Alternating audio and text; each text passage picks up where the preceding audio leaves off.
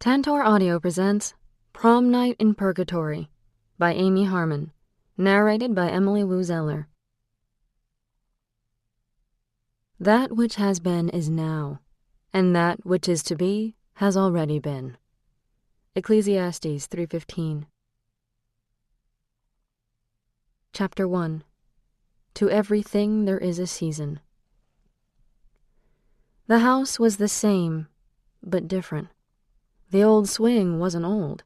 In fact, it looked as if it had just been hung, so squeaky clean and shiny were the chains that suspended it above the broad front porch. Red and yellow tulips dotted the flower beds, the first buds of spring. There hadn't been any the last time she'd looked. The house appeared as if it had just been freshly painted, and the shutters were a gleaming black instead of the peeling flat charcoal they had faded to. There was Irene's car.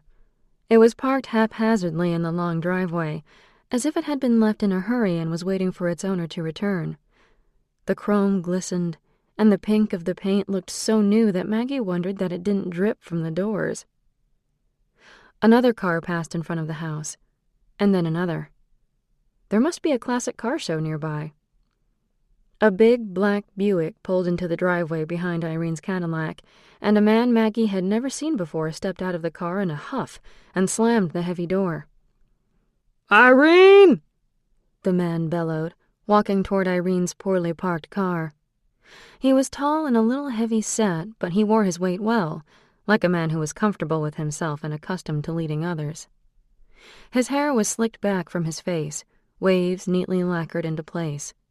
His suit was black and almost baggy in its fit, the roomy legs of his slacks pooling slightly above shiny shoes. His white shirt was neatly pressed, and his thin red tie disappeared into the V of his big suit coat. He wore a hat like Frank Sinatra's, and it gave him a dapper air. Men looked good in hats, Maggie thought randomly, watching the man stride toward the pink Cadillac. "She never puts the car away like she's asked, constantly leaving it blocking the driveway," the man mumbled as he yanked the car door open, leaning inside the caddy's roomy interior. Maggie could see that the keys hung from the ignition. He slid his big frame into the car and pulled the door shut behind him.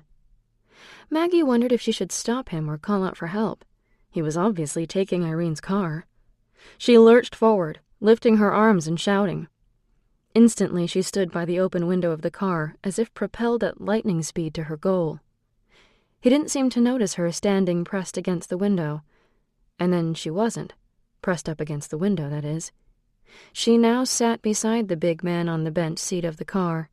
The high-glossed leather of the seat should be smooth against her thighs, but it wasn't. She couldn't feel the seat at all, or her legs that lay against it.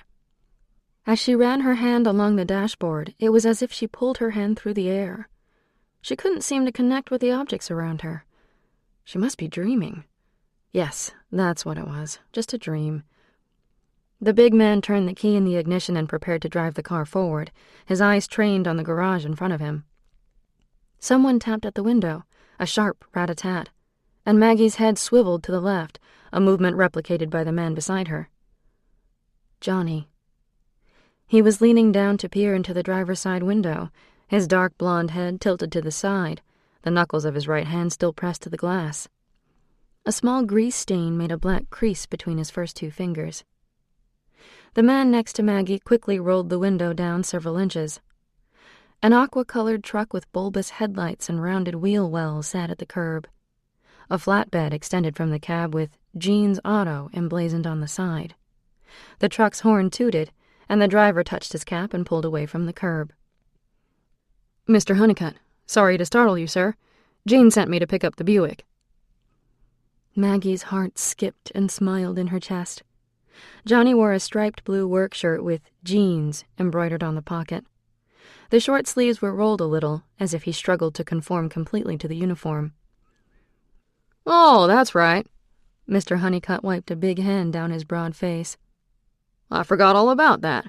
I did tell Jean to send someone by." "Would you like us to come back another day, sir?" Johnny's voice was deferential, and his manner very businesslike.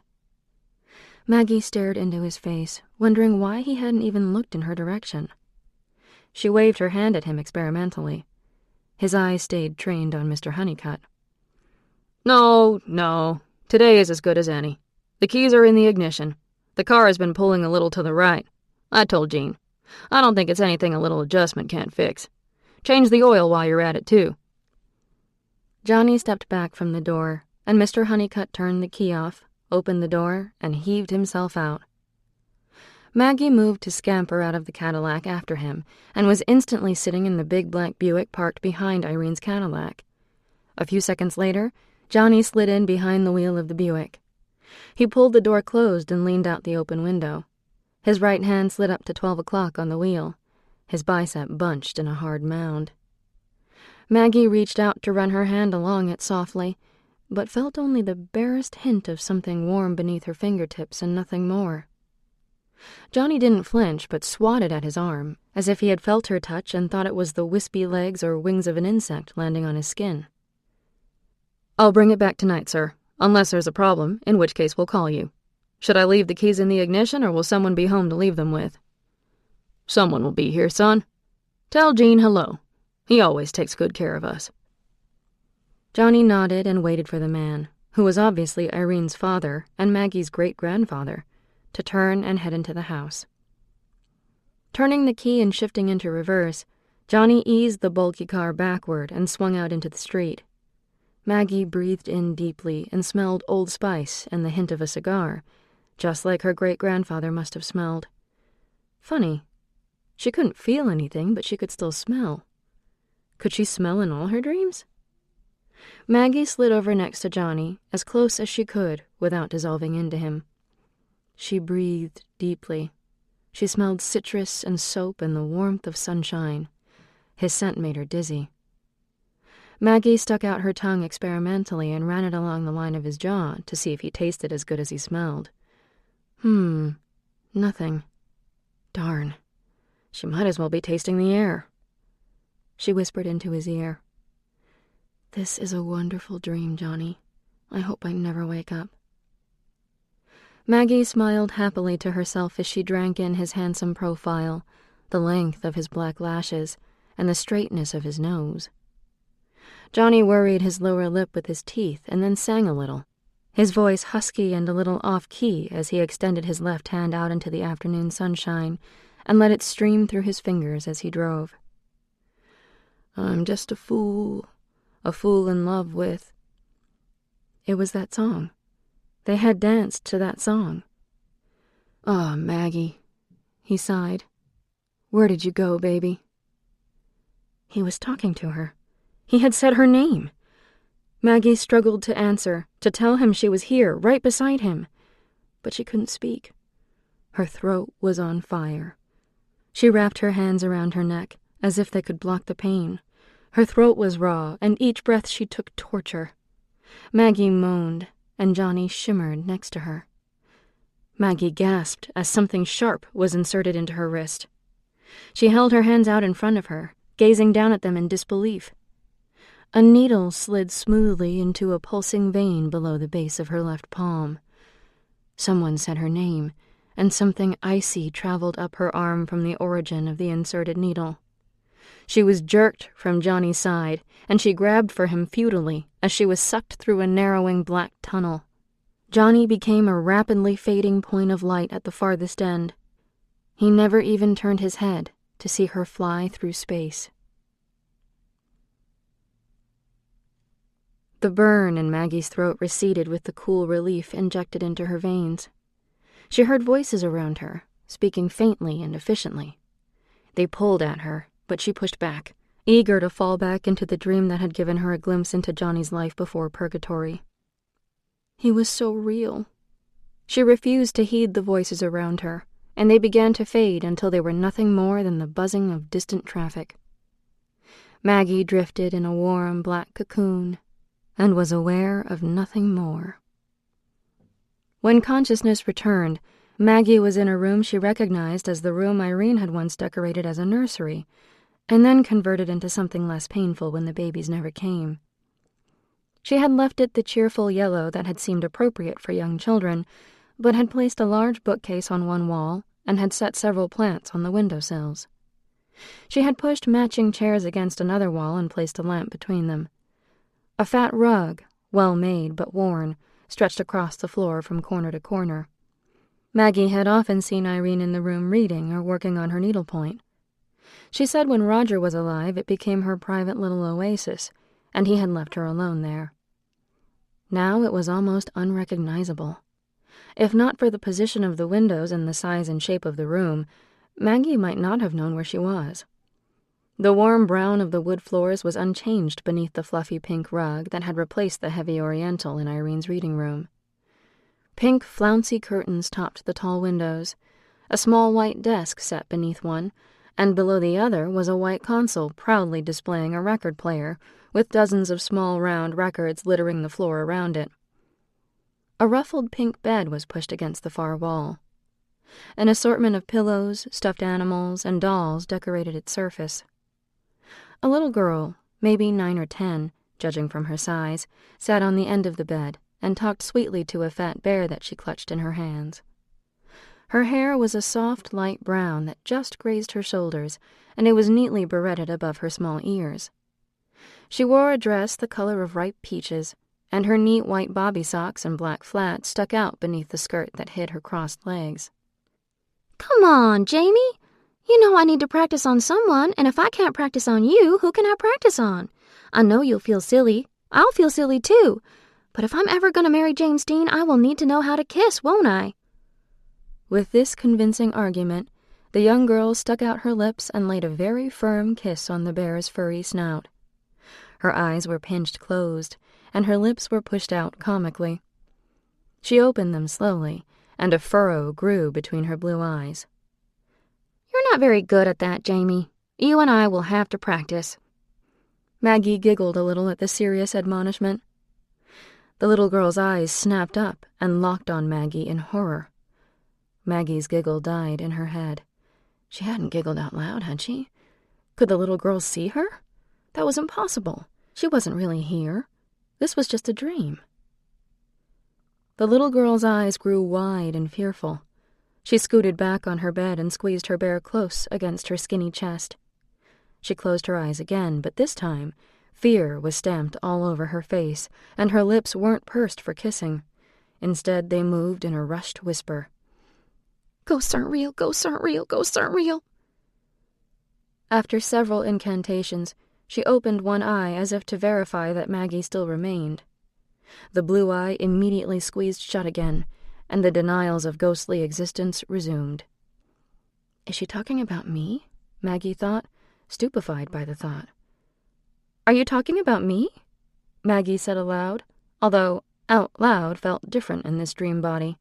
It was almost as if she directed the thought out instead of actually creating the sound.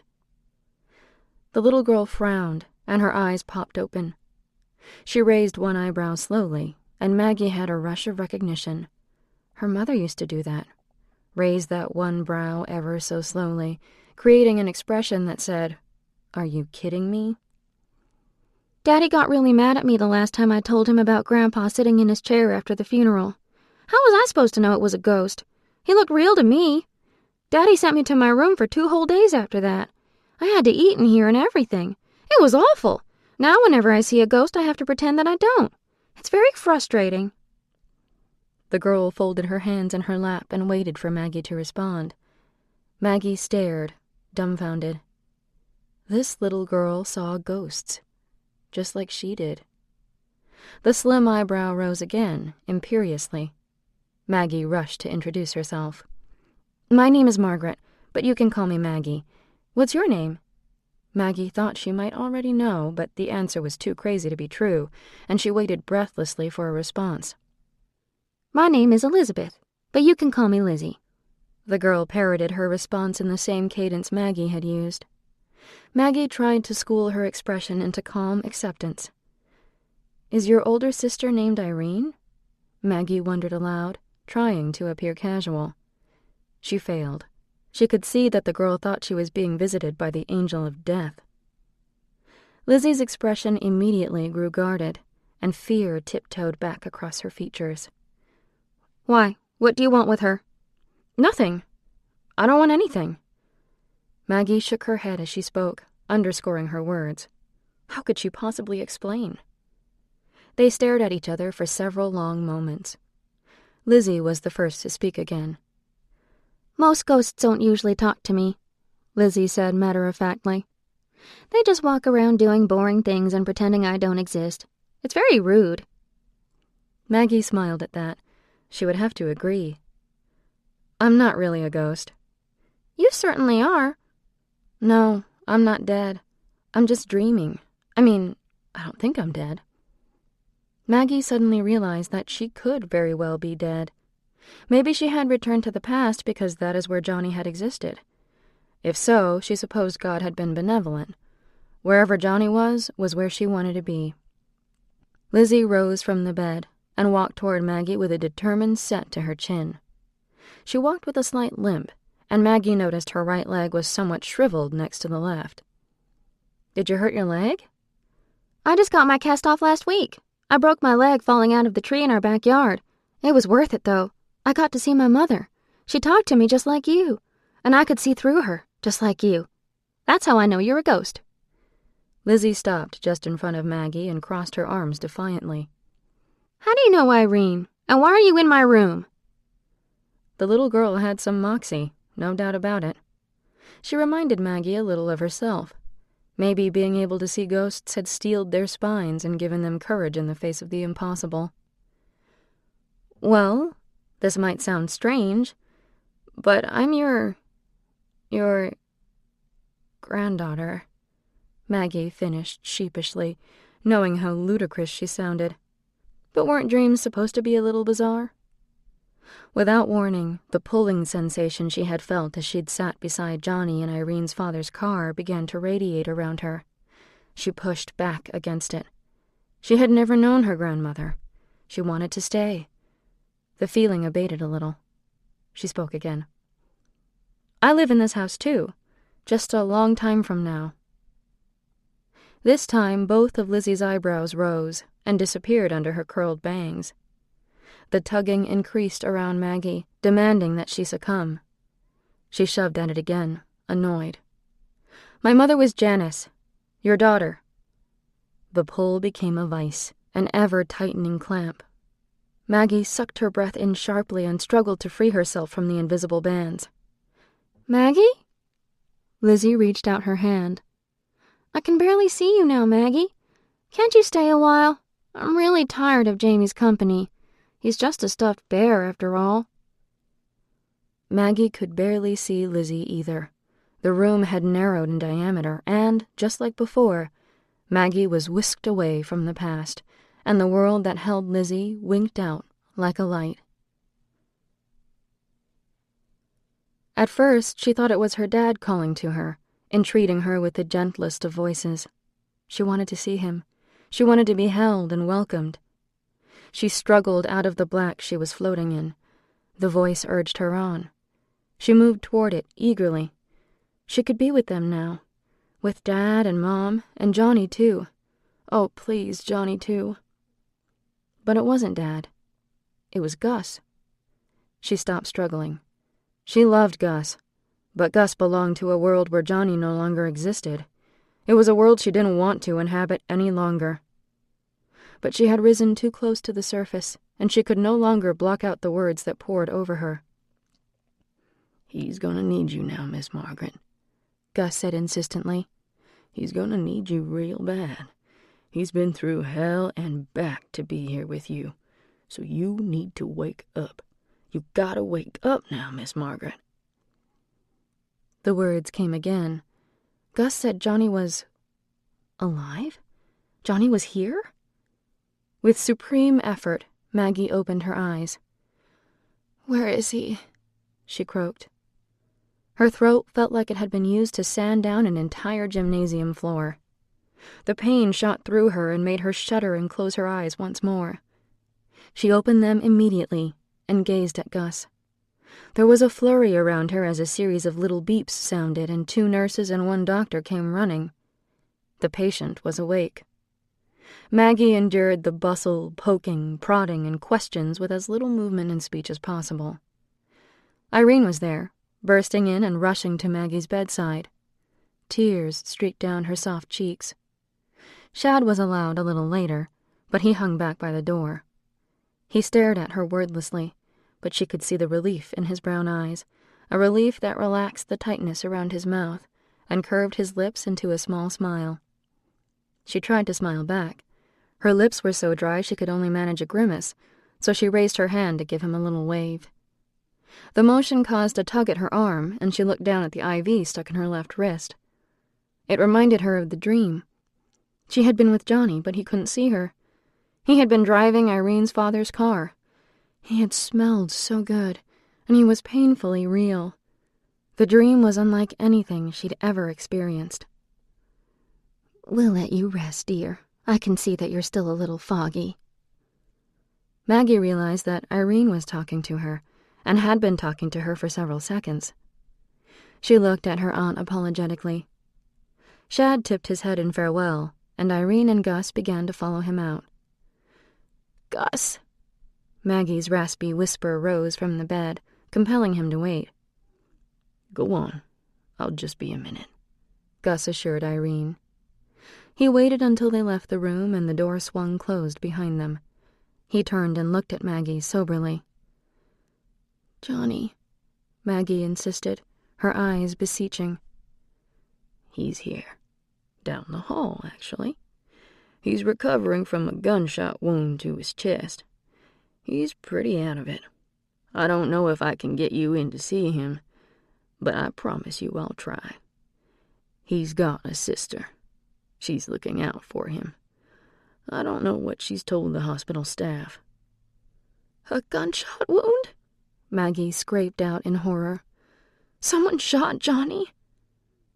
Then the rest of what Gus said registered in her wool-filled brain. "A sister?" Maggie rasped in disbelief. "I never told you. I guess I just never thought about it. Chief Bailey and Dolly Kinross had a daughter. You know Principal Bailey?" Maggie nodded her head, dumbfounded. "They found him at the school, just lying in the rubble, right where the rotunda stood. He wasn't burned or anything. He just had that wound, and he'd lost a lot of blood. Principal Bailey happened to be there when he was found, and she recognized him. I reckon she spent her whole life looking for his face. And her poor mama before that. She's pretty shaken up, but she's a strong woman." Gus wrung his hands, obviously missing the hat brim he usually abused. "He's really alive? He's really here?" Maggie felt the realization rise up, and tears spill over onto her cheeks. "He really is, Miss Margaret. As God is my witness, he really is. Praise Jesus." Gus marveled, shaking his head in wonder. "I ain't never seen the like." Chapter 2. And a Time to Every Purpose. Everyone was calling him John Doe. He had stayed silent the first few times he had awakened. At first, it was because he didn't know where the hell he was. Shoot, he didn't know who the hell he was. He had fallen back into oblivion before he'd had time to ponder anything at all. The next time he was awake for longer. The first thing he was truly aware of was pain. He hurt everywhere, like he had been run over by Jean's tow truck. Jean. He remembered Jean. And little Harv. He'd drifted off to sleep not long after, reassured by the fact that he remembered something and someone. When he woke up again, a woman sat by his bed. The room was dark, and no one but the two of them sat amid the bleeping machines that looked like the robots from one of the programs on the television Jimbo's dad had purchased and now proudly displayed in his living room. Jimbo's pop had positioned the set right in front of the windows, so everyone who lived on the block would know he had a TV. He left the windows opened when he watched, and sometimes the kids playing ball in the street would abandon their games and listen outside. Johnny had been able to watch it a couple of times. Sometimes the whole neighborhood came over to watch the thing. At first he thought the woman was his mother. As soon as the thought occurred to him, his mother's face rose up in his mind. The glow of the lights was hardly sufficient to make out the woman's features, but there was something very like his mother in the way she sat, her head nodding in sleep, her neck bowed gracefully in tired supplication. It wasn't until a nurse came in and snapped on the light to check his vitals and poke at him that he saw the woman was not his mama after all. She was wearing men's pants, and her hair was styled in a boyish cut. The nurse also wore pants. When did that become the norm? He didn't care for it. He had always kind of liked a nurse's uniform. There was something sexy about it.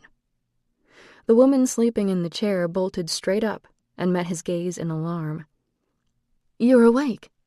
Her eyes shot to the nurse. The nurse didn't seem too surprised by Johnny's wakefulness and proceeded to ask him how he felt, if he struggled to breathe, if he thought he could sit up, and a million other mundane things. The nurse was young and pretty, and he smirked at her a little, testing her out. She raised one eyebrow at him disdainfully and told him she was going to remove his catheter. With a toss of his covers, she unmanned him with a yank. "Ouch!" Johnny roared. His manhood lay quivering for the lucky females in the room to enjoy. He jerked the blankets back over himself and glowered at the nurse, who fought a slight smile. Gee whiz. The woman had just grabbed his handle without batting an eye. She hadn't even given him time to give her a better first impression. Ah, well, she was too old for him. He liked them a little more timid anyway, didn't he? Something nagged at him. A memory of someone. And then it was gone, dissolved into the muddle that clogged his heavy head. He was suddenly dizzy, and the woman who had been sleeping beside his bed jumped up to help him lie back. The nurse patted his leg. Oh, now she was being nice. "Too late, sweetheart." She made a few notes and looked up at him again. "The doctor will be in shortly. Do you think you can stay awake?" When he nodded, she walked out of the room without another word. As soon as she was gone, the woman beside him began to speak. "What's your name?" Her voice was calm, but there was a hint of urgency in her tone that forced him to meet her sharp gaze. Johnny Kinross." It was out of his mouth before he realized that he even knew his name. Johnny, yeah, that was it. Johnny Kinross. And his mom's name was Dolly, and his kid brother was Billy, and he had the coolest car in the county. And he needed a cigarette in the worst way. A sharp breath hissed out her parted lips, and her hands gripped the rails on his bed tightly. "Do you know why you're here?" The urgency was more pronounced now, and Johnny tried to focus. His head had gained at least 100 pounds since he'd opened his eyes 10 minutes ago. He was getting tired again. He focused on what she had asked him. He was obviously in a hospital. Some newfangled fancy hospital, which looked like something from outer space. Maybe he wasn't completely awake after all. Why was he here? His chest hurt like the dickens. He raised his left hand and fingered the bandages on his right shoulder. "Did I get banged up at the Rumble? Me and the guys were outnumbered pretty good." Johnny grimaced, closing his eyes, trying to remember. "Roger Carlton is a snake." The woman beside the bed was very pale, and her hands started to shake, making the bars rattle. She immediately let go and folded her arms tightly around herself. "Do you remember anything after the Rumble?" Johnny shook his head a little, but his thoughts were interrupted by the door opening. The woman beside him looked as if she would faint where she stood. The doctor seemed to be talking to someone on the other side of the door, and was delayed from entering. The woman crouched down very close to Johnny and whispered vehemently, "Don't tell him anything!" Her eyes were so wide they looked almost comical in her thin face. "Tell the doctor you don't remember your name or anything about yourself, or how you got hurt. I promise I'll explain." The doctor walked into the room, and she ceased whispering abruptly. The doctor had obviously just come on shift. His hair was slightly damp, and his cheeks were ruddy from a recent shave. He smelled like aftershave and antiseptic. A not unpleasant combination, Johnny found. He had a reassuring face and a kind demeanor as he inquired about Johnny's pain levels and checked the wound at his shoulder. He had a chart that he studied for several minutes. When his eyes were averted, the woman leaned forward again, and this time took Johnny's hand in hers. Her hand was small and as cold as ice. She squeezed his hand tightly, as if to remind him of what she had said. The doctor looked up again. "What's your name?" Maggie was weak and sore, and too many people hovered and fussed. Irene, Shad, and Gus took turns entertaining her with one-sided conversation to give her smoke-charred throat continued time to heal. She was grateful, in spite of the pain, that she had an excuse to refrain from speech. If she could have, she would have howled with frustration at her weakened state and the conditions that kept her from seeing Johnny. Whenever she got him alone, Gus continued to make excuses as to why she couldn't see Johnny. He told her Johnny was awake now, and reports were that he would make a full recovery. In fact, he was healing so rapidly his doctors were amazed. When Maggie pressed Gus for more, he claimed he knew nothing. He told her no one except Principal Bailey, Gus, Maggie, and Irene knew about Johnny's identity. Shad had some memory of being rescued, but Gus had refrained from explaining anything to him. Gus reassured her that soon both she and Johnny would be released from the hospital, and she would be able to see him then. "The fewer explanations that have to be given, the better," Gus warned Maggie. "He can't exactly tell everyone he's Johnny Kinross. They'd think he was crazy. Mind you, they'd think all of us are crazy. The best thing we can do for him is to let Principal Bailey do the talking, and just stay silent and not draw attention to him. She's been around the system long enough to know what strings to pull. Working with kids as long as she has, she's gonna coach him through. Don't you worry." And so Maggie waited. 3 days after she had awakened from her coma, she could wait no longer.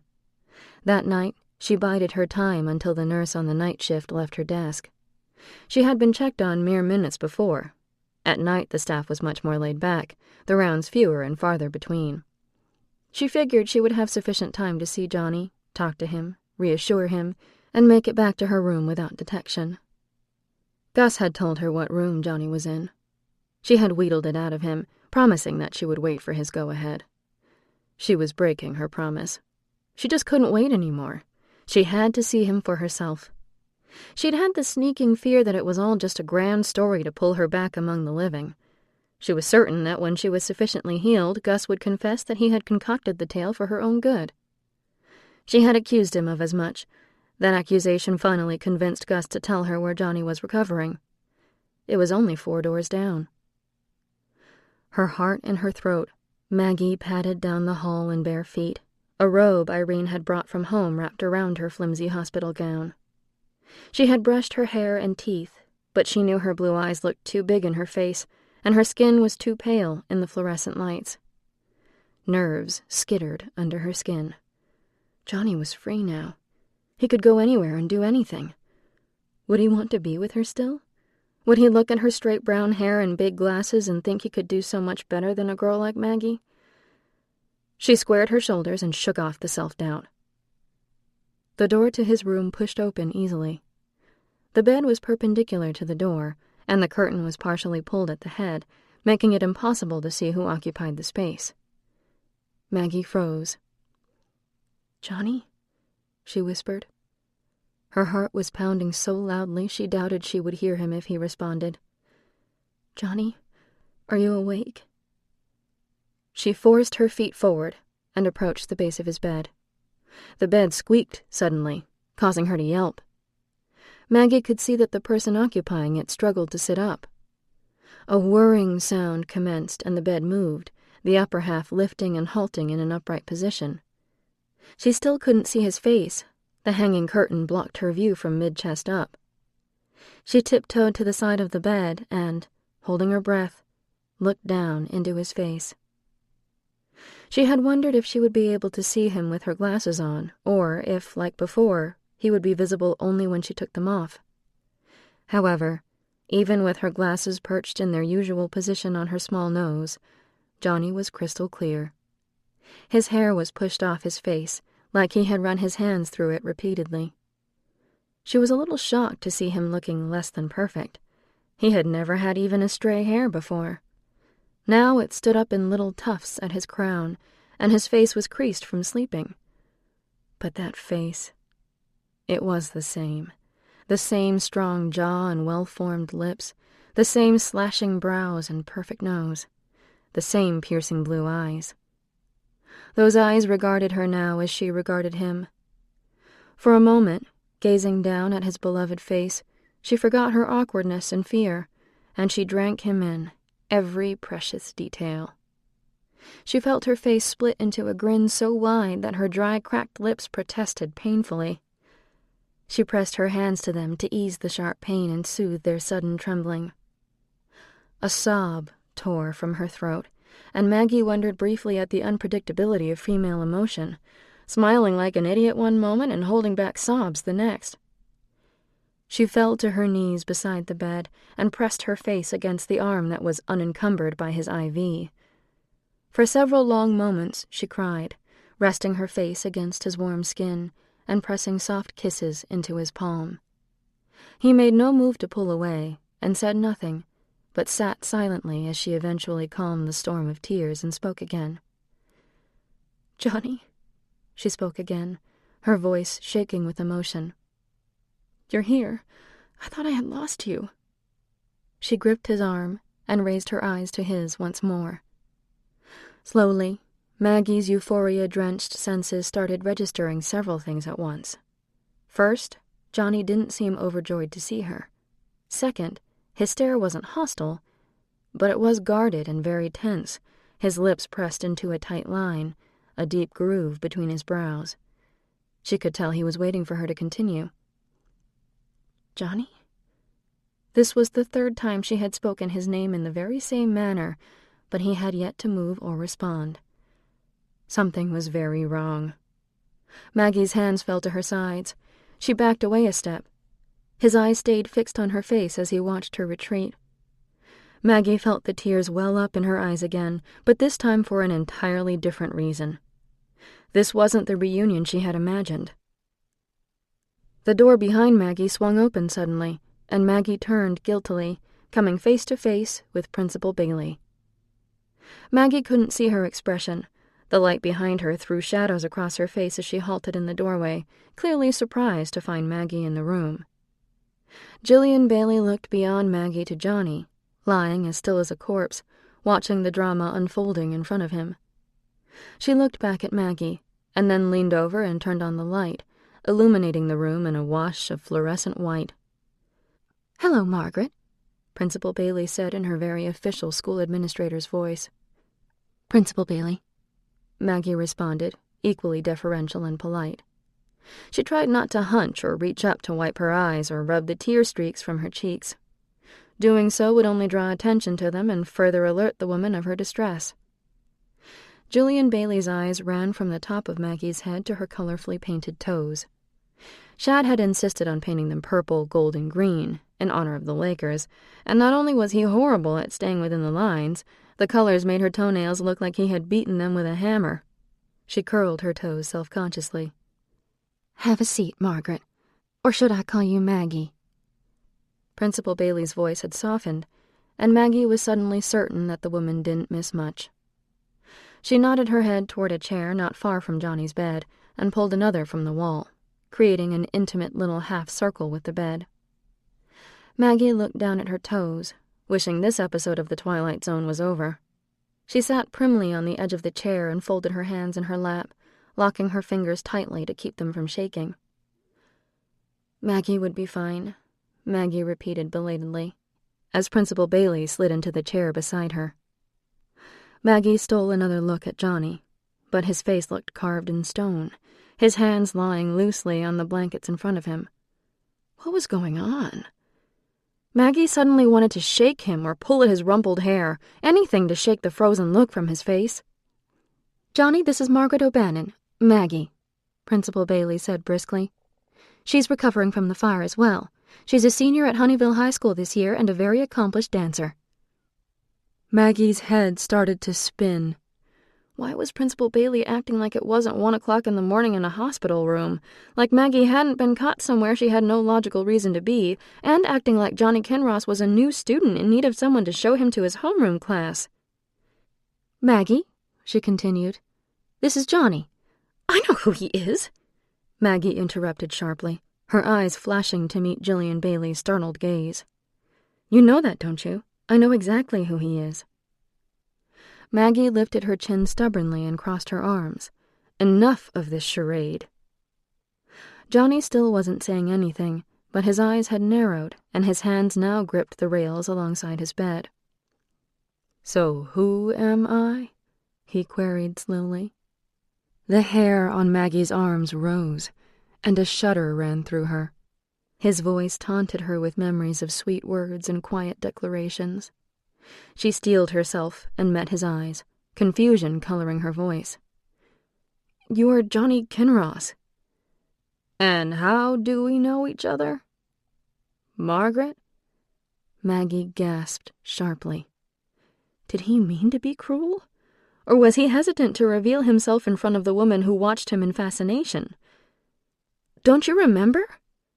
She stared at him, willing herself not to betray her devastation. He held her stare silently for several long breaths, and then shook his head once. No, he didn't remember. "Tell me!" His voice was sharp now, as hers had been minutes before. She stared at him mutely, stunned heat spreading from the pit of her belly to the tips of her fingers. How in the world do you tell someone what he is to you, when he is your whole world? How do you tell him you love him, and that he loved you when he can't seem to remember your name? Maggie was going to be sick. She struggled to her feet, the room spinning and the fear inside her clawing to get out. "Tell me!" Johnny roared suddenly, his face contorting in anger. Maggie flinched as if he had struck her, and she reached toward him instinctively, unsure of whether to ward him off or pull him close. Jillian Bailey jumped to her feet and grabbed Johnny's hands. He pulled them from her viciously and looked at Maggie again. He pointed at her. "You know me? You tell me everything you know." He was no longer shouting, but his voice was emphatic, and his eyes were bright with feeling. The finger he leveled at her shook, and he dropped his hands back into his lap, shaking his head with obvious despair. The door flew open behind them, and all three of them jerked to guilty attention. "What are you people doing in here? And what's all the yelling about?" A small black nurse flew into the room, shoes squeaking and arms akimbo. She rushed to Johnny's bedside and started looking at his monitors and fussing over him like there had been a murder attempt. "His heart is racing. It's the middle of the night, and y'all are having a tea party in here?" She looked at Maggie, stuck out her lips, and furrowed her thin black brow. "And what do you think you're doing in here, Missy? Visiting hours are way past, and you belong a few doors down if memory serves." "Please." Jillian Bailey jumped into the fray. "Maggie has been asking to see Johnny for days, and everyone has denied her. He saved her life when the school burned down. She wanted to say thank you and make sure he was okay. Right, Maggie?" Maggie nodded emphatically, keeping her eyes averted from Johnny's face. It was all she could do not to run shrieking from the room. "I found her in here, but I didn't have the heart to turn her away. I'll take her back to her room myself in just a minute. Please, Tima." Jillian Bailey was in full appeal mode now.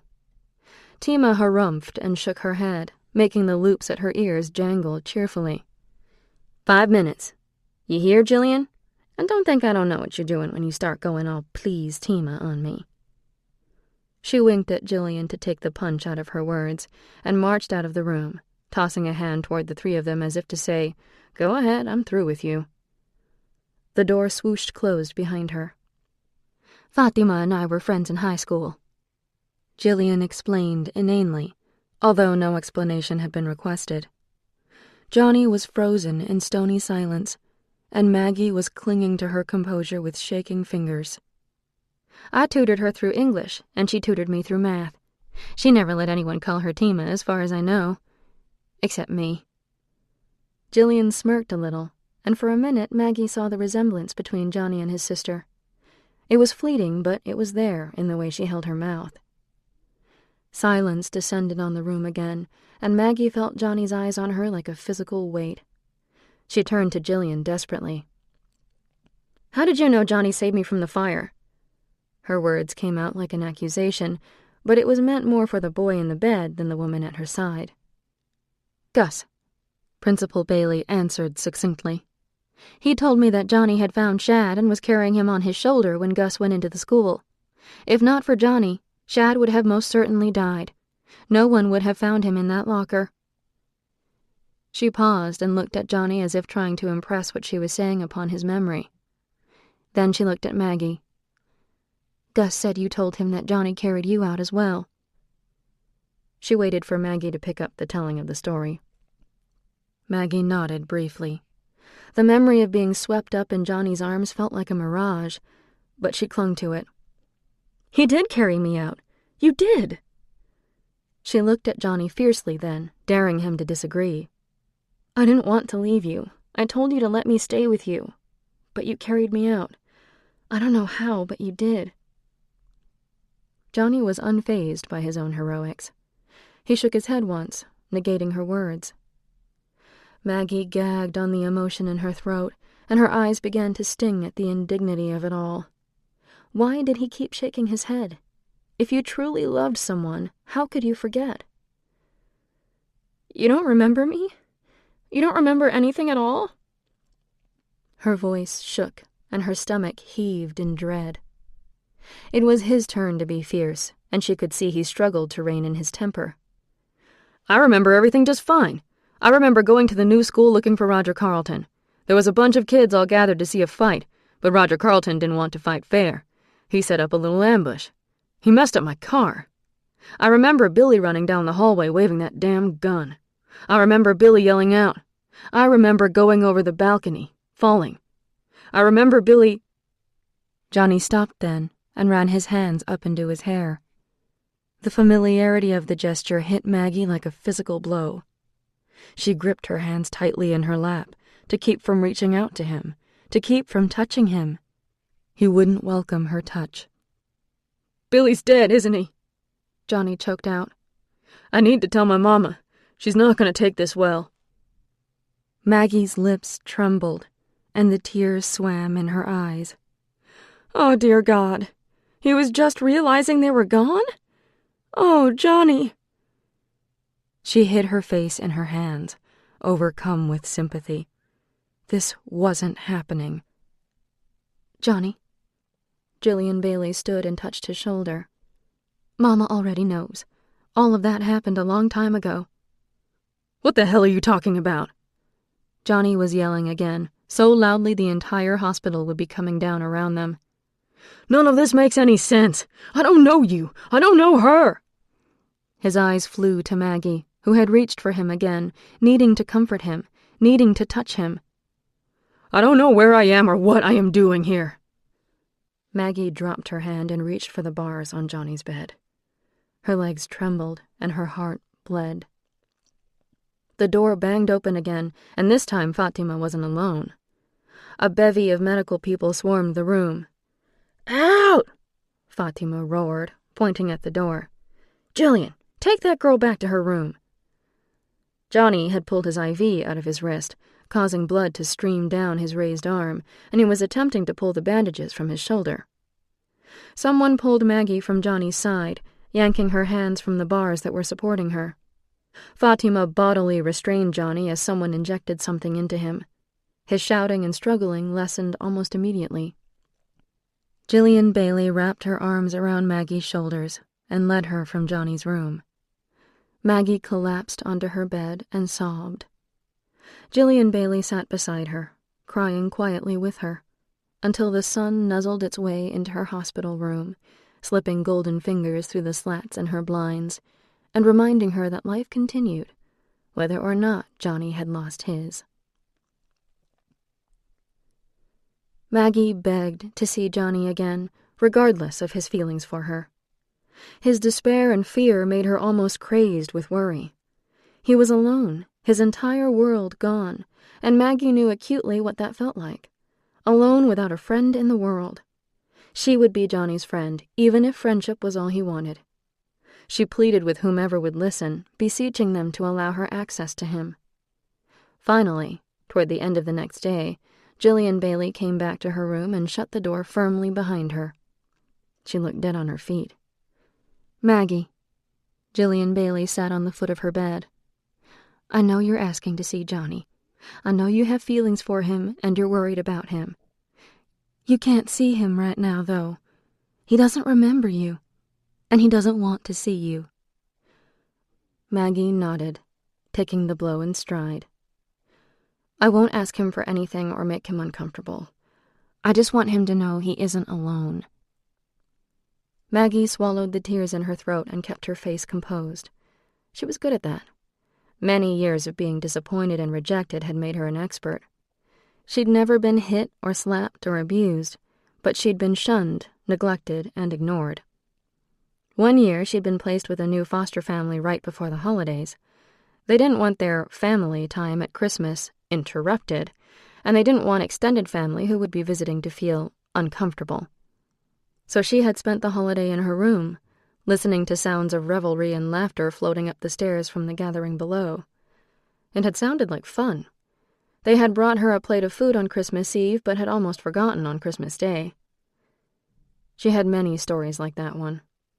Lonely was something she was intimately familiar with, and something she didn't want Johnny to suffer from, even if she wasn't his preferred company. Jillian Bailey nodded, and her eyes searched Maggie's blank face for several seconds. "I don't understand how any of this happened, but it did, and I promise you I will do everything in my power to help him and to take care of him as long as he needs me to. He won't be alone." Her tone was tender as she reached for Maggie's hand. "I'll be waiting," Maggie whispered, and her composure cracked the smallest bit. "Will you tell him? Tell him I will be here whenever he needs me." Jillian nodded and rose from Maggie's bed. The next day, Maggie was released from the hospital. Chapter 3. A Time to be Born. Bobby and the Belltones were pretty good. They looked slick and professional in their matching light blue sport coats and jaunty black bow ties. The guy at the mic could really sing, and they played all the crowd pleasers, with enough slow numbers that the boys could hold their girls every other song. Johnny arched his back and tried not to pull at the collar of his too-tight bow tie. His white sports coat was too hot, and he longed for denim and boots. Tonight he was slicked up and pressed into the fancy duds his mama had insisted he wear. He had thought he should make a statement and wear his leather jacket to the prom, but Mama nixed that idea. The cheerful pink carnation pinned to his lapel defied the heat of the overcrowded, overdecorated gymnasium. The room had been transformed into a water world for its Under the Sea theme, complete with fountains and aquariums. Huge fishing nets hung overhead, filled with seafoam green balloons that were clearly meant to look like bubbles. Giant glittering starfish hung precariously from the nets, and the entrance had even been made to look like the gangplank of a sunken ship. Irene Honeycutt's daddy had given the prom committee, of which Irene was president, a healthy donation, and they had put it to good use. So often the band was the thing they scrimped on, but not tonight. The kids were dancing their socks off. Johnny hadn't really wanted to go to the prom, but Carter had a thing for Peggy Wilkie, and he had begged Johnny to ask her so they could double date. Johnny had asked Carter why he didn't ask her himself. Carter moaned and claimed his mama said Peggy was a tramp and he had to take his cousin because she would never get asked. Johnny liked to dance, so he'd taken pity on Carter.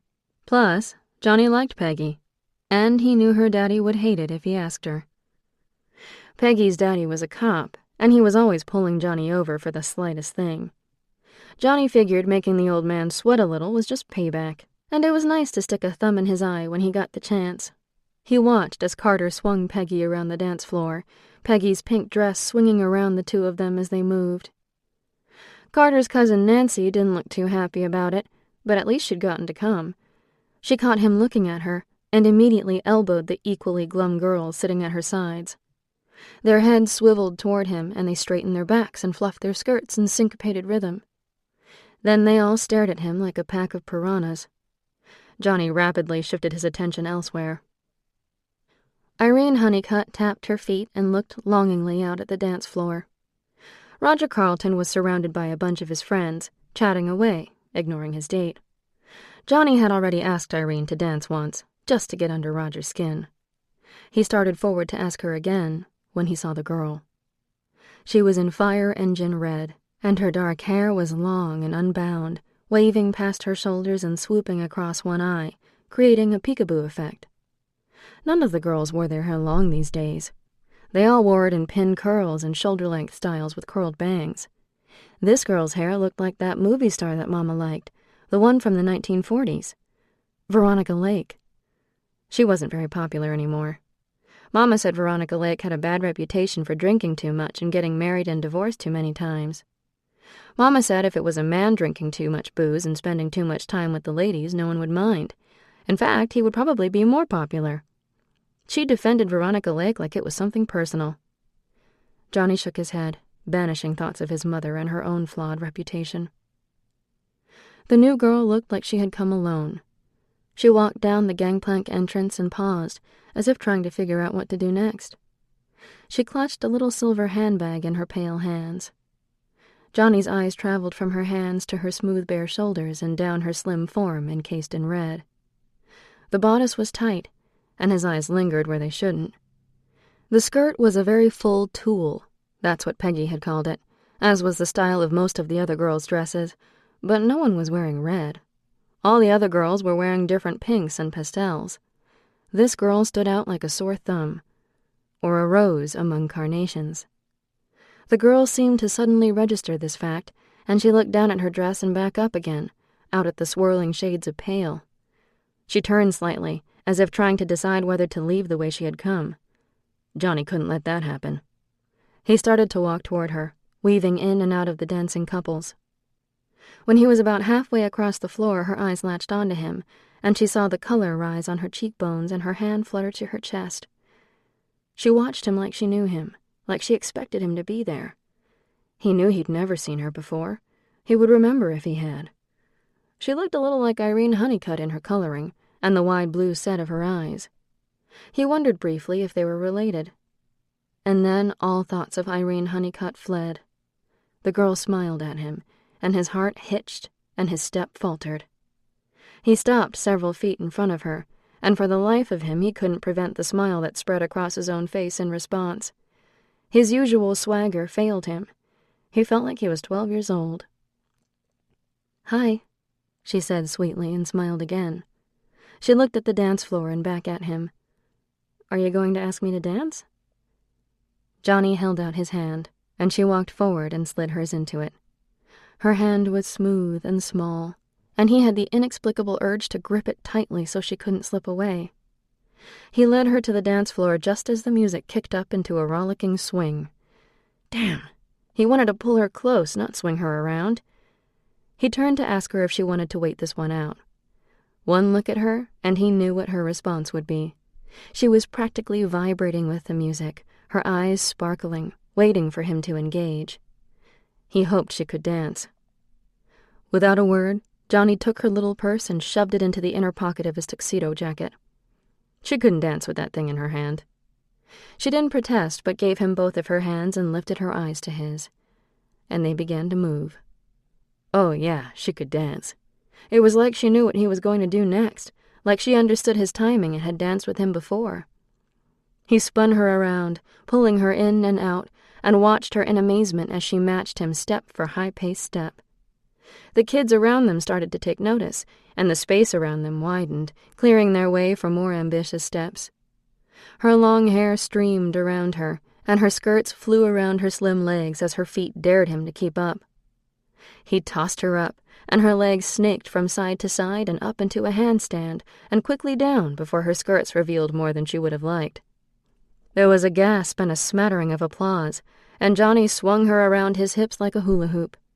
She laughed out loud and whirled back into his arms like it was where she belonged.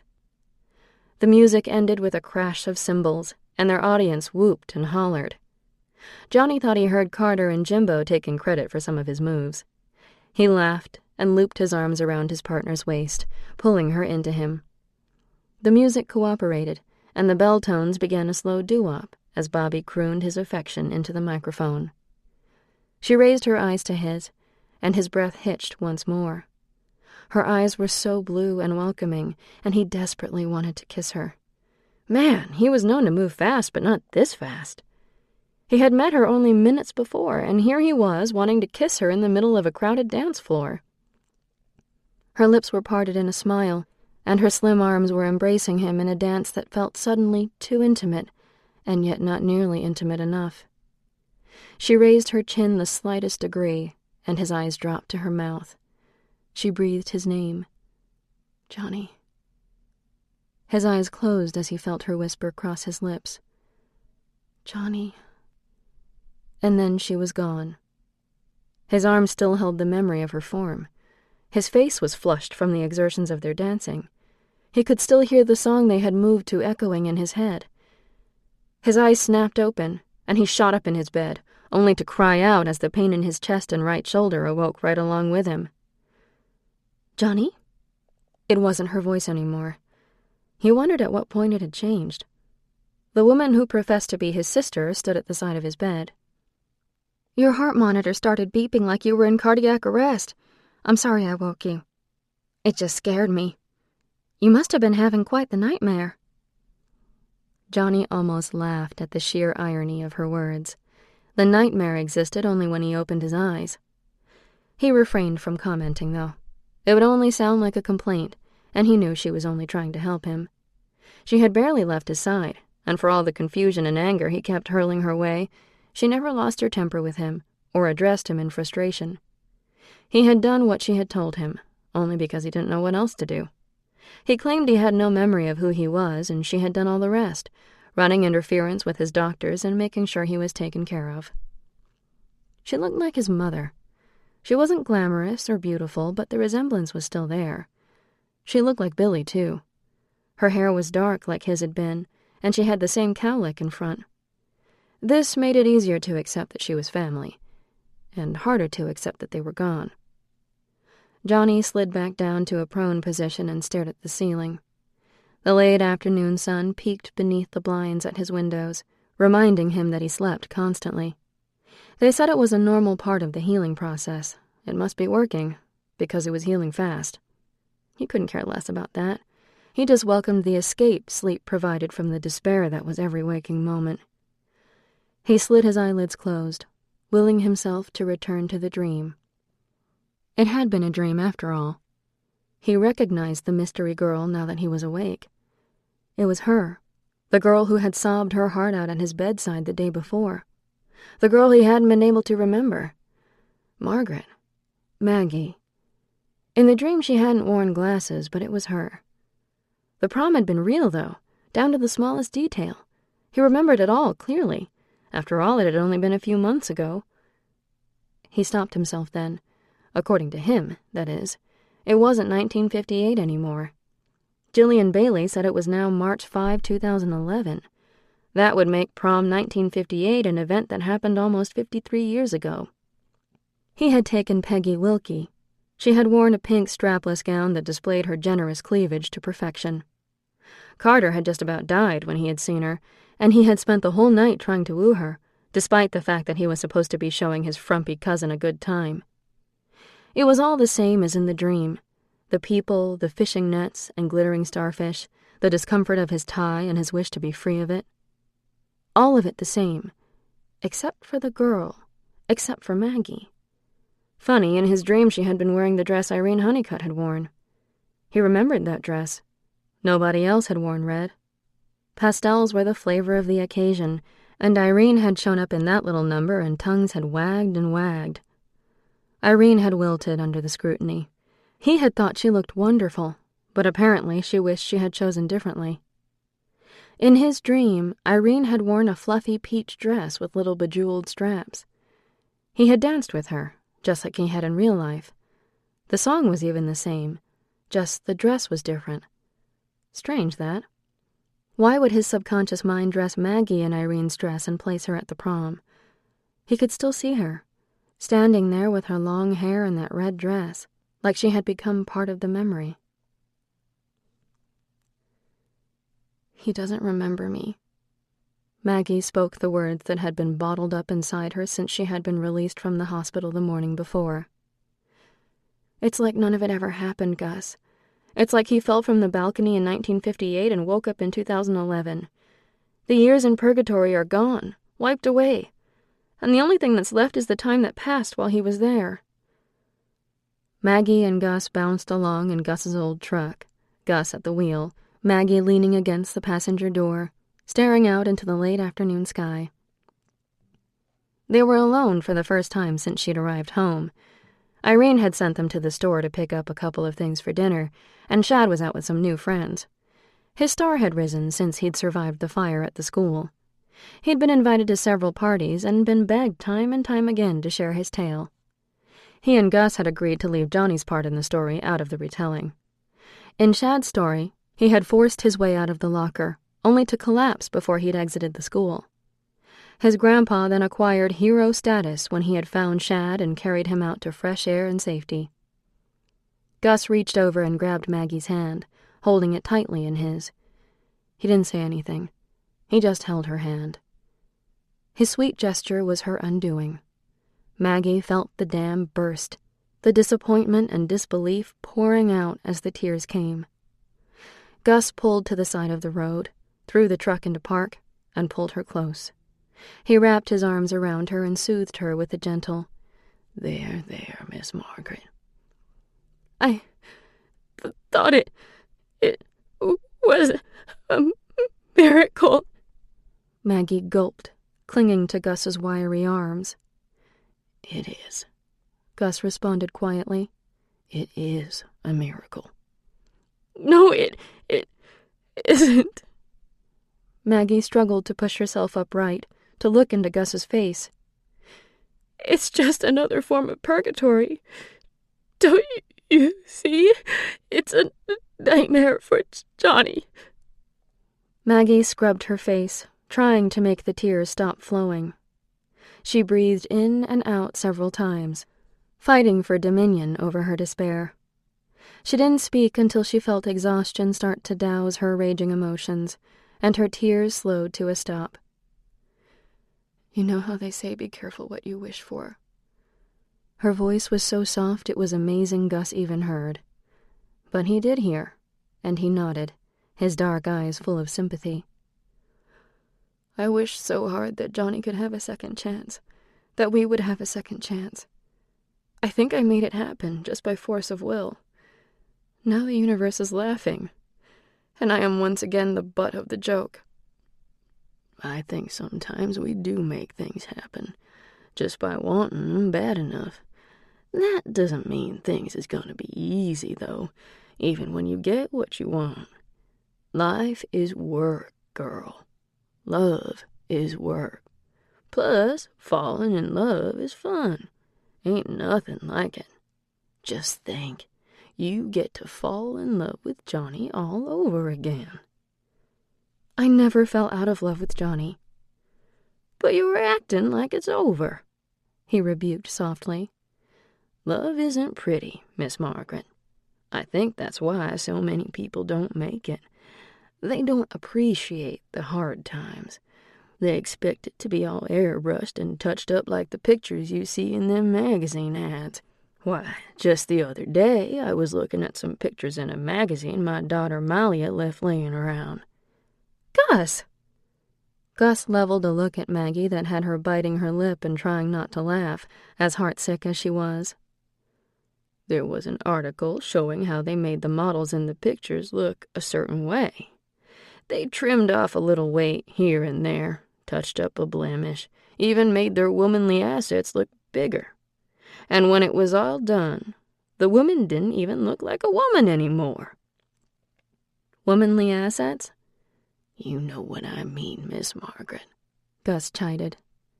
"They made the woman look like a doll, all fake and plastic, with her face painted on." Gus sighed dramatically, as if someone had taken a marker to the pages of his Bible.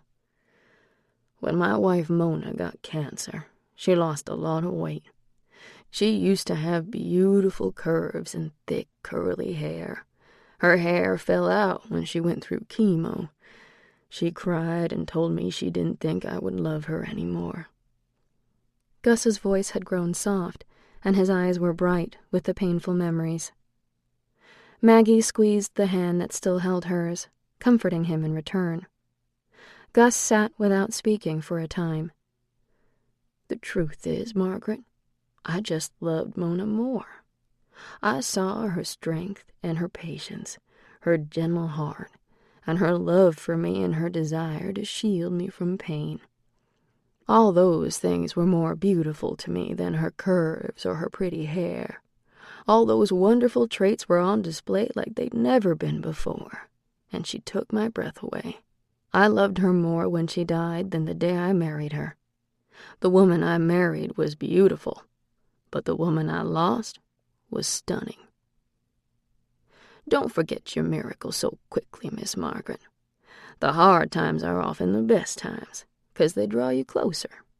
You should be singing hallelujahs from the rooftops, celebrating.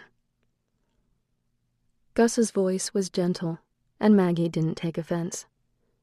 Though she thought she had reason enough to want to forget, she wouldn't forget her miracle. Not now, not ever. Even though he had forgotten her. Chapter 4. A Time to Plant. Maggie, Irene started, dishing up a small portion of her famous coleslaw. remember a few months ago when we cleaned up the attic and donated all that stuff to Goodwill? Maggie nodded absently, wishing she could find a place to dance her despair away. She ached for the escape and considered removing her bed from her room to give her more floor space. Since the school had burned down and she'd been released from the hospital, she hadn't danced once. She needed it more than the food Irene kept piling on her plate. She needed it almost as desperately as she needed Johnny. We didn't by any chance give away a record player, did we? Irene worried. I don't remember seeing it. I promised the ladies at the Historical Society that we could have it for our auction coming up here in a few weeks. It should be worth something. It still works just fine, and it has all those old 45s in perfect condition. Irene sighed. I got nervous all of a sudden that maybe I'd had one of my senior moments and given it away without thinking. Something niggled at Maggie, and she sat for a minute, trying to pull it forward. I know we didn't give a record player away, but I don't remember seeing it either. Whose record player was it, Aunt Irene? It was Lizzie's. She loved it. It was in her room upstairs until she got married and moved out. When Roger and I moved back into this house after Daddy died, it was still there, right where she had left it. When I made that room into a nursery, I moved it upstairs into the attic. It hasn't been used since, but it still worked when I moved it up there, so... Maggie, are you all right, dear? Did she used to have a bear she called Jamie? Maggie blurted out. Irene blinked once, twice, and then stuttered out. Why, yes, she did. She named him after James Dean. Her voice trailed off. What, Maggie? What is it? I saw her. I think I did. When I was in a coma, I had a dream. At least I think it was a dream. I was in her room. The record player sat under one window. There were records on the floor. She was sitting on her bed talking to the bear. It was so funny that I laughed. She saw me. She thought I was a ghost. Gus and Irene were staring at her, their spoons halfway to their mouths. In unison, they set their spoons back on their plates. She saw you? Irene squeaked. Yes, we talked for a few moments, and then something pulled me away. Gus pulled me away. He was telling me to wake up, that Johnny needed me. Lizzie, called after me and told me to stay. Maggie's eyes were unfocused, looking beyond Gus and Irene, remembering how real it had all been. It wasn't the first time either. The other time I was with Johnny, riding next to him in your daddy's big black car. A Buick? Irene's jaw dropped. Daddy did have a big black Buick. But why would Johnny be driving it? He was taking it to Jean's for a tune-up, I think. I remember feeling so happy, wishing I could stay right there beside him. But he couldn't see me like Lizzie could, although he did say my name. Maggie's voice trailed off in puzzlement. She had forgotten that part. Lordy, Lordy. Gus marveled with a short whistle. A deep frown curved his mouth, and his eyes were wide with fear. You best be careful, Miss Margaret." Careful? Why?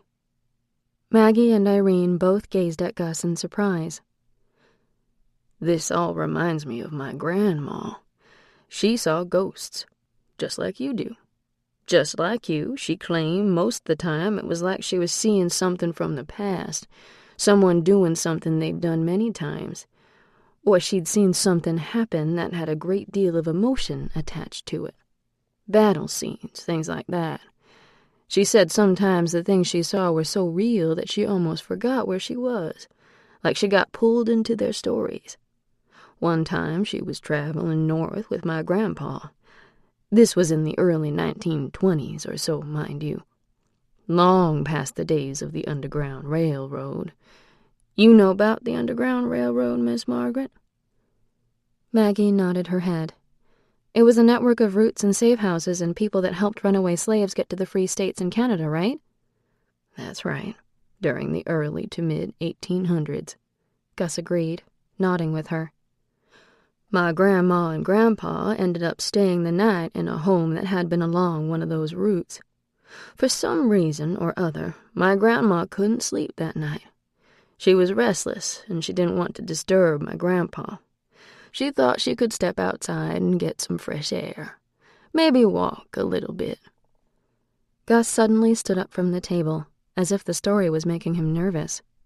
He paced a little, and then bade them to follow him to Irene's little front sitting room. When they were all seated, he continued his story. "A short ways behind the house there was a big, dried-up creek bed. The folks my grandparents were staying with said it'd been dry all summer long, but that night, when my grandma slipped outside, she thought she could smell water.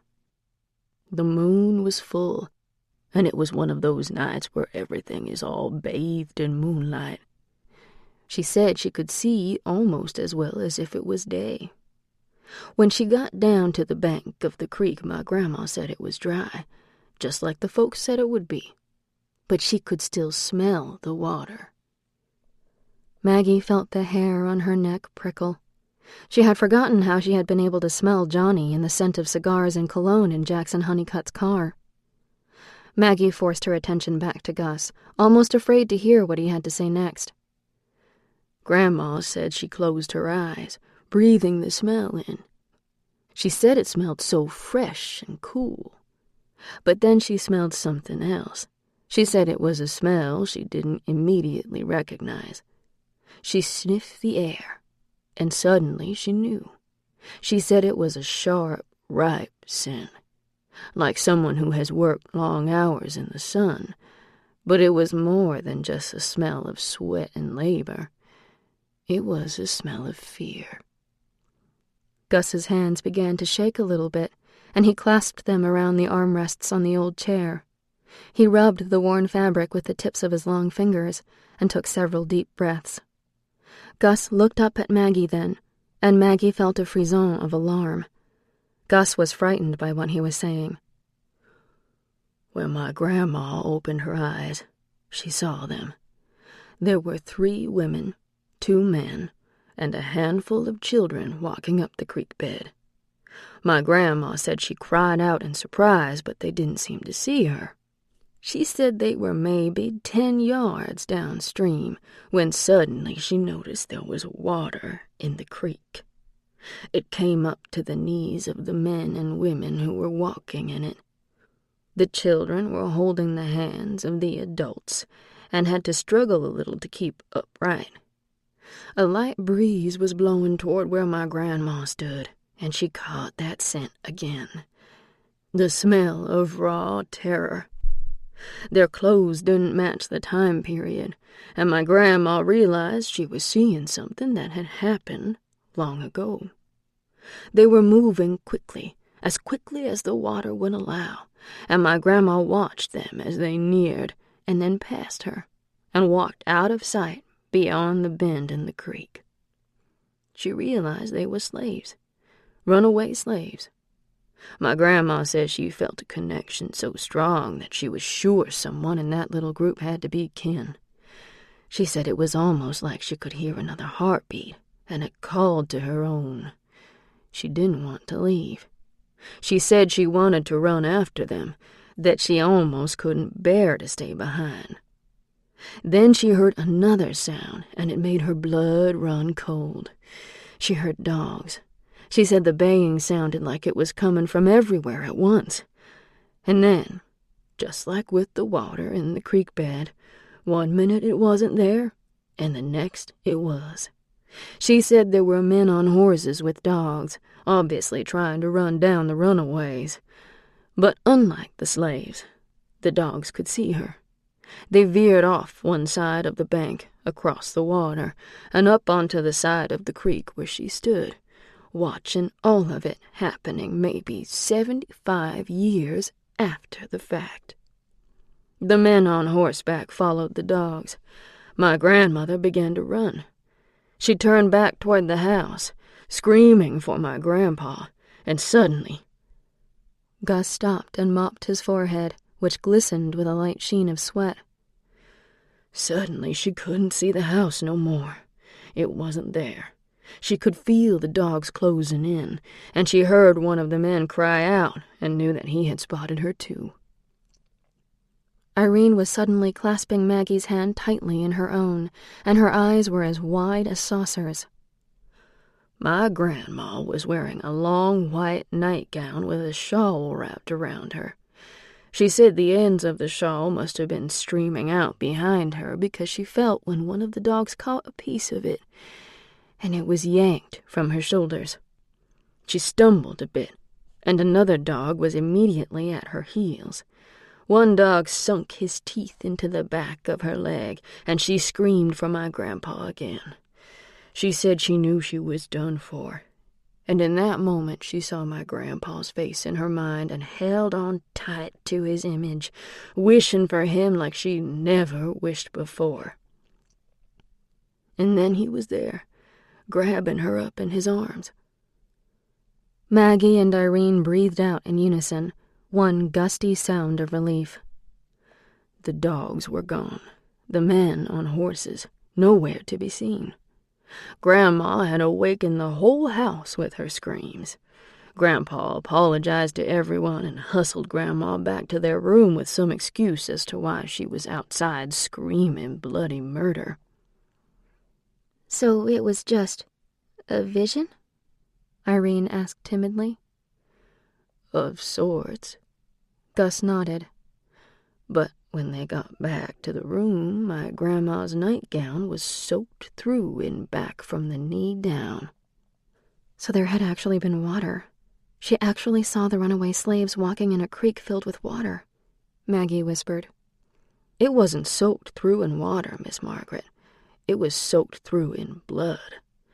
Grandma had a huge bite mark on her left calf.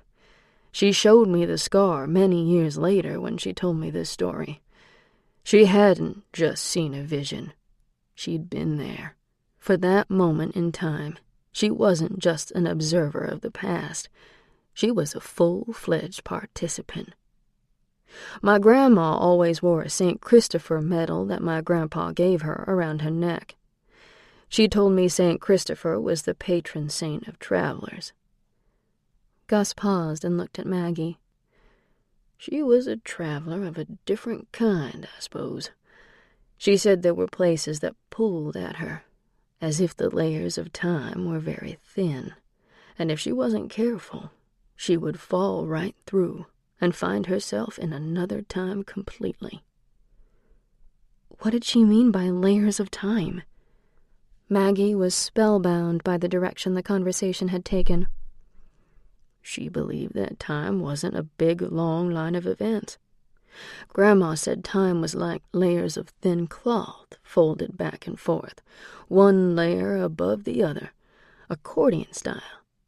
She said sometimes certain events seeped through from one layer to the next, creating a stain that was visible even on the uppermost folds. Visible to some, at least. So something happens in the past, a powerful event or something that is repeated enough to create a stain, and that stain seeps through to the present? Maggie pondered aloud. That was her theory. It made sense, especially given that she was constantly seeing people and things from the past. She steered clear of places that were part of her family history. She felt like the blood connection with an ancestor, combined with a location where that ancestor had lived, created a conduit, a place where the layers of time were so thin as to be precarious to someone with her gift. Gus stood and walked to Maggie, leaning down a little so he could make eye contact. He spoke very slowly and succinctly. You have her gift, Miss Margaret. The same gift as my grandma. It is a gift your grandmother had as well. Your grandma lived in this house, and you live here now. That's some mighty thin layers. This house could be a conduit? Irene fluttered her hands in front of her face, as if she'd just been told the house was haunted. She looked ready to collapse, and Gus reached for her hands apologetically. He soothed and shushed, reassuring Irene that the house was nothing of the sort, but he looked at Maggie over Irene's bowed head, and though he said nothing more to her on the subject, his eyes spoke volumes. Chapter 5. A Time to Cast Away.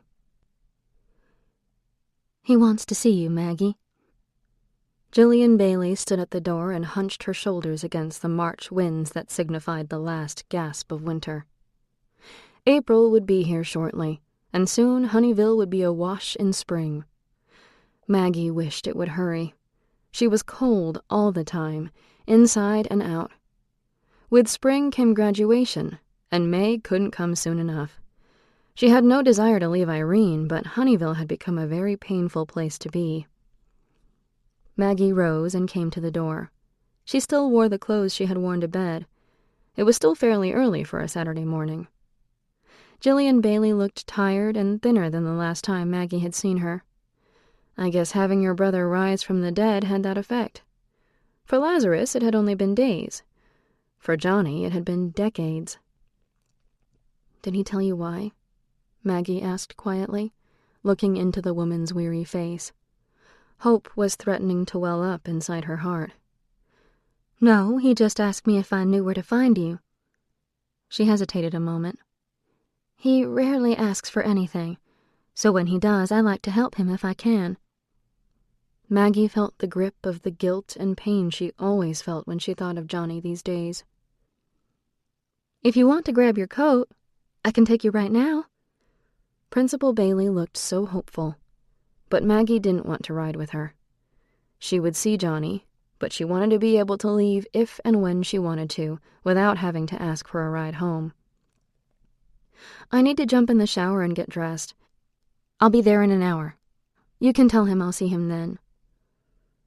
Jillian looked as if she wanted to protest, but then nodded her head briefly. All right, just please don't take too long. The fact that he wants to see you is a good sign, I think. I don't want him to change his mind before you get there. Maggie nodded and shut the door behind Johnny's careworn sister. She ran for the stairs, pulling her things off as she went. Less than 45 minutes later, she was showered, dressed and blow-dried, and grabbing the keys from the rack. She wore the same blue jeans and purple shirt she'd worn that day in the school mechanic shop, the day she and Johnny had shared their first kiss. She hesitated for a moment, an idea popping into her mind. It couldn't hurt. She raced back up the stairs and wrenched up the lid of her window seat, lifting Roger Carlton's old scrapbook up and out. It might give Johnny some answers, or some proof of what had happened in the years he had lost. Jillian Bailey lived in the same house she had been born in. It was a tidy bungalow with a wide front porch and a garage that had been added on in more recent years. The grass was neat, and the flower beds had been cleared of winter debris, the dirt turned in preparation for spring flowers. Irene said it had been Clark Bailey's childhood home as well. He had lived there as a bachelor, and then, when he'd married Johnny's mother, it had become their home, the home they had raised their daughter in. Maggie wondered if Johnny would find remnants of his mother there, and if it would bring him comfort. She hoped so. She slid into the drive. Belle the caddy had run perfectly since Johnny had given her the tune-up. She wondered if she should tell him about it. He's in the garage, Jillian Bailey said without preamble as she opened the door to Maggie's knock. Walk around to the side and give the door a good rap. He's got some music on in there, so if he doesn't hear you, just go in. The music was some sort of thrashing metal band from the 80s. Maggie couldn't name the band. If it wasn't music she could dance to, she usually wasn't interested. She wondered why he'd chosen it. It was so different from the music he liked. Johnny didn't answer when she knocked. She pushed the door open and walked into the dim light of the large garage. A sensible tan Camry sat in the farthest dock with its hood opened wide. Nearest to Maggie sat Johnny's Bel Air. Maggie gasped and walked around it, marveling at the care that had obviously been taken to keep the car in such good condition. "It's your car!" Maggie cried excitedly and looked around for Johnny, glad they would have something to talk about. He unfolded himself from under the hood of Jillian's Camry. His shirt had a little grease at the hem where he had probably wiped his hands without thinking. He had gotten a haircut since she had seen him last. The style was slightly modified from its original 50s look, but it didn't change his appearance all that much. He wore jeans, and Maggie noticed how he rolled the bottoms in a thick cuff, 50s style. His shirt was a plain blue tee that he'd tucked into the jeans that rode his hips. He was thinner, but he moved effortlessly and seemed completely healed from his ordeal. He nodded at the car and then looked back at her soberly. "How do you know it's mine?" Johnny replied softly. "You told me," Maggie offered, just as quietly. "An oil man from a couple of counties over forgot to put his brakes on when he went to spy on his wife at the reservoir. It rolled right into the water and sunk like a box of rocks. He told you if you could get it out, it was yours. You, Carter, and Jimbo got it out. You took it apart, cleaned it, and rebuilt it the summer before your senior year." Maggie ran her hand along the sleek black side and stopped in front of the hood, which was raised just like the Camry. She tried not to look at Johnny, but she couldn't resist. She tried not to smile at his surprised expression. He grunted but didn't comment on her obvious knowledge of his history. The silence in the garage became cloying, and Maggie struggled to find something to say, anything to say. "What do you get when you offer a blonde a penny for her thoughts?" Maggie asked randomly. "Huh?" Johnny shot a look at her from under his hood. "It's a joke. What do you get when you offer a blonde a penny for her thoughts?" "What?" "Change," Maggie supplied, waggling her eyebrows. Johnny stared at her for a moment and shook his head. Maggie tried again. "What do you call a brunette with a blonde on either side?" Johnny didn't reply. "An interpreter," Maggie answered, a little less cheerfully this time. Johnny didn't even look up from the car's engine. "What did the blonde say when she looked in the box of Cheerios?" she said, her voice subdued. This was her favorite one. It used to be his. No reply again. "Oh, look, donut seeds." Maggie's voice faded off. Johnny slammed the hood and wiped his hands on a nearby rag. "Did I used to laugh at your jokes?" he asked brusquely. "Only the blonde jokes. I used to tell knock-knock jokes, but you told me they were terrible." Maggie smiled at the memory. Johnny had liked the blonde jokes, and Maggie had searched for them, sharing new ones with him every day. She had even started calling them Johnny jokes, because he was himself a natural blonde. "Let's hear one." Maggie thought for a minute. "Knock, knock." Johnny raised his eyebrows impatiently, waiting for her to continue. "You're supposed to say who's there," Maggie prodded. "Who's there?" Johnny parroted. "Sarah." She waited. "Say Sarah who?" "Sarah who?" Johnny droned. "Sarah reason you're not letting me in?" Johnny rolled his eyes, and Maggie giggled a little, relieved he was at least participating somewhat. "Yeah, that's pretty bad, but I can't imagine I like the blonde ones much better," he grunted sourly. Maggie tried not to let his dismissal bother her.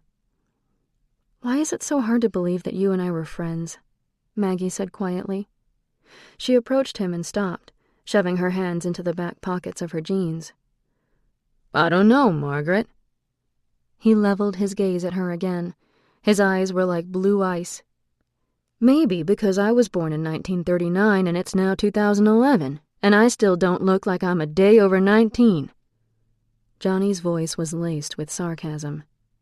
He walked toward her, still wiping his hands on the rag.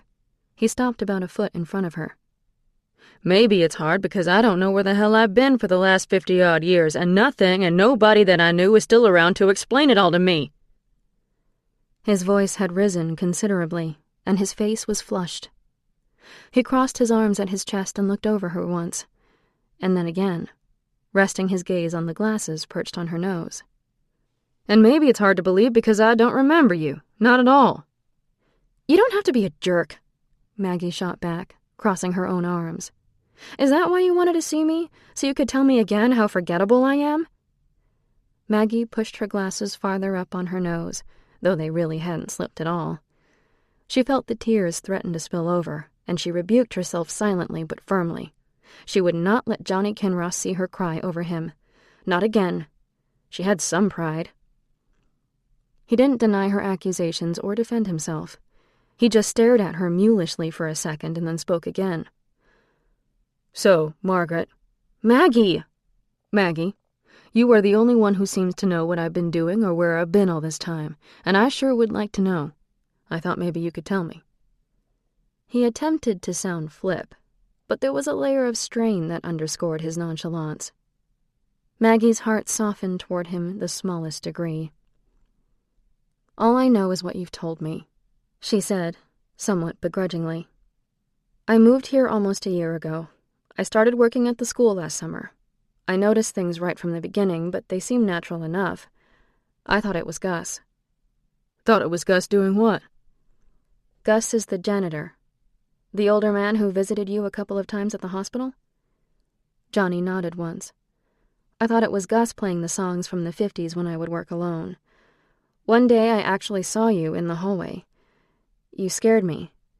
Then another time I fell into the dumbwaiter shaft, and you saved me.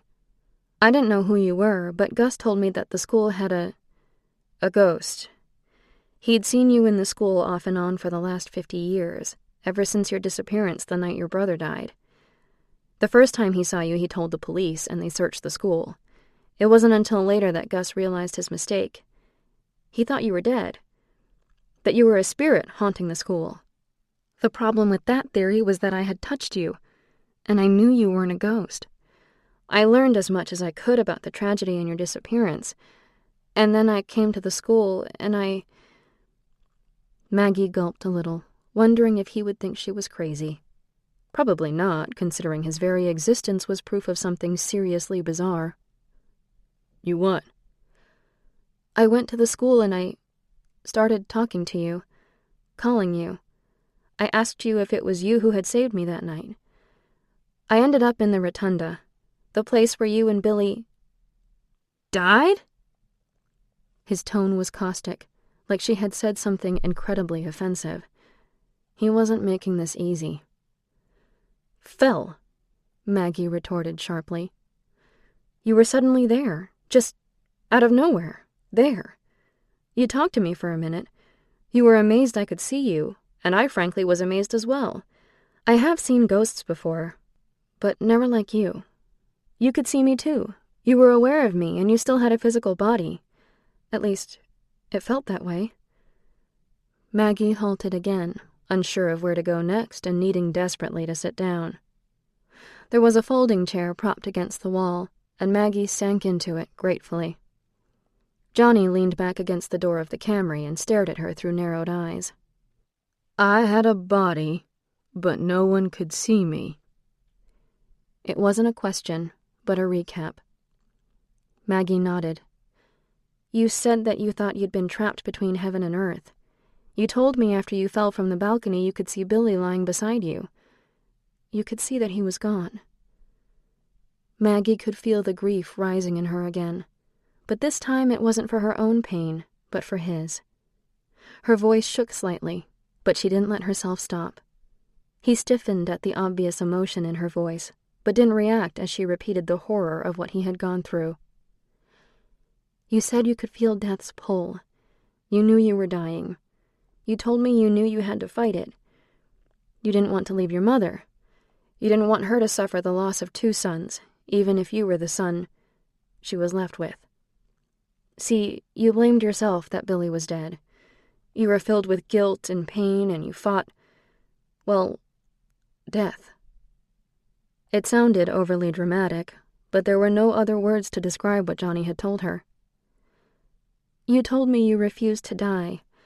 Then you felt a cracking. There was a burst of light. The next time you became aware, policemen were there.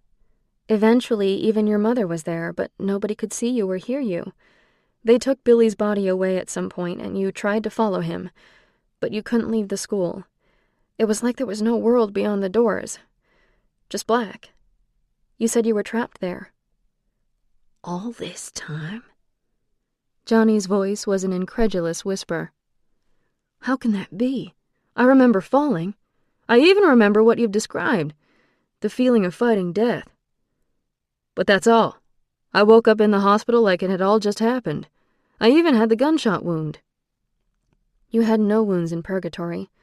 That's what you called it, Purgatory. You didn't even have a drop of blood on your clothing.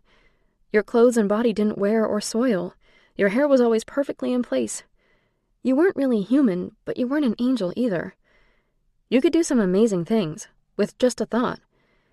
You told me energy wasn't created or destroyed. It was simply redirected. You could harness energy. You could even heal. Here, look at this. Maggie stood and, yanking the sleeve of her purple shirt above her elbow, turned her inner arm out for Johnny's perusal. The scar from her burn was a slightly raised pink half-moon against her pale skin. I burned myself, and you pressed your hand over the burn and healed it. Johnny reached out, running his fingers along the puckered edges of her scar. His touch was light, but Maggie felt it to the tips of her toes. She missed the Johnny who loved her. Oh, what she wouldn't give to have him back. The longing hit her like a gale-force wind, and she shuddered involuntarily. She pulled her arm away and turned from him. She needed to leave. She couldn't do this. Maggie. This time Johnny's voice was soft, and for a moment he sounded like the old Johnny. What else? What else could I do? How did I spend my time? You said you read a lot. You even read to me sometimes. Johnny raised his eyebrows and snorted in disbelief. I hate to read. Try again, sweetheart. Maggie stiffened and raised her chin slightly, a look Johnny was quickly coming to recognize as her battle stance. You told me that, too. You also told me you'd read almost everything in the school library. You said it was better than boredom. He didn't respond to that, and Maggie turned, pacing away from him for a moment. Have we ever danced? She spun around and looked at him, her mouth agape. Why, did you remember something?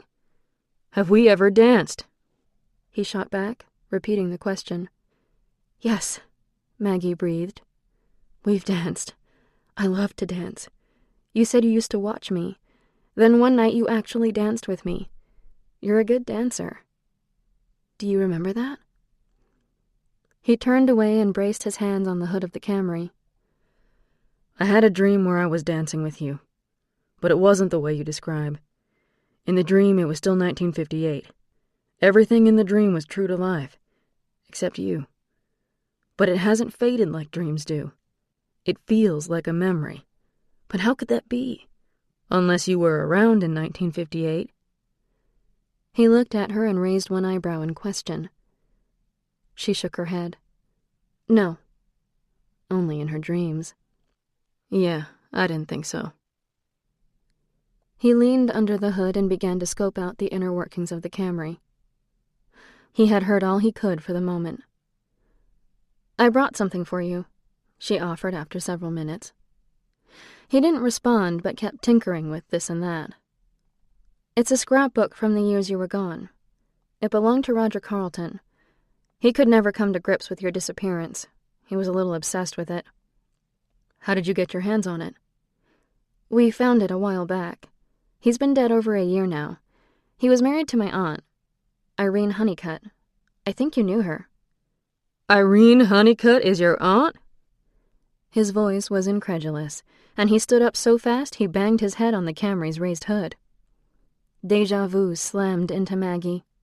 They had had this conversation once before, only that time it had involved Irene's car. The words were almost exact, including Maggie's next response. My great-aunt. Her sister was my grandmother. Your great-aunt, Johnny repeated slowly. Maggie remembered how he had tweaked her braid the last time. She guessed that part of the conversation would not repeat itself. Johnny slowly straightened and walked back to where Maggie held the big book out in front of her. He took it from her gingerly and began to flip through the pages slowly, one by one. He sank into the chair Maggie had vacated, so Maggie rummaged around until she found a bucket she could sit on and pulled it close to him, watching him as he read, following along as he turned the pages of the worn scrapbook. He stared at the headings and the pictures, shaking his head in disbelief. His breath came faster and faster, and Maggie feared he would hurl the book across the garage. She reached to take it from him when suddenly he flipped to the back where the pictures were inserted in neat little rows. Where did he get these? He traced the picture of himself standing with his mother and Billy at graduation. I haven't even seen some of these. He had police reports and all kinds of stuff. Irene hadn't never seen the book. We're not sure where he got them. Look at that. That's me and Peggy at the prom. His voice trailed off as he stared at the picture. There's another one. You can see Carter there in the background. He sure had a thing for Peggy. I think that's your aunt right there. He pointed at a photo, and Maggie leaned toward him to look. Sure enough, the photographer had captured a group of young people in sports coats, bow ties, and ball gowns, sitting around an oval table with a seashell centerpiece. Irene was smiling brightly into the camera. Roger had his arm slung possessively around her shoulders. Huh. Maggie frowned. She told me her dress was red. I could have sworn she said red. This photo may be black and white, but that dress definitely isn't red. Johnny jerked the book from her hands and stared down at the photo. His eyes widened perceptibly as he drank in the details of the picture of the smiling teens. He sat frozen for several heartbeats, and then slammed the book closed and tossed it rudely at Maggie. Jumping up from the chair, he paced back and forth between the two cars with their mawing hoods, his hands shoved deep in his pockets. He was a bundle of nervous energy, and everything she said just seemed to make him angry. "Johnny?" Maggie asked softly. He didn't respond. After a moment, she resumed talking. "I don't know what to do or say. You saved Shad's life. Gus told you about that, didn't he?" Johnny jerked his head in affirmation.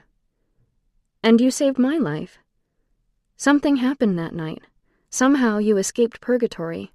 I can't explain it, but—" Maggie took a deep breath and plunged on. He deserved to know how she felt. "I think you made a choice.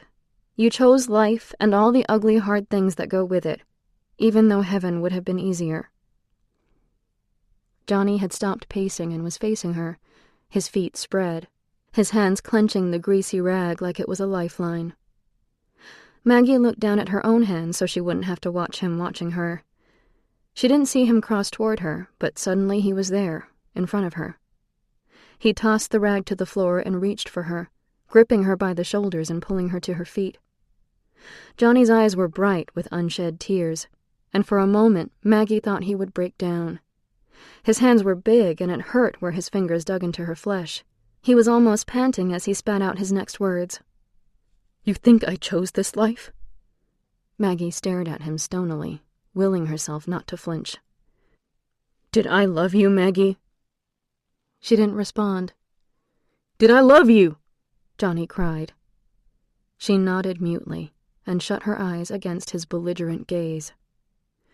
"Did I kiss you, Maggie?" His voice dropped to a whisper. Maggie's lips trembled at the mocking in his voice. "Yes, you did." Maggie meant to mock back, but her voice betrayed her and broke on the last word, revealing her hurt. He pulled her close to him then and buried his face in the crook of her neck. He folded her in his arms so tightly she thought she would have to push him away to breathe. And she didn't want to push him away, though she knew he held her not out of love but out of desperation. Johnny lifted his head and whispered hoarsely, his eyes on her mouth, his lips only inches from hers. "If I kiss you now, do you think I'll remember?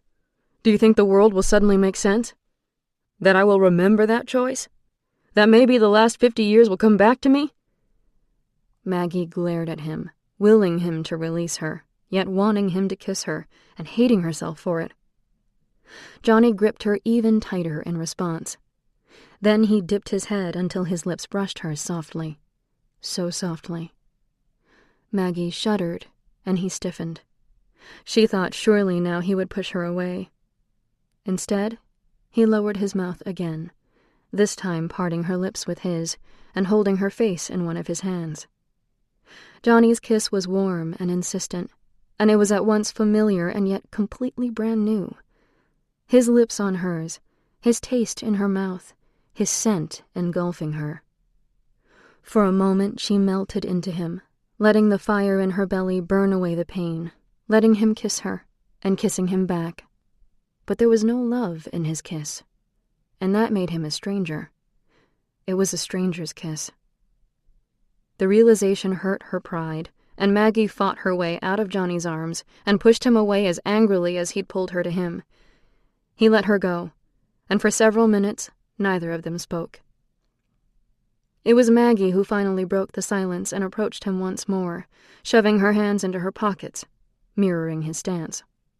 "I'm so sorry, Johnny. I know you don't want to be here. I know none of this makes sense. The craziest part of it all is you were willing to give your life for me. What was left of it, at least. But as much as I want you, I can't expect you to live your life for me, or to live your life with me. I wanted to be with you so bad. I would have stayed with you in that school, because I was more afraid of losing you than I was of the fire. I thought it was the only way we could be together. But you wouldn't let me stay." Johnny turned away from her, rejecting her, dismissing her appeal. Maggie felt her heart shatter.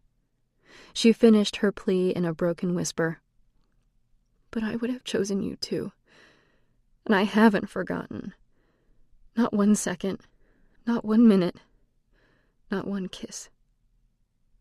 And then, picking up the scrapbook from the concrete floor and setting it in his hands, she turned and walked out of the garage. She walked away from the Johnny who no longer knew her or loved her, out into the gray future, to the car that had weathered the decades while Johnny wandered in purgatory. He didn't come after her. Chapter 6. A Time to Build Up. Johnny had treated Maggie badly. He wasn't sure why. She had made him angry. Again, he wasn't sure why. Maybe it was the fact that she knew him, or some version of him, that he couldn't remember, or hardly believe. When she told him he used to read to her, he had almost laughed out loud. He didn't like to read. In fact, he hated it. Didn't he? The problem was, as soon as she said it, Johnny remembered just the previous day when he had been wandering through Jillian's house, at a loss of what to do with himself. He'd had the sudden urge to pull several books down from her overflowing shelves and dive in. He had even grabbed a copy of a book called A Tale of Two Cities, and before he had even opened it, he knew what the first words were. Verbatim. He had opened it fearfully and read in growing horror. He knew the story. With his eyes closed. He may have known more, but he'd flung the book across the room, breaking its binding. The cover had fallen off, and Jillian had looked pained when he'd shown her. It was one of her favorites, apparently. He had felt like a heel. Then she told him it had once belonged to him. She said his mother had given it to him for graduation. There was an inscription inside the front cover. May 1958. To Johnny. May it always be the best of times. Love, Mama. Since he had been released from the hospital, he'd spent most of his time in the garage with his car. Jillian had said his mother had never been able to part with it. She had kept it all these years, having Jean give it periodic tune-ups, keeping it in running shape. It was the only time he'd felt a glimmer of happiness since this whole horror show had begun, Plus, it had given him something to do. Then he had spent his time looking under the hood of Jillian's car. There was no carburetor, and everything was smaller. Jillian said many things were computerized in cars nowadays. Then she had to show him a computer. When he'd touched it, a spark shot out from his fingertip and it had shorted out. Jillian had groaned. She'd been able to get it started up again, but as soon as he had touched it, it shorted out once more. He decided to stay away. He had been careful not to mess with her car, other than to change the oil and just look. So far, the car still worked, computer and all, although he had been told he now had enough money to buy whatever he wanted, including a new car if he destroyed Jillian's. Chief Bailey, with funds from Mayor Carlton and assistance from the president of Honeyville Bank and Trust, had helped his mother set up an account that would provide reward money for information about his disappearance, and would also collect interest and be available to Johnny if he ever came home. Dolly Kinross had always believed he would. When it became her responsibility, Jillian Bailey had minded the money religiously. She had happily informed Johnny it was now his. There was over $1 million in the account. Now his thoughts slid back to Maggie. She wasn't the kind of girl he usually went for. She wore big glasses and she seemed kind of feisty. He had always liked his ladies blonde, agreeable, and a little on the full-figured side. Maggie's hair was dark, and her frame may be too slender, although he'd had to readjust his thinking when he'd seen her today. She moved like a dancer. She was graceful and lithe, and if he hadn't been so distracted and irrationally angry, he might have liked to just watch her move, surreptitiously, of course. She was funny, too. His mouth twitched a little, remembering. Donut seeds. He had been in no mood to give in to her attempts to make him smile, but he smiled now as he thought of her dopey jokes. He hadn't meant to grab her, or to kiss her for that matter. He had wanted her to tell him what she knew, but everything she said just made him more confused. He felt so out of control, and she was so infuriating, the way she looked at him like she understood what he was going through. Worst of all, she was in love with him. He could see it all over her face. And then he had seen that picture in the book she'd shown him. The picture of Irene in what appeared to be a peach dress, just like in his dream. Not red. And Maggie had commented on it too. All at once, he had been suspicious that the universe was playing tricks on him, like his existence was just a wall of cards, and any minute it would come crashing down, and he would lose another 50 years. It was then that he had grabbed Maggie and held on. He had mocked her and teased her, but it was to cover his fear and to give himself an excuse to hold her tighter. She had felt good in his arms. Her taste was sweet on his lips, and he had forgotten for a moment that none of it was real. She had pushed him away, but not without kissing him back first. She said she loved him. She said she would help him. But Johnny was fast coming to the realization that he was way beyond help. He was in quicksand up to his neck, and he was sinking fast. He almost welcomed the thought of oblivion and wished the end would come quickly. Since the night of the fire that destroyed Honeyville High School, the town had scrambled to make arrangements for the 600 students that had been misplaced by the fire. Before the fall of 1958 and the erection of the new school, Honeyville High School had been located on Main Street. The original buildings still stood, but they had been renovated and were now used as city buildings, including a library, a senior citizen center, and a courthouse. The old gymnasium had been used as a recreation center for the past 50 years, getting a facelift every so often to keep it safe and habitable. The school board and Mayor Pratt, along with the teachers and administrators of the high school, decided the best course of action would be to move the students back to the old high school for the time being, as it was the only facility large enough to accommodate the entire student body. A new courthouse and county jail had been completed earlier in the year, and the city had planned on demolishing the building that had housed both the court and the city jail, now almost 100 years old. Instead, the space was reverted back to a high school, and all the city functions were moved to the new courthouse, along with a few trailers and portables for the police station and other various displaced city offices. The people of Honeyville would have to do without a library and a rec center during school hours.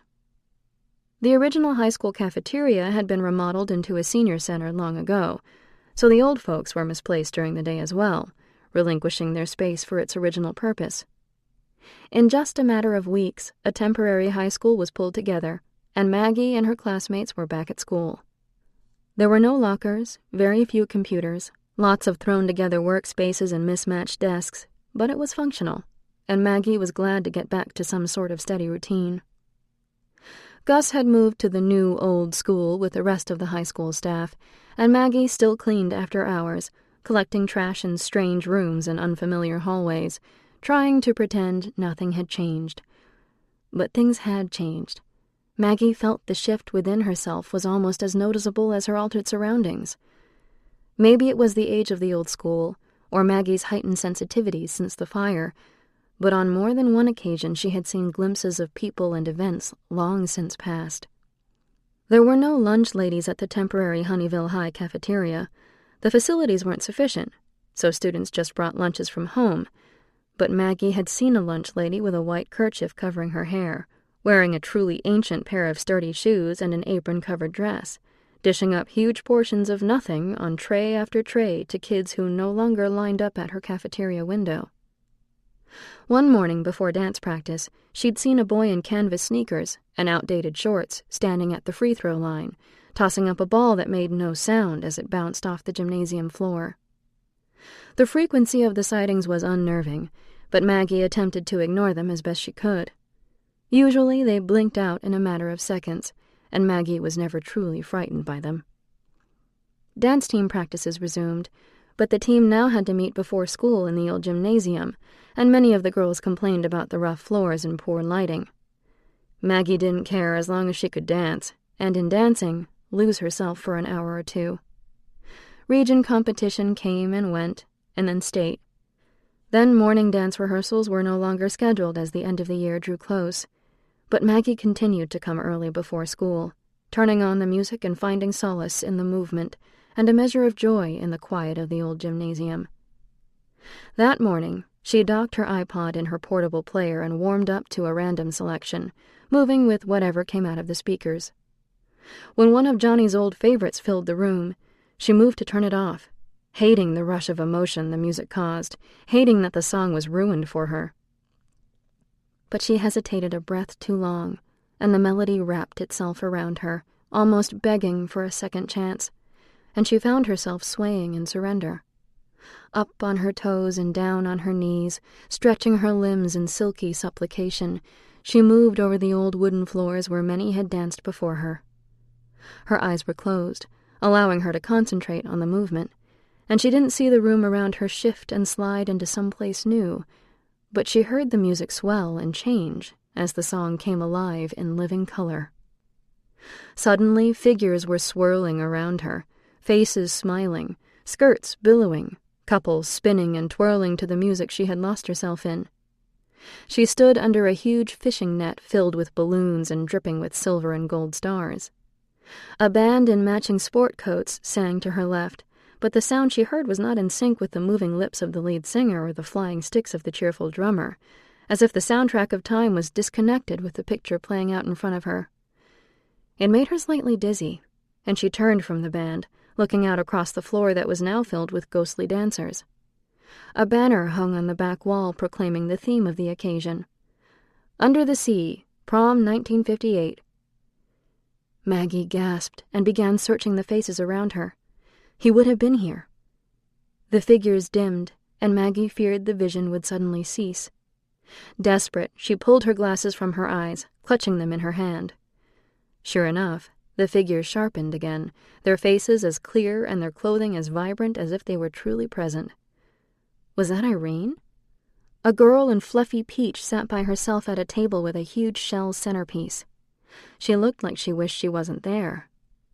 Maggie's breath caught, seeing her aunt as a young girl. Her hair curled around her shoulders, and jewels sparkled at her ears and wrists. She was lovely. She fiddled with the drink in front of her and stared out at the dance floor longingly.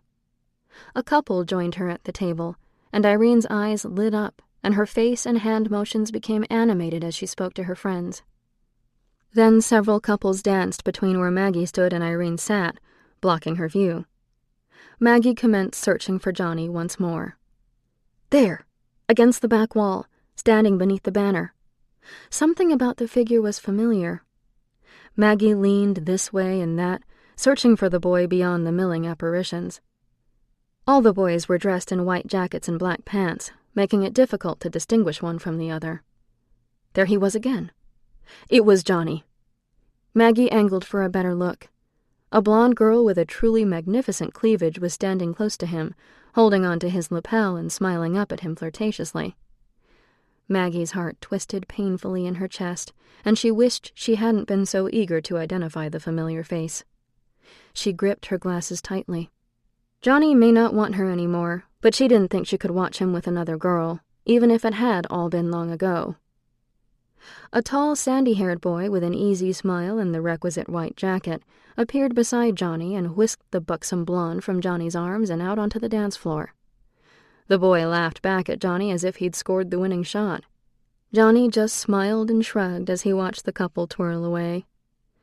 Suddenly he froze, and he seemed to be looking right at her. Maggie turned, trying to determine what held him transfixed. She couldn't see beyond the couple surrounding her, and she turned toward him again. He seemed to be looking at her, but he wasn't the only one staring. Irene's eyes were trained on her as well, a slight furrow between her slim eyebrows. Roger Carlton stood behind Irene with his hands braced on her chair, and he straightened, his eyes narrowing in recognition, as if he had just noticed her too. Surely they weren't looking at her. Maggie looked down at the clothes she was wearing and then back up again, almost dizzy with the illusion she was witnessing. She was still wearing snug black dance shorts and a bright pink sports bra, with a thin white tank over the top. Her feet were bare and her hair was bound back in a long ponytail, and if she were actually visible, the whole room would be gawking. But the couples dancing around her seemed completely unaware of her presence, as was always the case in her visions. One couple danced so close she should have been able to feel the swish of the girl's skirt and the brush of their bodies moving past. She felt no such thing. Yet Johnny was transfixed, staring at her as if he couldn't look away. He'd started making his way toward her, moving between the tables that lined the dance floor. Maggie turned again, scanning the room for what could have so captured his attention. A flash of red caught her eye, and she strained on tiptoe to see beyond the dancing crowd. A girl in red stood in the entrance to the gym. Maggie sidestepped another couple attempting the jive and strained to get a better view. Johnny continued to move toward her, and had Maggie not seen the girl in red, she would have sworn he was looking at her. Her heart pounded in her chest, and she rubbed her hands anxiously on her dance shorts. He was 10 feet away. Gus's fear-filled eyes rose up in her memory, his warning sounding like a clanging bell in her head. "Be careful, Miss Margaret. My grandma wasn't just an observer of the past. She was a full-fledged participant." Maggie closed her eyes, shutting out Johnny's approaching figure, pressing her hands to her face, willing herself away from the dizzying promenade taking place around her. "Maggie?" Johnny's voice was filled with question as his hands settled on her shoulders. Maggie cried out and stumbled back, her legs tangling beneath her. Johnny's arms slid around her and her eyes shot to his. He steadied her, his body firm and solid against her chest. Maggie's eyes dropped to his shoulders encased in black cotton. No white sports coat, no perky pink carnation. "Maggie?" He said her name again, and his eyebrows were drawn low over his sky-blue gaze. "Are you all right?" Maggie pulled free of his arms, looking around the empty gymnasium, where every trace of glimmering stars and glittering people had dissolved into the quiet present. She stood beneath the basketball hoop where she had seen the ghostly boy diligently practicing his shot. Her iPod made a new selection, a Katy Perry song with an addictive hook. Definitely not 1958. "Maggie!" Johnny shook her a little, and his voice rose in concern. "What are you doing here?" She blurted out and pulled away again, but she felt her legs wobble beneath her. She slid ungracefully to the floor and pulled her knees to her chest, breathing deeply and trying to gain her bearings. He didn't answer her immediately, but squatted down beside her, reaching out to tilt her chin toward him. "Your pupils are so big your eyes look black," he scolded, as if she had any control of what her pupils did. I'm fine, Maggie protested, pulling her chin from his grasp. Just give me a minute to catch my breath. You're definitely not fine, Johnny argued. Jillian had oh so innocently told him that Maggie danced before school started every day. He knew Jillian thought he owed Maggie an apology, although she had never said as much. She just kept dropping little bits of information, bringing Maggie's name into the conversation, mentioning her dance team's victory at their recent competition, telling him what a lovely girl she was. Then last night, Johnny had dreamed about Maggie again. They had been dancing on a beach, the moon lighting the sand and shimmering off the water. Music had drifted down around them, and he had felt almost weightless, suspended in the sweetness of her smile, the feel of her arms around him, the slide of the silk bodice of her dress against his open palm. He woke up with her name on his lips, and such an aching yearning to see her that he had showered and come to the school, planning to watch her from a distance without revealing his presence. He had told himself once he saw her the feeling would abate.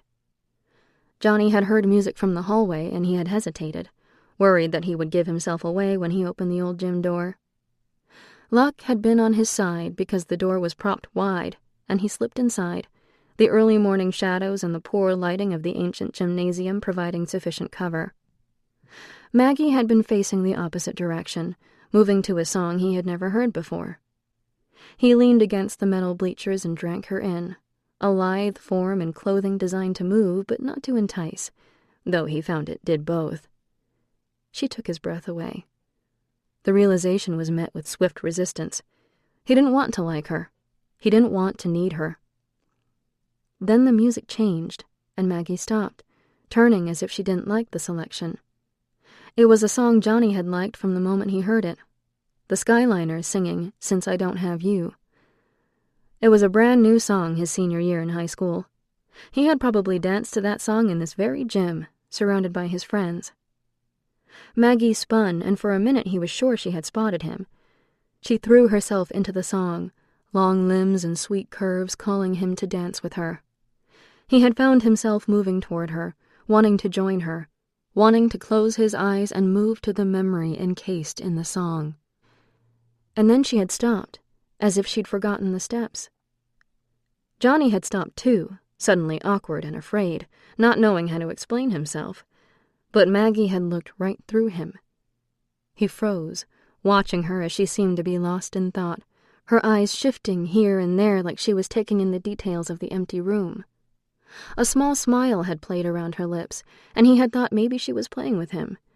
He moved toward her again, and this time her eyes had locked on his. She had looked down at her clothes and then behind her, as if she couldn't believe he was looking at her.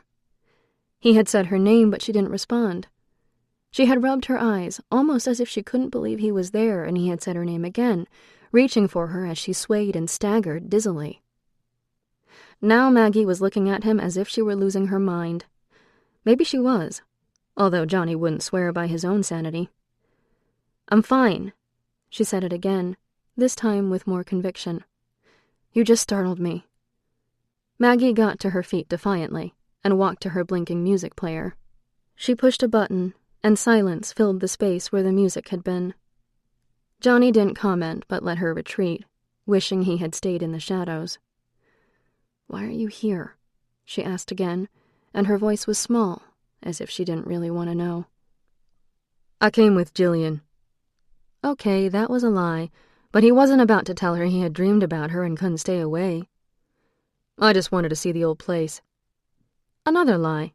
He didn't care if he ever saw the old place, which had gotten significantly older since he'd last walked the halls. "She told me you might be here." At last, the truth. But where did he go from here? Maggie nodded, waiting for him to explain further. He shrugged, pride warring with principle. "I'm sorry I kissed you." He was so full of shit. That was the one thing he wasn't sorry about. "I mean, I'm sorry I acted the way I did, that day in the garage. I asked you to come, and then I was a jerk. I'm sorry." Maggie seemed surprised by his admission, and her face relaxed into a smile. It warmed him, seeing the pleasure his apology brought her. "It's okay. I understand," she said softly. "But thank you." A loud bell clanged through the gymnasium like a runaway train, and Maggie and Johnny both jumped. Maggie cursed under her breath and seemed to realize she had lingered too long. "I have to go," she stuttered, grabbing up a duffel bag and forcing her music box inside of it. "I'll see you soon, okay?" Johnny nodded and watched Maggie run from the gymnasium on light feet, leaving him alone, standing in a place that echoed with a million yesterdays. He thought he glimpsed a flash of red near the far entrance, but when he turned his head, there was nothing there. Chapter 7. A Time to Break Down. Teenagers spilled out of the brightly colored doors, several of them congregating on parked cars and leaning out of open windows. A huge burger, fries, and a shake toppled the establishment, which used to be called The Malt. It had been renovated and expanded over the years, and it was now called Shimmy and Shake, because in addition to providing ice cream and food, there was a big, loud, old-fashioned jukebox off to one side, and a small dance floor to make good use of the tunes. Everyone just called it Shimmy's, and it was the place to be if you were above the age of 14 and below the age of 25. Families usually didn't come inside to eat. It was too loud. Instead, they pulled up to the drive-thru and left the dining room to the younger generation. Maggie had been there a couple times with Shad. He liked to go out on the dance floor and try to impress the ladies with his skills, which might have worked if he'd had any dancing skills. Shad had been on her case since she got out of the hospital to hit shimmies. She had used every excuse in the book, but after school that Friday he had wheedled and begged her to take him, and now she was here, tired, hungry, still a little freaked out from the ghosty episode in the gym yesterday, and definitely not in the mood for shimmies. But it was Friday night, and she really had nothing better to do. As soon as they had walked in, Shad was off to work the room. At the moment, he was entertaining some new friends with a wild tale, his mouth working overtime, his hands flying with descriptive enthusiasm. The kids around him were laughing and listening, and Maggie felt a measure of relief that Shad was enjoying his newfound fame. Maybe it was because the jerks who had locked him in that locker and then forgot he was there when the school was on fire had made him their new pet. It was amazing what a guilty conscience could do. Their attention had drawn the admiration of others, and in just a matter of weeks since the fire, Shad was living in a whole new social hemisphere. The smell of French fries and meat sizzling on the grill had Maggie's stomach grumbling loudly, and she was thankful for the music that pounded throughout the room, disguising her famished state. It was still early, barely 6 o'clock, and the place wasn't full, but it would be soon. Maggie sank gratefully into an empty booth on the edge of the dance floor. She hadn't even picked up the menu when she saw Johnny's car pull into the lot. It was the last place she thought she would see him. Johnny climbed out of the Bel Air and shut the door slowly. His eyes were wide as he checked out the cars littering the space, everything from trucks with monster wheels to VW bugs, but all of it a novelty. The girls spilling out of a few of the vehicles were almost as mind-boggling. For a minute, Maggie imagined how strange everything must seem to him. The fashions had definitely changed. Dara Manning and several of her equally blonde friends chose that moment to pull up in Dara's red Mustang convertible. They took the only spot open in the whole lot, mainly because it was marked handicapped. That didn't stop Dara, and she and her friends checked their lipstick and fluffed their hair as Johnny checked them out. Maggie could hardly blame him. There was an awful lot of skin on display, but she suddenly really wished she wasn't there. It took about 2 seconds for Dara to notice Johnny. Her brows shot up, and she said something under her breath to Carly Nelson, sitting beside her in the passenger seat. Carly's head swiveled around, and Johnny, as if realizing he had totally lost his cool ogling everyone around him, turned and walked to the door without a backward glance. Maggie still felt silly sitting all alone in the red booth, and wished she had thought to head to the bar when she'd seen Johnny. Of course, he spotted her as soon as he walked in. He didn't wave or nod, and he took in the joint for several long seconds before he headed her way. Maggie tried not to squirm, but did anyway. Johnny slid into the booth across from her, assuming she was alone. Of course she wouldn't have a date. She was in love with him, as he well knew. She sighed crossly and grabbed a menu for something to do. She would let him be the first to speak since he had joined her. Without an invitation, she thought with a mental snarl. The menu she held in front of her nose didn't stop her from seeing Dara and her friends crowded around the jukebox. They were taking turns posing and tossing long looks over their shoulders at the cute new guy none of them knew. Dara caught Johnny's eye and mouthed the word, "Hi." Then she tossed her hair as she turned back toward the jukebox display, leaning over more than she needed to. Johnny just shook his head and looked back at Maggie. Maggie just pushed her glasses higher on her nose. Music with a steady, throbbing beat suddenly erupted from the jukebox, and several kids cheered and jumped up, filling the dance floor. Dara and her friends took center stage and began a series of semi-choreographed moves, apparently designed to attract male attention. Maggie turned away, wishing their food would hurry up and arrive. Johnny watched the action on the dance floor for several minutes, while Maggie stared out the window into the deepening shadows. "Hey, Mags." Shad stood at her side, shifting from foot to foot, his eyes darting to Johnny and then away again. "Scoot over, baby."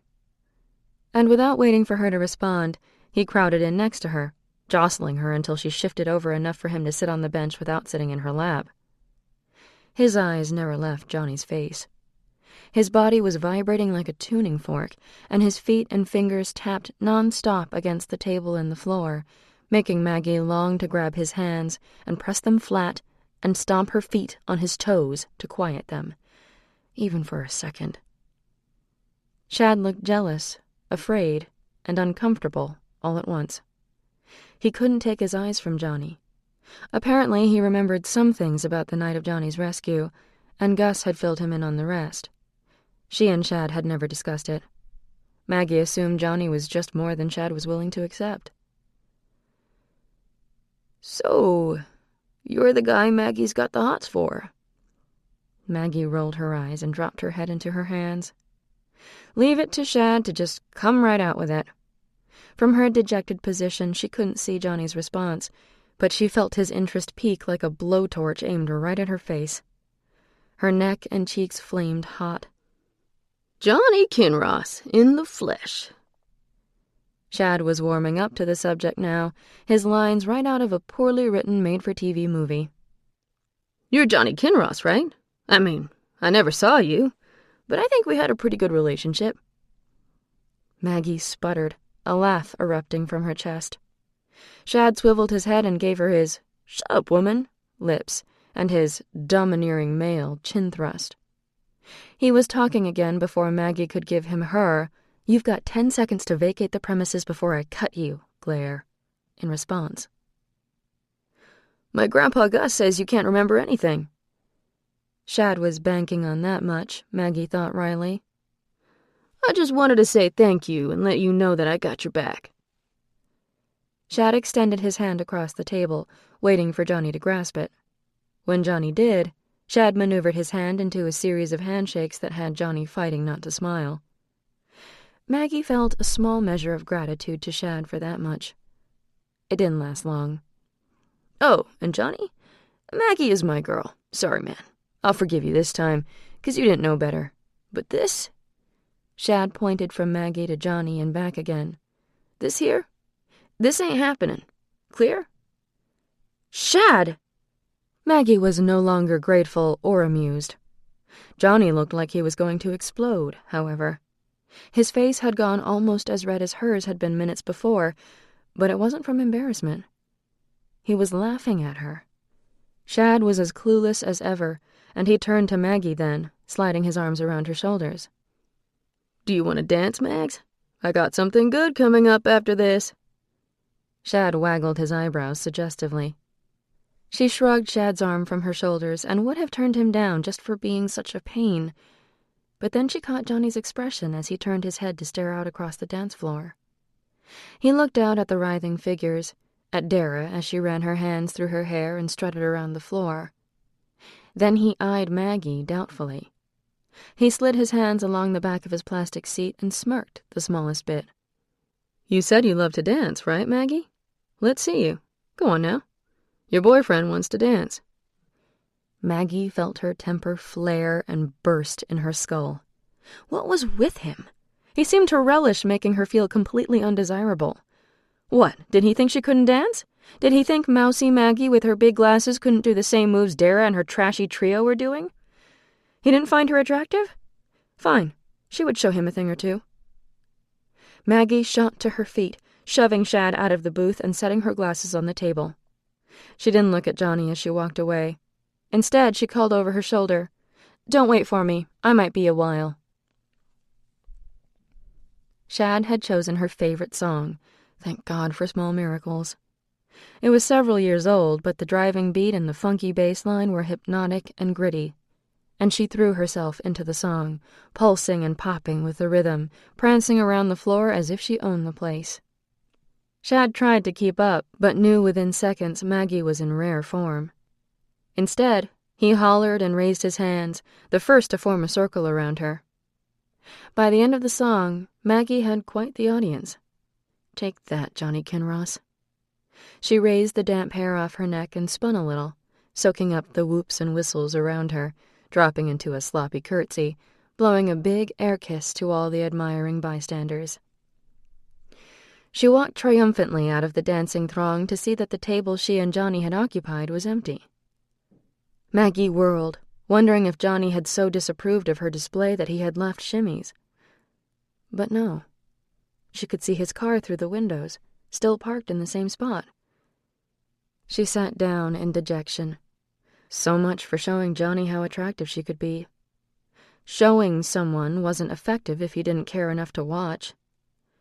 Her eyes wandered around the dining area, wondering where Johnny was, feeling silly sitting alone, especially after she had just called so much attention to herself. Her eyes lit on him seconds later. He was standing in the entrance to the hallway that led to the restrooms, eyeing the assortment of pictures that adorned the long wall. Maggie continued to watch him, studying him as he drank in the history of the shimmy and shake. He hardly moved, and after 2 or 3 minutes, Maggie felt a frisson of alarm. Relinquishing her prime booth and swinging her purse over her shoulder, Maggie wove her way to his side. Johnny was standing in front of an old picture of his mother and Chief Bailey. In fact, all the pictures along the wall were quite dated. Maggie had never noticed the picture before. She'd been to Shimmy's a few times, and whenever she'd walked down this hall, it had been with the intent to pee, not to peruse. The shot was a cute one, though. The chief had his arm around Dolly Kinross's shoulders, and she was smiling up at him sheepishly. The picture next to it was a picture of another couple standing in front of Shimmy's on opening day, big smiles on their faces and balloons billowing around them. There was something familiar about the two, and Maggie looked closer, trying to place them. "Do you know these people?" Maggie asked, tapping the glass lightly. She glanced up then, looking into Johnny's face for the first time since she had joined him at the wall. His face was wet with tears. The shock of seeing him that way made Maggie gasp audibly. He turned abruptly and walked out of the shimmy and shake. Maggie hesitated briefly, and then ran out after him. She would call Shad later. She followed Johnny to his car and was surprised when he beat her to her door, opening it for her before she could open it herself. As soon as Maggie sat down, an image of Johnny sitting by another girl, here in his car, flashed on the periphery of her vision. The busty blonde had her arms wrapped around his neck, and she was sprawled against him. He was kissing her soundly.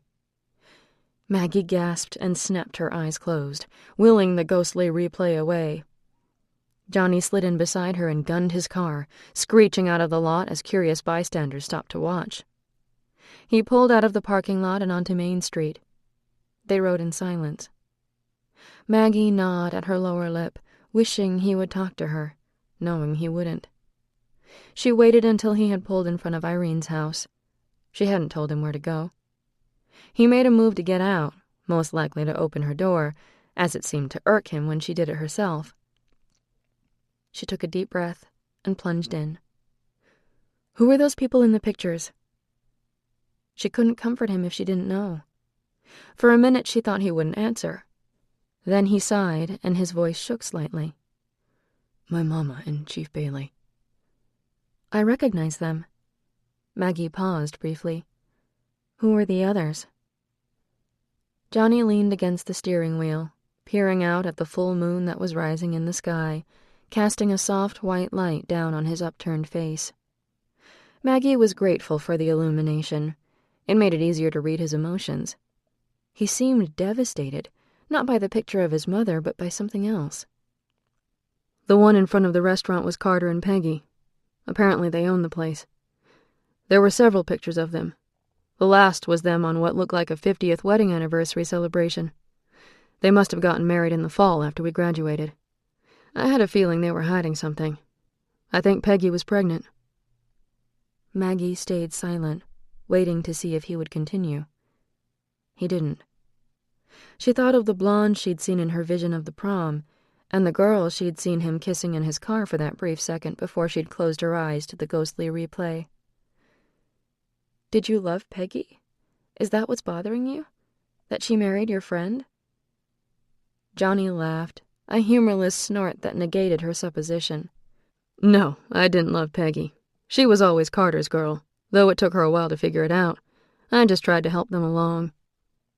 So, you're glad? He didn't seem glad. Maggie was a little lost, and she feared he would put an end to her questioning before she got some answers. At the moment, she was striking out. So what upset you so much?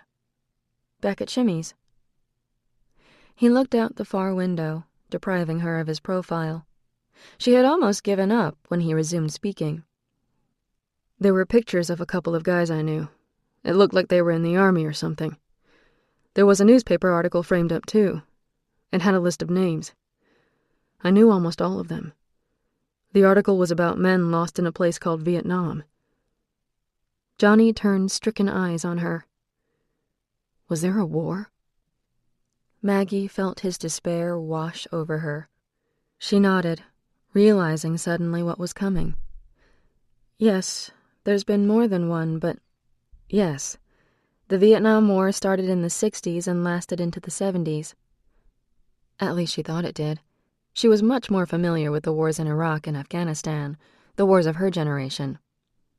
The article was about a monument they were going to erect here in Honeyville. Jimbo's name was in the article. He's gone, Maggie. And Paul Harper. And Grant Lewis. And so many other names I recognized. They're dead.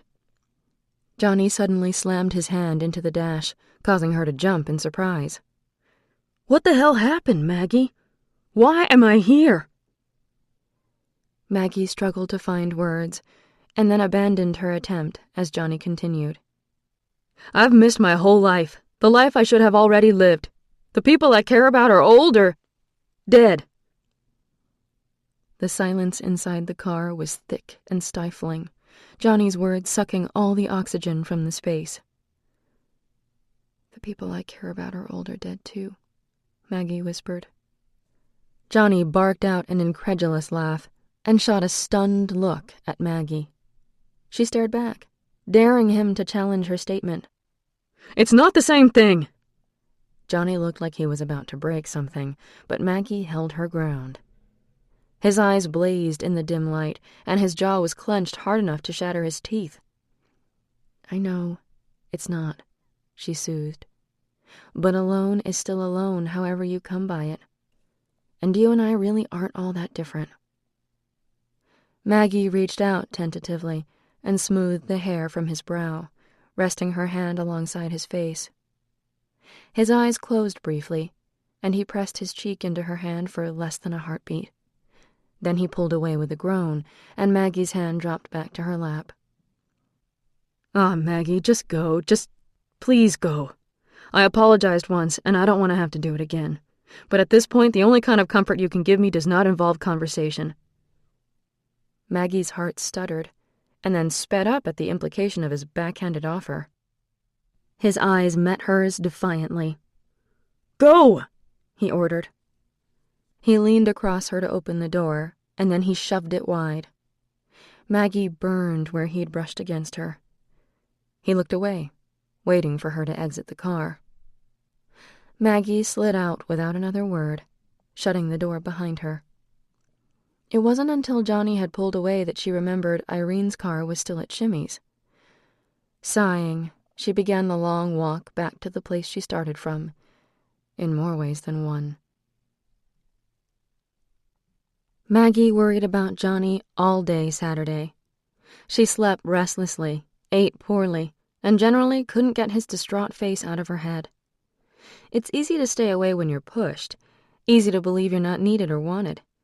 And it was even easier to imagine that Johnny would do fine without her. He was strong and capable and more resilient than anyone she knew. But it wasn't easy to stop loving him. Not easy at all. So she worried. Finally, by Sunday afternoon, she decided she would just stop in and check on him, put her mind at ease, and quickly retreat. It had rained steadily all day, and Maggie swerved to hit every puddle she could on the way to Jillian Bailey's house, just to distract herself. When she reached the Bailey bungalow, she hopscotched through the water to reach the front steps, and, taking a deep breath, rapped several times on the door. She shoved her hands deep into the pockets of her jean jacket and braced herself for an answer.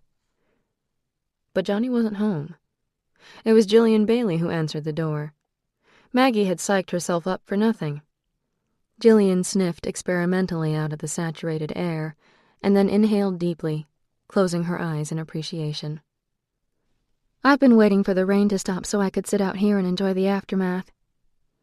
Jillian sank down on the top step of her little porch and patted the spot next to her. "Sit with me for a minute, Maggie." The concrete was slightly damp, but Maggie acquiesced, perching on the step and pulling her knees in close to her chest so she could prop her chin on them. "I thought after the last time you came that you might not come again," Jillian confessed, and shot a sympathetic look Maggie's way. "He was in rare form after you left. I couldn't even get him to come in for dinner. And he kept that music on until all hours of the night, even though I know he doesn't care for it. I finally understood what it was like to actually raise a teenager, and not just send them home at the end of the school day." He apologized, but I definitely don't seem to have a calming effect on him, that's for sure, Maggie added, and smiled ruefully to ease the sting the words left in her heart. That's actually why I'm here. I saw him Friday night. He gave me a ride home. Although she hadn't actually needed one, Maggie added silently. He saw some pictures at Shimmy's that upset him. I wanted to make sure he was okay. "Ah, so that's what set him off." Jillian sighed. He says everyone he knew is old or dead. "He's right, Maggie. They are." I told him everyone I care about is old or dead too, though that isn't entirely true. I care about him. "He cares about you too, Maggie," Jillian supplied softly. Maggie bit her lip to stop it from trembling. Why was it that kindness reduced her to a puddle? Call her names, reject her, neglect her, and she could handle it. But say something kind or sympathetic, and she was defenseless. "He calls your name in his sleep," Jillian continued. "He may push at you and pretend he doesn't want you, but there's a reason you don't have a calming effect on him. You've gotten under his skin." "He calls my name?" Maggie exclaimed, shocked. "He may not remember you here," Jillian tapped her head, "but he knows you here." She settled her hand on her heart. "He's not really fighting you. He's fighting the contradiction, although it probably feels that way." Maggie's chin trembled again, and she fought for composure. Jillian seemed to understand and gave her a moment to regroup. "My mother always said he would come back." She deftly turned the subject away from Maggie. "She made arrangements for him. She wouldn't even refer to him in the past tense and wouldn't allow me to either. It drove my dad nuts, but he loved her, so he tolerated what he thought was a mother's inability to let go." "But she was right," Maggie contributed quietly. "Yes, she was. I wonder how things would have been different if she'd been able to move on, but she never could. She wasn't a bad mother, but she was distant and distracted. She even named me Jillian in honor of them, John and William combined." Jillian shrugged like she'd come to terms with it. "My dad loved her madly, and she loved him, but she wasn't ever what I would call a happy woman, though she devoted herself to making him a happy man. Your dad was a good guy, wasn't he? He was the best. Jillian spoke fiercely. It was her turn to get emotional. He looked for Johnny too, you know. He said there were just too many loose ends. It always ate at him. I wish they could be here now. I hope somehow they know, wherever they are. And Billy?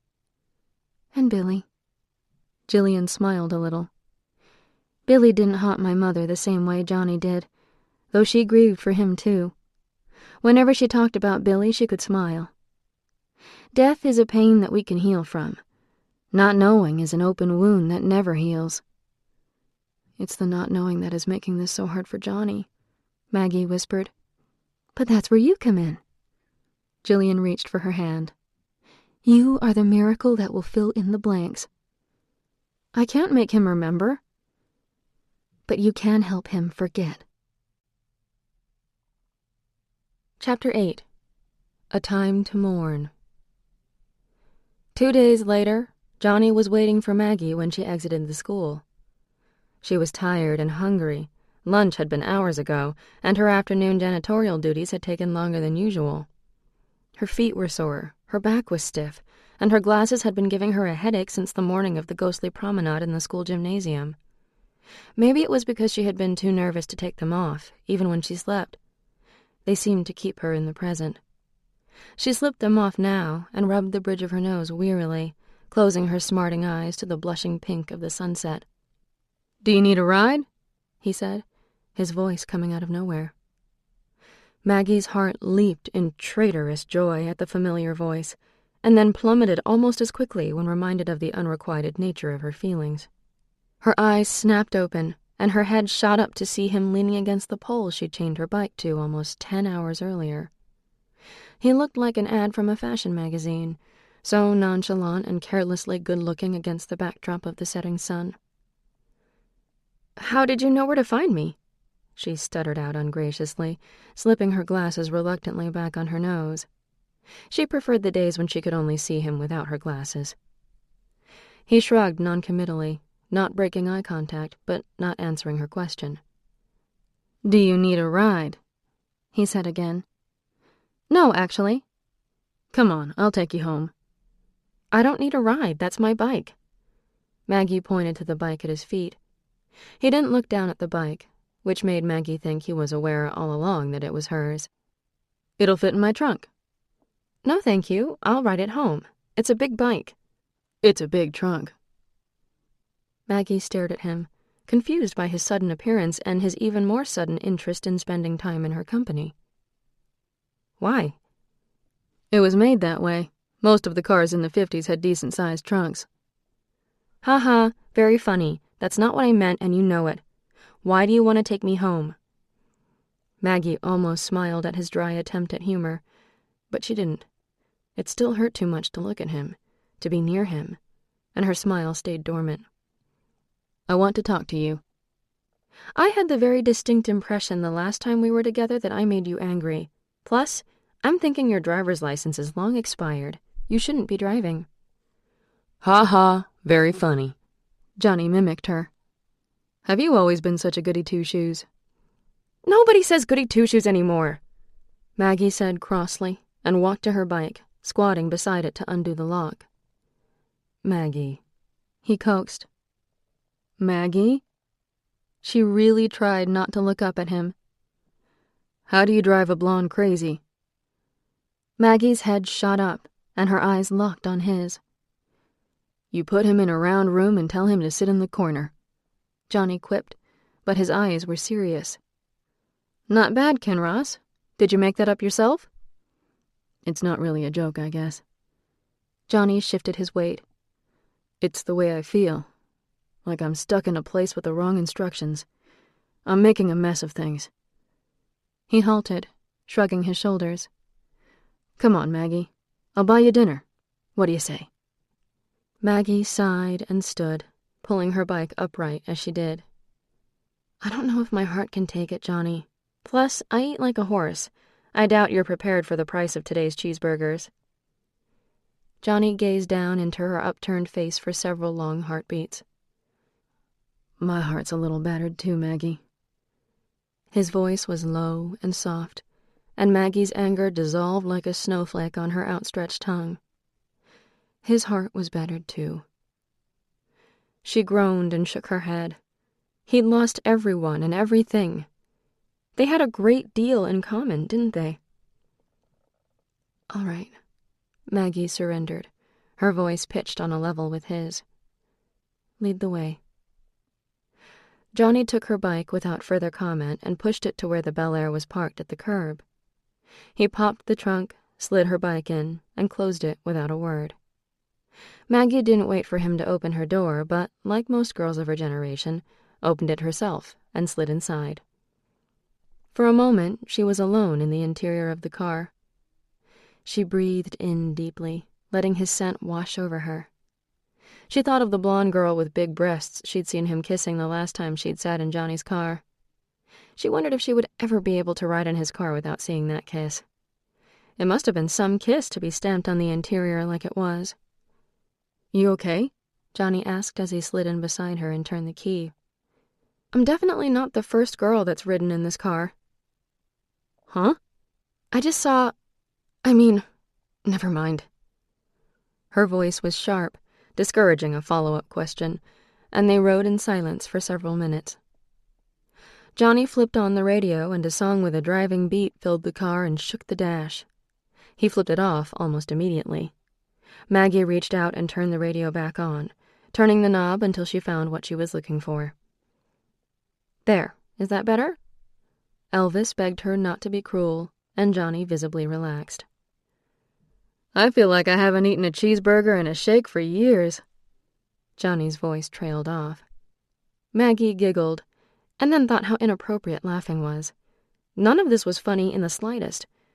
But when she looked at Johnny, amazingly enough, he smiled with her, his dimples making their first appearance since Purgatory. Maggie gasped at the jolt of electricity that smile shot straight through her belly. She was in such trouble. They went to Shimmy's again, but this time Johnny pulled into the long line at the drive-thru, and Maggie breathed a sigh of relief. She was too tired for drama, and Shimmy's was full of teen angst. Maggie took one look at the menu board and knew what she wanted. She always got the same thing. Johnny was still reading the menu, a frown of disbelief between his eyebrows. She guessed that the prices were a tad bit higher than he was used to. Oh well, she'd warned him, hadn't she? Do you need me to buy? She asked softly. Johnny shot her a look that would have caused her to shrivel up and die had she not grown a rather thick skin over the years. Still, she cringed a little bit. He clearly took her offer as an insult. I've got plenty of money, but it had better be a darn good burger. The last burger I ate cost 15 cents. 15? Maggie squeaked. Johnny tossed his head toward the window. At the gas station they could see across the road. The fuel prices were displayed on a large marquee. A gallon of gas used to cost me $0.25. I can't believe people are still driving cars at these prices. He looked back at her, his expression unreadable. You already know what you want? He changed the subject abruptly. I always get the same thing. Not too adventurous, huh? Life is disappointing enough without having to take chances on your food. I always go with the sure thing. A waitress skated up to Johnny's window and crouched down so she could see into the car, her pad and paper poised, and her eyes drifting over Johnny curiously. Whenever it got really busy, Shimmy sent a girl out to the drive-thru on skates to take orders. It gave the place a car hop kind of feel. Ready, guys? The waitress popped her gum. Johnny tipped his head at Maggie, and she rattled off her standard cheeseburger, french fry, chocolate shake request. Make that 2 of the same, Johnny added, his eyes lingering briefly on the girl's very short shorts, and then looking away quickly. The girl didn't miss the look, and skated away with a little extra swing in her hips. She even glanced over her shoulder to see if he was watching her. Maggie was pleased to note that he wasn't. None of the girls wear enough clothes. Maggie raised her eyebrows. And you don't like that? Surprisingly enough, no, I don't. Johnny sat back in his seat and looked around, his face contemplative. Some of the mystery is lost if it's all on display. Half the fun of getting a present is unwrapping it. If you already know what's inside, why bother? They ended up eating their dinner at the little park located about a block off Main Street. Johnny said the park had been there for as long as he could remember. The playground equipment had been updated, and he claimed the trees were much larger than they used to be. He stood beneath one giant oak and tipped his head back, as if trying to count the highest leaves. The sun had set, and the evening shadows merged and touched. The gray of twilight lay softly all around them. They ate in reflective silence, before Johnny spoke up randomly. So you always get the same thing? What? You said life was disappointing enough without having to take chances on your food. You said you always go with the sure thing. Maggie shrugged, dipping a fry into her shake. When I find something I like, I tend to stick with it. Less risk that way, I guess. Huh, I guess that makes sense.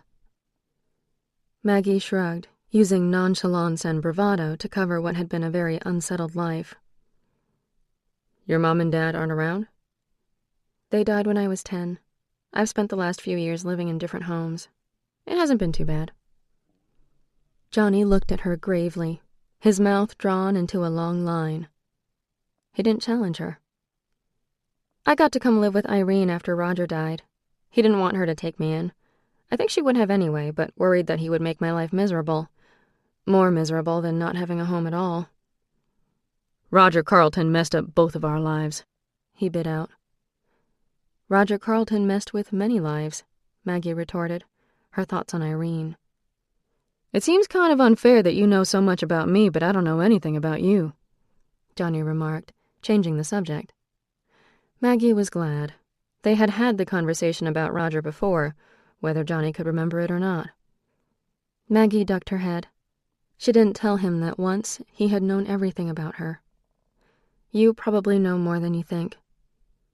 Well, I know you like to dance. Maggie nodded and held up a finger. One thing. And you're good at it. Maggie smiled, shrugging, but she lifted another finger. 2 things. Oh, please, you know damn well you're amazing. You don't think I watched you the other night? The whole place was glued to your every move. He paused. I was egging you on, you know. I wanted you to go out there. I wanted to see you. You did not, Maggie interrupted hotly. You didn't think I could. You think I'm unattractive and boring. Keep telling yourself that, Maggie, and I'll keep telling myself that, and we'll both be happier in the long run. Maggie jumped to her feet, abandoning her dinner and the boy who seemed intent on hurting her feelings, for the safety of the swings. She had barely gained any height when strong hands gripped her waist as she descended and pushed her skyward once more. Johnny continued to push her higher and higher as Maggie closed her eyes and let the wind she'd created dance in her hair and lift her into the night. After a while, Johnny stopped pushing, and Maggie reluctantly slowed, looking around to find him. He sat on the swing to the right of her, but he wasn't swinging. He sat with his long legs spread before him, his arms bent and hanging loosely from the chains. I wasn't a sure thing, he commented as she slowed to a stop. Maggie tried to make out his expression in the darkness that had deepened while she had swung. No, I guess not, Maggie agreed. You were a risk. And you're not a risk-taker. It wasn't a conscious choice, really. In some ways we needed each other, but I didn't fall in love with you because I needed you. No? Johnny's voice was soft. No. I fell in love with you because you were good and brave, and you laughed at my jokes, and you made me feel beautiful, and for a million other reasons.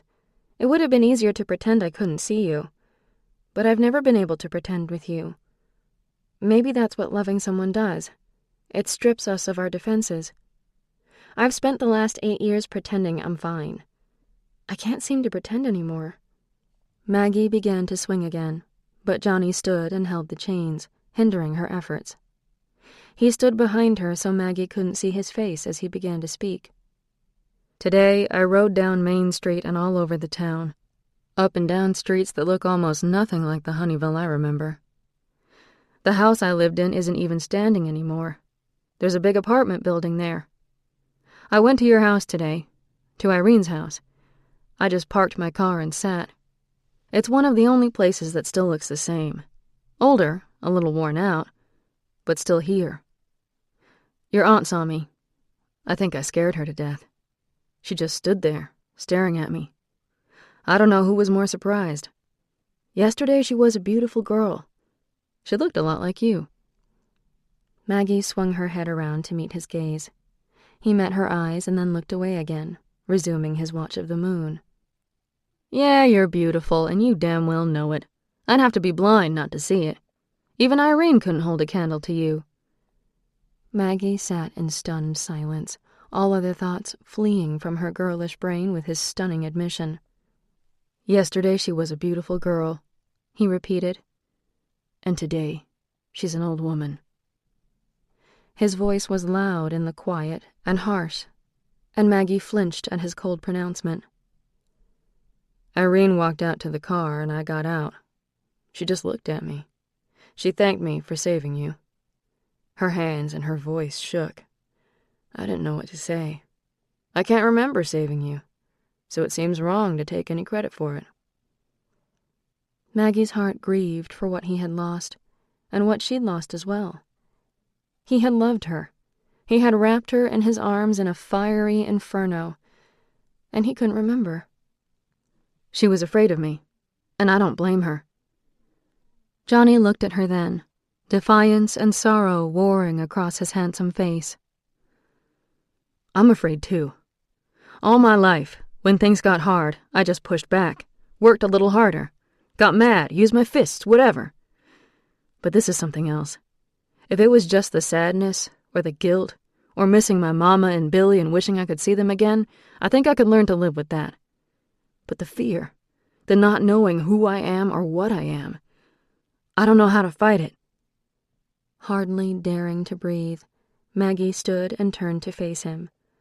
The swing still hung between them, but she leaned through it and wrapped her arms around him, laying her head lightly on his shoulder.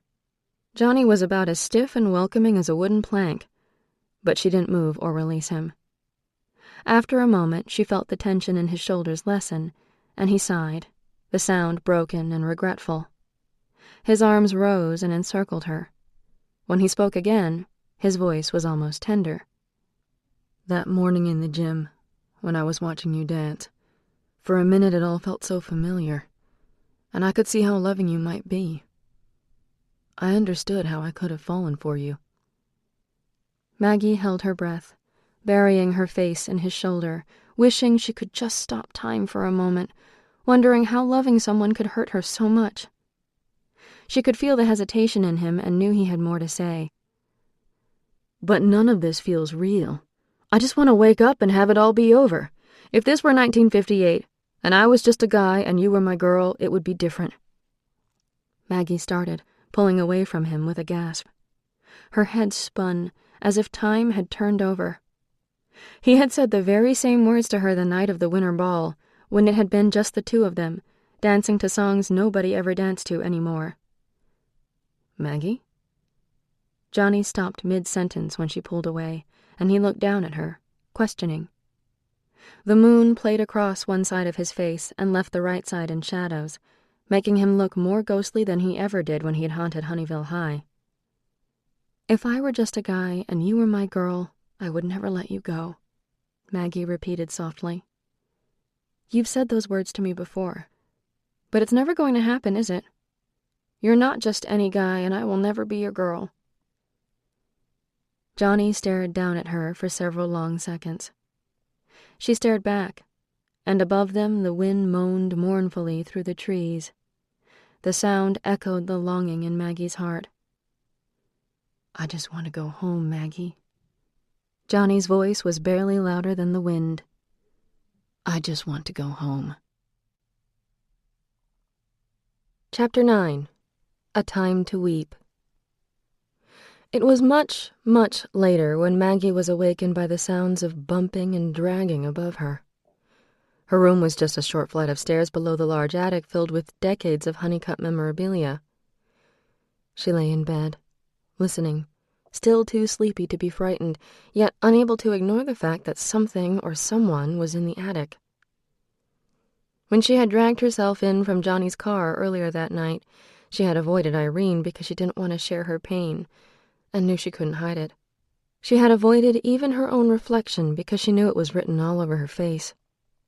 She had crawled into her bed, and Irene had stuck her head in after a while. Irene hadn't said anything, and Maggie had feigned sleep. Irene had stared for several long moments, and then pulled the door shut again, sighing a little as she did. Now, several hours later, Maggie was pulled from sweet oblivion and felt resentful of the boogeyman who had disturbed what little peace she had left. Tossing off the blankets, she grumbled to her bedroom door and wobbled up the stairs to the attic. The stairway was lit, and Maggie could see that the lights in the attic were also blazing. "Aunt Irene?" Maggie rubbed her bleary eyes and looked at the disorder around her. Just a few months ago, she'd organized every inch of the space. Now it was a disaster. Boxes were overturned and dresses pulled out of protective zippered linings. A few hats had been tossed helter-skelter, and in the corner, with tears streaming down her face, Irene Honeycutt sat on a faded love seat in a gauzy peach formal, hair done and makeup on. Thoughts of Dickens' Miss Havisham from freshman year English rose unbidden in Maggie's head, and she shuddered a bit at the comparison. The dress was loose at the bust. Irene's frail shoulders and shrunken chest didn't fill it out as well as her younger self. The waist was pulled tight, where age had thickened her youthful form, but she had managed to zip it even still. She looked terribly uncomfortable. "Irene?" Maggie said again, trying not to overreact at finding the bride of Frankenstein crying in her attic in the middle of the night. "Hello, dear," Irene burbled, attempting cheeriness and normalcy, and failing miserably. "I was just wondering if I could fit into this old thing. I was up here looking for Lizzie's record player. I don't know what I've done with it." "You're all dolled up. Makeup and hair at 3 a.m., Auntie?" Maggie sat down next to Irene on the dusty love seat and reached out to finger the skirt of the peach confection. "Go ahead, say it. I'm a silly old woman." Irene tried to smile, but her words ended in a sob, and she mopped at her eyes with an old flannel doll blanket. Maggie didn't respond to that. Irene wasn't silly. She was sad and obviously troubled about something. Maggie wondered if it had anything to do with seeing Johnny Kinross back from the grave, sitting in all his youthful glory in front of her house earlier in the day.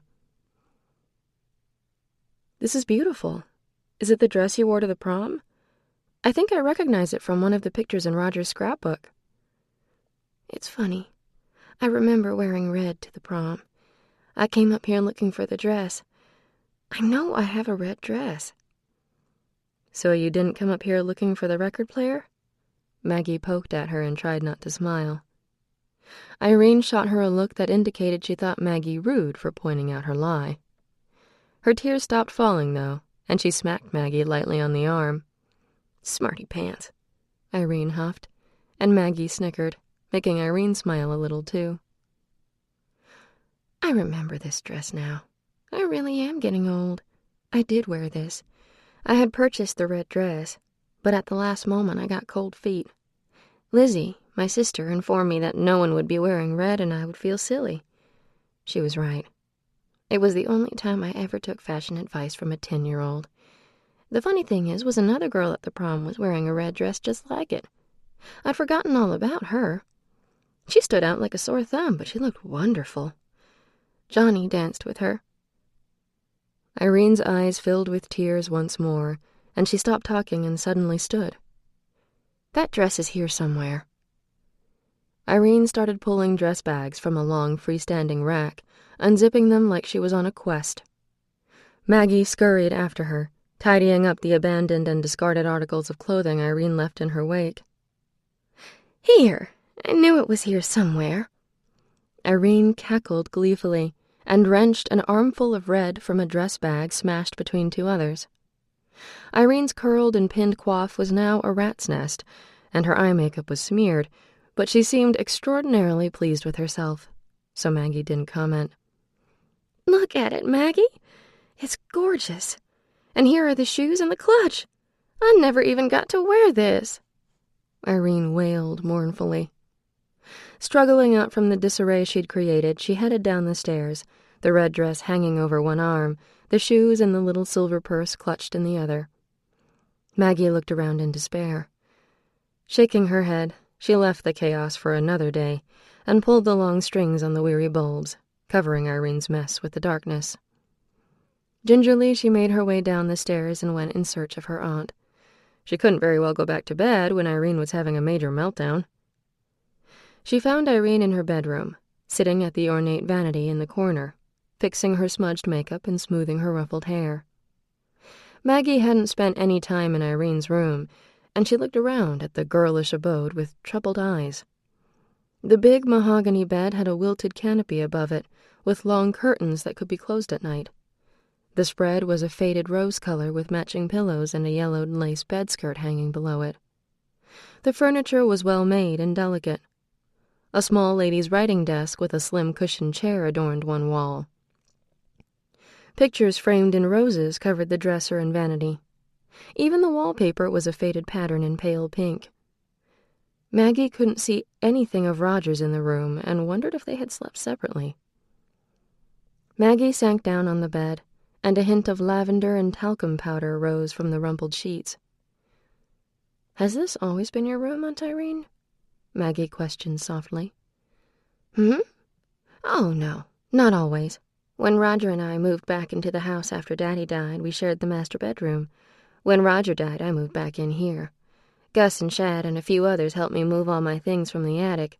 It looks almost like it did when I was a girl. I love it. It makes me feel young again." Maggie watched her aunt for a minute more. Irene repinned some loose hairs and pouted her nose. Then she stood and reached for the red dress that was laying in a heap on the thick beige carpet. "Auntie, why are you doing this?" Irene froze, halfway through trying to unzip herself from the peach formal to don the red. Her hands fell back to her sides, and she looked at Maggie with sorrow-filled eyes. "Is it because you saw Johnny today?" Maggie continued gently. "He told me he came here because it was one of the only places that still looked the same." Irene crumpled weakly onto the vanity bench, her shoulders bowed in dejection. After a moment, she nodded her head in surrender. "When I saw him, I forgot for a moment that I no longer looked the way he does. He hasn't aged a day. I was frightened because none of it makes any sense. It wasn't until he had gone, and I'd stopped shaking, that I came into the house and caught sight of myself in the entrance hall mirror. For a moment, I didn't recognize myself, Maggie. My reflection was that of an old woman, and I realized, maybe for the first time, that my life is over. I won't fall in love again. A man won't look at me with passion in his eyes. I won't ever be kissed the way a woman wants to be kissed, ever again. I am an old woman. But I don't feel old inside. Inside, I am still beautiful and young. I'm still the girl who wanted to wear this dress but lost courage at the last second." Maggie slid off the bed and knelt at Irene's feet. Sadness made her heart heavy and her head drooped in Irene's lap. Why was it that human beings constantly grieved for what they couldn't have? She was no exception. She lifted her head and tried to smile. "Let me help you put on the red dress. You should get to wear it at least once." Irene smoothed Maggie's hair and gazed down into her face, a face that reminded her so much of herself many years ago. She shook her head slowly. "No, I don't think I want to see myself in it after all. I'd much rather see how you look in it, Maggie. It will do my heart good to remind myself that once upon a time I was as young and beautiful as you are now. Come on, let's have a look." Maggie reluctantly stood and, dropping her pajamas, stepped out of them and pulled the red dress over her head and down her body. She smoothed the thin straps onto her shoulders, and Irene zipped the back in one swift pull. Maggie spun, and seeing her reflection in the vanity mirror, smiled with pleasure. She had always been a little uncomfortable in red, as if it drew the kind of attention she'd rather not have. But she should wear it more often. Her skin glowed against the vivid hue, and her eyes were lit up like Christmas lights. Her hair was rumpled from sleeping, so she reached for a brush on Irene's vanity and brushed her hair to the side. She had gone to bed with it damp, and it had dried in heavy waves, giving her an old pin-up girl look. "Take off your glasses," Irene demanded. "Let me do your eyes. You know they say a girl can never wear too much blue eyeshadow." "No, Aunt Irene," Maggie objected, pulling away. "I'm teasing. Wrong decade, Maggie." Irene chortled at her own joke and proceeded with a surprisingly light hand to line and shadow Maggie's eyes. Stepping back, she clucked over her handiwork. Then she reached for a tube of red lipstick and demanded that Maggie pucker up. "Now, you take your lipstick and put it in your little purse. See? Right here." Irene produced the little sparkly silver purse she had discovered in the attic. She unhooked the clasp with a snap and dropped the little gold-plated lipstick tube in the bag. "It's the perfect size. Look, you could even fit your glasses inside." Irene demonstrated the convenience of the little clutch. Then, clicking it shut, she handed it to Maggie. "You are now ready for the dance. Now let's see you twirl." Maggie stood, and stepping into the matching shoes, she twirled for Irene. She immediately found herself giggling with delight. Girls never outgrew playing dress-up. Irene clapped and giggled right along with her. "The hair is different than mine would have been. It wasn't really in fashion to wear it long, but you and I definitely could have passed for sisters." Irene began to hum, and extending her arms to Maggie, began spinning her around the bedroom in a dizzying dance to her off-key tune. Around and around they went, until Irene got quite breathless and collapsed onto her bed, her dress poofing out around her, revealing her skinny legs and old lady knees. Maggie curled up beside her and stared at the high ceiling as she waited for Irene to catch her breath. "We girls danced together all the time when I was young," Irene sighed. "You do it nowadays and people call you mean names, but we would jive and jitterbug and swing together all the time. The fancy dresses kind of get in the way, though." Irene giggled again, and at that moment she sounded very much like a 17-year-old girl. "You should have worn this dress, Auntie," Maggie murmured. "The peach is beautiful, but maybe the red would have forced you out of your shell." "Oh, Maggie, I was never in a shell. It was more like a self-imposed cell. I don't think anything could have altered the path I was on, not even a bright red dress. I think back on those days. What if I hadn't married Roger? What if I'd gone to New York and studied fashion like I secretly dreamed? What if I'd gone to Paris for the summer after I graduated like my daddy promised me I could? I look back and think what an absolute ninny I was." "Why didn't you do those things?" "I didn't understand that the choices we make stay with us forever, Maggie. My daddy always spoiled me. He gave me everything I wanted. But most of all, he adored me. I took it for granted. I just thought everyone would treat me that way. I didn't know how precious his love was. Then Roger came along and he was rude to me, made me cry, treated me quite badly. We called it playing hard to get.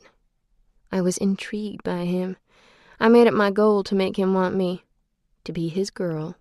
It was a game to me. It wasn't until after we were married that I realized that Roger would never adore me.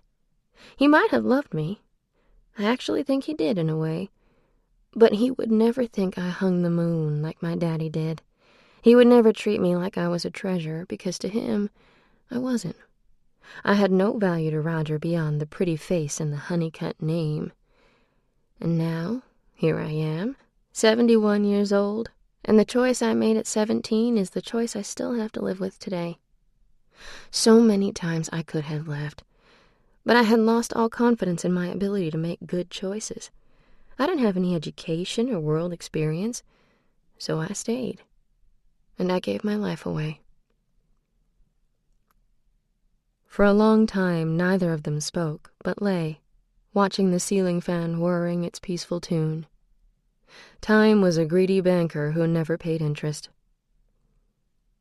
"Johnny feels like this life was taken away," Maggie whispered, slipping her hand into Irene's. "I know it's not the same, but he has his whole life in front of him and doesn't want it.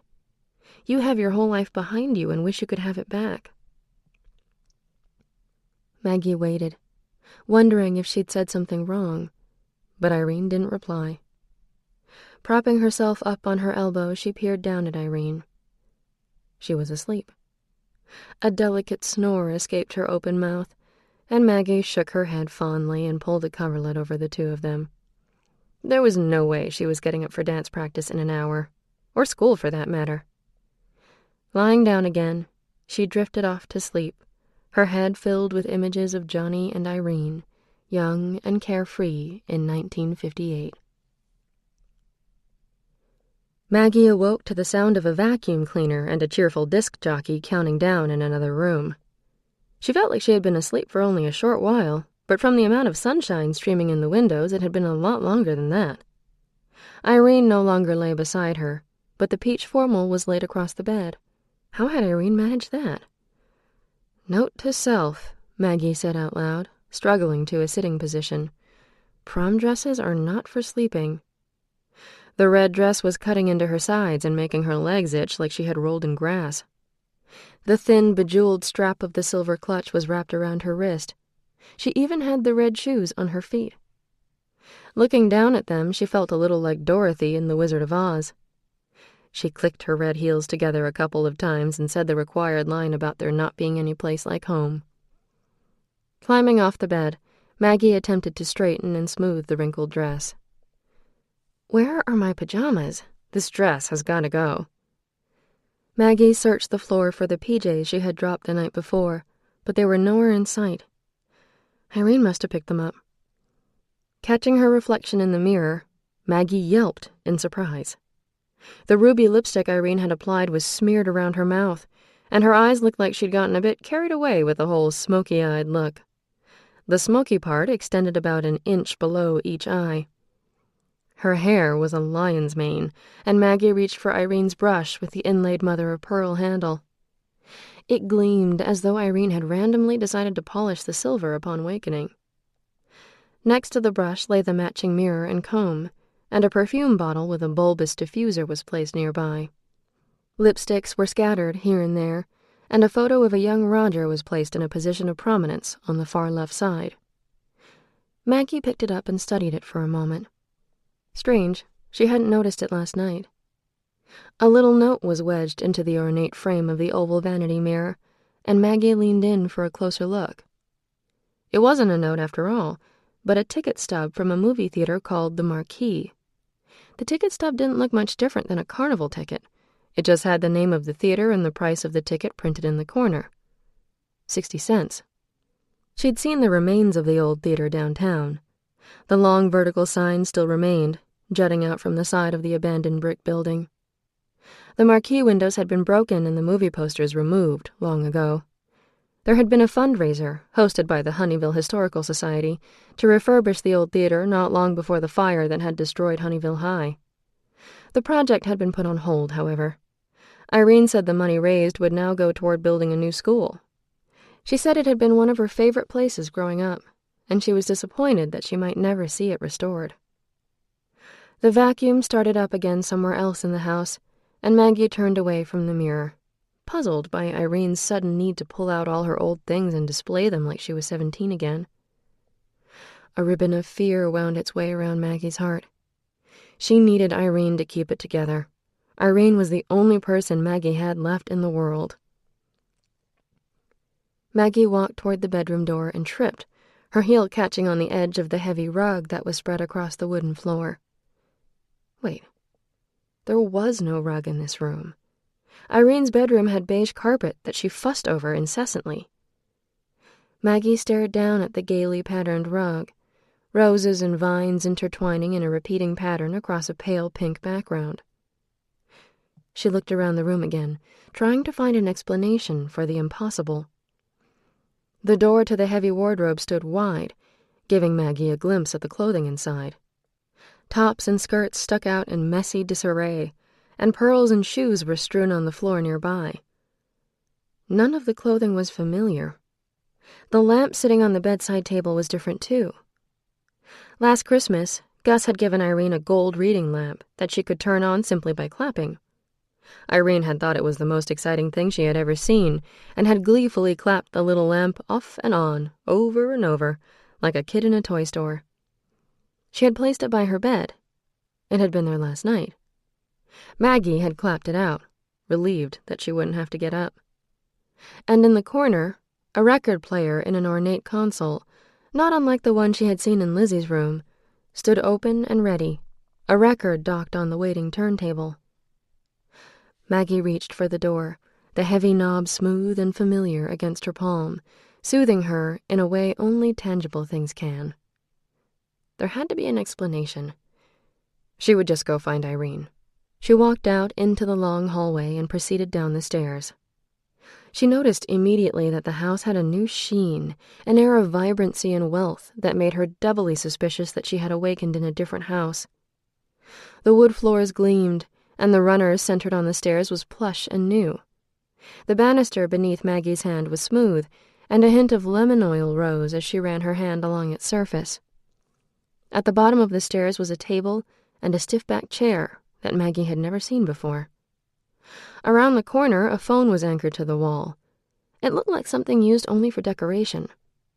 The rotary dial protruded above the rectangular brass box, and the earpiece, at the end of a long cord, was attached to the left side. Maggie touched it gingerly. It rang suddenly, a shrill clanging in the quiet hallway, and Maggie sputtered and screamed, jumping a foot in the air. Footsteps started down the stairs. Maggie looked up to see sturdy shoes, nyloned legs, and a full yellow dress covered with an apron. Not Irene. Maggie raced through the short corridor and into the kitchen. Her heart raced as she looked at the white cupboards, so familiar yet so wrong. The countertops were a cheerful red formica, the floor linoleum in a marbled pattern of red and beige. Not Irene's kitchen.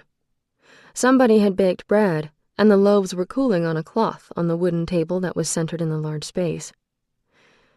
Maggie felt the way she had the time she had mistakenly walked into the men's bathroom at school.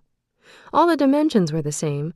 The corners, the mirrors, and the colors were identical, but the function and fixtures were all wrong. And everyone inside was a stranger.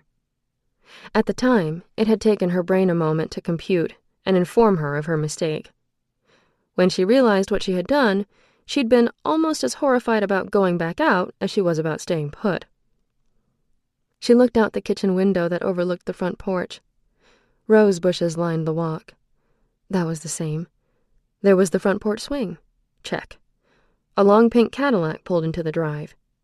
Irene was home. She would explain. Maggie watched as the car came to a jerky stop halfway between the house and the garage. 3 girls in skirts and blouses and cardigan sweaters in varying colors and similar styles piled out of Irene's car. They were laughing and chattering, and Maggie frowned in dismay. The girl with the dark hair and the familiar gait led the way up the front steps like she owned the place. They were coming inside. Maggie raced through the kitchen, praying the phone call that had summoned the strange woman had ended. The corridor was empty, and Maggie took the stairs 2 at a time, flying out of sight just as the front door swung inward, granting entry to the trio of teens that spilled inside. A door opened to her right, and a little girl of about 10 stuck her head out as Maggie reached the upper landing. "Lizzie?" Maggie cried. Chapter 10. A Time to Sew. The little girl's eyes widened in horror, and her jaw dropped in preparation to scream bloody murder. Maggie sprang forward, wrapping her arms around the little girl and dragging her back into the room beyond. She slammed the door with her rear end and sank to the floor. The little girl still clutched in her arms, her right hand clamped tightly against her mouth. "Please don't scream. I'm not going to hurt you. I don't know how I got here, but I will leave just as soon as I can figure out how to get home. Okay? Just please don't scream. I don't want them to call the police and throw me in jail. I promise I'm not a crazy woman. I've just misplaced my... My house. See, I just lost my sense of direction. Yeah, that's it. I've just gotten turned around. Maybe I was sleepwalking and came into your house." Maggie stopped. The little girl wasn't fighting anymore. Instead, she was gazing at Maggie with extreme interest. Her eyes had resumed normal size and had lost their horrified glaze. Maggie hesitantly removed her hand. When the girl made no attempt to alarm the house, Maggie dropped her arms and released her altogether. The girl sat up and folded her legs beneath her. Her soft brown hair was pulled back in a messy ponytail, and she wore a silky pair of pale green pajamas with cropped pants and short sleeves. They looked like something Doris Day would have worn, or maybe Carol Brady, although Maggie thought her decades may be a little off. Maggie wished she had a pair. The dress was really starting to chafe. "I remember you," the little girl whispered. "You're Maggie. You called me Lizzie. You remember me too, right?" Maggie almost moaned out loud. It was all too much. Instead, she nodded her head. "Yes, I remember you. How's Jamie?" Lizzie's one eyebrow rose, and her nostril slightly flared. "My bear?" she said incredulously. Stupid question, apparently. "Lizzie, will you pinch me, please? Really, really hard?" The little girl looked pleased by Maggie's request, the way little girls are when given a chance to get even. She reached forward and, grabbing a small section of skin, pinched Maggie's arm enthusiastically. "Ouch!" Maggie gasped, slapping her hand away. "Okay, yep, definitely not asleep." "Last time I could see through you," Lizzie cried and pinched her again. When Maggie swiped at her, she froze, listening. "Irene's coming," she hissed, her eyes widening like before. "Why in the world are you wearing her dress? She's gonna go ape." Maggie scrambled off the floor, smoothing the dress and trying to come up with a plausible explanation. The truth was, Irene said she could wear it. Somehow, she didn't think that would fly. "Stay here. I will take care of this." Lizzie poked her head out the door, waving Maggie out of the line of sight. Maggie hugged the wall behind the door and watched through the crack that was created when Lizzie opened it a little wider. "Hi, Shirley. Hi, Kathy," Lizzie chirped in her best annoying little sister voice. "Are you guys gonna try on your dresses? Can I watch?" "Hi, Lizzie," one of the girls replied cheerfully. The other reached out and smoothed her hair. "Are you feeling better? Irene said you've been sick." "I'm fine. Nana says I can't miss any more school, though. I milked that sore throat for all it was worth." The two girls looked at each other and laughed at Lizzie's blunt admission. Irene's friends were both pretty, and though one was dark and the other a redhead, there was a resemblance in their smiles and in the tone of their laughter that had Maggie guessing they were sisters. "Lizzie?" Irene came out of her room and into the hallway, a perturbed frown on her face. Maggie stared in amazement. Aunt Irene at 17 was very lovely indeed. She was slim and stylish, and her eyes were a soft blue, her skin a pearly white, and her brown hair perfectly flipped and held back by a thick white headband. Irene's tearful countenance filled her memory. "I am an old woman, but I don't feel old inside." "Lizzie?" Irene had stopped in front of Lizzie's door, her arms folded, her hip popped to one side. "When I left today, both of my dresses were laid out on my bed. Now the red one is gone, and it looks as if someone has been bouncing on my bed." She tipped her chin to the side and raised her brows at her little sister. Lizzie pursed her lips and thought for a moment. Maggie held her breath and hoped her grandmother knew how to tell a convincing story. "Oh, that. I think Nana said something about the red dress needing to be pressed or aired out. She said it smelled like armpit sweat, or something." The three teens gasped, and the girl named Shirley covered her mouth, trying hard not to laugh. Irene growled deep in her throat. "Lizzie!" "Oh, come on, Irene," Lizzie said, mimicking Irene's stance. "You know you aren't going to wear the red dress. You'll feel silly in it. Kathy and Shirley are both wearing pastels, right?" Kathy bobbed her head in agreement and added that she was wearing mint and Shirley was wearing blush. Maggie almost snorted and pinched her nose to keep the giggle from escaping.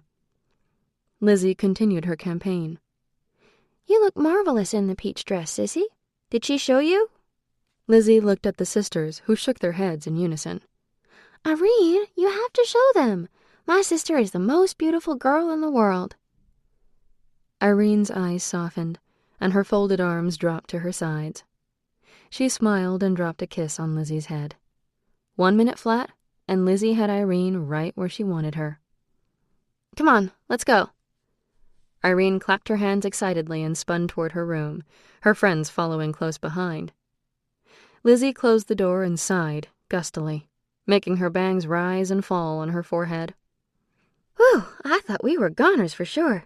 Stay here. I have to make sure she doesn't change her mind. Just in case, take off that dress.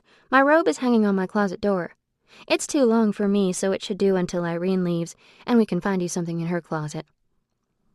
With that, Lizzie was gone, shutting her bedroom door firmly behind her. Without wasting a second, Maggie struggled out of the red dress and dropped it to the floor with a sigh. She had on a pair of pink bikini panties, and that was all. Somehow she had slipped through the layers of time and found herself with nothing more than a pair of undies and borrowed formal wear, and a lot of good that did her. The red shoes and the dress belonged to Irene, the young Irene. She shook the frightening thoughts from her head.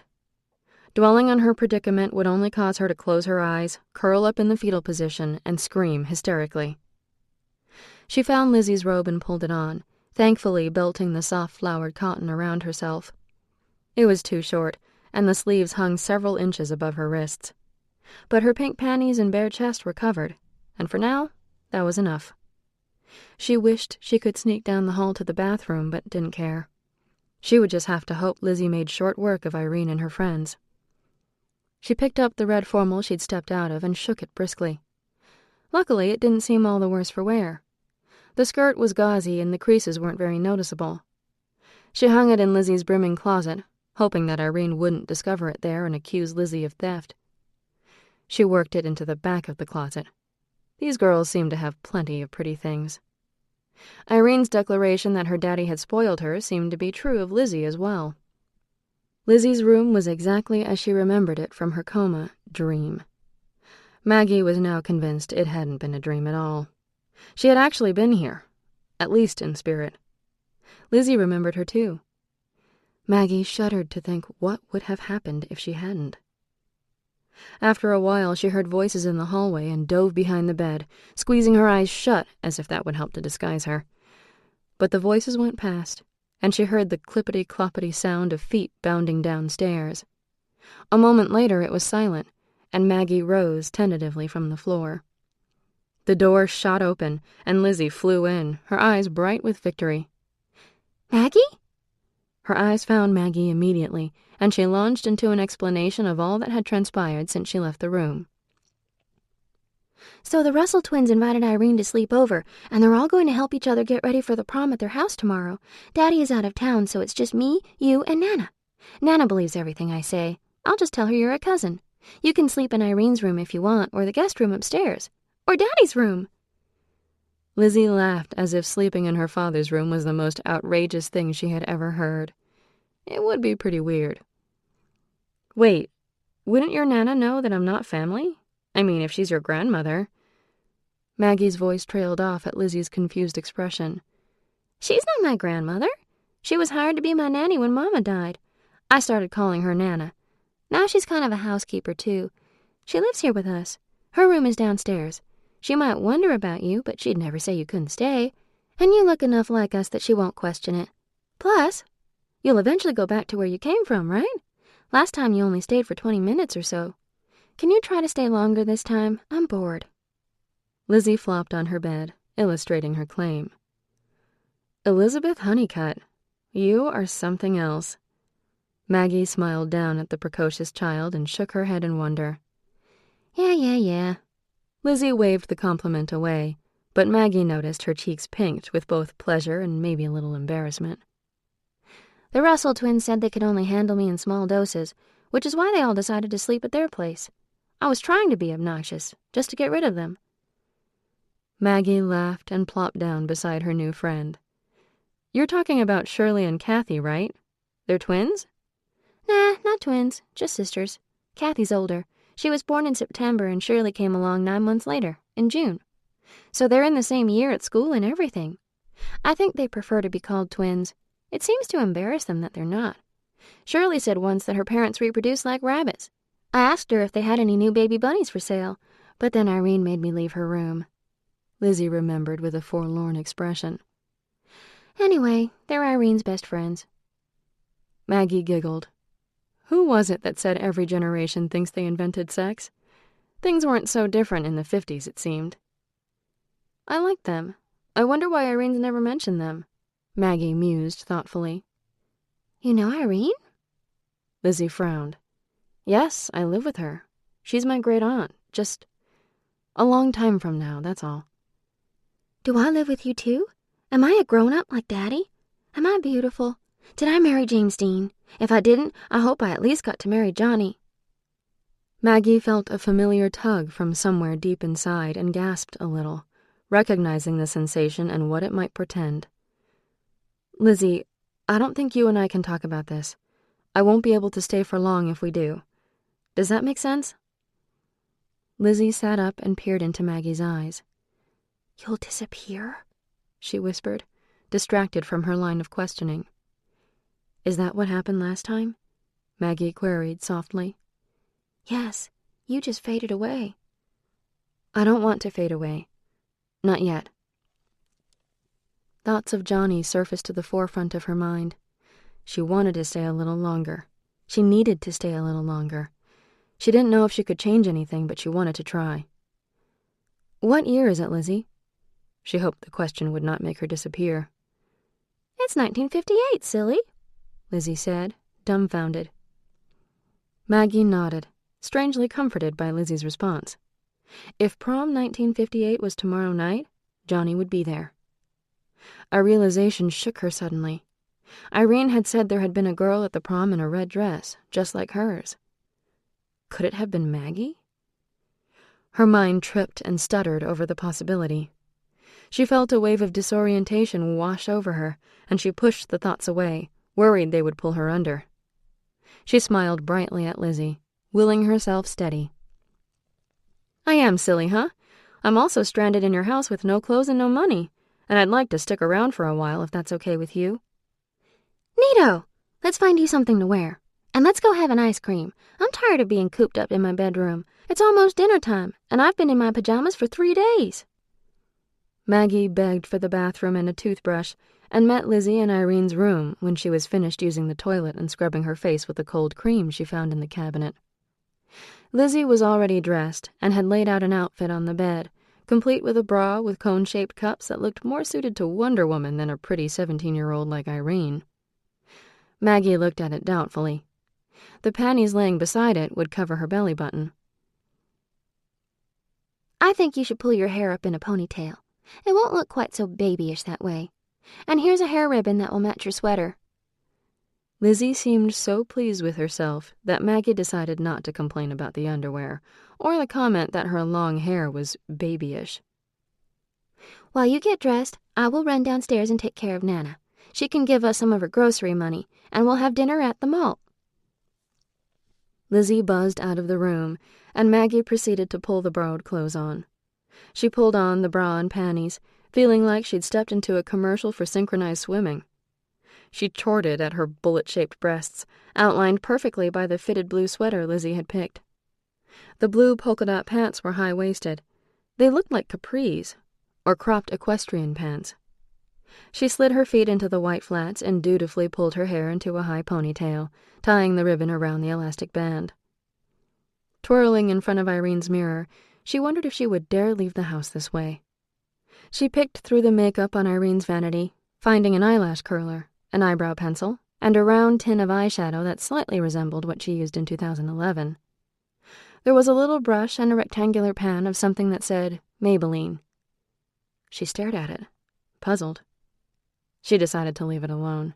Instead, she lined her eyes with the black eyeliner pencil and dabbed on a little shadow.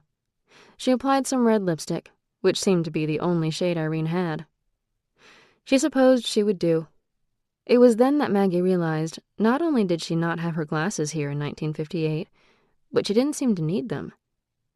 She spun around, focusing her eyes on every corner of the room, and then swinging back to her befuddled reflection in the mirror. Crystal clear. All of it.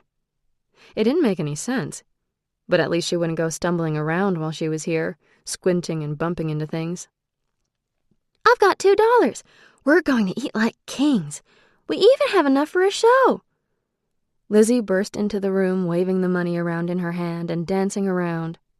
Nana gave it to me. She thinks I am meeting Eileen and Lucy. I decided not to tell her about you until tomorrow. Don't worry, I'll sneak you in tonight.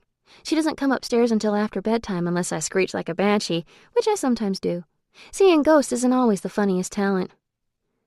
Lizzie slipped her hand into Maggie's and proceeded to pull her out the door and down the stairs, never even pausing for air. You can ride Irene's bike. She never rides it anymore, not since Daddy bought her a car. You do know how to ride a bike, don't you? Lizzie walked to the garage and opened the door, flipping on the light to brighten the interior. Within seconds, Maggie had assured Lizzie that she did indeed know how to ride a bike, and they were off down the street, heading downtown for supper in 1958. It was a good thing Lizzie was with her because although the general layout was the same and she recognized some of the houses, the spaces between the homes was larger, and much was missing from the landscape. Main Street was decidedly different. Although many of the buildings were the same, the businesses they housed had almost all changed.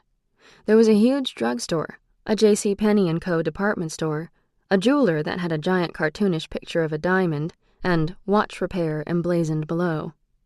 There was a barber shop with the twirly red and blue striped pole, and men in hats going in and out of the establishment.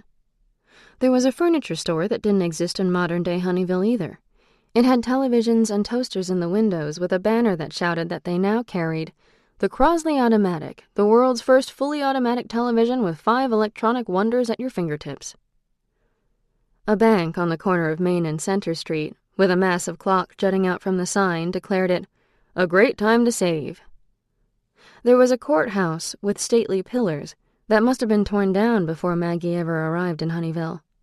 It sat next to Honeyville High, which looked old even in 1958. No wonder they were building a new one. Maggie wondered if she would have a chance to go see it, and if the construction was finished. It had just been completed in the summer of 1958, when Billy and Johnny fell from the balcony. Maggie pushed those thoughts away.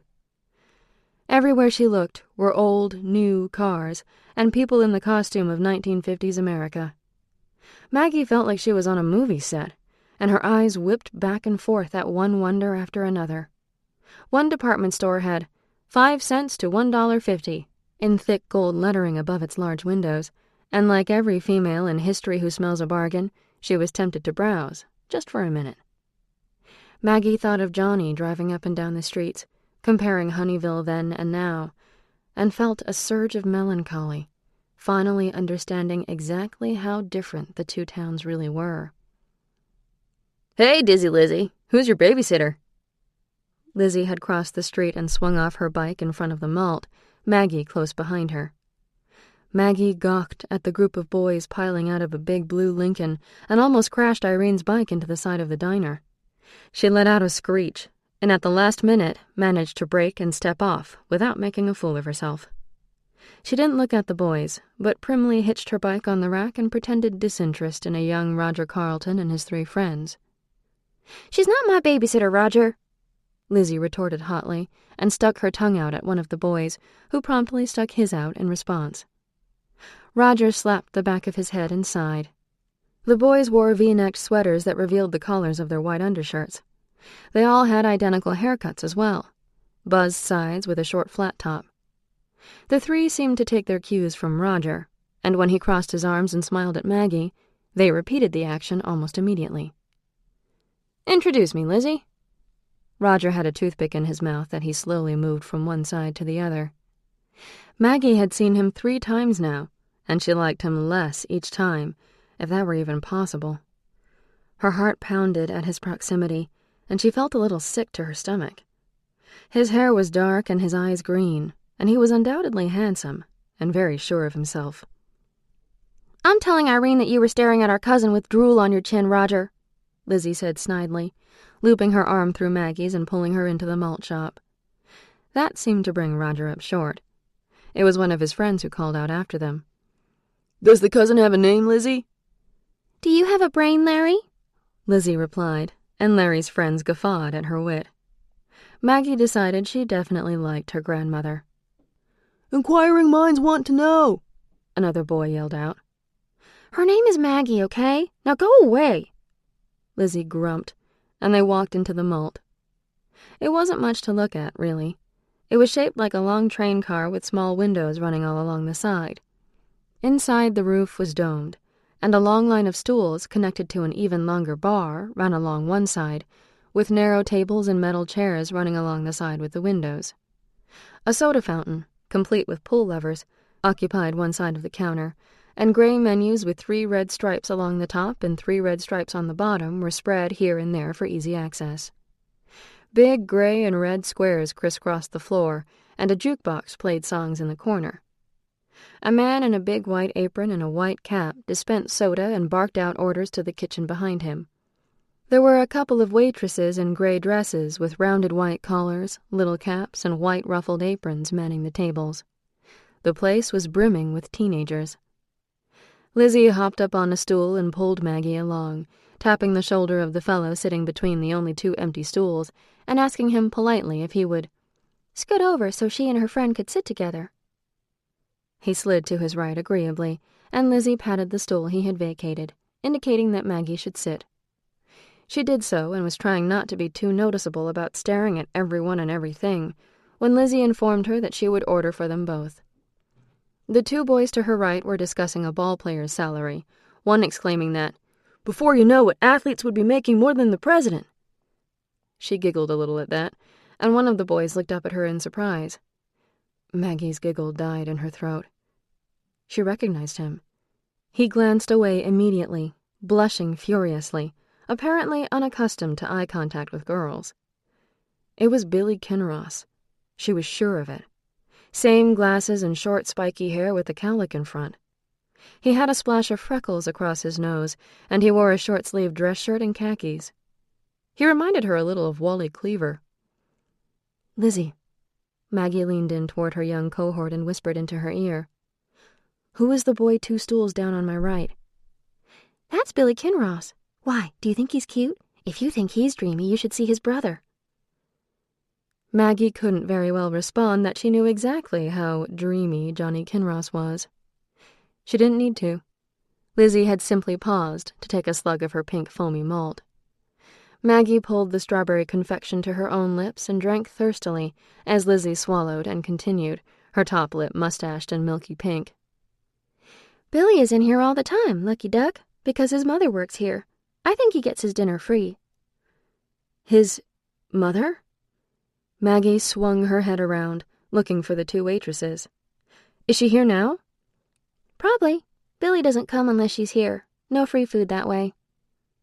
The man in the white cap and apron set baskets brimming with food and lined in red tissue paper in front of them. Maggie's stomach growled loudly, and Lizzie snickered into her hand. "Can I get you ladies anything else?" the man asked with a rosy-cheeked grin. Maggie thanked him politely as Lizzie dove in, and his attention was drawn almost immediately to something going on beyond them. Maggie swiveled in her seat to see what had narrowed his eyes and robbed him of his cheerful smile. Roger Carleton sat at a table with his 3 friends, but his hand was clamped firmly around a waitress's trim waist, and his other hand had captured one of her hands in his. The waitress was trying to extricate herself while still maintaining the facade that nothing was amiss, but her discomfort was obvious. Maggie didn't have to see her face now to know it had to be Dolly Kinross. She was a platinum blonde, and her hair was rolled and pinned in curls around her head. Maggie could only see her profile, but she could see how nicely the dress hugged her hips and how youthful her figure was. Roger Carleton seemed to have noticed as well. Funny, Maggie had been given the impression that he was angry with Dolly Kinross for having an affair with his father. Maybe that wasn't why he was angry at all. The man behind the counter called, "Dolly, order up!" although no order had been called from the window behind him. The woman freed herself and turned away from the boys. Roger watched her walk away, and his face held a strange expression. He caught Maggie staring at him, and his face smoothed immediately. He gave a little wave, and her heart gave a dread-filled twist. She turned away from him quickly. As she turned, she noticed the episode had not escaped Billy Kinross either. His cheeks were ruddy again, and his eyes were on the countertop, his hands fisted and white. Dolly Kinross slid behind the long counter and shot a grateful look at the man in the apron.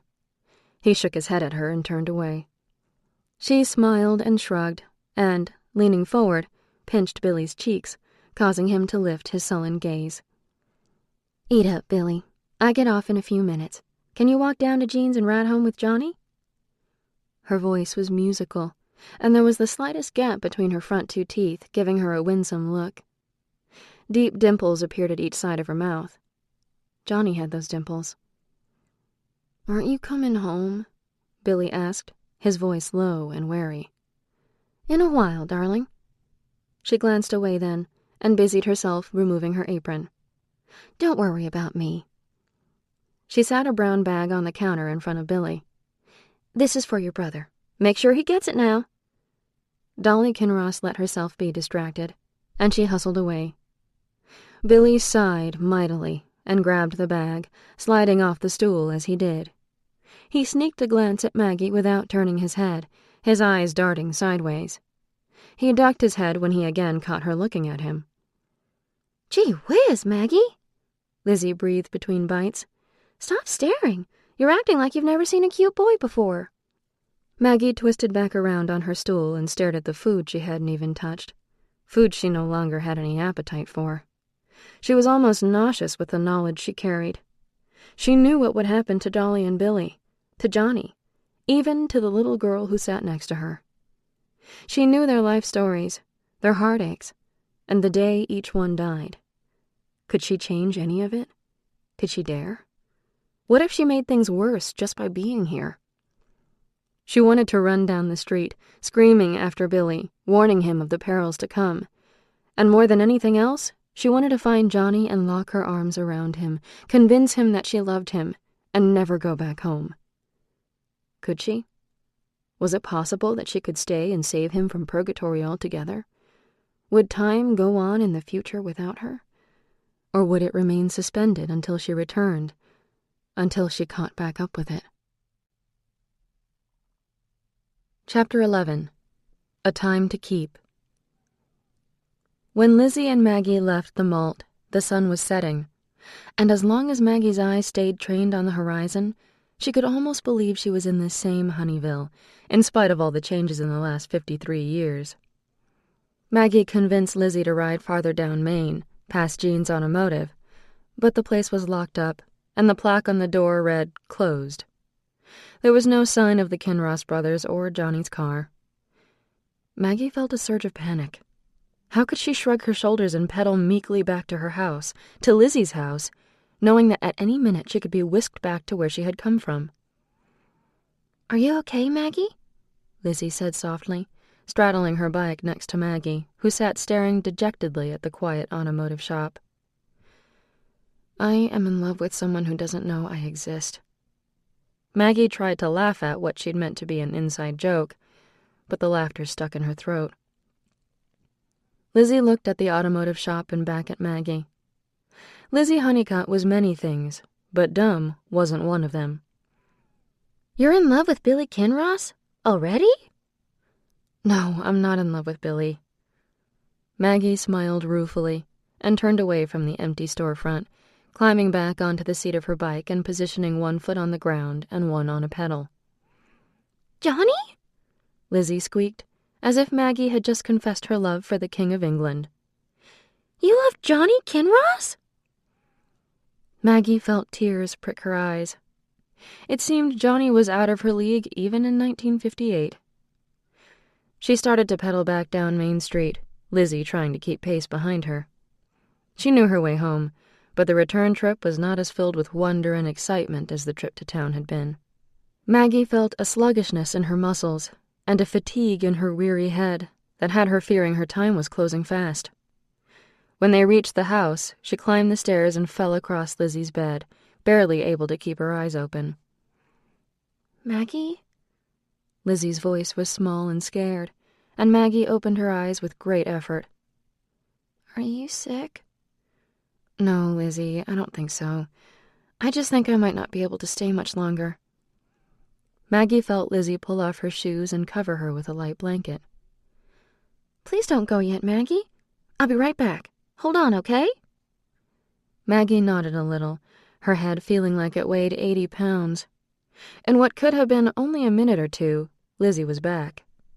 She crawled up beside Maggie on the bed and, snuggling close, tucked her hand inside Maggie's.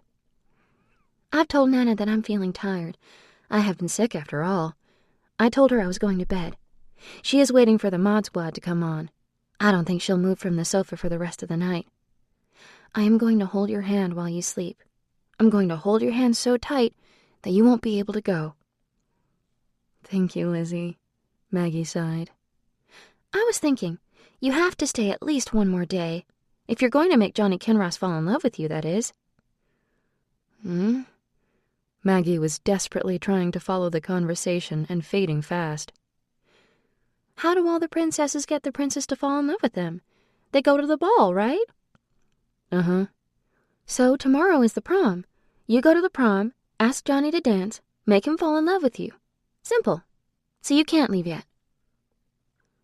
The problem was that when the clock struck 12, Maggie might not just turn back into Cinderella. She may disappear altogether. With glass slippers and coaches that became pumpkins dancing through her head, Maggie succumbed to a slumber that would rival the Sleeping Beauty. Lizzie, how did your mother die? Maggie looked at the girl beside her. I don't think Irene ever told me. Maggie had awakened in the night to discover that she had not turned back into Cinderella after all. Lizzie had been true to her word, and her hand was tucked into Maggie's, her other arm wrapped around her elbow. Lizzie had awakened almost immediately, and now they lay in the dark, talking quietly. She got sick.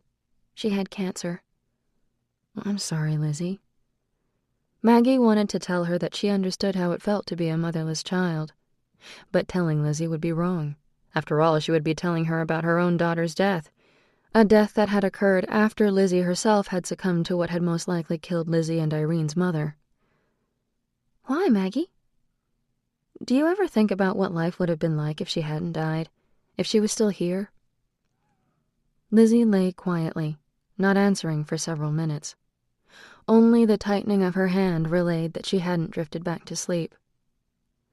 Maggie wondered if the topic was too much for the little girl, and cursed herself for letting her mind wander into the complexities of altering history, and then musing out loud. But when Lizzie finally spoke, her voice was troubled, but not full of grief. Maybe if Mama were here, she would tell Irene to stay away from Roger. Daddy doesn't ever say anything. He thinks Roger's swell. Maggie stiffened with the unexpected turn of the conversation. And you don't think he's swell? Maggie had never said the word swell in her life. No, Lizzie whispered. Maybe it was the dark room or the silence of the sleeping house, or even the distance she had traveled, but Maggie felt the hair rise on her neck and arms. When Lizzie didn't offer further explanation, Maggie asked the obvious, almost afraid to know the answer. Why, Lizzie? You know how he called me Dizzy Lizzie? Lizzie's voice was so hushed that Maggie shifted in the bed until her forehead rested against Lizzie's. Roger? Yes, he and his friends call me Dizzy Lizzie. I just assumed it was because it rhymed, just a silly nickname. Roger started calling me Dizzy Lizzie about 6 months ago, when I fainted at a party for Irene's birthday. Lizzie pressed her face into Maggie's shoulder, and her whisper was no longer audible. Lizzie, I can't hear you. It had been following Roger around all night. Who had been following Roger around? Maggie was only getting bits and pieces of the story at this point. Lizzie was pressed against her so tightly that Maggie feared she would fall off the bed if she moved an inch. It wasn't like other ghosts. It saw everything, watched everyone. but mostly it watched Roger. It stayed very close to him. I was afraid. I didn't want to say anything to Renee or Daddy because I didn't want to get in trouble. There was a ghost hanging around Roger? Now Maggie's voice had dropped to the barest whisper. It wasn't a ghost.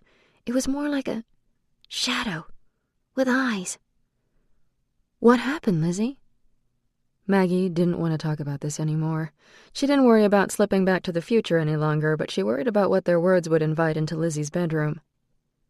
A room occupied by not one but two girls who shared a gift for seeing what others could not, and what others would rather not. I was so afraid I forgot to breathe. I fainted right into my dinner. Nana came and helped me clean up, but I was still dizzy and felt sick, so I stayed up in my room for the rest of the night. Maggie breathed out, slightly relieved that the story had ended rather anticlimactically. She had just started to relax when Lizzie spoke again. I think that shadow thing is inside Roger. Morning came, and with it the sunlight that cast the terrors of the night into a more manageable light. Lizzie hadn't wanted to talk any more about the shadow inside Roger. She had clammed up and pretended to fall asleep when Maggie tried to coax her to explain what she meant. Maggie had lain in the dark for a long time after that, afraid that she was stuck in a whirlwind of events that she could only be harmed by, and uncertain as to where to proceed if given the chance for one more day in Johnny's world. Lizzie had introduced her to Nana, claiming she was a cousin from McClintock, about 2 hours south, who had come to visit for the day while her mother spent time with a sick friend. Nana, who had the very unoriginal name of Mary Smith, said a polite hello but seemed very uninterested in Maggie or who she was, which was fortunate because she let the girls be. She was like an efficient shadow, cleaning and polishing, providing lunch and putting away laundry, never saying much, her neat self fitting into the neat corner the family had placed her in. She was unobtrusive to the point of being almost robotic, and Maggie wondered that Lizzie spent so much time in the company of someone who seemed so void of personality. It hadn't put a damper on Lizzie's personality, however. The girl was brimming with intelligence and life, and Maggie genuinely enjoyed being in her company. She had peppered Maggie with questions, and Maggie had tried her best to answer them, stopping altogether when she felt that strange tugging sensation inside that indicated she was nearing a line that should not or could not be broached. The fatigue that had so consumed her the night before had left her, and Maggie wondered if it wasn't some form of cosmic jet lag that had left her system reeling, rather than a signal she would soon be going home. With her returned energy, Maggie considered the idea of attending the prom after all. Johnny would be there, as would so many others she had heard him talk about. She had even seen pictures. She could do it, couldn't she? Johnny would be there with Peggy, who was being pursued hotly by Carter, leaving Johnny somewhat free for a chance encounter. She would have to go alone, but the more she thought about it, the more the idea appealed to her. She bathed in the pink-tiled bathroom with the perfectly square tub, brushing her teeth at the pink pedestal sink, with handles to turn the water off and on rather than knobs. This bathroom had been redone sometime in the last 50 years. The pink was long gone in 2011. She let her hair air dry, and then she and Lizzie rolled it into giant scratchy rollers with pink pins that stuck out every which way, making her look like a porcupine with pink quills. Lizzie thought they should go downtown and get her hair cut in the latest style, but Maggie declined. She was willing to go only so far to play the part of a 50s teenager. It was while they were rolling her hair in curlers that Lizzie made a horrifying discovery. "You have holes in your ears!" Lizzie cried, her voice equal parts awe and horror. "So?" Maggie raised her eyebrows, laughing at the shock on the little girl's face. "Nobody has their ears pierced. Irene told me only girls who aren't very nice pierce their ears." Maggie didn't know what to say. She stared at Lizzie for a moment, wondering if that were true of everyone in the 50s or just the Honeycutts. No one wears earrings?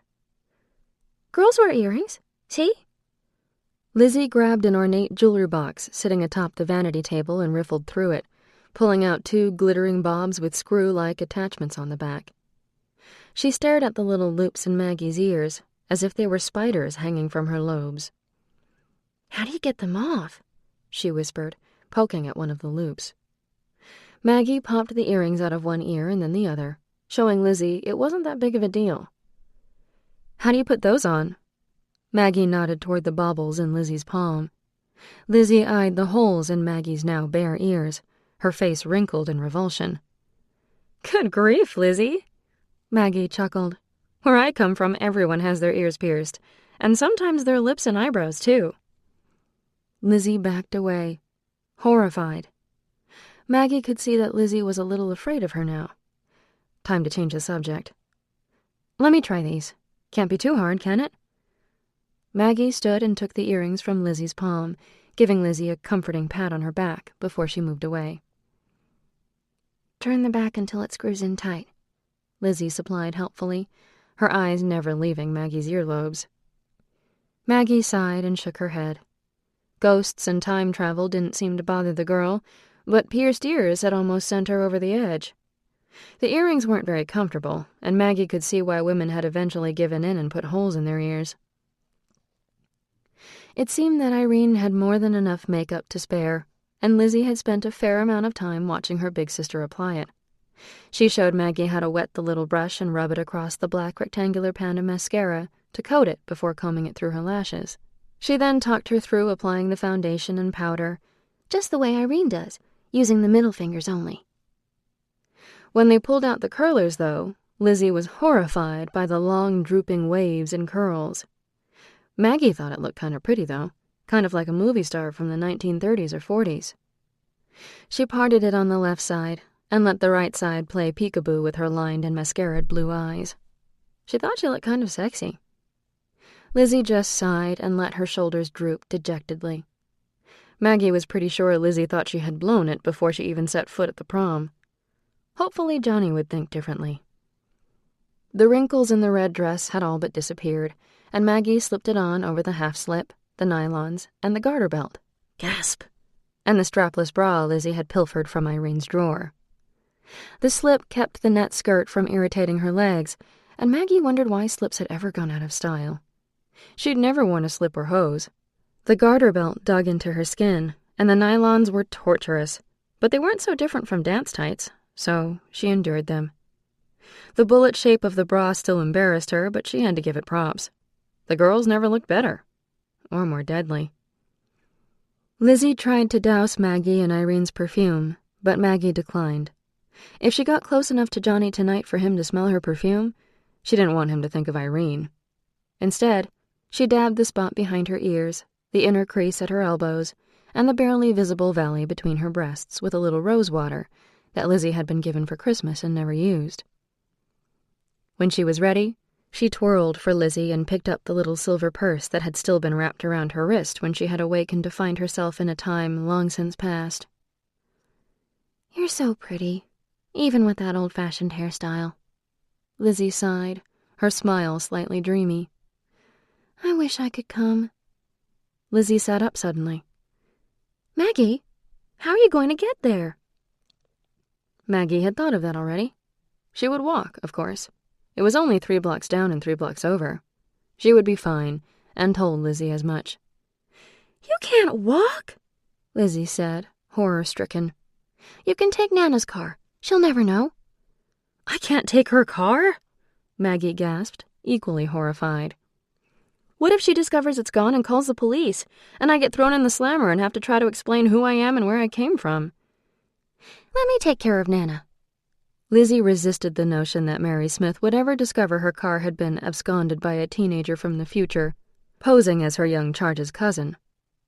"I will walk, Lizzie." "Maggie!" Lizzie got all watery-eyed and serious immediately. "You can't walk in the dark at night, completely alone." Maggie tried to brush Lizzie's worries aside. "See these red shoes? I'll just click my heels 3 times and wish myself home." She thought Lizzie would laugh, but Lizzie just shook her head soberly. "If you disappear, no one will ever know what happened to you. No one here will even know to look for you. And I will worry about you. Forever." Maggie had no response, and Lizzie knew she'd won. "I will get the keys and distract Nana. She always watches Perry Mason on Saturdays. I think she's in love with him. After that, it's Lawrence Welk. When Daddy's gone, she doesn't budge from the couch all night long. I'll go down and tell her your mother is coming to pick you up, and then I'll sit with her and whine about wanting to watch Dick Clark, and I'll make sure the television is plenty loud. Go out to the garage, start the car, and before you go, give a loud toot on the horn. I'll run and call up the stairs that your mother is here, and then talk for a moment like I'm saying goodbye. Then I will walk to the front door and open it. When I shut it, wait a few seconds and drive away. She'll be fast asleep when you get back, but there is a key under the rocking chair on the porch just in case I fall asleep too, all right? How old are you, Lizzie? Maggie had to laugh at the devious mind of her young maternal grandmother. She had a sneaking suspicion she had inherited it. She gave the girl a fierce hug and suddenly felt close to tears. Lizzie, I don't know when or if all of this will end. If I don't come back tonight, then you'll know why, okay? But I need to know what happens. I want to know if Johnny falls in love with you. Well, I guess you'll just have to ask Johnny. Maggie winked, and Lizzie huffed, folding her arms. I will, you know. Lizzie grinned impishly. Then she turned and ran out of the room. In seconds, she was back with the key to Nana's car. She threw herself at Maggie, hugging her around her waist, and then, without a word, ran down the stairs again. Maggie took a deep breath and descended the stairs just enough to hear what was going on below. Sure enough, Lizzie commenced whining, and Mary Smith commenced sighing. Then the volume on the television was turned up, and Maggie sneaked the rest of the way down the stairs and out of the house. She raced to the garage and found Nana's car parked in its stall. Very little had changed in the unattached building in 50 years. It even smelled the same. Maggie felt a sudden tugging, as if the smell of home had telegraphed a message to some far-off time and place and received an immediate response. Breathing through her mouth, she heaved the garage door upward, wincing as it refused to ascend quietly. She jumped behind the wheel and shoved the key into the ignition. Without turning on the lights, she backed out of the garage and halfway down the drive. Then she laid on the horn, causing her heart to bounce erratically, as if trying to escape its bony confines. She laid a hand across her chest, soothing it as she searched for the headlights. There they were. The beams hit the windows on the front of the house, and 20 seconds later the door swung open and then shut again almost immediately. Maggie counted slowly to 10, and then backed out of the drive. She didn't see the door open, and Mary Smith rush out into the front yard seconds after she pulled away. Chapter 12. A Time to Dance.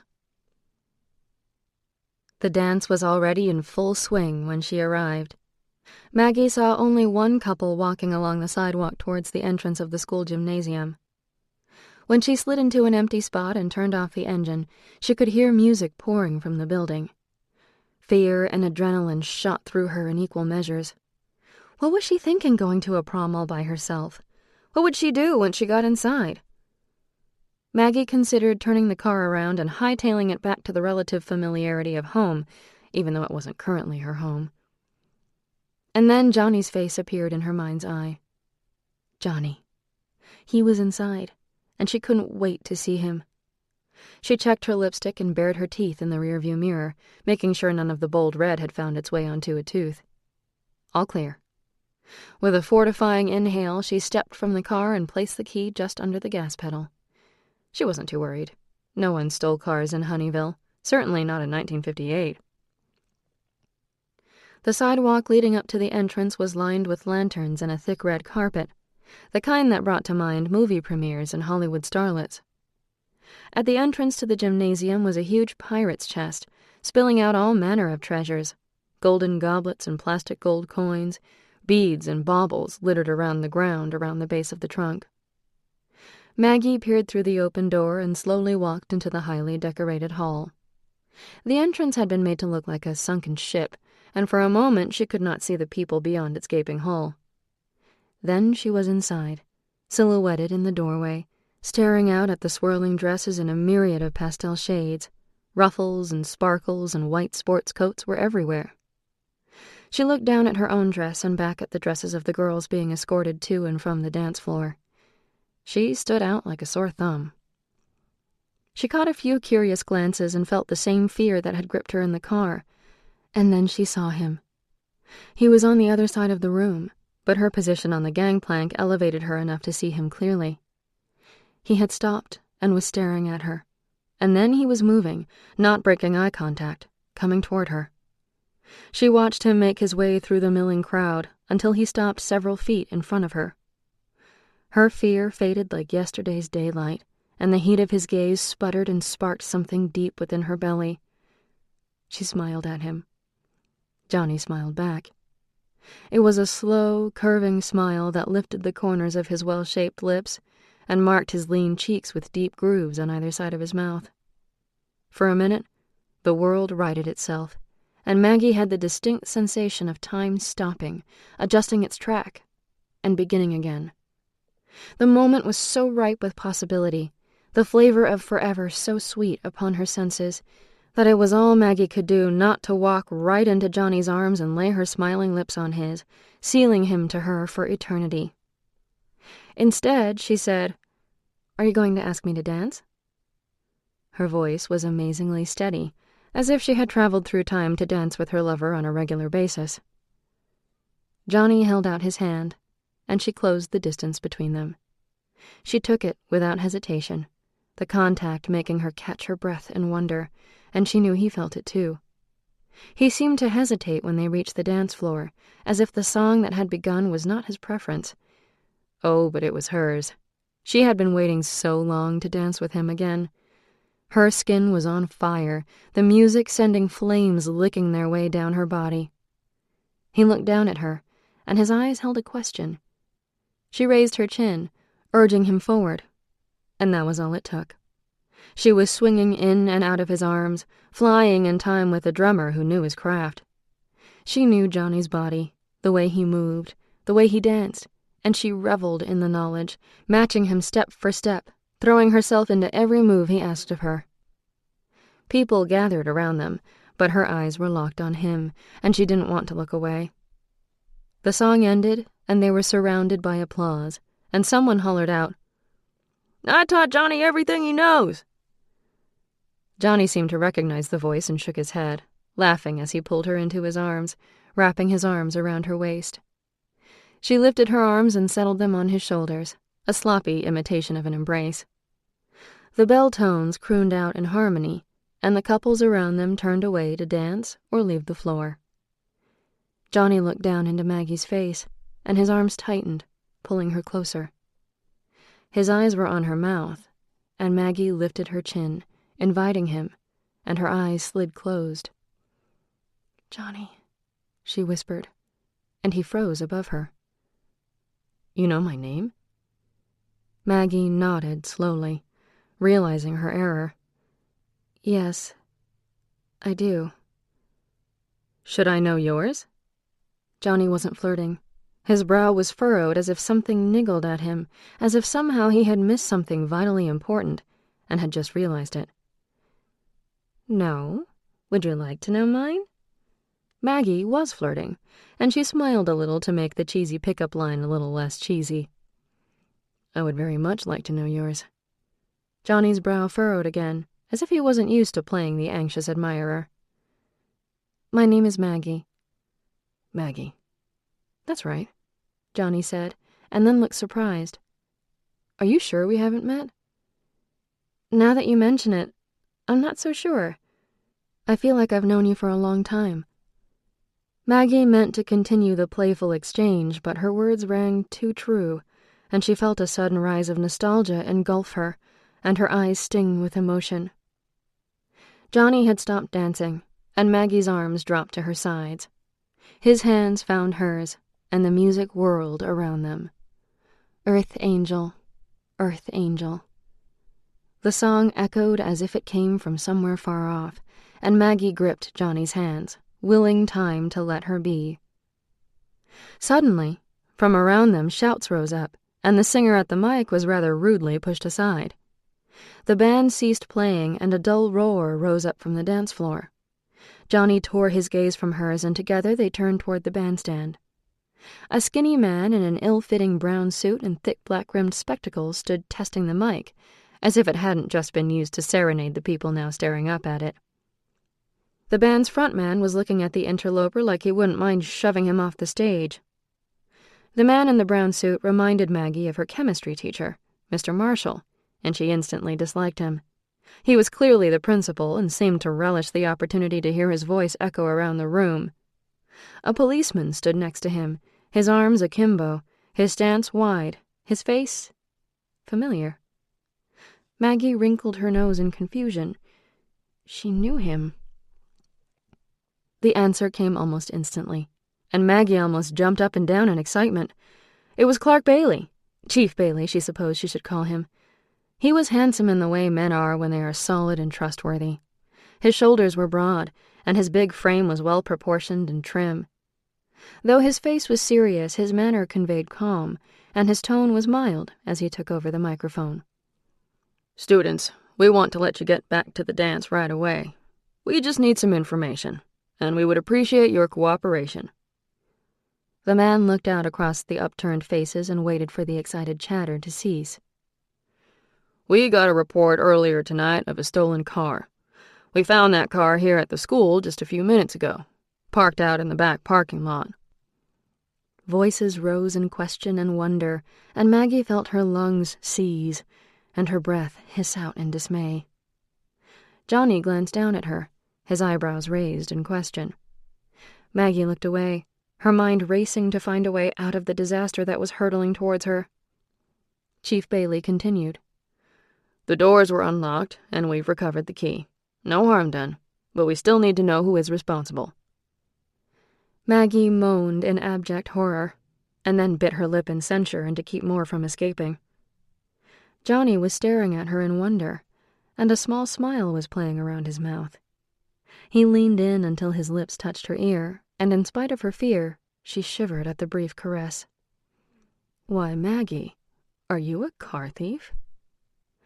Maggie shook her head adamantly, her blue eyes wide and beseeching. "It's not what you think," she mouthed, her voice so low only he could possibly hear. "Maybe there's a reward for the apprehension of the little thief," he mouthed back, one eyebrow quirked. Maggie's eyes widened even further. "Please help me get out of here, Johnny."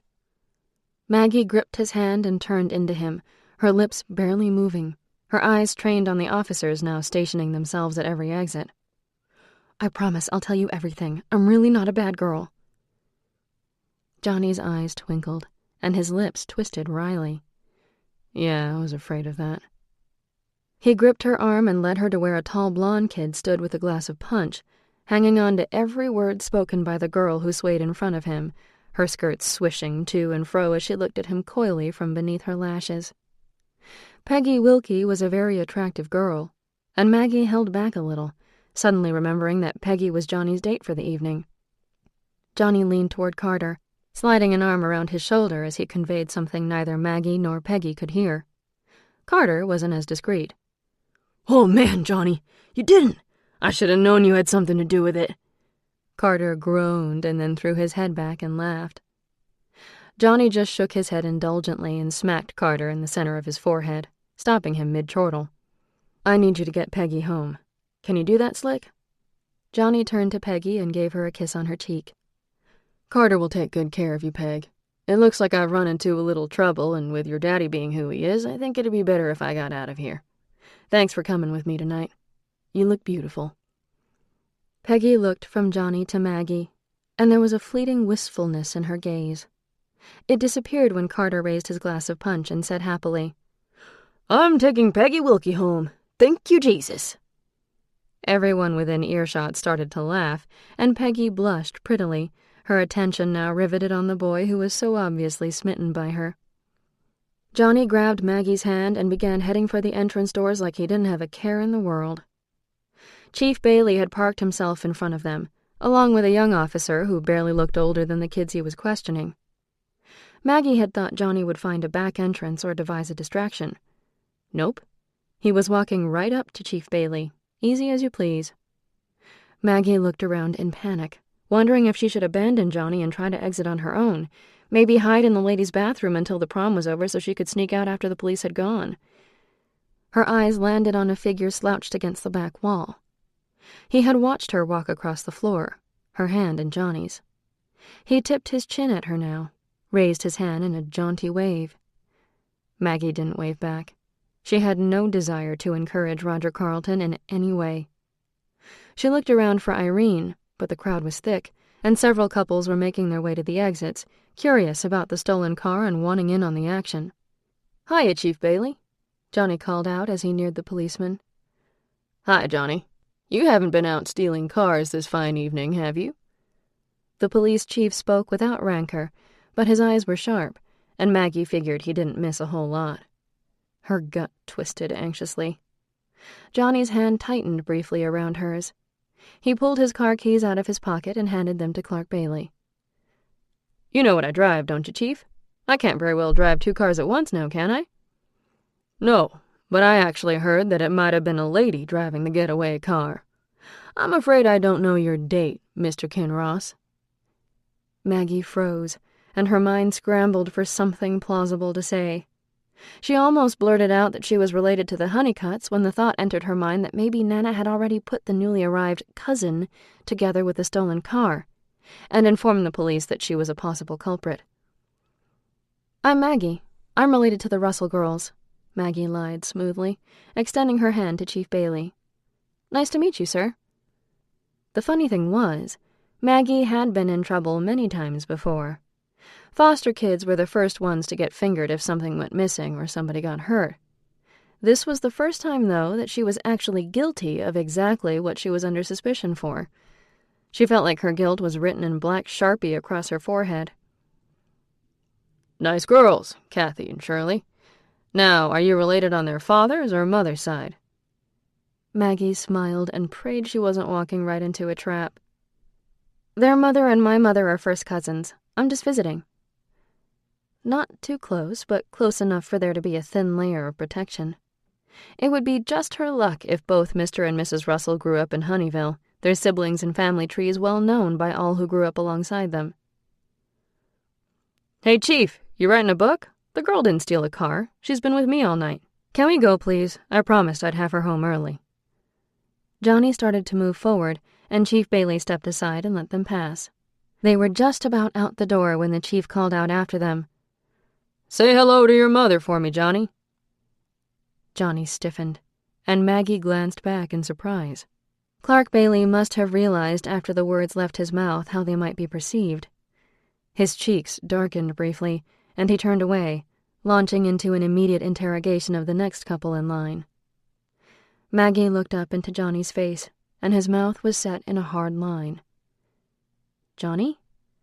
He glanced down at her. "I know it's none of my business, but trust me on this. Clark Bailey genuinely likes your mother, and he meant no disrespect." Johnny's eyebrows shot up, and he halted in his tracks. "Is that so?" "Yes, it is." Maggie struggled to find words and finally just sighed and said, "There are plenty of bad guys in the world. I just didn't want you misjudging one of the good guys." "Pretty tight with Chief Bailey, are you? He sure didn't seem to know who you are. Come to think of it, that good guy you defend so readily wouldn't hesitate to throw your pretty tail in jail if he knew you stole that." Johnny's voice faded off as he took note of the cop car, complete with flashing lights, parked beside Mary Smith's pilfered car. A police officer leaned against it, chewing his fingernails, clearly bored. "You stole an Edsel?" Johnny's voice was filled with incredulous mirth, and he covered his mouth as if trying to hold in a belly laugh. "A what?" Maggie was clueless. "If you're going to steal a car, baby, at least steal something classy. Shoot, the Edsel is the biggest damn waste of metal on the road. Mark my words. In a couple years, that car isn't going to be worth a damn dime." Johnny squeezed the bridge of his nose as if he were afraid he might start to howl and draw unwanted attention. "What?" Maggie was baffled. She'd never even heard of an Edsel. "I didn't steal it to make a buck, silly," she hissed at him and whacked him with her little silver purse. She looked back at the car and at Johnny, who was still shaking his head and laughing, albeit silently. She couldn't help but smile at his enjoyment of the situation. Her smile quickly faded, however, as the gravity of the situation started to sink in. She couldn't go back to Lizzie's house. Surely the police would return the car, which solved that problem. But Lizzie was going to be frantic, and Maggie had no place to go. Maggie walked several steps and sank down on the curb, her legs suddenly too weak to stand. Hey, Maggie. I'm sorry, doll. Don't feel bad. I'm sure you'll make a better choice on your next heist. Johnny sank down next to her. Hey, I'm teasing. He tipped her chin up with a long finger. Are you okay? Maggie felt the sudden urge to cry and looked away. I don't have anywhere to go, and I don't know what to do. I have no money. I don't have a set of wheels. Even an Ethel? Edsel. Right, even an Edsel is better than nothing. I see. Johnny was quiet for a moment, and then he looked at her, and his eyes were soft and his voice gentle. Well, first things first, let's grab something to eat. The malt stays open late on prom night. We'll beat the rush. Then we'll find somewhere nice and quiet to have our picnic, and you'll tell me your whole story. And then we'll figure out what to do next. Maggie gave him a wobbly smile and a small nod of her head. Sounds like a plan. Thank you, Johnny. He stood, brushing off the black trousers he wore with his white sports coat.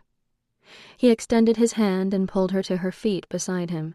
He didn't release her hand, but kept it enveloped in his as he made his way to his car. He opened her door and waited until she was settled before he ran to his own, and without a backwards glance at the police car or the beleaguered Edsel, he spun out of the school parking lot and headed to the malt. Chapter 13. A Time to Embrace. She's going to be worried about me, Maggie murmured to herself. Who? Lizzie, Honeycutt. The car back there? It's their housekeeper's car. Lizzie and I thought she would never notice it was gone. I was going to bring it back, really. You stole the Honeycutt's housekeeper's car? Oh, this is rich. Johnny sighed, a smile playing around his lips. He swung into the malt's parking lot. Maybe you should stay in the car, Bonnie. We don't want any witnesses. Johnny stepped out of the car, shutting the door firmly behind him. Maggie decided to stay put. He was back about 10 minutes later, a brown bag of food in one hand and 2 glass bottles of Coke in the other. A car pulled up beside them in front of the diner. For a brief moment, Irene Honeycutt's pale face was illuminated in the light pouring out of the malt's windows. Irene looked right at Maggie, and Maggie stared back, transfixed. Then Roger opened his door and stepped out, obscuring Maggie's view, and Johnny backed out of the space and headed out of the lot. Maggie quickly rolled the window down, calling for Johnny to stop. Irene! Irene Honeycutt! Maggie called. Irene stopped, confused, and looked around in surprise. Hold on, please, Maggie implored Johnny. Maggie!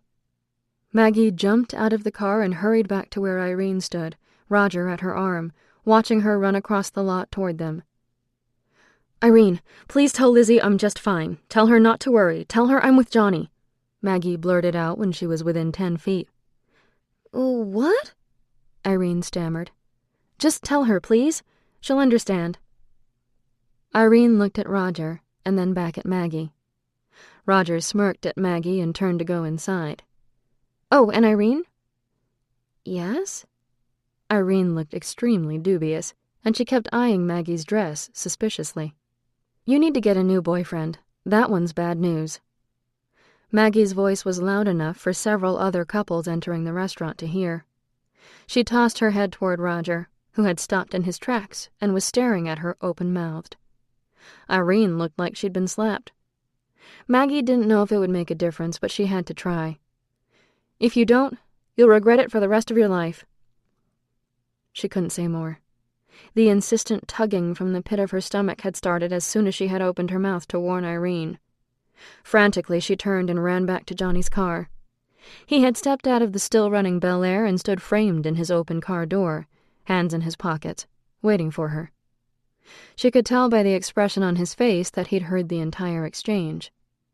She hustled to the passenger side and got in as he slid back in beside her. "Will you hold my hand for a minute? Please?" Maggie gasped. The pull had grown stronger. She was paying for her interference. No, she couldn't leave now. Johnny looked at her, his eyes serious and his head cocked to one side. Without a word, he stretched his hand out and she grasped it, clinging to it with both hands. It was big and calloused and warm. She focused on the ridges and grooves, the length of his fingers and the width of his palm. She rubbed slow circles into his skin with her thumbs, the back-and-forth motion soothing her and quieting the intense quickening within her. Johnny let her be for a few minutes, but then pulled on his hand, silently asking her to let go. She did so immediately, but felt the loss acutely, as if he were a lifeline in a raging storm. He tossed the food onto the seat behind them, and with one steady motion, leaned over and pulled her up tight against his side. Oh, the advantages of a bench seat. "I need my hand for a minute, but you hold on to me if you need to." His voice was gentle and without reproach, and Maggie thought, not for the first time, how unthreatened he seemed by her wild behavior. She had blown into his life less than an hour ago, and brought havoc in her wake. He hadn't even batted an eye. "Where are we going?" Maggie asked, burrowing into his side. She really didn't care. For the moment she felt safe and exactly where she belonged. "My favorite place to think and talk, or just to be left alone, is the reservoir. There are some big trees and a cool breeze comes up off the water. It's not too hot yet, but it will be in another month, and the place will be hopping. It should be quiet tonight, though." In Maggie's time, the reservoir had been closed to the public. Some tiny fish with a funny name had been discovered in the reservoir, and a wildlife organization had come in and claimed the guppy-like fish was at risk of extinction. The government had stepped in and made it a preserve. So now the only creatures to enjoy the reservoir were the four-legged kind, or the itty-bitty three-finned variety. Kind of sad, Maggie thought. The reservoir was man-made, but that hadn't mattered, apparently. As a result, she had never even seen the reservoir. "I heard a story about you, this car, and the reservoir. It was a pretty cool story." Johnny looked down at her in wonder. "You heard that story?" "I did," Maggie smiled. "Your reputation precedes you." "Boy, I hope not." Johnny grinned. "And here I know nothing about you. Well, other than you steal cars, you're beautiful, and you don't like Roger Carlton. Of course, I find all three of those attributes almost impossible to resist." It was Maggie's turn to laugh, and laugh she did. "Is that why you called me Bonnie back there? Like Bonnie and Clyde?" "Yes, ma'am. Bonnie was a beautiful woman, too. And she was also a famous thief. I'm not volunteering to be Clyde, though. Those two ended up getting shot to death in their vehicle, didn't they? I like my car too much to take that kind of a chance." "I don't think there would have been a Bonnie without a Clyde." Maggie flirted a little. "Oh, you don't, do you? Well, you might be right about that. Behind every bad man is a woman who can't resist him." Maggie didn't respond. There was a story in that comment, though his voice suggested he was kidding. Johnny drove the car up a long, bumpy incline that finally leveled out at the top. Slowing to a stop, he put the car in park. The moonlight spilled softly onto the surface of the lake, and Johnny cranked his window down, letting the night air brush their cheeks and fill the interior of the car. Maggie scooted over and out the passenger side, and Johnny pulled their food from the back seat. He popped the trunk, pulled out a scratchy army blanket, and spread it out on a relatively flat area several yards from the car. They made short work of the chicken, potato logs, and coleslaw. Maggie had thought she might not be able to eat, but the food actually steadied her, and the tugging eased and then ceased altogether as she ate her fill. Everything was delicious, and the Coke in a glass bottle was a treat. It tasted a little sharper than the Coca-Cola of 2011, but she liked the difference. Johnny finished before Maggie, and he removed his bow tie and pulled off his sports coat, setting it behind him on the blanket. He made short work of the cummerbund as well. Rolling up his sleeves and unbuttoning the top buttons of his white dress shirt, he lay back and sighed like he'd just been released from shackles and chains. Maggie wished she could unclip her nylons from the garter belt and roll them off, but thought it might create the wrong impression. She settled for slipping off her shoes and laying back beside him, a couple of feet between them, looking up into the firmament. "So what was that all about, the scene with Irene Honeycutt and Roger Carlton? I think you made an enemy out of Roger. Maybe out of both of them." "Irene is family. It's complicated." Maggie sighed, knowing that if she were going to stay beside Johnny under the moonlit sky, she would have to tread very carefully. Her little sister is afraid of him, which is always a warning sign. Kids and dogs, right? What do you mean? You know, when kids or dogs don't like someone, it's usually a pretty good indication of a person's trustworthiness. So you just decided to call him out and tell Irene he was no good based on that? It was the truth, Maggie declared vehemently, and dared him to deny it. Hell yes, it was, Johnny agreed, and laughed a little. Remind me not to get on your bad side, Bonnie. I don't know how long I'll be here. I had to speak up when I had the chance. Maggie defended herself lightly. So you're new in town, and you don't know how long you'll be here. How did you find yourself at the prom, without a date, in a stolen car? I had an amazing dress. Maggie stalled. Johnny just turned his head and looked at her, his face patient, waiting. Maggie decided to go all in. I went to the dance to find you. Johnny sat up slowly and looked down at her, laying with her hair spread around her, skin porcelain in the darkness. You better be careful, little girl. Johnny's voice was quiet, but his eyebrows were drawn together over his deep-set eyes that were colorless in the white light of the moon. You're all alone out here with someone you really don't know, saying some pretty serious things. You could give a boy the wrong idea. Maggie felt frustration well up inside her, and tears gather in her eyes. Gravity betrayed her, and several leaked out the corners and hurried straight down to pool in her ears. Johnny reached out and wiped one damp trail with the pad of his thumb. Don't cry. I didn't mean to scare you. Maggie just shook her head a little, and his hand fell away from her face, but he braced it next to her head and continued looking down at her. Have you ever been somewhere, doing something when all at once you swear you've done it all before? Everything feels like it's repeating itself all of a sudden? Maggie asked hesitantly. Like déjà vu? Johnny answered. That's what some people call it. My friend Gus told me that his grandma said déjà vu is actually time changing its mind. What do you mean? She described it as time making a shift from the way things were to the way things are. And sometimes we feel that shift, or briefly remember how things were. Before. Before what, Maggie? Johnny's voice was hushed, but he didn't sound frustrated or even confused. He was just listening. Before someone or something caused time to change. They gazed at each other for several heartbeats, until the crickets started up softly, and other night sounds wafted around them. Johnny seemed to be mulling over what she had said. Have you and I met before? He asked finally. Yes and no. Johnny waited again. If time is sequential, then tonight is the first time we've ever met. But if time is just one eternal circle, it's hard to know when before ends and after begins. Johnny stood up abruptly and walked down to the water's edge. He set his hands on his hips and stared out, facing away from her. He was silhouetted against the silver glass of the lake, youthful and strong, and still doomed by fate. Maggie knew she was talking in riddles, making absolutely no sense. Maggie slid her feet into her shoes and made her way across the rocky shore and down to the hard, packed sand, stepping gingerly in the red high heels to keep from twisting an ankle. She too stopped at the water's edge, just out of reach of the lapping tide.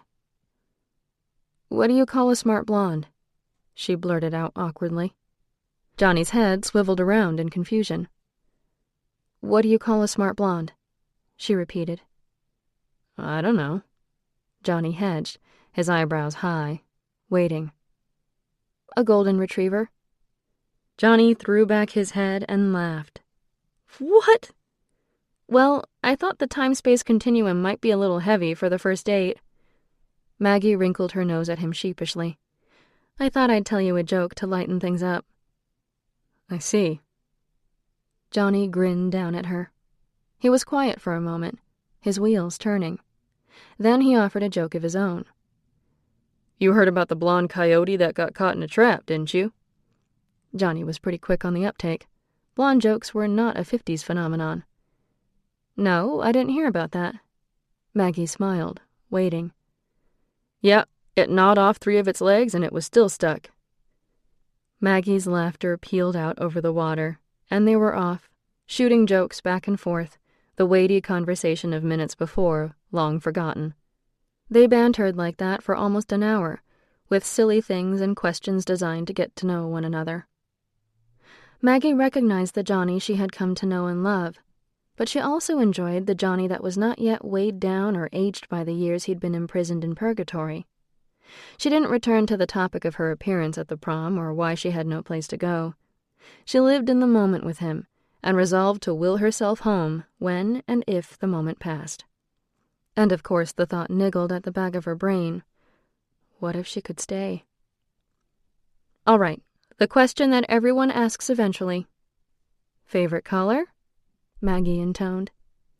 Pink, Johnny replied seriously, without pause. Really? Maggie had asked him this question before, or after. She shook her head, her mind swimming. In Purgatory, he told her his favorite color was white. He said white felt safe. Yep. Think about it. Everything that's pink is usually soft, pretty, and it tastes good. Johnny's voice was husky, and he drew his words out slowly. She knew he was flirting, that he had possibly used the line before, but it didn't matter. His words made her hot inside, and she wished for a second that she was the kind of girl who would take what she wanted and to hell with the consequences. But she wasn't. Life had taught her that consequences were ugly and painful, and seldom worth the pleasure they had been bartered for. It's your turn. Huh? Oh, yellow, she supplied. Yellow is happy. Put yellow and pink together and it makes peach. Soft, pretty, tastes really good, and makes you happy. Perfect. Then we're meant for each other. She sighed and batted her eyes, and Johnny laughed again. It was his turn for a question. He asked her for her favorite movie. He'd just seen Hitchcock's Vertigo and liked it. Maggie had no idea what to say, so she offered Rebel without a cause. Johnny groaned. All the girls say that. James Dean isn't really that good-looking, is he? I think he looks a little like you. Maggie grinned. Well then, I guess he is pretty irresistible. I guess so. Maggie snickered. Favorite song? Johnny liked too many to decide. Maggie scrambled to claim a favorite from his decade and blurted out, "Smoke Gets in Your Eyes." Johnny shook his head. I don't know that one. Kind of funny title. Sing a little for me, and maybe I'll recognize it. It's an oldie, but it's probably still the best love song I've ever heard. Maggie grimaced. She didn't know when that song actually came out. She shouldn't have said it was an oldie. She tried to change the subject. I can't sing it to you because I sing like a frog. I'm a dancer, not a singer. Johnny got a speculative look on his face, and without warning, he loped back up the hilly incline to the car. He started it up and flipped on the lights, and within seconds, Ray Charles was groaning out, "A fool for you," the gritty longing pouring out of the windows and touching her like a caress. Shutting the doors, Johnny walked back down the hill, and just like he'd done earlier in the evening, he held out a hand to Maggie. You only got to dance to 2 songs before the heat caught up to you. Johnny's lips turned up at the mention of heat. Would you like to dance? Maggie slid into his arms like she had never left, and he immediately spun her out again, and then pulled her close, locking her up tight against him. Maggie caught her breath. The song was sexy and sinuous, and Maggie closed her eyes and moved with him. Freed from the confines of a crowded gymnasium, neither of them seemed willing to maintain a respectful distance. But in spite of their proximity, the music was not an excuse to simply hold one another, and they danced, gliding around the hard-packed beach with the car lights creating a spotlight that blotted out the rest of the universe. One song led to another. In the still of the night, You Send Me, Stardust, and Mona Lisa echoed out across the glassy water. Maggie was grateful for the melancholy radio announcers spinning out love song after love song, mournful ballad after mournful ballad, giving them words when it was too soon to speak them. And here's to all the young lovers, wherever you are. So many people have sung this one. But I like the way Frank sings it best. Here's Where or When. The opening bars of a song Maggie had never heard before rang out and wrapped around them in silky persuasion. It seems we stood and talked like this before. We looked at each other in the same way then.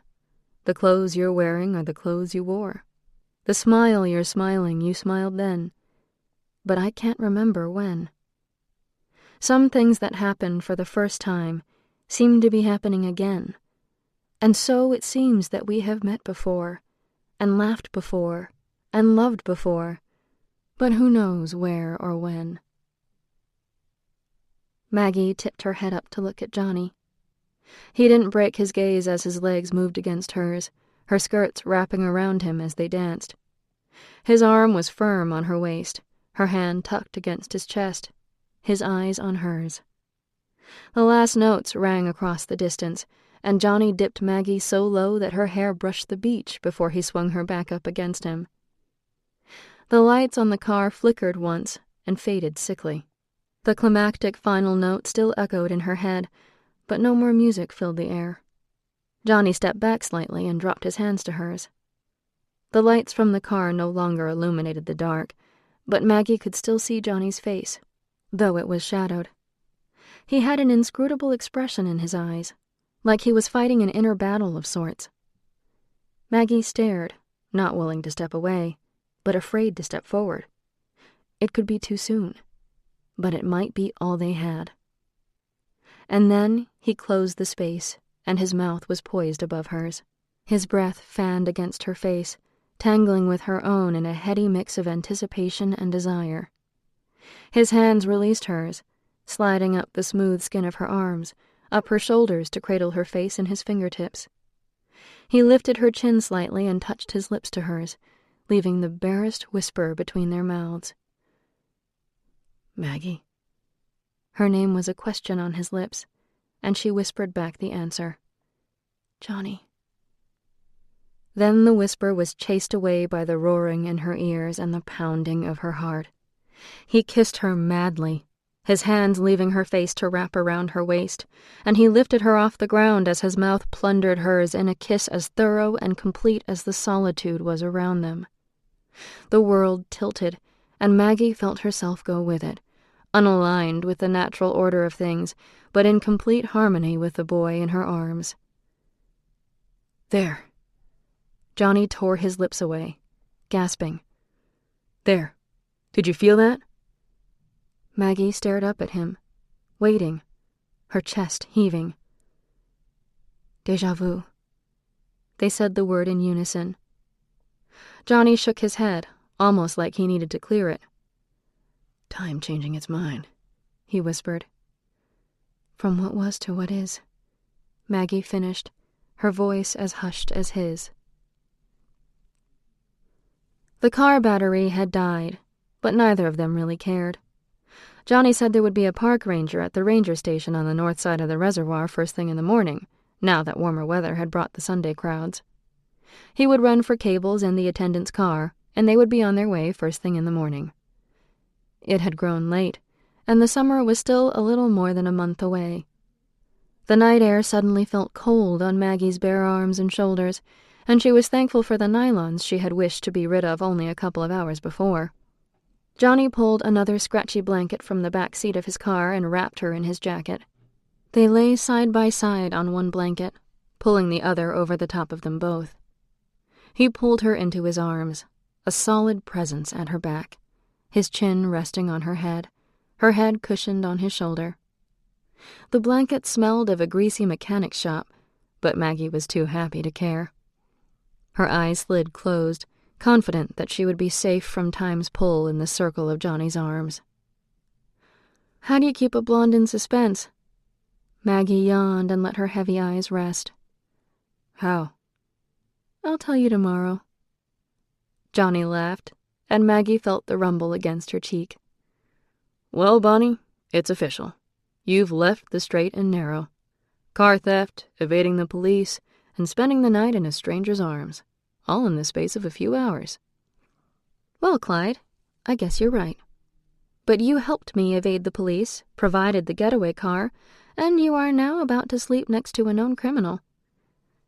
Maggie felt his laughter flutter her hair. She smiled drowsily. She really couldn't keep her eyes open.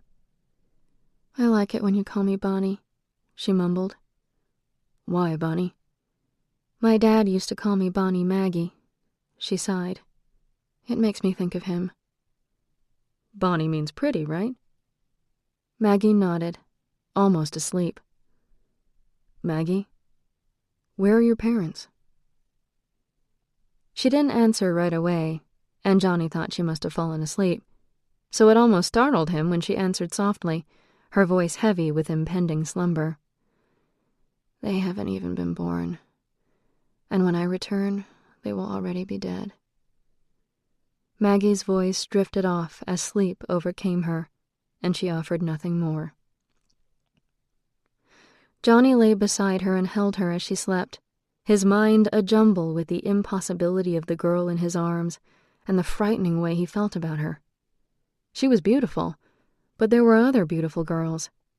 She was funny and zany and different from any girl he'd ever met, but even that couldn't account for the almost desperate attraction he felt after such a short time.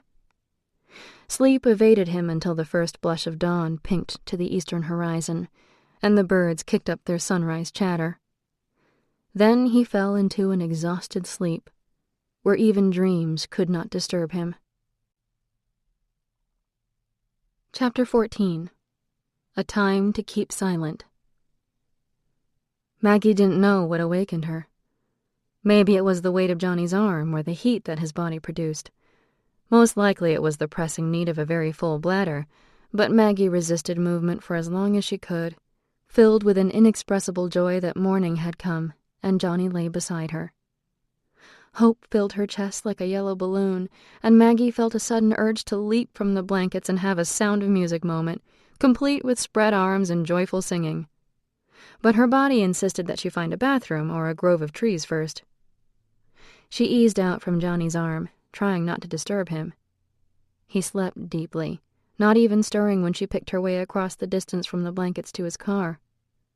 With luck, he would have a comb in his jockey box or some Tic Tacs or something. Did they make Tic Tacs in the 50s? Did they have jockey boxes? Maggie giggled softly and looked back at Johnny, hoping she hadn't awakened him. One arm was flung over his face, and the other lay against the blankets where she had slipped from his embrace. Maggie eased the car door open and slid inside, looking for anything to make her morning self more attractive. The rear-view mirror showed that her makeup hadn't really survived the campout. Her mascara was flaky, and her lipstick had been kissed off. Well and truly kissed off. Maggie flushed and grinned at her reflection. After a few moments, she still hadn't found a comb or a breath mint. She reached under the seat and felt around, hoping for a miracle. "Aha!" she said triumphantly, pulling out the little silver purse that she'd taken with her to the prom. It had fallen to the floor and been kicked beyond her sight. She knew Aunt Irene had tucked a lipstick inside when they'd been playing dress-up. She popped it open and pulled out not only the lipstick, but her black-framed glasses. "Oh, I forgot these were in here." Out of habit, Maggie unfolded them and set them on her nose. She pulled the cap off the golden tube of lipstick and lifted her eyes up to the mirror to guide her application. Something was wrong. Maggie reached out to touch the mirror, confused by the empty glass. She couldn't see her reflection. She tried to adjust the mirror, positioning herself directly in front of it, but her hands disappeared in front of her face as she stared at them through the lenses of the glasses she had not needed since slipping through time. "No!" Maggie reached for the handle of the door, crying out for Johnny. What had been an insistent tugging previously was now a black hole, a sucking, churning whirlpool. Maggie tried to remove the glasses from her eyes, but she had no power over her limbs. There was no sound and no air, and then the world around her faded, and she was no longer in Johnny's car. Maggie clawed frantically for something to cling to, but felt herself being pulled under. She couldn't breathe. She couldn't breathe! And then darkness engulfed her, and she fought no more. Maggie wasn't lying next to him when he awoke. The sun had risen quite high in the sky, and Johnny sat up suddenly, astonished by the length of time he had slept. Maggie's red shoes lay next to his near the bottom of the blanket, so she couldn't have gone far. He rubbed his hands back and forth through his rumpled hair and ran his hands across his bristly jaw. He must look a sight. It was a good thing he was a handsome son of a bitch. He laughed at himself and realized that he felt almost euphoric. He was in love with a girl named Maggie. He'd never been in love before. He didn't even know her last name. He stood, stretching, and looked around. Where was she? "Maggie?" he called, combing the beach with his gaze. He swung around, calling her name. The driver's side door of the car was slightly ajar. He walked to it and opened the car door all the way, almost expecting her to be sleeping on the front seat, having gotten uncomfortable or cold in the night. She wasn't there. He slid in and felt around, hoping he had left a comb in the jockey box, or maybe a breath mint. Her little silver purse lay on the seat. He popped it open, but it was completely empty. What girl brings an empty purse to a dance? Don't they cram as many things as they can into their bags and purses? Apparently not Maggie. He stared into it, at a loss.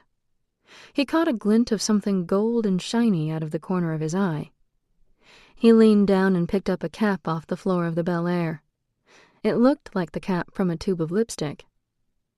His rear-view mirror was at the wrong angle, and he righted it, thinking Maggie must have checked her reflection for it to be so skewed. She must have walked down to the water. Maybe she had gone to find a bathroom. He didn't know why she'd left her shoes. Of course, her red heels couldn't be much more comfortable than walking barefoot, especially where the sand got deep. He stepped out of the car and slipped his own shoes on. He loped down to the water and proceeded to wet his hair, wash his face, and rinse his mouth with cold water. He would just wait until she came back, and then he would head over to the ranger station to get help starting his car. An hour later, there was still no sign of her. Johnny had walked up and down the beach, calling her name. He had walked 1/4 of a mile down to the ranger station, where there also happened to be some nicer bathrooms, but no one had seen any sign of her. The beach had started filling up with cars and families, with their kids and their pets and their big brightly colored umbrellas. 3 hours after he'd awakened to find Maggie missing, Johnny had to admit to himself that she was long gone. He was angry, but more than that, he was afraid. Why wouldn't she take her shoes? The girl was a mystery, no doubt about it. She had said that she didn't know how long she would be around, and some of her comments of the night before now niggled at him. Maybe she was a little messed up in the head. It had all been so romantic and real, and she had been so intense and clear-eyed that he had almost believed her when she had started saying things that he didn't understand and couldn't even fathom. But he couldn't stand the thought that she might be gone for good. What if he never saw her again? The answering ache that gripped his chest was almost as frightening as her disappearance. He headed home, checking to make sure his mama had made it in the night before and that Billy was okay. Billy had made himself a big sandwich and was reading the business section of the Texas Times when Johnny walked in the front door. Johnny was good at math, and he could fix almost anything, but he had never sat down and read the newspaper like his little brother or pored over books in the library like they held the secrets of the universe. Billy was smart, and if Johnny looked out for him and made sure Mama stayed out of trouble, Billy could grow up to be somebody important one day. He could go to college, see the world, make something of himself. That's what Johnny wanted more than anything. "Are you just getting home?" Billy's eyes were wide behind his thick glasses. Peggy's old man is going to kill you." Peggy's father was a deputy for the Honeyville Police Department, and he really didn't like Johnny very much. He also didn't like the fact that his daughter attracted boys like flies. "Carter took Peggy home, so if anybody is going to die, it'll be him." Johnny smiled at his little brother as he took a swig straight out of the big glass bottle of orange juice on the top shelf of the fridge. He pulled out a couple of eggs and proceeded to scramble them up, his mind on the reason he hadn't taken Peggy home. "Is Mama here?" he asked Billy after a while. Billy glanced up, nodding his head. "Yup, I stayed up until she got in last night, though." Billy looked down at his paper as if trying to decide to tattle on his mother. "She was with the mayor again. It was his car she got out of, unless she and Mrs. Carlton have suddenly become friendly." Johnny swore under his breath and shook his head in disgust. He didn't need this shit, not today of all days. Lord save him from beautiful women and their shenanigans. He had one girl who couldn't stay put and another who just couldn't seem to stay away. Too bad it wasn't the other way around. "Is she asleep?" "No, I think she's hiding. She knows I saw her. I think she's hoping I don't tell you." "Yeah, I just bet she does." Johnny and his mama had argued a time or two about her choice in men. "So, why are you just getting in?" Billy had abandoned the business section altogether and seemed anxious to change the subject. That was Billy, always the peacemaker. Johnny let the issue of Mama's men drop for now. He'd deal with it later. "I went to the res, turned on my music, ended up sleeping out there. It was nice." It had been more than nice. It had been the best damn night of his life. He felt the ache punch him low in the belly again, and reconsidered whether he could actually eat the omelet he was frying up. Where had that girl gone? He couldn't just assume she was all right. Billy kept the conversation moving. "I went to the corner store this morning, picked up my paper, and got Mama some coffee. We were all out. Mr. McNinch said somebody took the Honeycutt's housekeeper's car last night. He said the cops were everywhere. They found it, though. He said Mary Smith, the housekeeper, had come in just before me and was relieved to have it back." Johnny froze, his spatula hanging in midair as he tuned into his little brother's account. A car theft in Honeyville was big news, and it didn't surprise him that everyone knew about it already. Mr. McNinch, owner of the little corner grocery, was as bad as an old woman when it came to gossip. If you wanted to know anything, all you had to do was engage him in a little conversation, and you knew who was doing what in a minute flat. But it was the mention of the Honeycutts that had reminded him of something. Maggie had mentioned Lizzie Honeycutt several times the night before. He finished his eggs without tasting them, and was out of the house, showered and shaved, within a half hour. He was going to find Maggie. Johnny didn't know how he was going to get an audience with Lizzie Honeycutt. The girl could be only 10 or 11 at the most. He plotted and brooded, and finally just swung his car into the drive and figured he'd wing it. It turned out he'd stewed and worried for nothing. Lizzie Honeycutt sat on the front porch swing eating an ice cream bar like she didn't have a care in the world. There wasn't another soul in sight. Johnny hoped Mrs. Smith wasn't looking out the window, ready to chase him away with a broom. If she came out on the porch, he'd just ask her if Mr. Honeycutt wanted him to take his vehicle to Jean's for a tune-up. He'd picked up Jackson Honeycutt's Buick before, so it shouldn't make her too suspicious. The girl was slumped down, lazily pushing the swing with the pink-painted toes of one bare foot, her other leg folded beneath her. Her eyes widened, and she ceased licking and swinging as she watched him get out of his car and stride up to the porch. "It's gonna drip if you don't get to it." Johnny smiled down at the little girl who bore an obvious resemblance to both Irene and Maggie. The wide, sky-blue eyes were something they all shared. Seems Maggie hadn't been fibbing when she had said they were family. Still, he would bet his life that Irene Honeycutt had never met Maggie before the confrontation in the parking lot of the malt the night before. She had looked at Maggie like she was a total stranger, and a crazy one at that. "Can I sit?" Johnny asked politely. Lizzie Honeycutt scooched to her right, pulling her leg out from underneath her, leaving a space plenty wide for Johnny to sit comfortably beside her. "I bought another. The good humor man let me have 2 for the price of 1 since I'm such a loyal customer. I actually think he was trying to get rid of me because I couldn't make up my mind. Would you like it? Lizzie Honeycutt raised her eyebrows expectantly. No, thanks, Johnny replied, although the ice cream looked pretty good. He didn't want Lizzie running back into the house and alerting the housekeeper that they had company. Thank goodness, Lizzie sighed gratefully. I was just trying to be polite anyway. I didn't want to share. Her smile flashed, and her eyes twinkled, and Johnny saw Maggie all over again. They were firecrackers, both of them. So, Lizzie said, after taking a long lick up the side of the shrinking chocolate wedge. Are you in love with Maggie? Johnny choked a little, and she reached over and patted his back, dripping a little ice cream on his shirt as she did. Oops, sorry. Lizzie grimaced and started licking in earnest, ready to be done with the mess. I was wondering if you'd seen Maggie this morning. Lizzie stopped licking once more and eyed Johnny with indecision. I'm a little worried about her, you see. Johnny didn't think it was appropriate to tell the little girl that he and Maggie had slept on a blanket under the stars, and his voice faded off awkwardly, trying to think of a way to word his question without giving too much away. Is she gone then? Lizzie asked, her mouth turned down in a slight frown. I don't know, Johnny answered carefully. We had a picnic out at the reservoir after the dance. I fell asleep, and when I woke up, she was gone.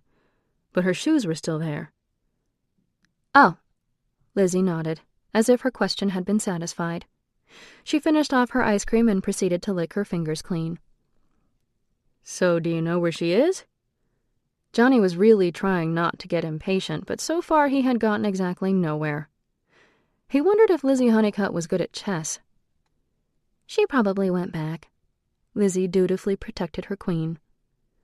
Back where? Johnny leaned toward the little girl and stared hard until she turned her head and caught him looking. She blushed a little, and her hands dropped to her lap. It's hard to explain, Lizzie mumbled.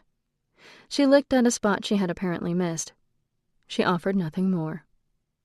Johnny tried again. I need to know if she's okay, Lizzie. If you know something, I would appreciate you telling me. Obviously you know something, or you wouldn't have known why I was here. I thought maybe she sent you, so I wouldn't worry about her, Lizzie answered softly. I knew she couldn't come home because the police brought the car back. Nana is very suspicious of her now, too. Wait. Irene didn't tell you Maggie was with me? Johnny's head began to spin. Then how did you know? Irene didn't come home last night. She slept over at Russell's with Kathy and Shirley. I didn't know, not until you got here. I was hoping, though. After all, you're the reason Maggie went to the dance in the first place. Johnny felt the hairs stand up on his arms and neck, and his face must have conveyed his astonishment, because Lizzie began speaking again without any prodding. She said she was in love with you. Lizzie searched his expression, worry stamped across her small face.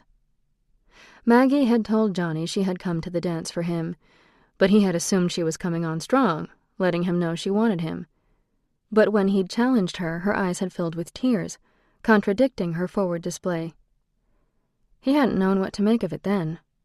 He didn't know what to make of it now. Do you know where I can find her, Lizzie? No more games, little girl. Lizzie Honeycutt folded her arms defensively, and Johnny thought maybe he'd been too blunt. She was obviously uncomfortable, and had moved as far from him as she could. She answered his question with a finality that said she had said all she was going to say. No. She just kind of showed up and I helped her. She couldn't tell me some things. She tried, but it made her feel real dizzy and tired. She's been here before. If she comes back, I'll tell her you're looking for her. I promise. Johnny thought of the way Maggie had clung to him after she had warned Irene to stay away from Roger Carleton, when she had asked him so sweetly if she could hold his hand. She had been shaking like a leaf, and she had held his hand like he was the only thing between her and hell's fiery furnace. Johnny got up off the swing and was about to walk down the front steps when Lizzie stopped him. Do you have her shoes with you? She questioned hopefully. Johnny nodded briefly. Can I have them, please? They're Irene's. She's not going to be too happy when she finds out her dress is gone. If I put back the shoes, maybe she won't be so mad. Johnny laughed right out loud and shook his head in wonder. Maggie had had the gumption to walk right up to Irene Honeycutt and tell her to get a new guy while wearing her dress. He might just be a little in love after all, damn it. I've got him. He smiled at the little girl and turned again to walk to his car. At that moment, Irene Honeycutt decided to come home. She slid into the drive and flew past Johnny's car, with barely an inch to spare between the two vehicles, making him flinch and cry out. She jerked to an uneven stop, and she and the two Russell sisters tumbled out of the pink Cadillac as if they couldn't believe their eyes. Shirley, the youngest of the three, was the first to recover, and she smiled brightly and waggled her fingers at him. "Hiya, Johnny," she cooed. Kathy looked at her sharply and took a couple steps, shifting herself to a position in front of her younger sister. "Yeah, hi, Johnny," Kathy offered, even more brightly. Shirley elbowed her sister out of the way and hurried to Johnny's side. "Did you have fun last night?" Shirley chirped, looping her arm through his. Johnny sidestepped the pretty brunette, gently extricating his arm. Kathy tapped him on the shoulder. "We saw you dancing with that new girl. We were all just so surprised because she was wearing a dress just like the dress Irene was going to wear." "Oh, Irene, wouldn't that have been awful if you'd both come in the same dress?" Shirley moaned, looking at her friend. Irene tossed her head, as if the memory of the girl just made her angry. "She was so rude to me, Johnny Kinross." Irene stomped her foot and crossed her arms, looking at Johnny like she blamed him for Maggie's behavior. "Roger was so mad. He said he's going to find her and put her in her place. Why, the nerve! My dress looked nothing like hers. Hers was just a cheap imitation. I just hope she gets what's coming to her." Roger Carlton is a first-class jerk, Irene, and you would do well to heed the warning you were given. And if your precious Roger touches so much as a hair on that girl's head, he'll answer to me. Johnny turned and strode to his car, the three girls huddled together in stunned silence. When he reached the Bel Air, he leaned inside and pulled out the red shoes Maggie had left behind. I think these belong to you, Irene. He walked to where the girl stood, her mouth gaping, her arms hanging loosely at her sides. In my mind, they're pretty big shoes to fill. I don't know if they'll fit anymore. Johnny turned on his heel, walked back to his car, and drove away. Chapter 15. A Time to Speak. 2 hours later, Johnny was still driving around, trying to decide what to do. He had been back out to the reservoir and asked around, but no one had anything to offer. No one had seen a girl in a red prom dress wandering around the area, and everyone he talked to looked at him like maybe he was a little bit nuts when he had suggested it. It was a perfect Sunday afternoon in May, and people were out and about enjoying the day. He saw people walking out of church, all dressed up, the women in hats, the kids done up in hair bows and bow ties. 2 little boys raced down the street, loosening their ties as they ran, anxious to stretch their legs and be free of church for one more week. It reminded Johnny a little of him and Billy racing home the few times Mama had made them go. It had been a long time ago, when they weren't much bigger than the little boys he'd just seen. Mama had been a very faithful churchgoer for a while, until the young preacher at the church she had chosen up and married someone else. She had quit going right after that, and they had never been back. When Johnny had asked her about it, she'd seemed sad and said God didn't need people like her in his church. Johnny hadn't known what she meant then, but he had thought about it since. Mama just never could get past her own pretty face. She always believed it was all she had to offer, and she seemed lost when it wasn't what some men wanted. He wondered if she had been born an ugly woman, if it would have served her better in the end. He drove past the police station and thought of Chief Bailey, telling him to say hello to his Mama for him. Mama would never look twice at Chief Bailey, and if Bailey were a smart man, he wouldn't spend any time looking at Mama. Johnny slowed and pulled into the station. Nobody should be here on a Sunday, so he was a little surprised to see a black and white in the empty parking lot. Well, speak of the devil. Chief Bailey pushed through the double doors on the front of the building and headed for his car at the same moment Johnny decided he had nothing to lose. When Clark Bailey saw Johnny Kinross step out of his low-riding Bel Air, his steps slowed and his eyes narrowed the slightest bit. Johnny Kinross was the last person Chief Bailey expected to see anywhere near the police station, and on a Sunday afternoon to boot. Johnny leaned back against his car and watched the police chief walk toward him. "Mr. Kinross, what can I do for you, son?" Chief Bailey said cordially, extending his hand toward the young man as if he were an equal and didn't have a reputation for being a hood. "Chief?" Johnny clasped his hand and straightened up, looking the man in the eyes, taking his measure for a half a second. He hoped he didn't regret this. "I wanted to file a report, I guess. I'm not sure the person's even missing, but if she is, and I don't do anything about it, well, I'd feel terrible if she was in trouble." "How long's your mama been gone?" Chief Bailey replied, concern flitting across his amiable face. "No, Mama's fine. It's not her I'm here for." Johnny shook his head. "I see. Come on inside then, Johnny, and we'll see what we can do. It's too damn hot out already. By August, this whole town's going to be a big puddle. We'll all have melted away. It's way too hot too soon." Johnny followed Chief Bailey inside and felt a little of the relief the chief had promised, but he was too knotted up inside to be reassured by a little shade and a whirring fan. "All right." The chief sank down into his office chair and took out a pen and an official-looking form. "Tell me who's missing." "Her name is Maggie," Johnny started. "And I'm going to tell you some things that you aren't going to write on that paper there." Johnny nodded his head toward the paper Chief Bailey's pen was poised above. He stared at him until Chief Bailey sighed, threw the paper down, and sat back in his chair, tossing one leg up on the corner of his desk. "How about we just talk for a minute, and then we'll decide whether we need to fill out a form at all. Deal?" Chief Bailey offered, folding his hands in his lap. Johnny nodded his head in response and sat back in his own chair, slightly more comfortable. "Her name's Maggie?" Chief Bailey prodded him. "Her name's Maggie. I don't have a last name. I know she's related to the Honeycutts. She was with me last night at the dance. Do you remember her?" Chief Bailey nodded and brought his linked hands up to rest them on his head. "Well, I remember. Real pretty gal, dressed in red, right? I thought you were going to the dance with Wilkie's daughter, so I was a little surprised to see you leave with someone else." Johnny didn't come to gossip like the ladies gathered in front of the church a few blocks down, and he slowly raised one eyebrow at Chief Bailey. The chief smiled a little bit and liked the kid just that much more for his unwillingness to kiss and tell. "All right, then. Keep going. You left the dance together. Then what?" "We ended up at the reservoir.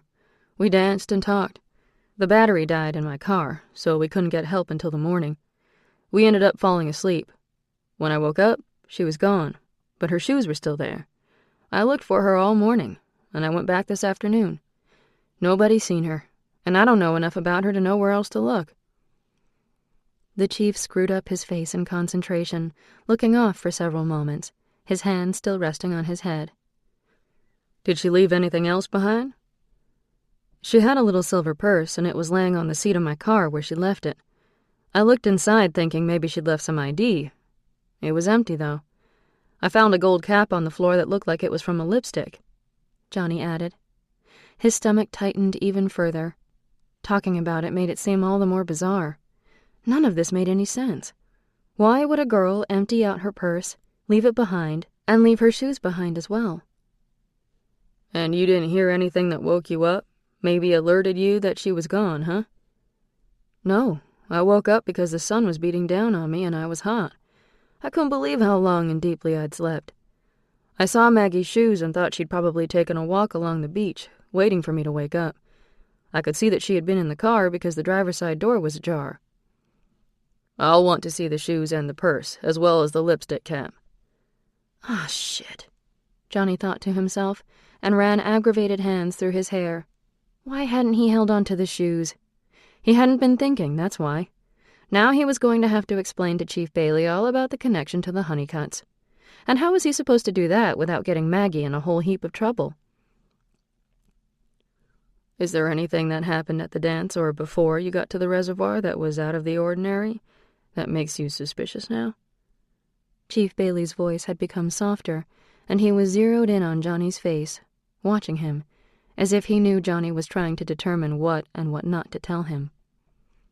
Hell, what hadn't happened? Johnny thought. The whole night was out of the ordinary. Johnny leaned forward, his arms resting on the chief's messy desk. Here comes the part where you and I are just going to talk, Johnny suggested. Chief brought his hands down from his head and set his feet on the floor. Then he leaned forward, too, and leveled his eyes at Johnny. She took that car last night, didn't she? Johnny sighed and dropped his head in defeat. Chief Bailey was no dummy. If Johnny was going to help Maggie, he couldn't lie now. She did. She and Lizzie Honeycutt seemed to be friendly. Lizzie helped her devise a plan to borrow the housekeeper's car. They didn't think Mrs. Smith would even notice it was gone, and Maggie was just going to bring it back when the dance was over. Lizzie Honeycutt? Don't you mean Irene? The chief of police was a little perplexed. No, I mean Lizzie. Lizzie and Maggie both say they are related, but neither of them would tell me more than that. Lizzie seems to think she went home. Or, in her words, back where she came from. But she doesn't seem to know where that is.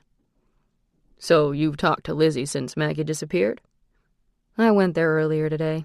She hadn't seen Maggie either, and honestly, she didn't tell me much. She asked for the shoes, and Maggie's dress for that matter. Apparently Lizzie helped Maggie borrow a dress from Irene. I handed over the shoes. I didn't think. I'm sorry. Clark Bailey had resumed the position, hands on head, eyes trained on the ceiling, thinking. You shouldn't have helped her leave the dance, you know. Chief Bailey dropped his eyes and pinned a look on Johnny. Technically, I could charge you as an accessory to a crime. Johnny sighed and folded his arms, a little of the hoodlum resurfacing to smirk at the chief's bluff. You're not going to do that, Chief. The car is back in the garage, no harm done, and I didn't take it. Plus, if you're ever going to have a chance with my mother, you'd better not throw me in jail on a 2-bit charge like that. Chief Bailey actually blushed a little and started moving papers around on his desk. Johnny laughed out loud. Chief, take it from me. It's going to take a catastrophic event to make my mama wake up and come to her senses. She's a good lady, and Lord knows she's a pretty one, but she is downright stupid when it comes to men, and you're not her type. I actually wish you were, because I think Maggie was right. I think you're one of the good guys, and my mama could definitely use one of those. Chief Bailey stared at the mouthy teen for a minute, wishing he didn't like him so much, but recognizing a bit of the young Clark Bailey's attitude and guts in Johnny Kinross. Damn if the kid wasn't right. Clark Bailey knew he would never get Dolly Kinross to turn her head long enough to discover that he could take care of her if she would let him. Well, it seems we're both a little blind when it comes to certain women now, doesn't it, son? Chief Bailey had recovered from his discomfort and was back in the driver's seat once more. Johnny grinned at that. Yes, sir, I guess so. But in my defense, Maggie seemed pretty gone on me, too. I'm sure she was, son. I'm sure she was. Clark Bailey shook his head and laughed. He'd had to listen to his deputy, Brad Wilkie, complain for 2 weeks about Johnny Kinross. He had been sure his daughter was going to be ruined after attending the prom with someone like him. It seemed to Clark that Brad should spend a little more time worrying about the reputation his daughter had acquired before she'd been asked out by the young Kinross. Tell you what, Johnny. I will make some calls and see if there are any missing persons reports for a girl matching Maggie's description in the surrounding areas. I will also have my men be on the lookout around here. I will go to see the Honeycutt's housekeeper this evening, just as a courtesy call, and I will ask to speak to the little girl as well, see if I can get some information about the girl she told Mrs. Smith was her cousin. Beyond that, I don't know that I can do much more, but if I find anything, I'll let you know. Johnny stood and held out his hand. Thank you, sir. I'd appreciate that. He turned to go and then stopped, looking back at Clark Bailey. She said you were one of the good guys, Chief. How do you think she knew that? You didn't recognize her, did you? No, son, I didn't. I don't know why she'd say something like that, although I'm grateful she did. Johnny nodded again. Just ask my mama out, Chief. All she can say is no, right? You can't be afraid of a little rejection, not a big, tough police chief like yourself. Go on now, kid. Clark Bailey shook his head and proceeded to fill out the form on his desk. Johnny laughed and left without another word, but thoughts of missing girls and missed opportunities nagged at Clark Bailey for the rest of the day. Chapter 16. A Time to Gather Stones Together. The end of the school year was 3 weeks away, and Johnny was failing English. He'd flirted with Miss Barker all year, just enough so she cut him some slack here and there. But she had decided to get some backbone and was insisting he read some book and take a test on it in order to get a final grade. He had never read an entire book in his life, and he didn't plan to now. He was smart enough that he usually managed to listen in class and get the gist of whatever they were reading and studying, and he had always squeaked by. But he had missed class a time too many, missed one too many assignments, and was now between a rock and a hard spot. He knew if Miss Barker gave him a test on A Tale of Two Cities by Charles Dickens, he would never pass. Cheating was beneath him. Sweet persuasion wasn't, but looking on another kid's paper or stealing the answers just wasn't in him. It rankled when others did it, and he wouldn't do it himself. Maybe because it was what people expected of Johnny Kinross, or maybe it was his own warped moral code, but he did have one, and he didn't cheat. So here he was, sitting in Miss Barker's class after school, watching the poor little brown bird, as he secretly called her, blush and flutter and hating school and himself with a passion. He felt a little sick as he smiled at her, giving her a full taste of the devil's charm, as his mamma liked to call his dimpled grin. She stuttered and seemed to forget what she was saying. Johnny stood and walked to where she was standing by her desk. She bowed her head a little, almost shyly, and he looked down at the surprisingly crooked part that divided the sides of her head into almost equal halves. She always parted her hair in the middle, pulled it back severely, and secured it at her nape. She wore it like this every day. Johnny always wondered why. It was as if she tried to be as unattractive as possible. If he could mix his mamma with Miss Barker, he would probably get a good balance. As it was, each woman could probably benefit by spending some time with the other. He crowded her a little, knowing that he made her nervous in a very non-teacher-student way. "What if you just tell me about this book, and I'll listen very attentively, take the test, and we'll call it good," Johnny suggested, oh so helpfully. Miss Barker looked as if she might give in, and her eyes fell for a moment on his lips. Then her gaze shot up to his, and there was a look in her eyes that caused him to take a step back. There was hope in her eyes. The expression on her face reminded him of the way Maggie had looked at him when he'd kissed her on the beach, the moment he'd felt the very thing she had been trying to explain to him. That kiss had rocked his world. Her sweet mouth, her arms locked around his neck, her slim form pushed up against his, the love that he had felt as soon as his lips touched hers. For a moment he forgot where he was.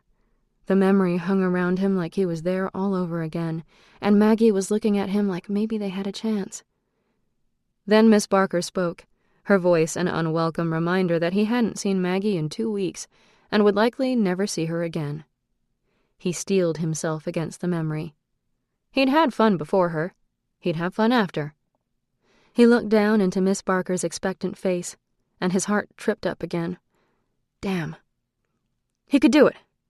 It would take one little kiss on that sad little mouth, and she'd talk him right through the book, and he'd be home free. He could do it. Just don't think about it, Johnny, he told himself. Miss Barker was a very nice lady, maybe only 4 years older than he was himself. And she wanted him to. He could see it written all over her homely face. Damn! He could do this! He couldn't do it. The thought of Maggie, her face shining with hope, filled him with a self-disgust that he couldn't swallow and he didn't want to live with. Maggie wouldn't like him kissing other girls, as if her kisses had meant nothing to him. She wouldn't want him to treat Miss Barker that way, either. Hell, he didn't want to treat Miss Barker that way. Damn it! He pushed away from the teacher's desk and walked several steps away. "Give me the book," he said curtly, holding out his hand before he changed his mind. "I'll do the best I can. Will you give me a week?" Miss Barker's mouth had dropped open and seemed at a loss for a minute. Then she closed her mouth, squared her shoulders, and nodded primly. She walked to where he stood, hand outstretched, and placed the book in his open palm. "Absolutely.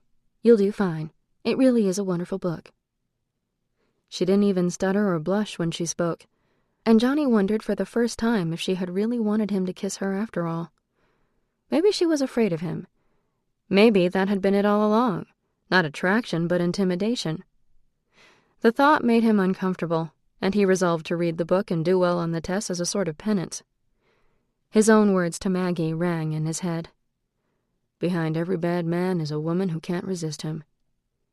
He didn't want to be a bad man. He would read the book. The thought that Maggie would be proud lingered somewhere in the back of his mind. He shoved it away and walked out of the room, letting poor Miss Barker be. The book wasn't half bad. In fact, he actually even liked it. By the end, he was riveted on the tale of the underdog who became the hero. He even imagined himself in the shoes of Sidney Carton, the character who gave his life to save another man, a man he knew was a better man than he. He had willingly gone to the guillotine. Man, that would be a scary way to go. Johnny shuddered, contemplating it. But it would be quick, and probably painless. Could he do it? Could he give up his life for someone else? Johnny thought about it long and hard when he finished the book, gripping the novel between his hands, the final pages long since read. He had always been the man of the house, and men protected their families. The original John Kinross, his father, had long since gone. No one knew where, and Johnny could barely remember him, so he didn't ever miss him. In fact, he'd wondered before if Billy wasn't John Kinross's son at all. Dolly called both her sons by the Kinross name, the name she kept herself, and it was good enough for Johnny. Billy was his, whether or not their fathers were the same. Yeah, he'd die for Billy if he had to. And for Maggie? A little voice inside of him questioned, much to his disgust. He growled in frustration, making Billy stir in his sleep, lying in the narrow bed alongside his. He threw the book across the room and watched as it collided with the wall hard enough to break the binding of the book. Billy sat up like he'd been slapped, and then lay back down as if nothing had happened, falling carelessly back into sleep.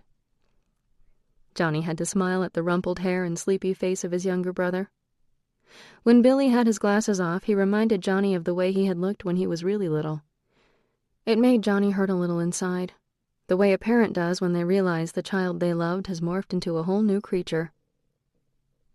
Johnny felt a helplessness descend on him, and it wasn't just the melancholy of time passing. It was Maggie. Maggie who had disappeared without a trace. Maggie with no phone number and no address. Maggie, who he had been unable to get out of his head. He dreamed about her, laughing up at him, her long dark hair swinging around her, her movements confident and smooth, matching his as they danced around the gymnasium, into the starlit night, and out onto the beach, where his dream always ended short of kissing her again. Chief Bailey had talked to Lizzie Honeycutt. She had been vague in the way that kids are vague, telling him something seemingly helpful only to contradict it in the next sentence.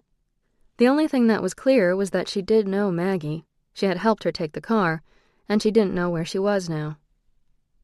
Chief Bailey had also talked to Mr. Andrew Russell and his wife, as well as their daughters Kathy and Shirley. They had not had any family visiting recently, nor were they related to anyone by the name of Maggie. It appeared that Maggie had concocted the story on the spot. The discovery almost made Johnny feel better. The mystery of her disappearance was equaled by the mystery of her identity, making him believe she had vanished deliberately and was not the victim of something nefarious.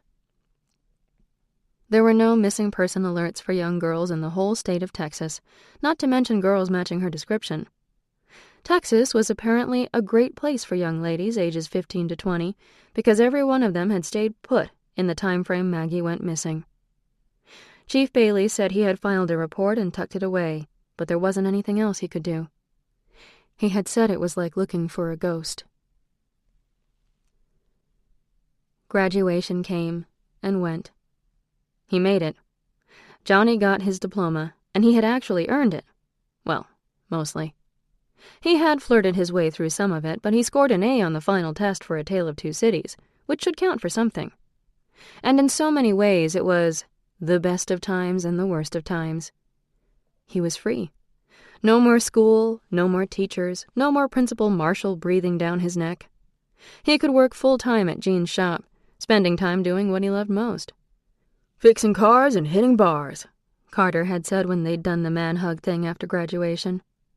Carter was whoopin' and hollerin', and for a minute, Johnny saw himself doing just that, fixing cars and going to bars and getting old.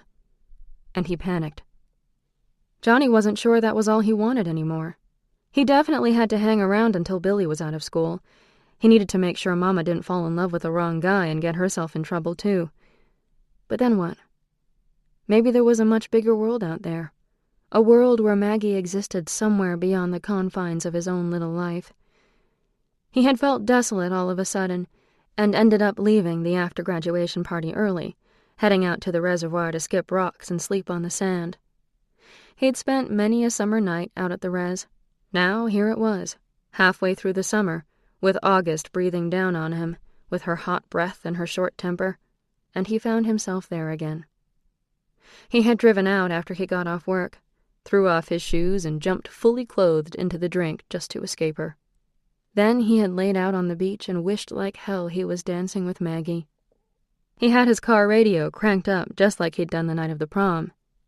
He listened as the same old announcer spun out some of the very same songs, and he laughed at himself for being such an old woman. Here he was, Johnny Kinross, who could have any girl he wanted, sitting by himself, mooning over a girl he had met only once. "And here's a brand new one coming out to you across the airwaves, folks. It's a beauty. Tell your friends you heard it here first. The Platters, singing Smoke Gets in Your Eyes." The announcer's practiced voice introduced the next song with all the enthusiasm and vigor of a true music lover, and Johnny sat up abruptly as the opening bars bled out across the sand. He listened, growing more and more baffled. He had never heard this song before. He would have remembered it for the title alone. It was her song. The song Maggie told him was her favorite. How could it be her favorite song when it hadn't even been released yet? She'd said it was an oldie, but still the best love song she'd ever heard. An oldie? The announcer said it was brand new. "What the hell, Maggie?" Johnny yelled out, his voice echoing angrily across the water, only to yell right back. "None of it makes any damn sense. Where are you?" He stood and chucked the rock in his hand as hard as he could throw it. He felt like crying, and was suddenly mad as hell and clueless as heaven, and done sitting at the res, talking to the water. He grabbed his boots and shoved his feet inside and marched to his car, flipping the radio off and gunning the engine. He spun out and headed back into town, the hot summer air whooshing through the windows and merging with the frustrated heat inside his chest. Johnny pulled into the malt and sighed. He wasn't fit for company, and he wasn't dressed for it either. His clothes had dried in the August night, but they were stiff and sandy, and his hair was probably a mess. He ran his hands through it, tugging his comb from his back pocket to put it to rights.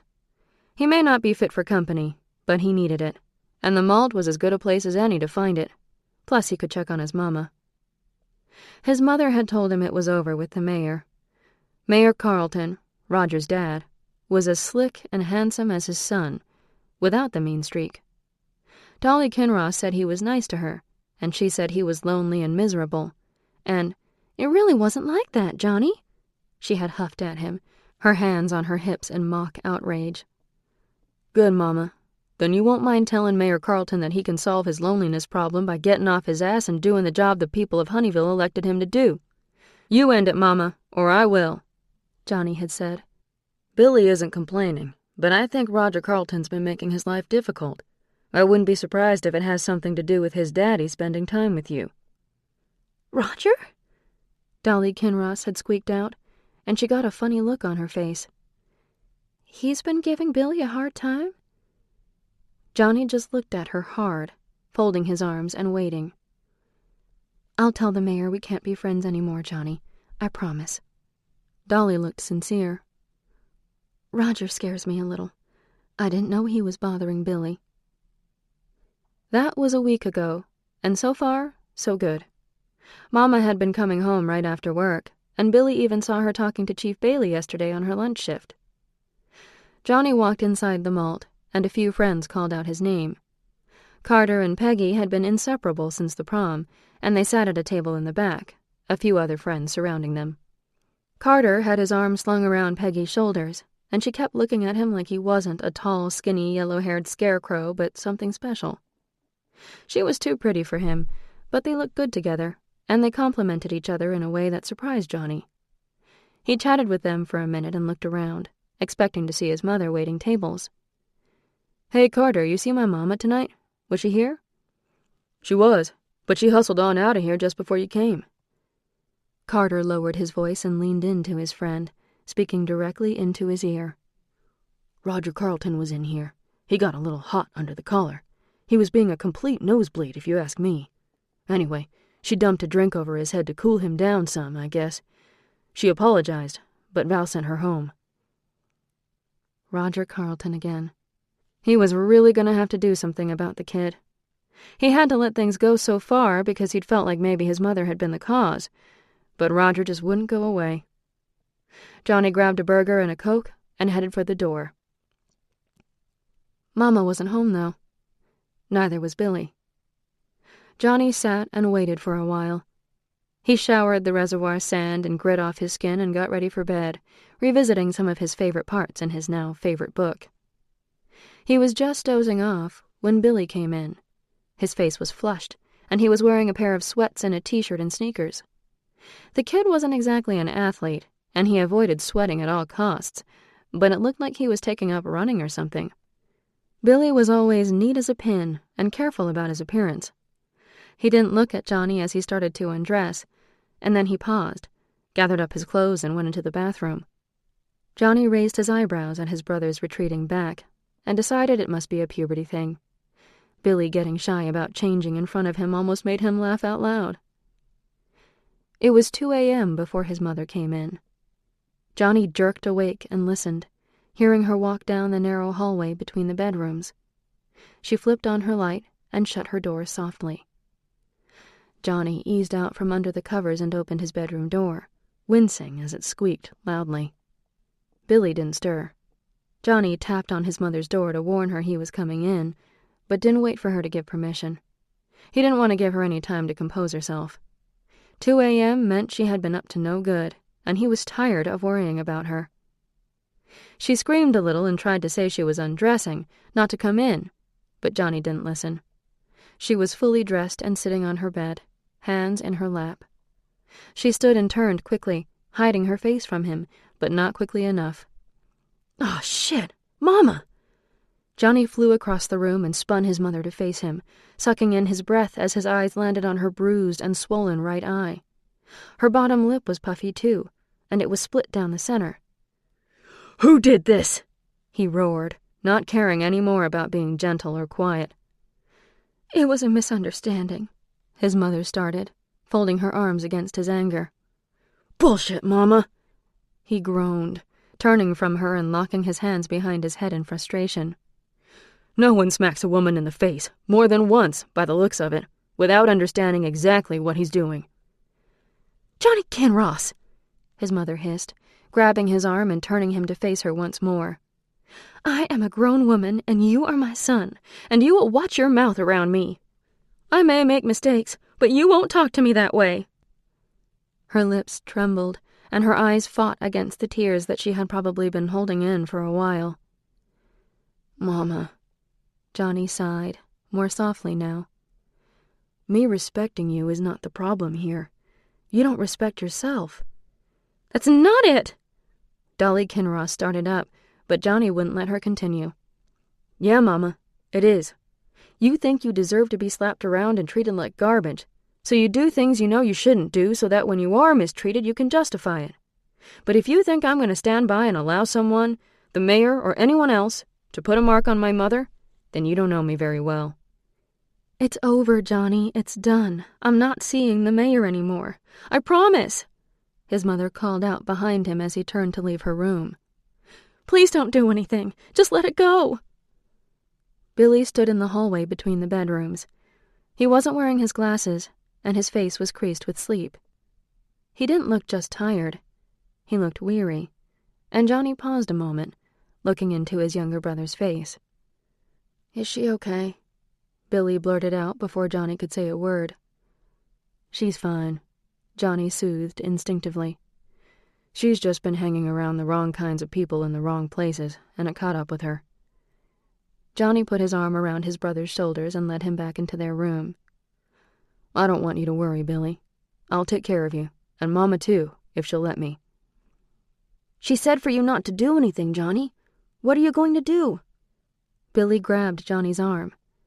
"You're not going anywhere, are you? The mayor could throw you in jail if you go after him, Johnny. I don't want anything to happen to you."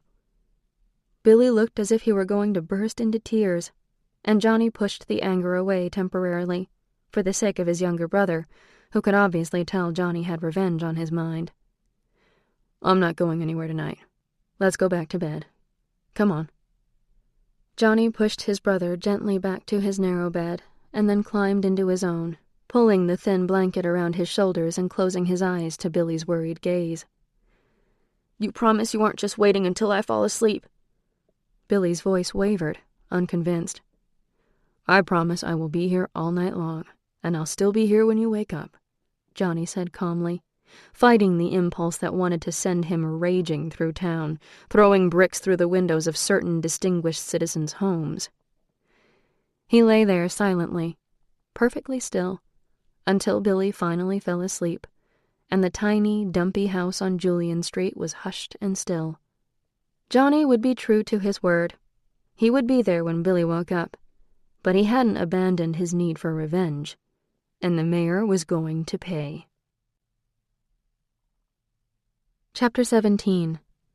A Time to Cast Away Stones. "Maggie! Maggie! Wake up! Johnny's here!" Irene was shaking her, and Maggie winced, not knowing where she was or, frankly, when she was. She lifted her weighty lids and peered at her aunt. Aunt Irene's neat gray chignon and eyes lined with years met her bleary gaze, and she readjusted herself to 2011. "What?" Maggie moaned, pushing her hair from her face. Her glasses hung from one ear, sliding down her nose lopsidedly before she pushed them into place. She was still wearing Johnny's white sports coat. "Why are you in here?" Irene wondered out loud. "When I woke up this morning, you were gone. I thought you were at school. Did you come in here and lay down after I got up?" She halted and gasped, looking at the rumpled red formal Maggie was wearing under Johnny's sport coat. "Where did you get that dress? It looks just like a dress I used to have. I looked everywhere for that dress." Irene fussed at Maggie, and Maggie just stared down at the red formal and then around the room in wonder. Irene was acting like they hadn't played dress-up and fallen asleep in a tumble of tulle and old memories. Had they? Reality was a bitter old lady with a switch in her hands, waiting for you to turn your back. Maggie closed her eyes and flung herself mournfully back across the bed. She wanted to howl and kick her legs, and she fought the urge to shriek in frustration. "Maggie?" Irene questioned, worry tinging her voice. She reached out and rested her hand on Maggie's brow. "Are you sick? You feel a little warm." "Yes, I think I must be." Maggie's voice wobbled, and she pulled a pillow over her face, hiding her despair from Irene. How many times would she have to lose him? The hole was widening, and her sorrow was sucking her under.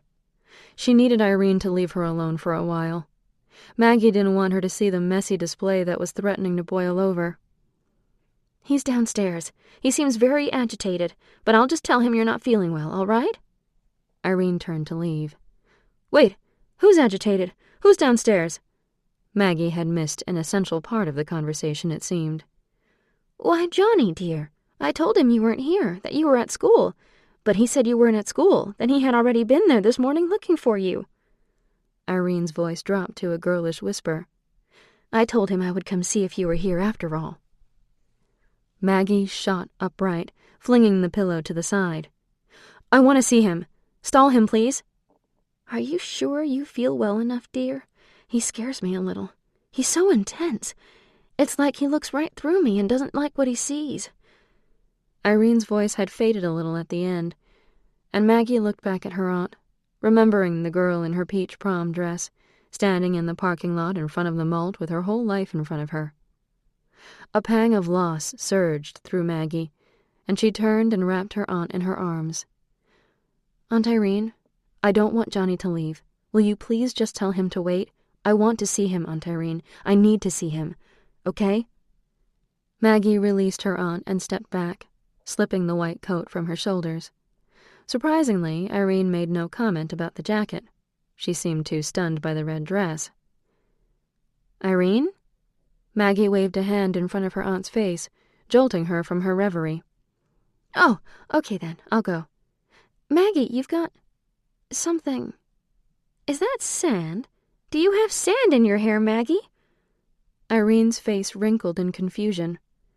"Of course I don't, Irene," Maggie lied, and then she laughed, and then she wanted to dissolve into messy, futile tears, remembering how the sand got there. Irene shrugged, turned, and left the room. Maggie brought the jacket to her face and inhaled deeply. Johnny's face rose up before her, wrapped in his scent. Her knees buckled, and she thought she might not be able to face the boy who waited downstairs, but her need to see him was greater than her dread that nothing had changed. She ran up the stairs to her own room and laid the precious white jacket on her bed, shimmying out of the red dress and pulling a brush through her curls as she raced around the room. Oh yeah, that was definitely sand. She yanked on a pair of jeans and her favorite pink shirt, ran back to the bathroom and brushed her teeth twice. Did her hair smell like the reservoir? She sniffed, trying to detect anything fishy. Nothing. Good. She didn't have time to shower. Her hair still bore some curl from the prom, but her face needed makeup. Time travel had left her haggard. Maggie stared at her reflection and tried to get her bearings. She dabbed on a little of this and a little of that, and tried to bring her face back to the present. She tried to keep her mind from dwelling on Johnny, just 2 floors below. She would see him soon enough. He paced from one side of the room to the other, and when she came into the room he stopped, his jean-clad legs spread in a belligerent stance, his arms clenched at his sides. He clasped Roger's scrapbook in his right hand, but the expression on his face wasn't belligerent. It was undecipherable. He walked toward Maggie and stopped a few feet in front of her. He took the book from under his arm and opened it, skipping through the pages until he found what he was looking for. "Can you explain this to me?" His voice was so low Maggie couldn't tell whether he was angry or not. His face was carefully blank, and Maggie reached out to take the book from his hands. She looked down at the page he had opened to, looking into the laughing visages of Irene and her friends. She had seen that picture before. There was the picture of Johnny and Peggy. A hard lump formed in her throat as her eyes lingered on Johnny's smiling face. Just last night, just hours before, she had kissed that mouth and danced in those arms, and here he was again, with the great stone face. And then her eyes fell on a picture that she hadn't seen before. It was a shot of the dance floor. Couples danced in close proximity, and the effect was slightly blurred, as if the cameraman had caught everyone in differing degrees of motion, everyone but the couple in the center of the shot. Maggie gasped as she recognized what she was seeing. It was a picture of Johnny and her. They stood motionless, their hands clasped between them. Johnny was staring down at her, and her chin was lifted toward him, her eyes locked on his. Maggie couldn't pull her eyes away from the picture, and for several hushed seconds the sounds around the room magnified tenfold. The ticking of the clock on the mantel, the chirping of birds outside, the far-off sound of a passing car, and her own heart pounding in her chest. "I remember you, Maggie," Johnny whispered, close to her ear, his breath tickling the hair that hung near her cheek. She raised her eyes to his, and the blank, harsh expression was no longer there. "I still don't remember anything after the night of the rumble, but I remember you. I remember this." He pointed at the picture of the two of them, captured forever in the image on the page. "I don't know what to think, or how to feel, but I remember you." "You remember me?" Maggie held her breath, not daring to hope. Johnny clenched his jaw, and he nodded once and then again, confirming her question. I remember the prom and the way I felt when you walked in. How we danced and how you stole that damn Edsel. It was so funny, and I was trying not to laugh because you were scared to death." Johnny laughed harshly, and then the laughter broke off, almost in a sob. Maggie dropped the book and reached for his hands, mirroring the way they stood in the picture. His breath was harsh, like he struggled to control his emotions, but he let her take his hands. He wouldn't look at her, though, dropping his chin into his chest as if the weight of his memories made his head too heavy to hold upright.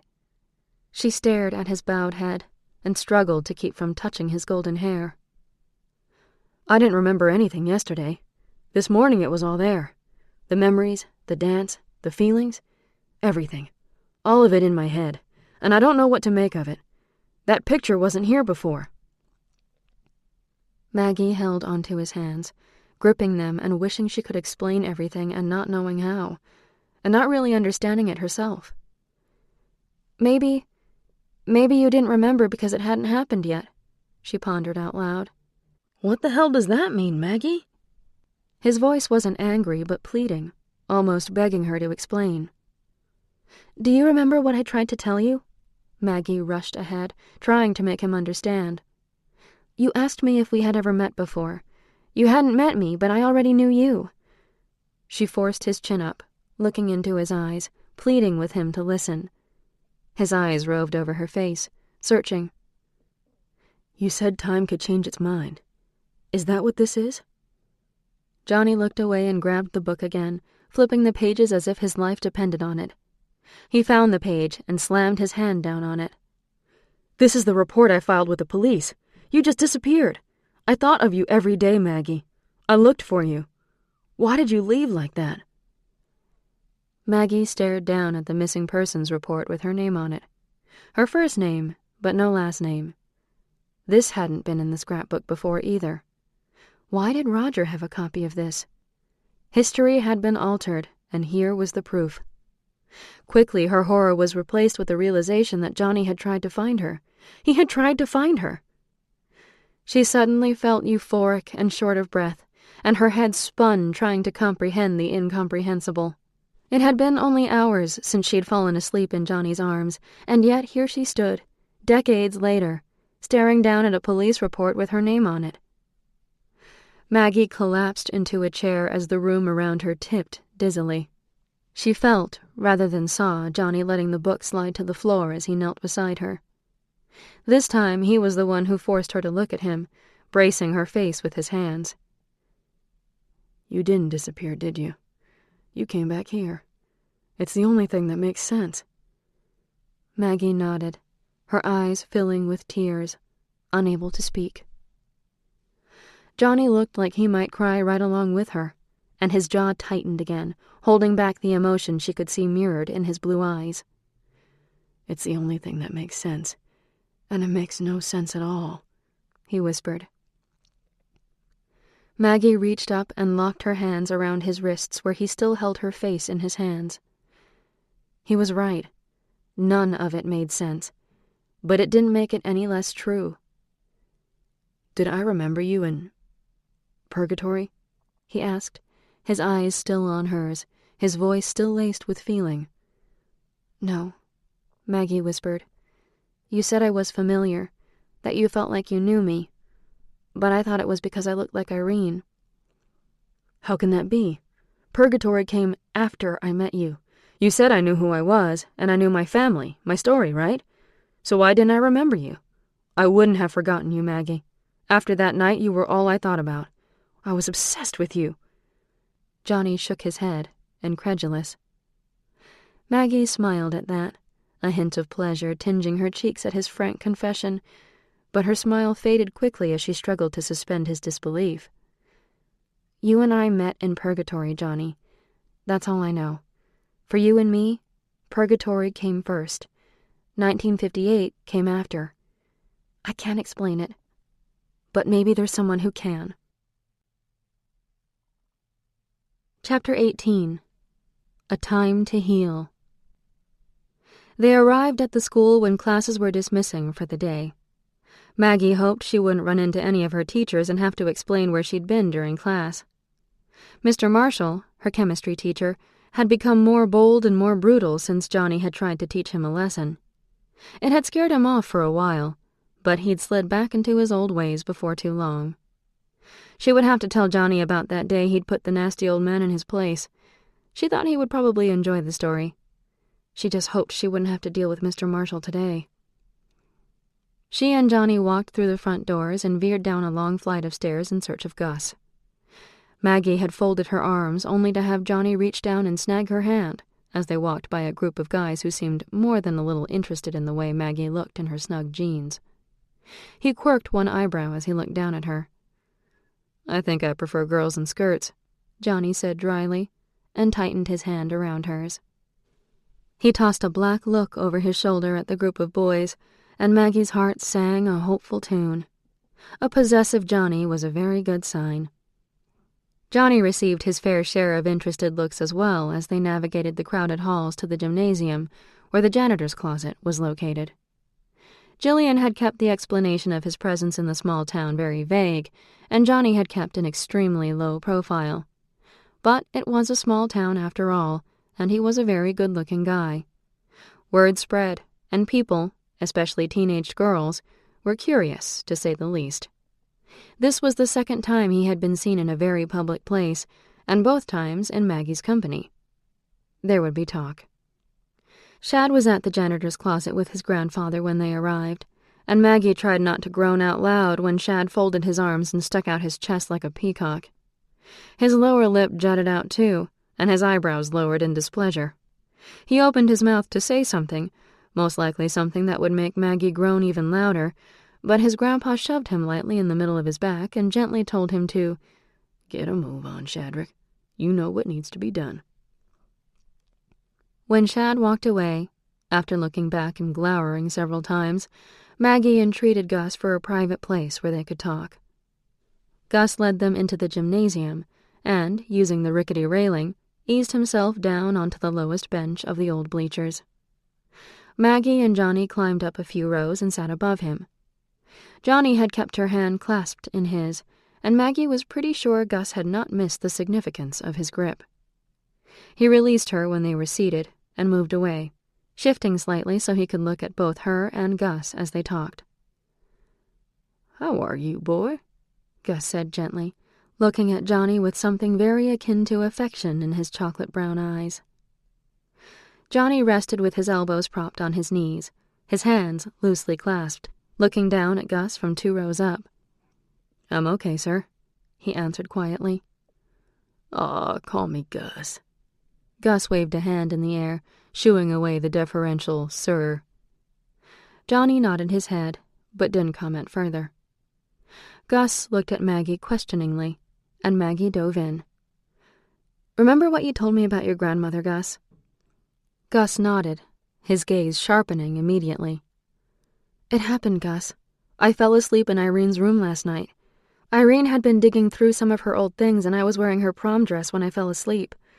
When I woke up, I was still in Irene's room, wearing the same dress, but it was 1958. We'd been talking about the prom when we'd fallen asleep, about Johnny and regrets." Maggie didn't want to air Irene's personal sorrow, so she tiptoed through her explanation, still wanting to give Gus enough information to understand what might have triggered the time travel. "Irene's room has all of her old things from when she was a girl. Her bed, her furniture, almost all of it is the same, and she has arranged it to look like it used to look, too." "Last night?" Johnny interrupted, his expression one of shock. "This happened last night?" Maggie nodded her head, entreating him with her eyes. He just stared at her, trying to make the details fit. "Is that why I woke up this morning and suddenly remembered everything? Because it just happened?" "What happened, Miss Margaret?" Gus chimed in, clearly a little lost. "When you realized you were somewhere else, what happened?" "My grandmother, Lizzie. She remembered me, Gus. She remembered me from the time before. She helped me. She's just a little girl, but she's funny and smart, and she reminds me a little of, well, me. I was there for a day and a half, and I saw so many things. I saw Billy Kinross, and I saw Johnny's mother." Maggie shot a look at Johnny's face, gauging his ability to hear what she had to say. His hand shot out and grabbed hers. "You saw them?" he cried. "Yes, and I saw Roger and Irene, and so much more." "What else, Margaret? How did you get back home?" Gus laid his hand on her leg, pulling her attention back to him. "I couldn't talk about the future. Every time I did, I felt like I was being pulled away, like any minute I would be wrenched back to the present. I fought it, and Lizzie seemed to accept what I could tell her." Maggie proceeded to tell Gus about the prom, about meeting Johnny, spending the evening with him, and then how she had been pulled forward in time once again. "I didn't need these." Maggie pulled her glasses off her nose and looked at them accusingly. "I put them on and it was as if I'd flipped a switch. I called for Johnny, but it was too late. And then I woke up, back in Irene's bed. Irene was trying to wake me up. It was as if I'd just been dreaming." "But it wasn't a dream," Johnny added softly. "She was there. I never knew what happened to her. She just disappeared. I spent the next 3 months wondering where she was." Johnny opened the scrapbook they had brought along and showed Gus the picture and the missing persons report. Gus placed a little pair of wire-rimmed spectacles on his nose and stared at the picture, and then carefully read the report Clark Bailey had penned 53 years before. "You say this wasn't here before?" Gus tapped the plastic-covered page. "No," Johnny replied swiftly. Maggie nodded in agreement. "I've been through that book over and over. The picture of the two of us wasn't there either." "You going back changed things, Miss Margaret." Gus spoke carefully, thoughtfully. "Not enough, Gus. Billy still died, and Johnny still lost everything, and Irene married that jerk." "Margaret!" Gus spoke sharply, cutting her off. "You gotta leave well enough alone. You can't be going in and trying to fix things. You don't understand the harm you could do." Maggie bit her lip, surprised by Gus's vehemence. "None of what happened to Johnny or Billy or Irene is your fault. Johnny being here now ain't got nothing to do with you." "How is it that Irene remembered a girl who danced with Johnny at the prom? A girl who looked like me, before I ever went back?" "I dreamed about the prom, about Maggie, right after I met her the first time in the hospital. The dream was so real, down to the smallest details. And it felt like a memory, yet I knew it wasn't. I remembered the prom and she wasn't there." Johnny broke in, contributing to Maggie's argument.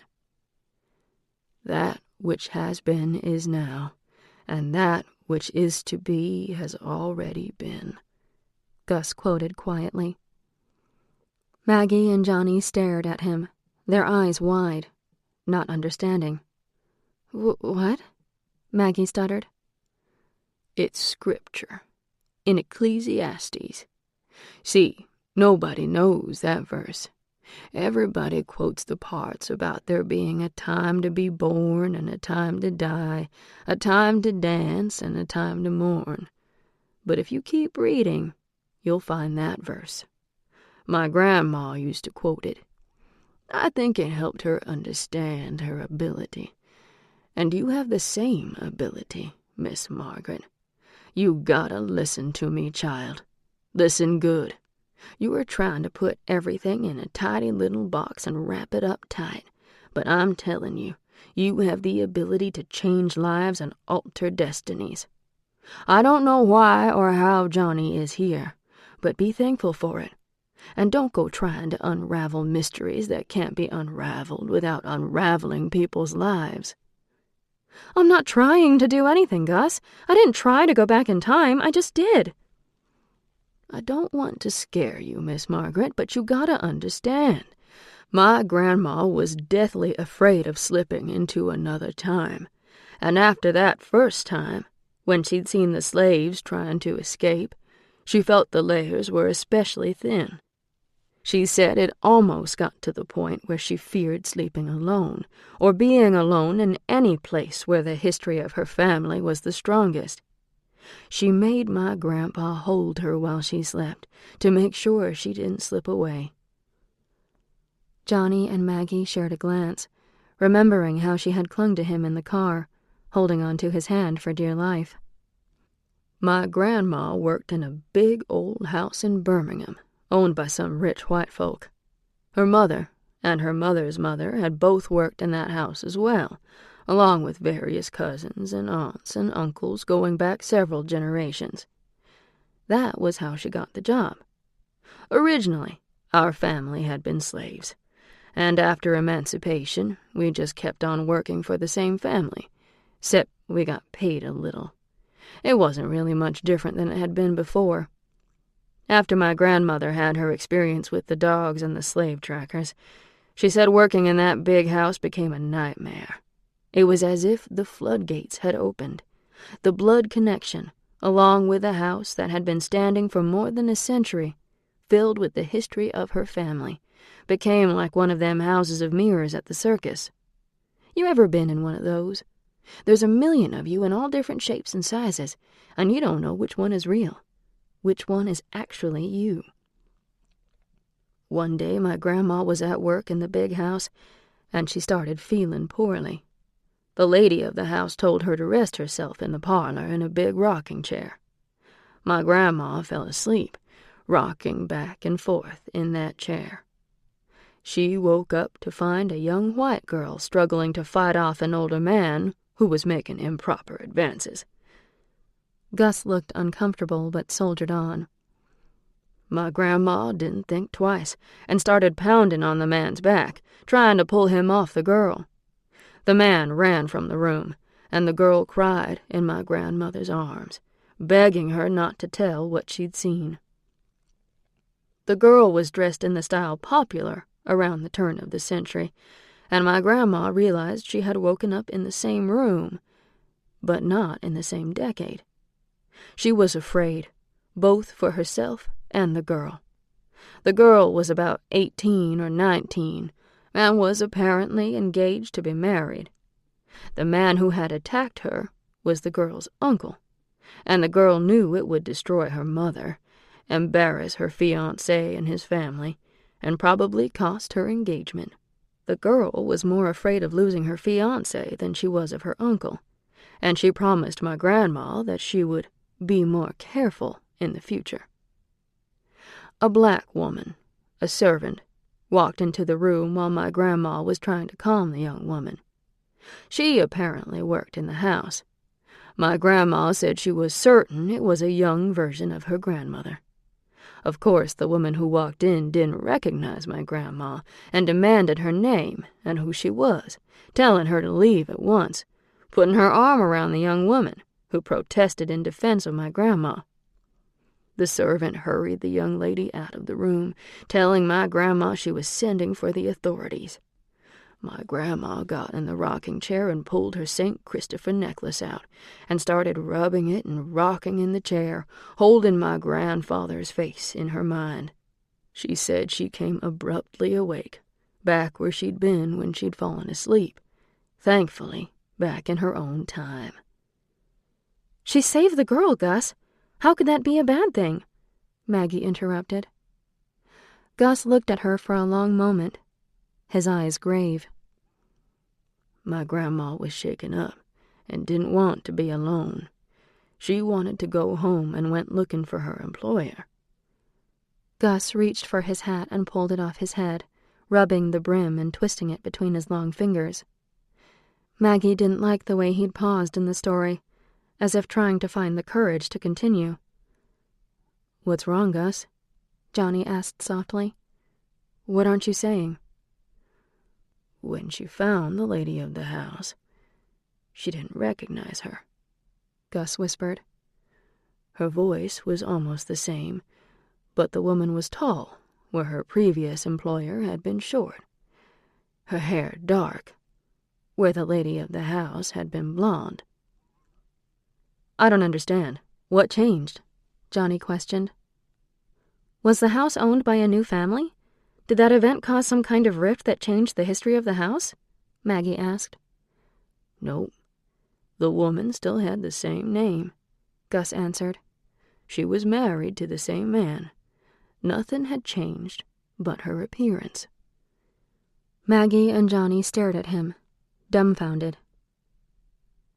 The woman had a different father, Gus said flatly. The girl your grandma helped didn't marry her fiancé after all? Maggie guessed. No, that ain't it, Gus retorted. She married him, and she had a daughter. The lady of the house was her daughter. Your grandmother prevented a rape that resulted in the girl becoming pregnant by her uncle. Johnny's face was grim as he supplied the correct answer. He looked at Maggie and then back at Gus. Gus nodded, and Maggie breathed a whispered exclamation. The three of them sat in contemplative silence. But Gus, your grandma helped the girl, Maggie repeated, insistent. Yes, she did, Miss Margaret. And in that moment she altered circumstances dramatically enough to make one woman completely disappear, and another take her place. Do you understand what I'm telling you? Johnny reached out and touched Maggie's hand again, almost as if he was suddenly afraid to lose her. Maggie clasped his fingers and wrapped her hand around his. You might have the very best of intentions, Miss Margaret, but this is life we're talking about, and you can't play with it. What was and what is can be changed in an instant. Sometimes people's memories are a little slow in keeping up. All those things you don't understand, that's just time changing its mind, like I told you. Time is shifty, like those funhouse mirrors. But it ain't a game, girl. It's for real. Johnny helped Maggie with her janitorial duties that day, and it was almost like the old days when he was invisible to everyone but her, the imaginary friend only she could see. She told him how he had been able to accomplish things that took her hours, simply by wishing it so. He just shook his head in amazement and tried to make the floor clean itself, only to have the floppy mop fall to the floor in a wet heap. So Purgatory had its advantages, he sighed, and Maggie laughed at his glum expression. It did, but I don't think you'd go back, not for all the power in the universe. You were like a genie in a bottle, completely trapped. Would you have me go back? He queried softly. To Purgatory? She squeaked, incredulous. Yeah, I get the feeling you're in love with the ghost, and the real guy is a bit of a disappointment. Maggie stared at him, and then looked away guiltily. She mopped silently for a moment, trying to put her thoughts in order before she spoke them. No, I wouldn't. But I miss you. I miss the Johnny that read to me and made me laugh and thought I was something special. I miss your affection and your touch. I miss being able to touch you in return, to dance when I know you're watching. I miss my friend. Johnny felt her yearning, and it echoed painfully in his chest. He had tasted what loving her could be like. He'd only had the one perfect night under the stars, with her in his arms, but it had given him a glimpse of the love affair that was possible, and it had been enough to keep him looking for her when he thought she had run out on him. Maggie tried to smile at him, a wobbly turn of her pink mouth, but he could see her unhappiness. I miss you, Johnny. But I've lost a lot in my life, and I will survive losing you too if it comes in exchange for your happiness or your freedom. But I really hope... She broke off then, and stared at her Converse sneakers. I really hope I don't have to, she finished in a rush, and her cheeks flushed, spreading the stain down her slim neck and into the V of her pink t-shirt. Can we start over, Maggie? Johnny took the mop from her hand and pushed her glasses up on her little nose. They suited her somehow, and he liked her all the more for the way they camouflaged her sexiness, making any guy have to look twice to see the obvious. Maggie smiled at him like he'd hung the moon, a slow, spreading grin that lit her face like a sunrise. I'd like that, Johnny. He leaned in and touched his lips to hers ever so softly, feeling his stomach flip over and his knees go weak at the contact. Her mouth was silky and her breath sweet, and the relief that coursed through him made him want to cry like a baby and bury his face in her hair. Maybe everything would be all right. He had Maggie, and for the first time he believed he would survive life after Purgatory. He had Maggie, and maybe that was enough. Chapter 19. A Time to Hate. Roger Carlton parked his car across the street from the malt and waited until he saw her come out. His lights were off, and the businesses around him were closed for the night. There weren't any cars in the lot in front of the diner, and he had seen very few automobiles pass on the quiet street that crossed in front of the popular hangout. Val rode a bike to and from work. Dolly and the other waitress, the little fat one, usually walked. It wasn't far for either of them. Roger knew Val would watch as Dolly made her way down the street. He didn't like the ladies walking home at that hour. 10 o'clock was still early on a summer night, but Val was protective. Roger eased his car out of the parking lot and circled around the block in the other direction. He would intercept her before she reached her house. Roger was alone. He'd gotten rid of his friends when he went home to change. They had all thought it was a little too funny when Dolly Kinross poured that glass of lemonade over his head. Val had told her to go home, but apparently she stayed in the kitchen for the remainder of the evening, washing dishes and keeping a low profile. Val should have fired her. Irene's daddy owned the place. Maybe he would have to put the idea in his head that Val was letting the place go downhill. The guy was a commie anyway. Anybody could see it. Roger had watched her house for a while, but it hadn't taken him long to figure out no one was home. He had come back to the diner looking for her, and had seen her through the front windows, sitting at the bar, having a cup of coffee, while Val mopped the floor. But now she was walking home, and his was the only car in sight. There she was. His headlights picked her up, walking along the right side of the road, heading straight for home like the good little mommy she wasn't. His passenger window was down. He made sure of it. He pulled alongside her and slowed as he matched her swift pace. "Hey, doll. You like it when I call you doll, don't you? I heard my daddy on the phone with you a while back. Seems that's what he calls you, too. Like father, like son, huh?" Dolly Kinross folded her arms and kept walking as quickly as her legs would carry her. She didn't look at him, but sighed and shook her head. "Roger Carlton, it's way past your bedtime, and I am not interested in babysitting.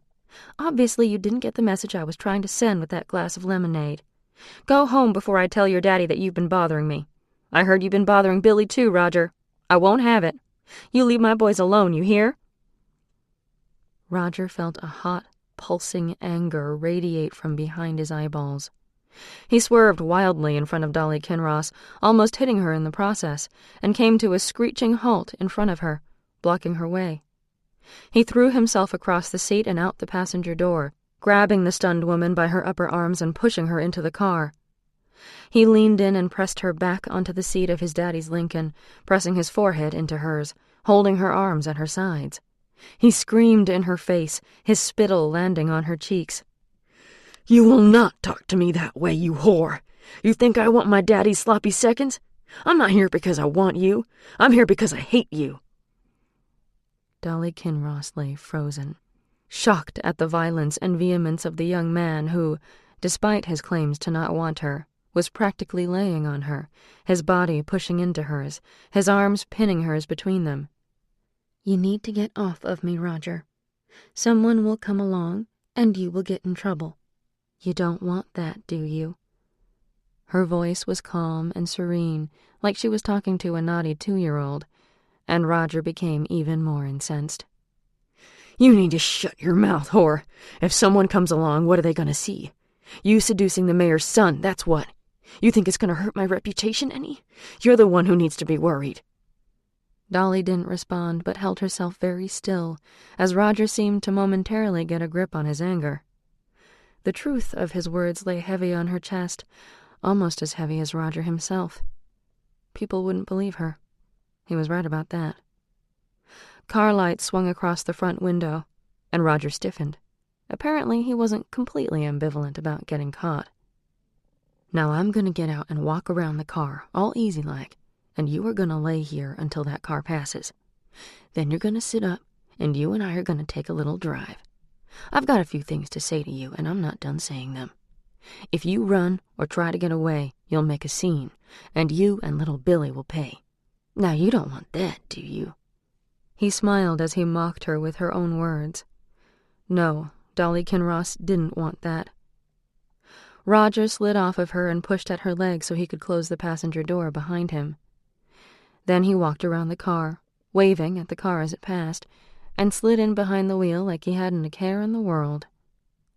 He started the car and pulled gently away from the curb. "That was my friend Darryl. He smiled and waved to me. Guess he won't be coming to your rescue now, will he?" Roger giggled, and Dolly Kinross realized that she was in serious trouble. Roger picked up speed as he headed out of town, both hands on the wheel, a slight smile around his lips. He was a handsome boy, but there was something wrong with his eyes.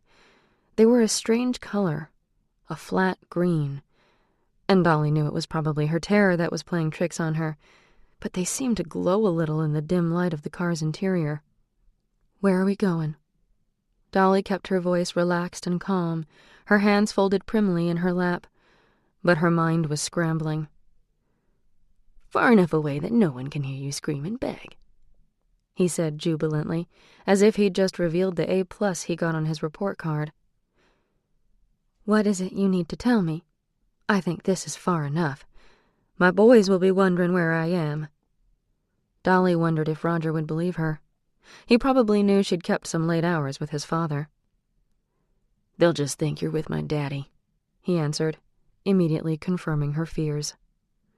"I'm not seeing your daddy anymore. Did he tell you that?" Dolly prayed he had. "I told him last week it wasn't going to work out. He's got you and your mother to take care of, and I've got my boys. We decided to go our separate ways." She was telling Roger the truth, and they'd never slept together. Dolly had been holding out in hopes of making the bigger score. If the mayor would leave his wife and marry her, her life would be so much easier. But that had been before Roger had started sniffing around her, before she'd become afraid of him. Then last week, Johnny had told her Roger was bothering Billy. That had been the last straw, and Dolly gave up her dream of becoming a mayor's wife, just like she'd given up on being a preacher's wife, and then an actor's wife, when Johnny's father's big dreams of movie stardom hadn't included a wife and a baby. "Aw, really?" Roger cooed sarcastically. "Boy, that is just swell. Well then, you and I are free to be together now, aren't we?" He swung his right hand off the wheel and pawed at the opening of her dress, popping a button as he shoved his hand downward.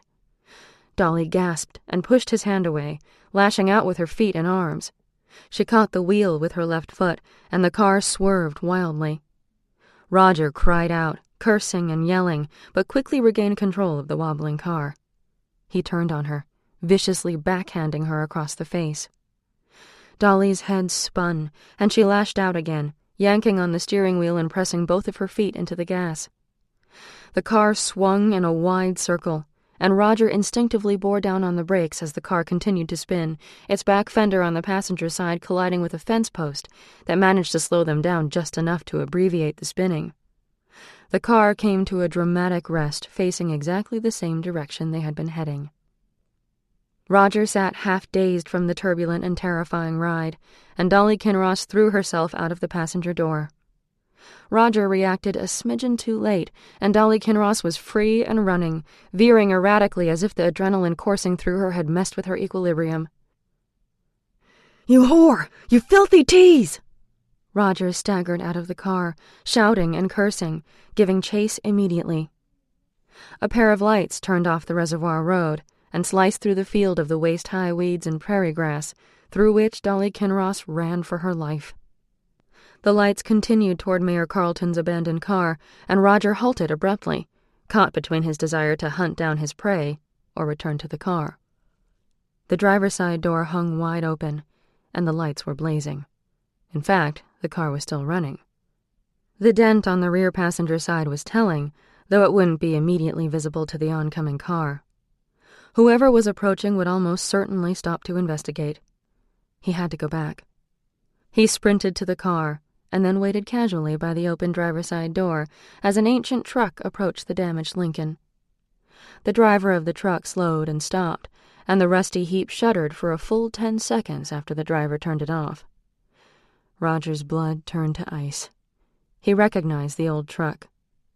Clark Bailey rarely drove it. It usually sat in front of his little bungalow and collected bird droppings, but a fishing pole was leaning over the tailgate, and the police chief wore a floppy hat with various homemade flies and lures stuck in the brim. He had apparently spent the day out at the reservoir, though everyone knew there wasn't much to catch worth eating. "What's the problem, son? You having car trouble?" Chief Bailey stepped out of the truck and had to slam the rickety door twice to get it to stay shut. "No, sir, not exactly." Roger smiled sheepishly. "I saw a deer and swerved to miss it, but ended up hitting the fence post instead." Roger inwardly preened at his own genius. "It still runs, but my daddy's going to be none too happy when he sees the dent." "A deer, huh?"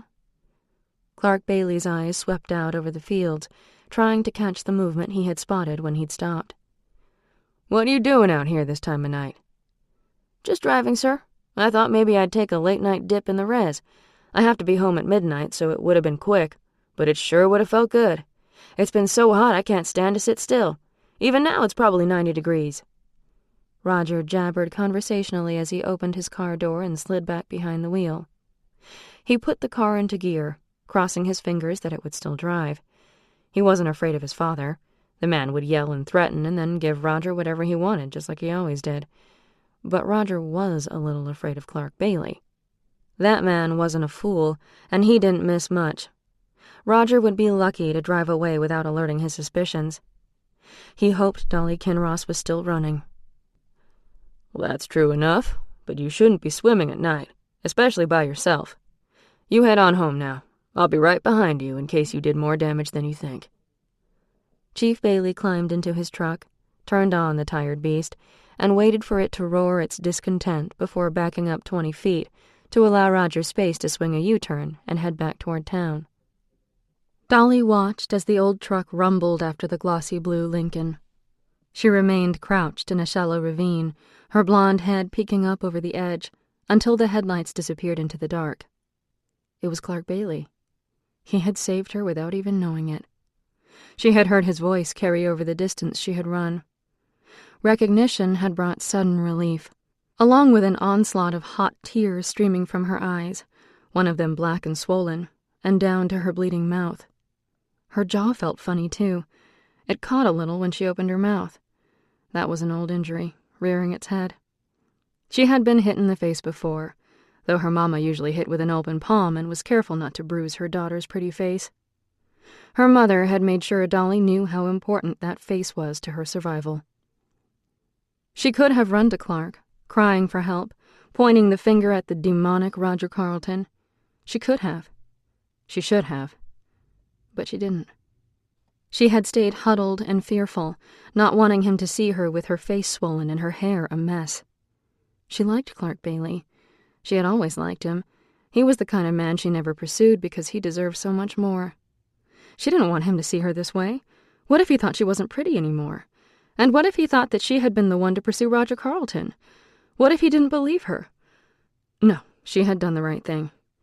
She was okay. She had been in worse situations than this. Town was only about 5 or 6 miles away, definitely no more than 7. She had on her flat shoes so she could walk home just fine. Straightening her hair and using her apron to dry her eyes and tidy her makeup, she set out for town, her face throbbing with every step. She watched fearfully for car lights, worried that Roger would return as soon as he was no longer under Chief Bailey's watchful eye. But no one came. A little more than 2.5 hours later, she reached Julian Street. It had to be close to 2 a.m. Johnny's car was parked in the pockmarked drive of her 2-bedroom home, and the lights were all off. Dolly sighed gratefully. She was good with makeup. If she could just get through the night and steer clear of her boys until tomorrow, with a little foundation and paint, she could make this whole dreadful episode go away. She just needed to make it into her room. She had made it down the hallway and into her room before remembering that she had told Val she would cover the breakfast shift in the morning, only 4 hours from now. and then Johnny burst through her bedroom door. Chief Bailey was angrier than he had been in a long time. He'd dropped in for a coffee and a big man's breakfast at the malt that morning and discovered someone had marked up Dolly Kinross's pretty face. Oh, she'd done a good job of applying the goop and arranging her hair just so, but Chief Bailey knew a black eye and a split lip when he saw it, and she definitely had both. And she was dead on her feet, and her smile looked like it hurt to show teeth. He didn't normally stop in for breakfast, but Dorothy had told him that Dolly would be covering her morning shift today. He had decided he was going to take the kid's advice and just go for it. He was going to ask Dolly Kinross on a real date. What was the worst thing that could happen? But when he saw her face, he decided Romamce would have to wait. She was in no condition to be hit on. He pretended he didn't notice her injuries because he knew that was what she wanted. But he'd finished his breakfast without tasting it, and burnt his tongue when he'd gulped his coffee before it was sufficiently cool. When he paid for his meal, he pulled Val aside and asked the manager if he knew the story. Val shrugged and sighed. She's been having trouble lately here at work. She's been jumpy and jittery. She even spilled a glass of lemonade over the head of a kid last night. I know she and her oldest son had words a week ago. She told me that he thinks that he's the parent. The kid has a temper, I know that much. I've heard he knows how to fight and won't take anything from anyone. Maybe it was him that roughed her up. Like father, like son, you know? Clark Bailey didn't know, and he really didn't want to know either. Johnny Kinross hadn't struck him as the kind of guy to hit his mother. He liked the kid. Still, it wouldn't hurt to have a word with him. If there were some domestic problems at the Kinross house, it would help everyone involved, including the police, if he could head them off right now. Johnny lifted the hood of the jalopy and tried to hold back the anger that wanted to spill over like the oil that was leaking from the jalopy onto the shop floor. He had come to work that morning just as angry as he had been when he went to bed. Mama had been up and out the door at the crack of dawn, supposedly to work at the diner, though Johnny had stopped in to make sure she was there before he headed to the shop. She had covered up the damage pretty well, but she hadn't made eye contact with him, even when she handed him 2 pieces of buttered toast with an egg and a few slices of bacon sandwiched between them. "You're going to be late for work if you don't hustle," was all she said. He'd left the diner with no appetite, but he was sure hungry for a fight. Then, not 10 minutes after getting to work, Mayor Carlton and that little creep Roger had shown up at Jean's. Apparently, young Roger had swerved to miss a deer and wrapped the tail end of his daddy's Lincoln around a fence post. Mayor Carlton was not a happy man. Roger seemed unconcerned by the damage he had caused, but had the sense not to say much. He smirked over at Johnny a few times, leering a little at his soiled coveralls. Johnny wished the dipstick in his hand was a sword that he could use to wipe the self-satisfied smile off of Roger's face.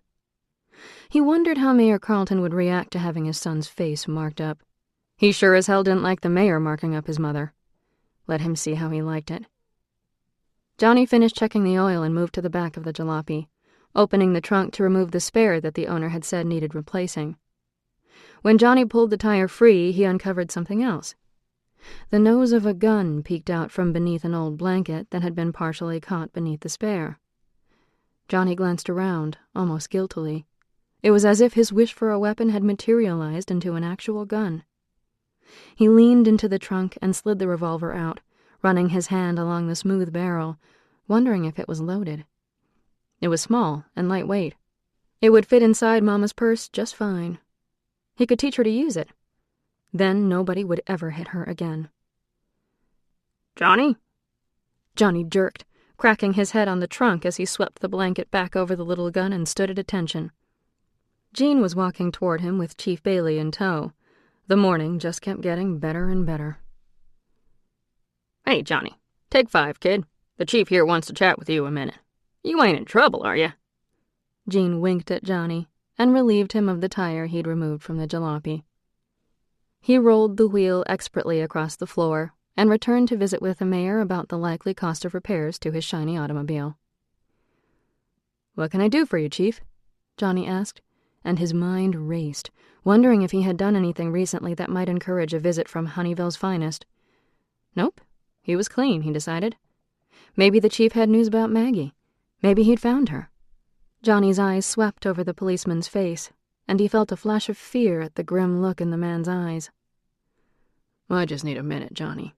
Let's get some sunshine while we talk, Clark Bailey said mildly, and Johnny followed him out of the garage without a backward glance at the Carltons, all thoughts of the gun in the jalopy's trunk completely replaced with thoughts of a girl he barely knew but couldn't forget. Please, please let her be all right, he prayed silently as he settled himself down on the bench that Jean had placed in front of the shop. Is she okay? Johnny blurted out without preamble, and Clark Bailey's eyebrows lowered dramatically over his steel-gray eyes. He leaned toward Johnny, anger flitting across his face before he schooled his features into a frown. Well, I don't know, kid. She sure as hell didn't look okay when I saw her about 15 minutes ago. Chief Bailey's voice dripped sarcasm, and his hands curled at his sides as he glowered at Johnny. You saw her 15 minutes ago? Johnny's heart galloped wildly, and he was back on his feet immediately. Where is she? I want to see her.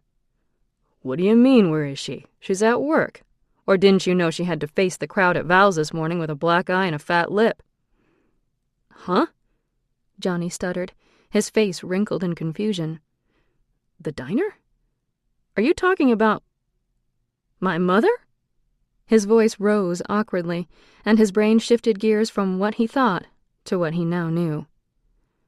Who did you think I was talking about?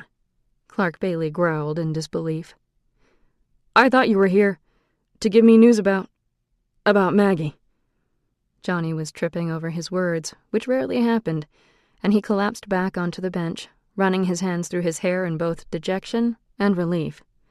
No news wasn't good news, but it wasn't the worst news. Maggie? Oh, Maggie.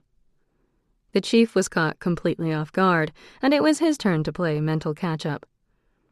No, I don't have any information on the girl. Johnny sighed and dropped his hands into his lap. Then the conversation sunk in. Johnny scowled at the chief of police. So you came here thinking that I what?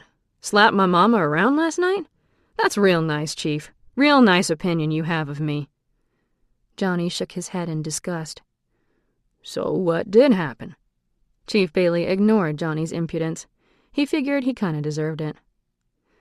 Mama drug in around 2 a.m. last night looking like she'd been through a battle with Custer and all the angry Indians at Little Bighorn.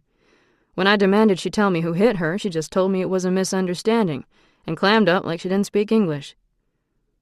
You got any ideas? Clark Bailey asked quietly. I got no proof, but I wouldn't be surprised if the mayor knew something about it. Chief Bailey's face got cold and blank in less than a heartbeat. You mean to tell me that your mama has been hanging out with that sleazeball? Johnny didn't reply. He wasn't going to go saying ugly things about his mother, whether they were true or not. He just stared at the chief for several long seconds, letting the silence tell Clark Bailey all he needed to know. Why? Clark Bailey's tone was so incredulous and befuddled that Johnny almost forgot the seriousness of the situation and laughed right out loud. Suddenly, he really liked the police chief. Aw, hell, Chief. Do you really need me to explain it to you? I'm 19 and you're 40. You should be explaining it to me. Clark Bailey snorted and lightly cuffed Johnny on the back of the head. You're kind of a smart aleck, aren't you? I am, Johnny agreed without rancor. But if you talk to the mayor, tell him if he ever touches my mother again, I'm gonna find him. Don't do that, kid. Let us handle it. Clark Bailey stood as if to end the conversation, but his face was wrinkled in thought, and he scratched his clean-shaven jaw for a minute, looking off at nothing at all. Roger Carlton had the mayor's car last night. I saw him after he met up with that fence post. So unless the good mayor and your mama were at his place, which I doubt Mrs. Carlton would have tolerated, it doesn't seem likely that they were together. Your mama doesn't have wheels, does she? No, sir, she doesn't. When she needs something or to go somewhere, she uses mine. Well then, I guess your mama has some explaining to do. And the mayor looks like he's in the clear. I'll still have a word with him, though. You best be getting back to work. It wasn't until much later that Johnny remembered the gun in the back of the rusty gray jalopy. He waited until closing time, when it was time to sweep out the garage and put the place to bed. Jean was up front, running numbers and closing up the office. Johnny popped the trunk and felt around for the gun. It was gone. He pulled the blanket free and patted his hands all around the floor of the trunk. The spare had been changed out. He heaved it up and out. Still no gun. Maybe Jean had seen it and removed it until the owner could come back and claim his car. That was probably it. After all, you never knew who could get a crazy idea. A crazy idea like stealing it. Johnny shook his head ruefully and silently thanked God for granting the tender mercy of a couple of hours in a cooler head. He would use his fists, thank you, Lord. He didn't need a gun to speak for him. Slamming the trunk, he finished up and headed out for the night. Chapter 20. A Time to Love. A few nights later, when Johnny dropped her off, Maggie asked if he would come inside, just for a minute. She had something she wanted to show him. Won't Irene, your aunt, mind if I'm in your room? It's just for a second, don't worry. Johnny looked unconvinced, but followed behind her as she climbed the stairs to her room. She walked straight to her closet and pulled the red prom dress from its hanger and held it in front of her. Recognize this? She asked shyly. Johnny reached out and fingered the tulle of the skirt. Yeah. And here's your sports coat. Maggie reached for the white sports coat and handed it to a stunned Johnny. I didn't mean to steal it. I seem to be saying that a lot lately. Johnny shrugged the jacket on and looked at himself in the mirror. Mama was so mad at me when I told her I'd lost this. She'd rented it for me, and we ended up having to pay for it. She asked me how I could lose a sports coat.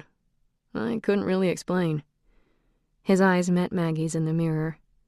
Maggie realized this was the first time she'd ever seen Johnny's reflection. I couldn't tell her a pretty car thief had disappeared with it. Johnny shrugged out of the jacket and seemed uncertain what to do with it. Johnny, I know girls don't usually ask guys, but Saturday night is the prom. My prom. I would really like to go with you. I already have a dress. She held up the fluffy red confection. And you now have a sports coat. She winked. I'll be driving a Cadillac this time. Johnny's response was interrupted by Irene calling up the stairs. Maggie? Are you home, dear? Johnny looked at the door, and Maggie opened it wide and called down to her aunt. I'm here, Aunt Irene.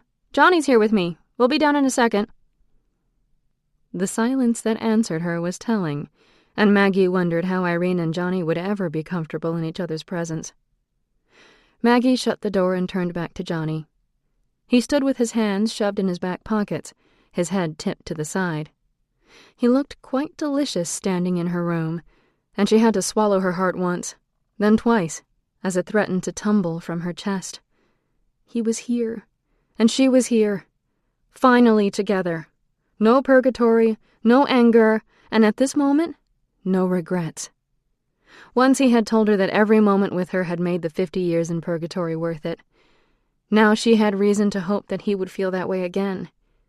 The intense gratitude that suddenly consumed her rose up and spilled onto her cheeks. Hey, are you okay? Johnny asked softly, taking a slow step toward her, his head tilted to one side. I'm better than okay, Maggie whispered, and her chin wobbled the slightest bit.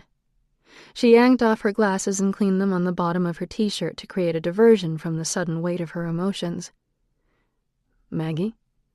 He took her glasses from her hand and set them on her nightstand. Look at me, Maggie. Maggie felt him close the final steps, but she didn't dare look up. Don't cry, baby. I'll go to the prom with you, he teased quietly. Maggie giggled, but the giggle broke into a sob, and she stepped into him, holding on to his shirt and rubbing her face across the familiar planes of his chest, breathing him in and letting him comfort her like he had many times before. Shh, Johnny soothed, sliding his hands up and down her back, nuzzling her hair. Car thieves don't cry, baby. You gotta toughen up if you're gonna have a future with the good old Clyde here. I like it when you do that. What? Call me baby, Maggie whispered. You liked it when I called you Bonnie, too," he replied with a smile in his voice. "Why?" "You used to call me baby all the time. It makes me believe you can love me again." Johnny wrapped his arms tightly around her waist and lifted her to him, kissing her tear-streaked cheeks before he touched his lips to hers. "I'm already there, Maggie. I fell in love when you begged me to help you escape the cops. I fell in love when we danced to Nat King Cole singing Stardust on a moonlit beach. Hell, I fell in love when you told me how blondes spell farm." "E-I-E-I-O," Maggie quipped wetly. Johnny laughed and held her even tighter. "There's something I want to give you," Johnny whispered into her hair. "It used to be the thing to do, though I never did because I didn't ever have anyone I cared about in that way."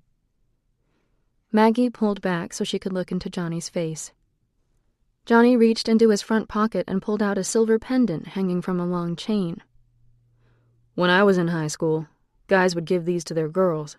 I've been thinking about it since Gus told us about his grandma and the St. Christopher medal she always wore. I want you to wear it. Maybe it will keep you safe." Johnny held the pendant in his palm. It was silver and dainty, a weary traveler with a walking stick and a child on his back engraved in fine detail on the surface. Circling the edge were the words, "St. Christopher, protect us." "Does this mean I'm finally your girl?"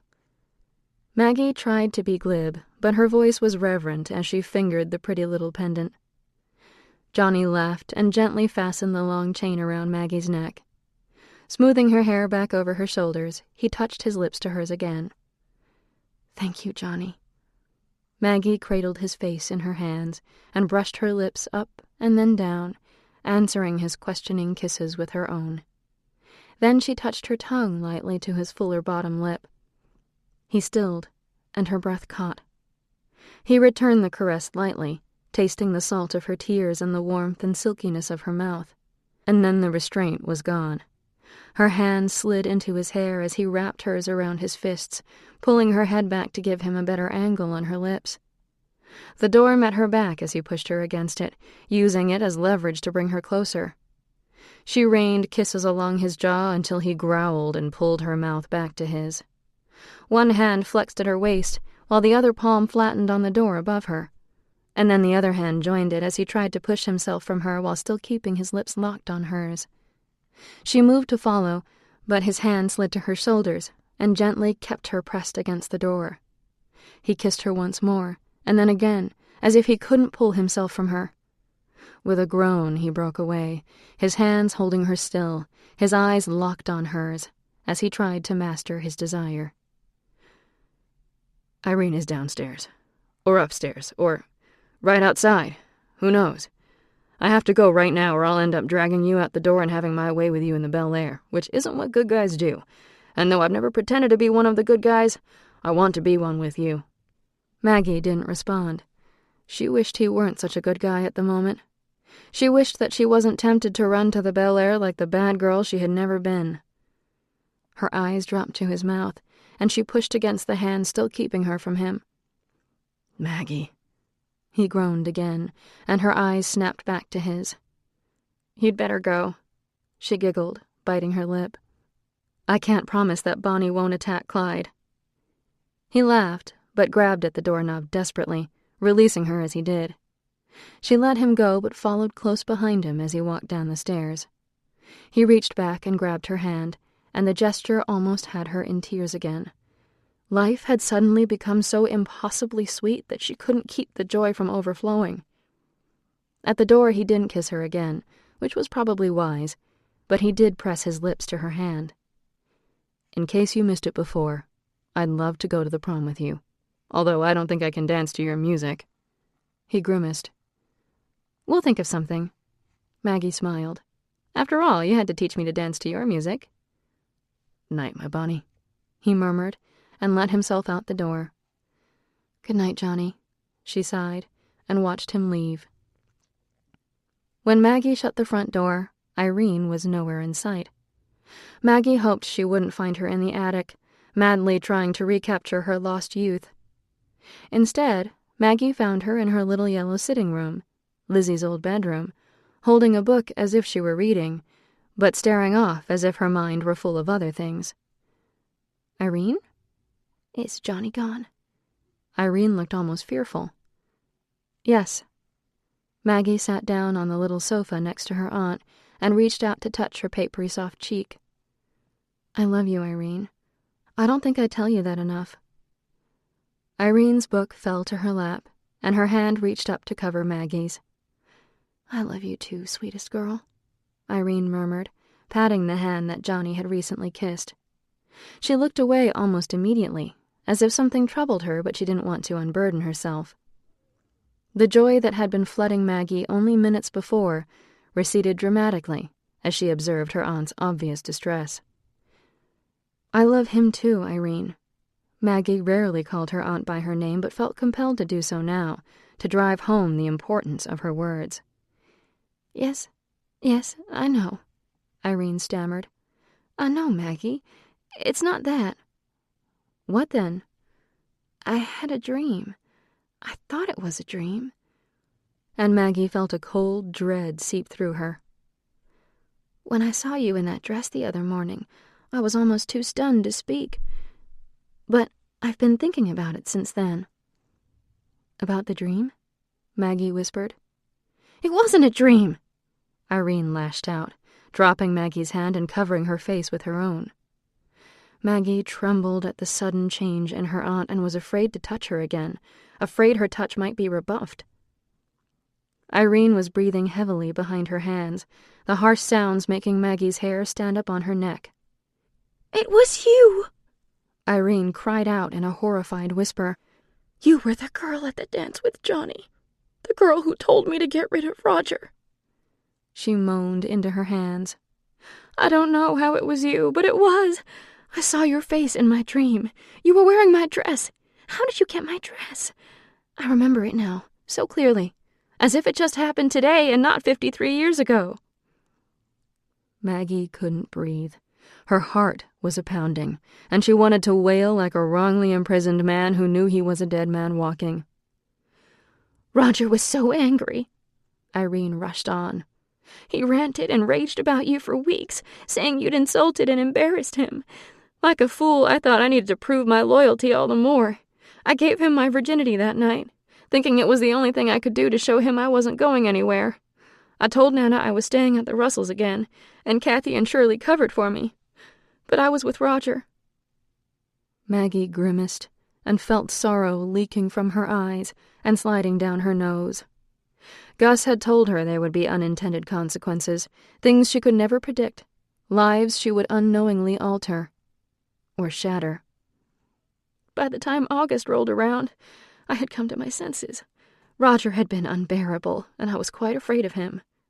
When Billy Kinross died and Johnny disappeared, I was horrified, knowing that it was all Roger's fault. Billy had been so sweet to me, and he was gone, at Roger's hand. I believed that, but it was too late. I was pregnant. No, no, no! Maggie wanted to scream. This wasn't the way it had happened. Irene had married several years after high school.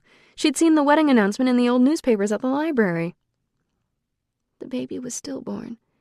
Did I ever tell you that? Irene's voice was almost trance-like as she remembered the child she almost had. He was perfect, a beautiful, full-term little boy with lots of dark hair. But he was dead, she whispered. I had hoped and prayed for a way to be free of Roger. Suddenly I had it. And it had come at the price of my child's life. So I stayed. It was penance, my own slow dance in purgatory. Can you forgive me? Maggie's agonized whisper filled the room, and Irene shook herself, abandoning the trance-like state she had hovered in. She stared at Maggie, her blue eyes wide and filled with anguish. There is nothing to forgive, Maggie, she said softly, reaching out and touching Maggie's stricken face. You're afraid of me, Maggie mourned, her voice barely audible. I understand what happened. At least I think I do, Irene replied quietly. You slipped back, just like Gus said you would. You tried to help me. I know that, but, Maggie, you tried to help me. Now, she said tiredly, rising to her feet, her back bent and her head bowed in exhaustion. "We need to get you out of this house." Maggie had slept restlessly ever since coming home from the hospital after the fire. Dreams of Johnny and burning hallways made sleep a minefield, and though she had longed desperately for the relief unconsciousness would supply, she found that she no longer felt safe in her bedroom. Maybe it was because she had awakened twice in the last few weeks to see Roger Carleton, the aged and overweight Uncle Roger, sitting on the bench seat poring over his old pictures.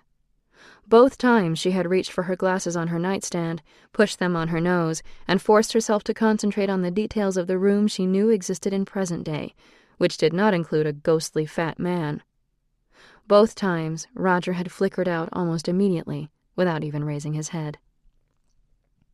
That night, the drain from the conversation with Irene had Maggie stumbling to her room and falling into a death-like slumber. Irene had wanted to leave and check into a hotel. She was afraid that Maggie would slip away if she slept in the house again. Maggie thought of the tongues that would wag in the small town if she and her aunt suddenly checked into the Honeyville Suites right on Honeyville's Main Street.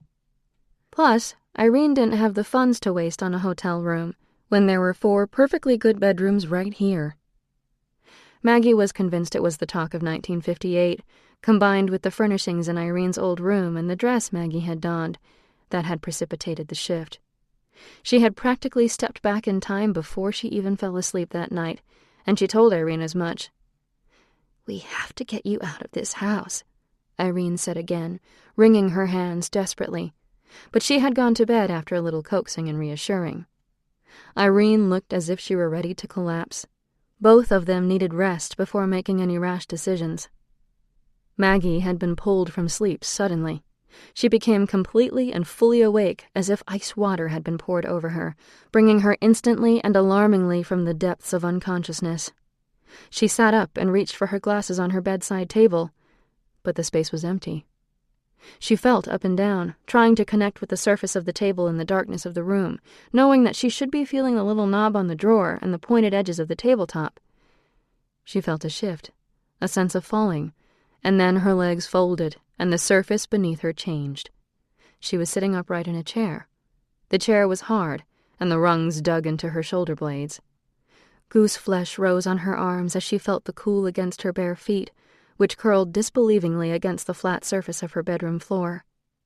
It was still so dark. She looked toward where she knew the window should be, and watched as the sky beyond lightened instantly by several shades, as if she were watching a time-lapse on the news, where the weather of the entire day is captured in seconds. Roger sat at the window, his head bent over his scrapbook. The light beyond him was dusky, as if dawn had descended while he read. He was younger, his hair thick and dark, his body still lean, and his clothes reminiscent of a different decade. Maggie longed for her glasses. She didn't dare move or even breathe, knowing that she was no longer observing him in her room. She was with him. She must have exhaled too loudly, though she hadn't felt the release. Or maybe it was simply the sense of being watched, but Roger's head jerked up suddenly, and he screamed, a strange, high-pitched cry that had Maggie flying up and out of the chair to cower in the corner. "It's you!" Roger hugged the wall like a jumper on a ledge, easing around the room toward her. She had to get out of there, but could she run screaming through the house? She didn't know why she was here or what year it was. If Irene and Roger were living in the house, it was after Irene's father had passed, after Billy had died and Johnny became trapped in Purgatory. She felt for something to shield herself with as Roger crept steadily closer.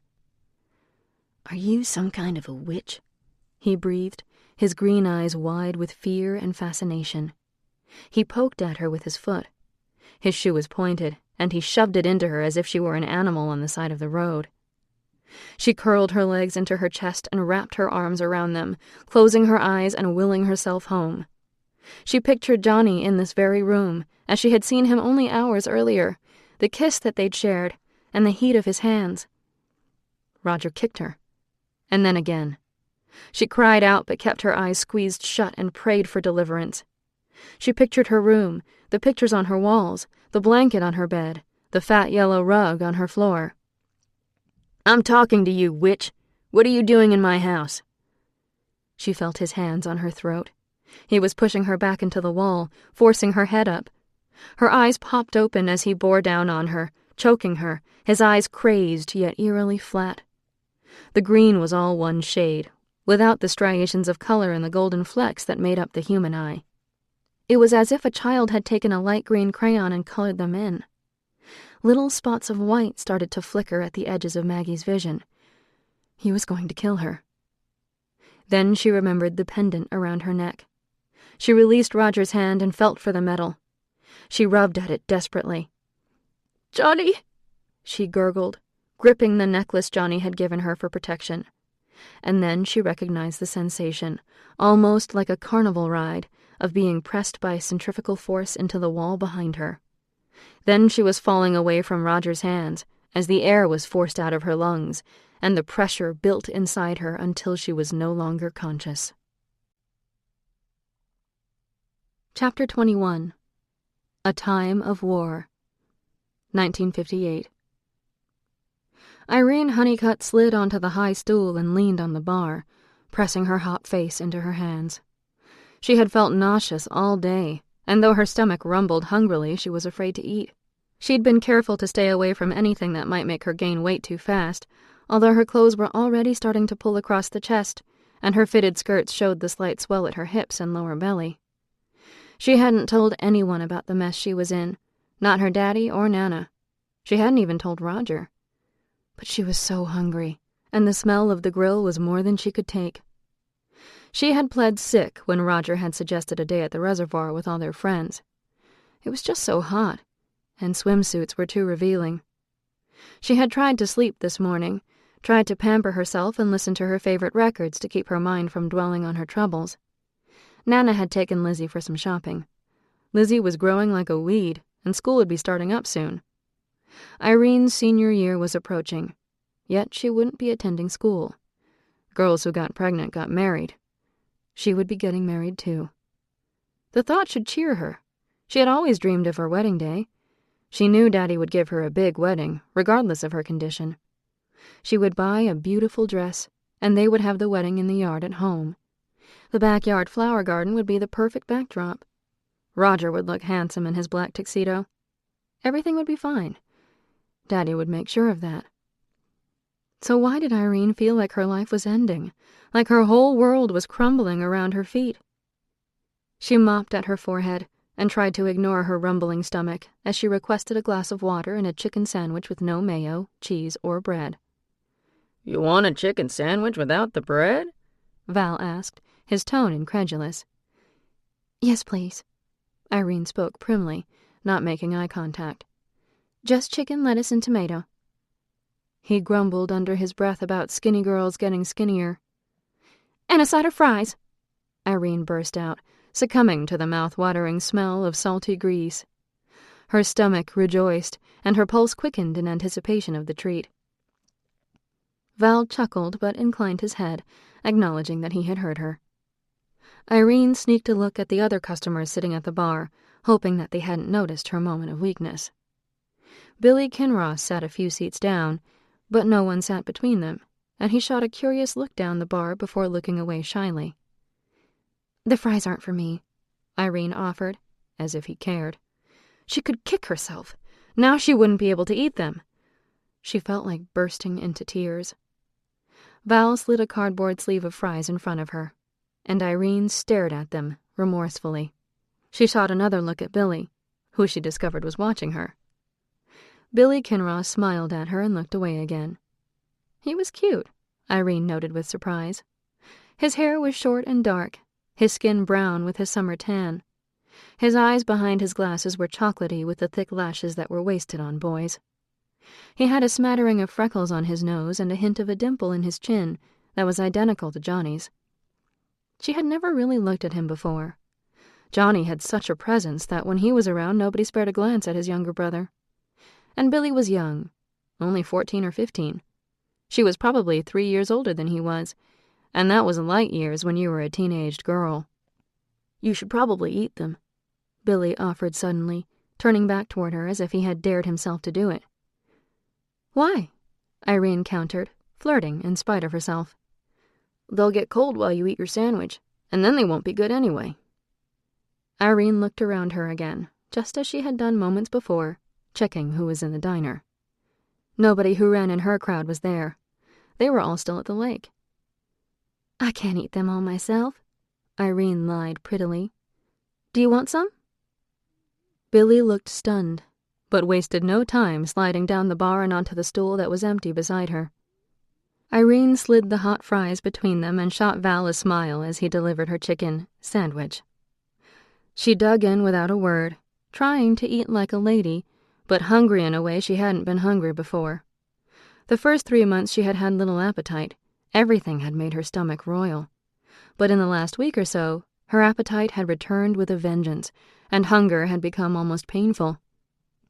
It took her a minute to realize Billy wasn't eating, and she glanced at him, shamefaced. Aren't you hungry? Not really.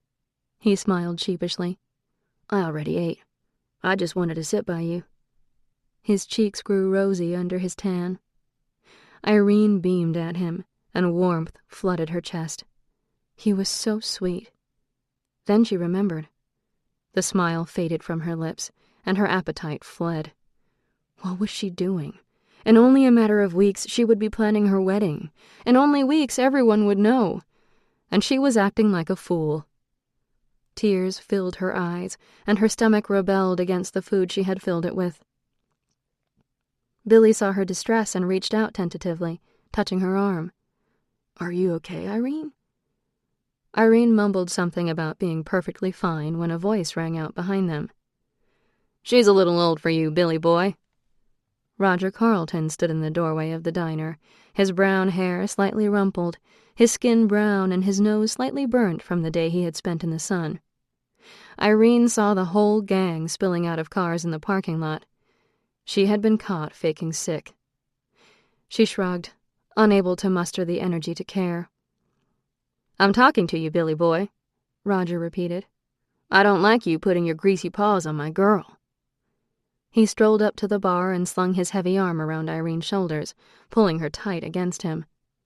She immediately slid off the stool and tried to steer him away from the unfortunate Billy. He was just asking me if I was okay. I came here to get something to eat, but I shouldn't have. I started feeling sick right away, Irene explained, trying to soothe Roger's ruffled feathers. She was good at it. When were his feathers not ruffled? Roger shrugged her off and grabbed Billy by the back of his collar, pulling him from his stool roughly. Take it outside, boys, Val bellowed, and Roger shoved Billy toward the door. You heard him, Billy boy. We're taking this outside. Roger. Irene laid her hand on his shoulder, trying desperately to be cajoling and sweet, trying to distract him from his clear intention to pummel the younger, smaller boy. Roger slapped at her hand, and Billy Kinross grabbed Roger's shirt, pushing him out of the diner in a way that surprised both Irene and Roger. It seemed the kid had learned a thing or two from his older brother. Roger stumbled out of the door, Billy Kinross hot on his heels. The group of kids preparing to enter the popular hangout all stopped and stared. Roger recovered instantly. His swing caught the younger boy full in the mouth, and he followed that with a hard slug to his midsection. Billy went down with a grunt. Roger grabbed him, pulling him to his feet. Roger had about 20 pounds and several inches on Billy, as well as a streak of mean that wasn't natural, and he laid into the boy with a fervor that had the circle of kids shifting nervously. Billy had fallen to the ground again, and was mostly just trying to protect himself, as Roger fell on top of him, raining blows wherever he could connect. Then startled cries and shouts rose up, as a figure pushed his way through the crowd, shoving the nervous bystanders this way and that in an effort to reach his brother. Johnny Kinross grabbed the back of Roger Carlton's shirt with both hands and swung him up and off of his brother, tossing him to the side. He knelt by his brother without sparing the raging bully a second glance. A few of Johnny's friends stepped in and held the outraged Roger by the arms, waiting until Johnny was assured Billy hadn't been seriously hurt. Billy's mouth and nose were bleeding, but he waved off Johnny's concern and rose shakily to his feet. Johnny pulled off his shirt to stem the bloody flow and checked his brother surreptitiously for more serious injury. When he was satisfied that his brother wasn't seriously hurt, He turned, his stance wide, his arms hanging loosely at his sides. His face wore the fury of a man who has been pushed as far as he will go. Let him go. Johnny? Let him go, Johnny demanded again, raising his voice. His friends obeyed immediately, freeing Roger and stepping away from him. Johnny strode forward and without pause or hesitation plowed his fist into Roger's jaw. Roger dropped like a sack of potatoes, his head rolling to the side as his legs and arms flopped comically in a dead faint. The crowd grew quiet as Johnny leaned over the inert form. Johnny patted Roger's cheeks roughly until Roger responded, groaning and tossing his head from side to side. He would live. Johnny straightened and leveled his gaze at Roger's cowering friends. Tonight, at the new school, we're going to finish this. Just Roger and me and whoever else has a problem with the Kinross boys. You make sure he's there or I'll find him and I'll find all of you, and it won't be pretty. You got that? 2011. There were marks on her neck the next morning. Maggie tried to convince herself it had all been a dream, but the bruises proved otherwise. And as afraid as she was of slipping back into a time and space that Roger occupied, she was more afraid of upsetting the new possibilities that loomed on the horizon. Johnny was hers again. Saturday was the prom, and the future stretched out before her like a golden sunrise. Maggie knew she had to get out of Irene's house. The episodes were getting worse. She only hoped that she couldn't die in another time, that her mortality would yank her back to where she belonged. But hope was a very weak lifeline, and she knew how foolish she was being. Still, she didn't tell Irene what had happened. She didn't tell Johnny either. She told herself she would. She told herself she would come clean after the dance, and then she and Irene and Johnny would make a plan. Maybe she could stay with Johnny and Jillian Bailey. Graduation was 3 weeks away, and then she would be free to live or do whatever she pleased. She resumed wearing her glasses to bed and slept with her iPod programmed to play only current songs. With the music of her own time pounding in her ears, she managed to sleep and live without incident the following night and the next. Chapter 22. A Time to Lose. Maggie picked Johnny up at 8 o'clock in the pink Cadillac. She had resisted all his efforts to be the man and pick her up in his Bel Air. She remembered how, in Purgatory, he had wanted to drive the Cadillac, how he said he had coveted the car when spoiled Irene Honeycutt had received it on her 17th birthday. Now he would have his turn behind the wheel. Plus, this way they could avoid Irene and any awkwardness. Irene had helped Maggie get ready, even getting a little teary when Maggie had donned the red dress. Maggie hadn't been able to explain that the reason Irene had never found the dress in 1958 was because Maggie had worn it back to 2011, skipping all the years in between. After all, there were never 2 red dresses. It made Maggie's head spin just thinking about it, and she and Irene didn't dwell on the tangled ball of yarn that time had become. Maggie knocked at Jillian Bailey's door and waited on the top step, the traditional roles on prom night reversed. Johnny answered almost immediately, and they stared at each other in awe, memories of another prom fresh in their minds. "That's my girl," Johnny breathed. "How is it possible that you look even more beautiful than you did that night?" "Modern makeup and no nylons." Maggie grinned and stuck out one of her smooth, bare legs in her new red pumps. The original shoes had stayed behind in 1958, and Irene hadn't kept them the second time around. Maggie beamed and straightened Johnny's lapels. "No pink carnation this time, mister. You and I need to match." She pulled the red rose from behind her back and proceeded to pin it on. "Let me get a picture." Jillian Bailey stood just beyond Johnny's right shoulder and ushered Maggie inside, where the light was considerably better.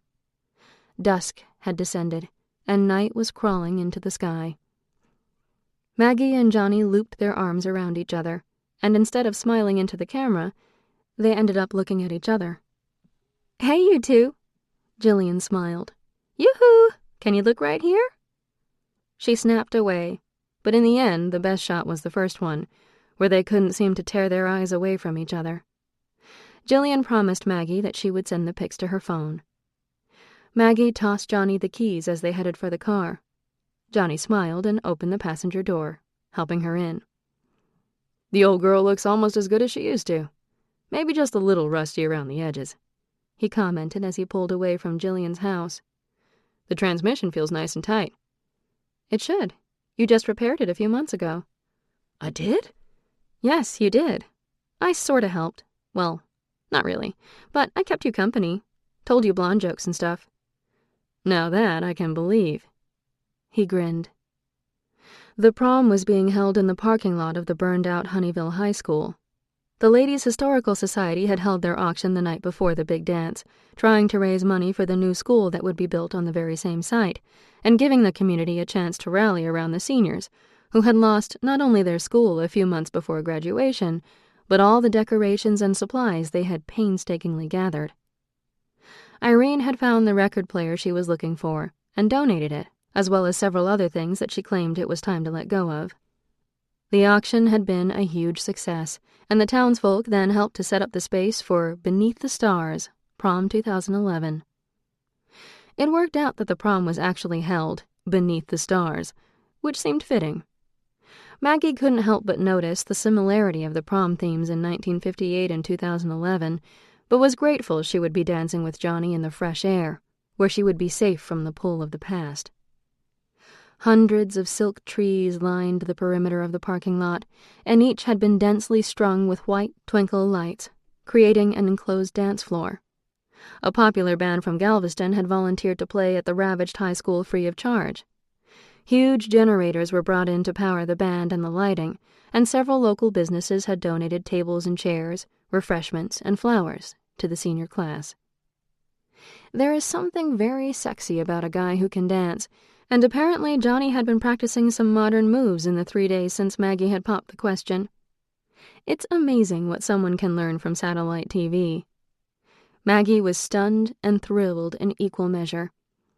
But the slow songs were the best, and Johnny held her like there wasn't another girl in the vicinity, which, of course, there was. And the girls were all aware of him. Maggie caught several of them gawking and pointing, and practically drooling when Johnny let loose on the dance floor. The boys seemed to be increasingly angry over the attention Johnny was getting from their dates. There was even a bit of a dust-up at one of the tables. Derek and Dara were arguing quite publicly about the look she was giving Johnny, and Derek ended up pushing away from the table, knocking over his chair, and storming out of the circle of lit trees to where all the cars were parked. Several of his friends seemed unsure of what to do, and Trevor ended up being the only one who followed him out. Maggie shrugged. She really didn't care about Derek or Dara. Unlike most of the couples who made an appearance at the dance to see and be seen, get their pictures taken, and quickly leave, Johnny and Maggie lapped up every song and every second. Nobody else existed, and nobody else mattered for one night. If Maggie could stay in a moment forever, this one would have been a contender. Purgatory had become paradise, and Maggie happily lost herself in it. Even the blackened remains of the high school, foreboding in the velvet moonlight, cast little shadow over her bliss. Unfortunately, it appeared that Derek's jealousy got the best of him, and when the last song ended and Maggie and Johnny left the prom hand in hand, they discovered all of the tires on Irene's car had been slashed. The car sat in an embarrassed slump, and Maggie cried out and Johnny swore, closing the distance at a run, squatting down beside the front tire, which was completely flat, the gash puckered and gaping. Maggie bit her lip to keep from screaming out in vexation. She wished suddenly and fervently that she and Johnny could just run away together. She was so done with Honeyville in high school. But just as quickly she stopped herself, quelling the thought. On this night especially, she was mindful of her blessings and grateful that for the first time, maybe even since her parents died, that she had hope for a future with someone she loved. "I'm guessing you've got a spare in the trunk, but one spare isn't going to do us much good." Johnny sighed. "Who would do something like this?" "Did you notice all the looks you were getting from the ladies?" "Absolutely." Johnny smiled lasciviously, his eyebrows waggling. "Yeah, well, so did all the other guys. I'm guessing one of them, and his name starts with a D and ends with Eric, was a little jealous of your hot moves and decided to take it out on our cool ride. Maggie hunched down beside him and sighed. How many blondes does it take to change a tire? Only one, sweetheart, but this blonde can't work a miracle. Gus's pretentious words echoed in Maggie's mind. Don't forget your miracle so quickly. This blonde is a miracle, Maggie said quietly, sliding her hand into his. Johnny's eyes softened, and he leaned in and kissed her slowly.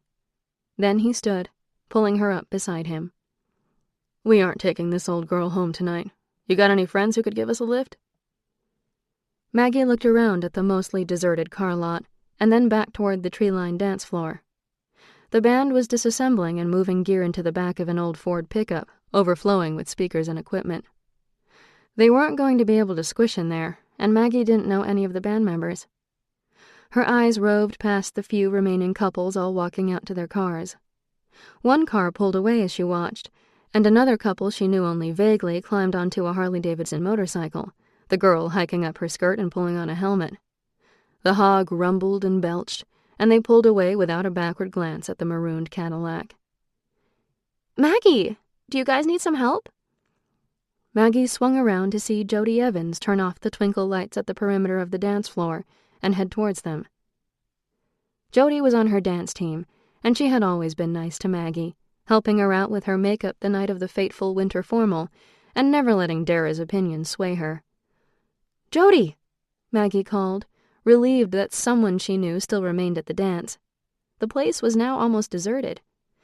"We've got a little car trouble here. We need a lift. Could we catch one with you?" "Sure. My boyfriend manages the band. We're just helping them load up, and then we'll drive back to the lead singer's place to unload.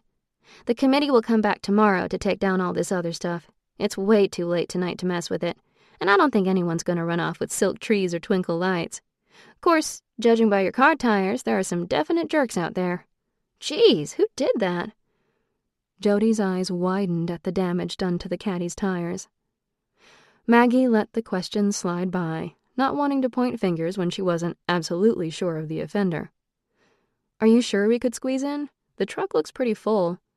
"Oh, sure. We'll figure it out." But Jody's optimism was short-lived.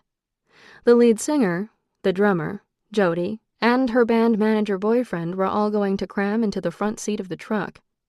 There was no way Johnny and Maggie were going to fit. We might be able to get one of you in the back if you hold one of those speakers in your lap, but it ain't gonna be comfortable, man," the drummer volunteered hesitantly, addressing Johnny. "I'm not leaving Maggie here alone."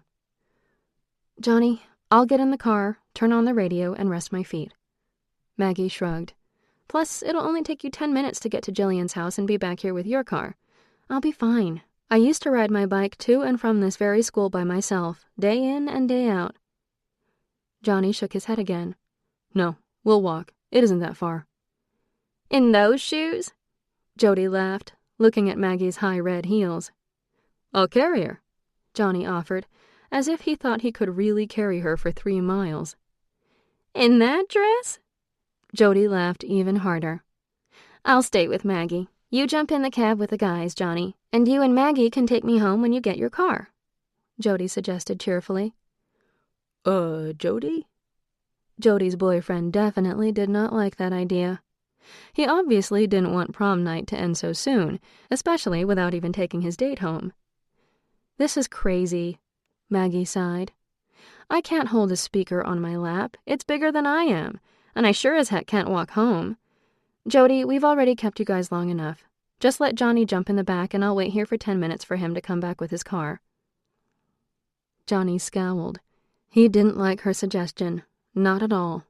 Unfortunately, it seemed the only solution, so after some growling and some worrying, he wedged himself into the crowded bed of the truck, straddling a speaker and keeping the cymbals from crashing together, while he kept the snare from toppling over on top of him. The others piled in front as planned, and Maggie walked to the pink caddy, now alone in the completely deserted lot. She waved and climbed into the car. She turned the key and lit up the console, flipping on the radio to keep her company until Johnny returned. Her phone bleeped. It was going dead.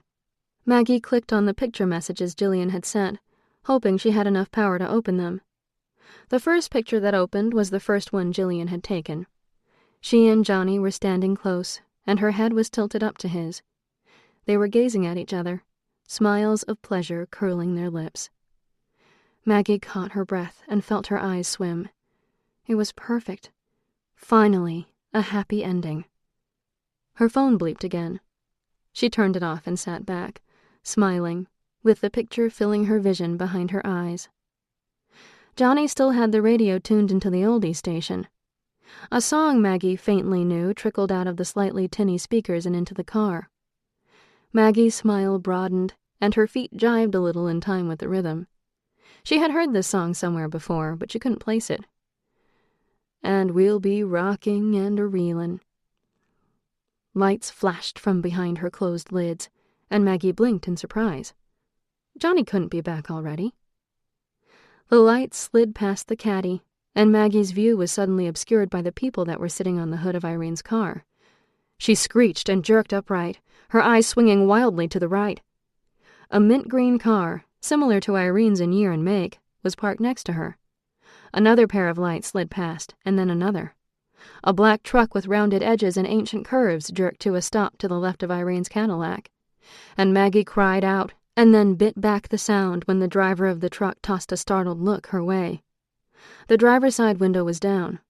The song that had been on the radio was now inside and outside of the car, as if the vehicles surrounding her were tuned into the same station. "That's Chuck Berry, folks." An announcer's voice bounced glibly over the tail end of the song, reading a commercial for Crest toothpaste. "Look, Ma, no cavities." Nobody on the radio spoke that way anymore. Maggie groaned in growing horror. How had this happened? She was in the car. This wasn't possible.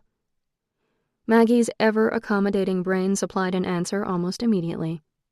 She was wearing clothing from the 1950s, listening to oldies in a car that had been in her family for decades. She groaned again and slammed her hand against the dash in frustration. She wasn't wearing her St. Christopher medal. It hadn't gone with her dress. She cursed herself and fumbled for her phone desperately, hoping for something to pull her back to the present. It was gone. Her purse, which had been sitting on the seat beside her only moments before, had disappeared as well. She had slipped her right foot out of her shoe when she had climbed into the car. The shoes were new, and she'd formed a small blister on her little toe while dancing. Her right shoe was missing. She looked down at her left foot, still wearing the high red heel, and then at her bare right one, and back out at the crowd that was forming beyond the car. Trying not to panic, she turned the radio off and rolled down her window a few inches, hoping to ascertain where and when she was. "He's here!"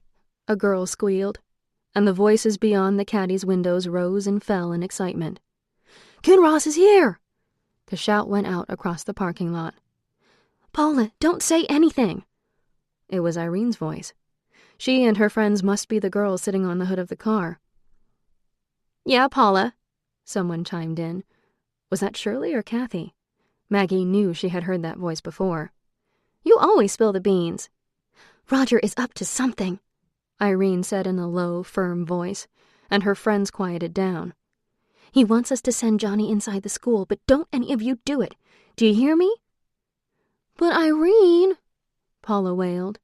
"He'll be mad. He is still your guy, isn't he?" Irene didn't respond. Maggie began to shake. She knew where she was. Oh, heaven help her. She knew where she was. 2011. The truck full of drums, speakers, lights, and equipment rumbled to a stop at the blinking red light. Johnny shifted his weight, trying to keep the cymbal from dinging him in the head. He had a bad feeling and wished he'd never agreed to leave Maggie behind, even for 10 minutes. And he'd left her at that godforsaken school. Just looking at the burnt-out remains made him break out in a cold sweat.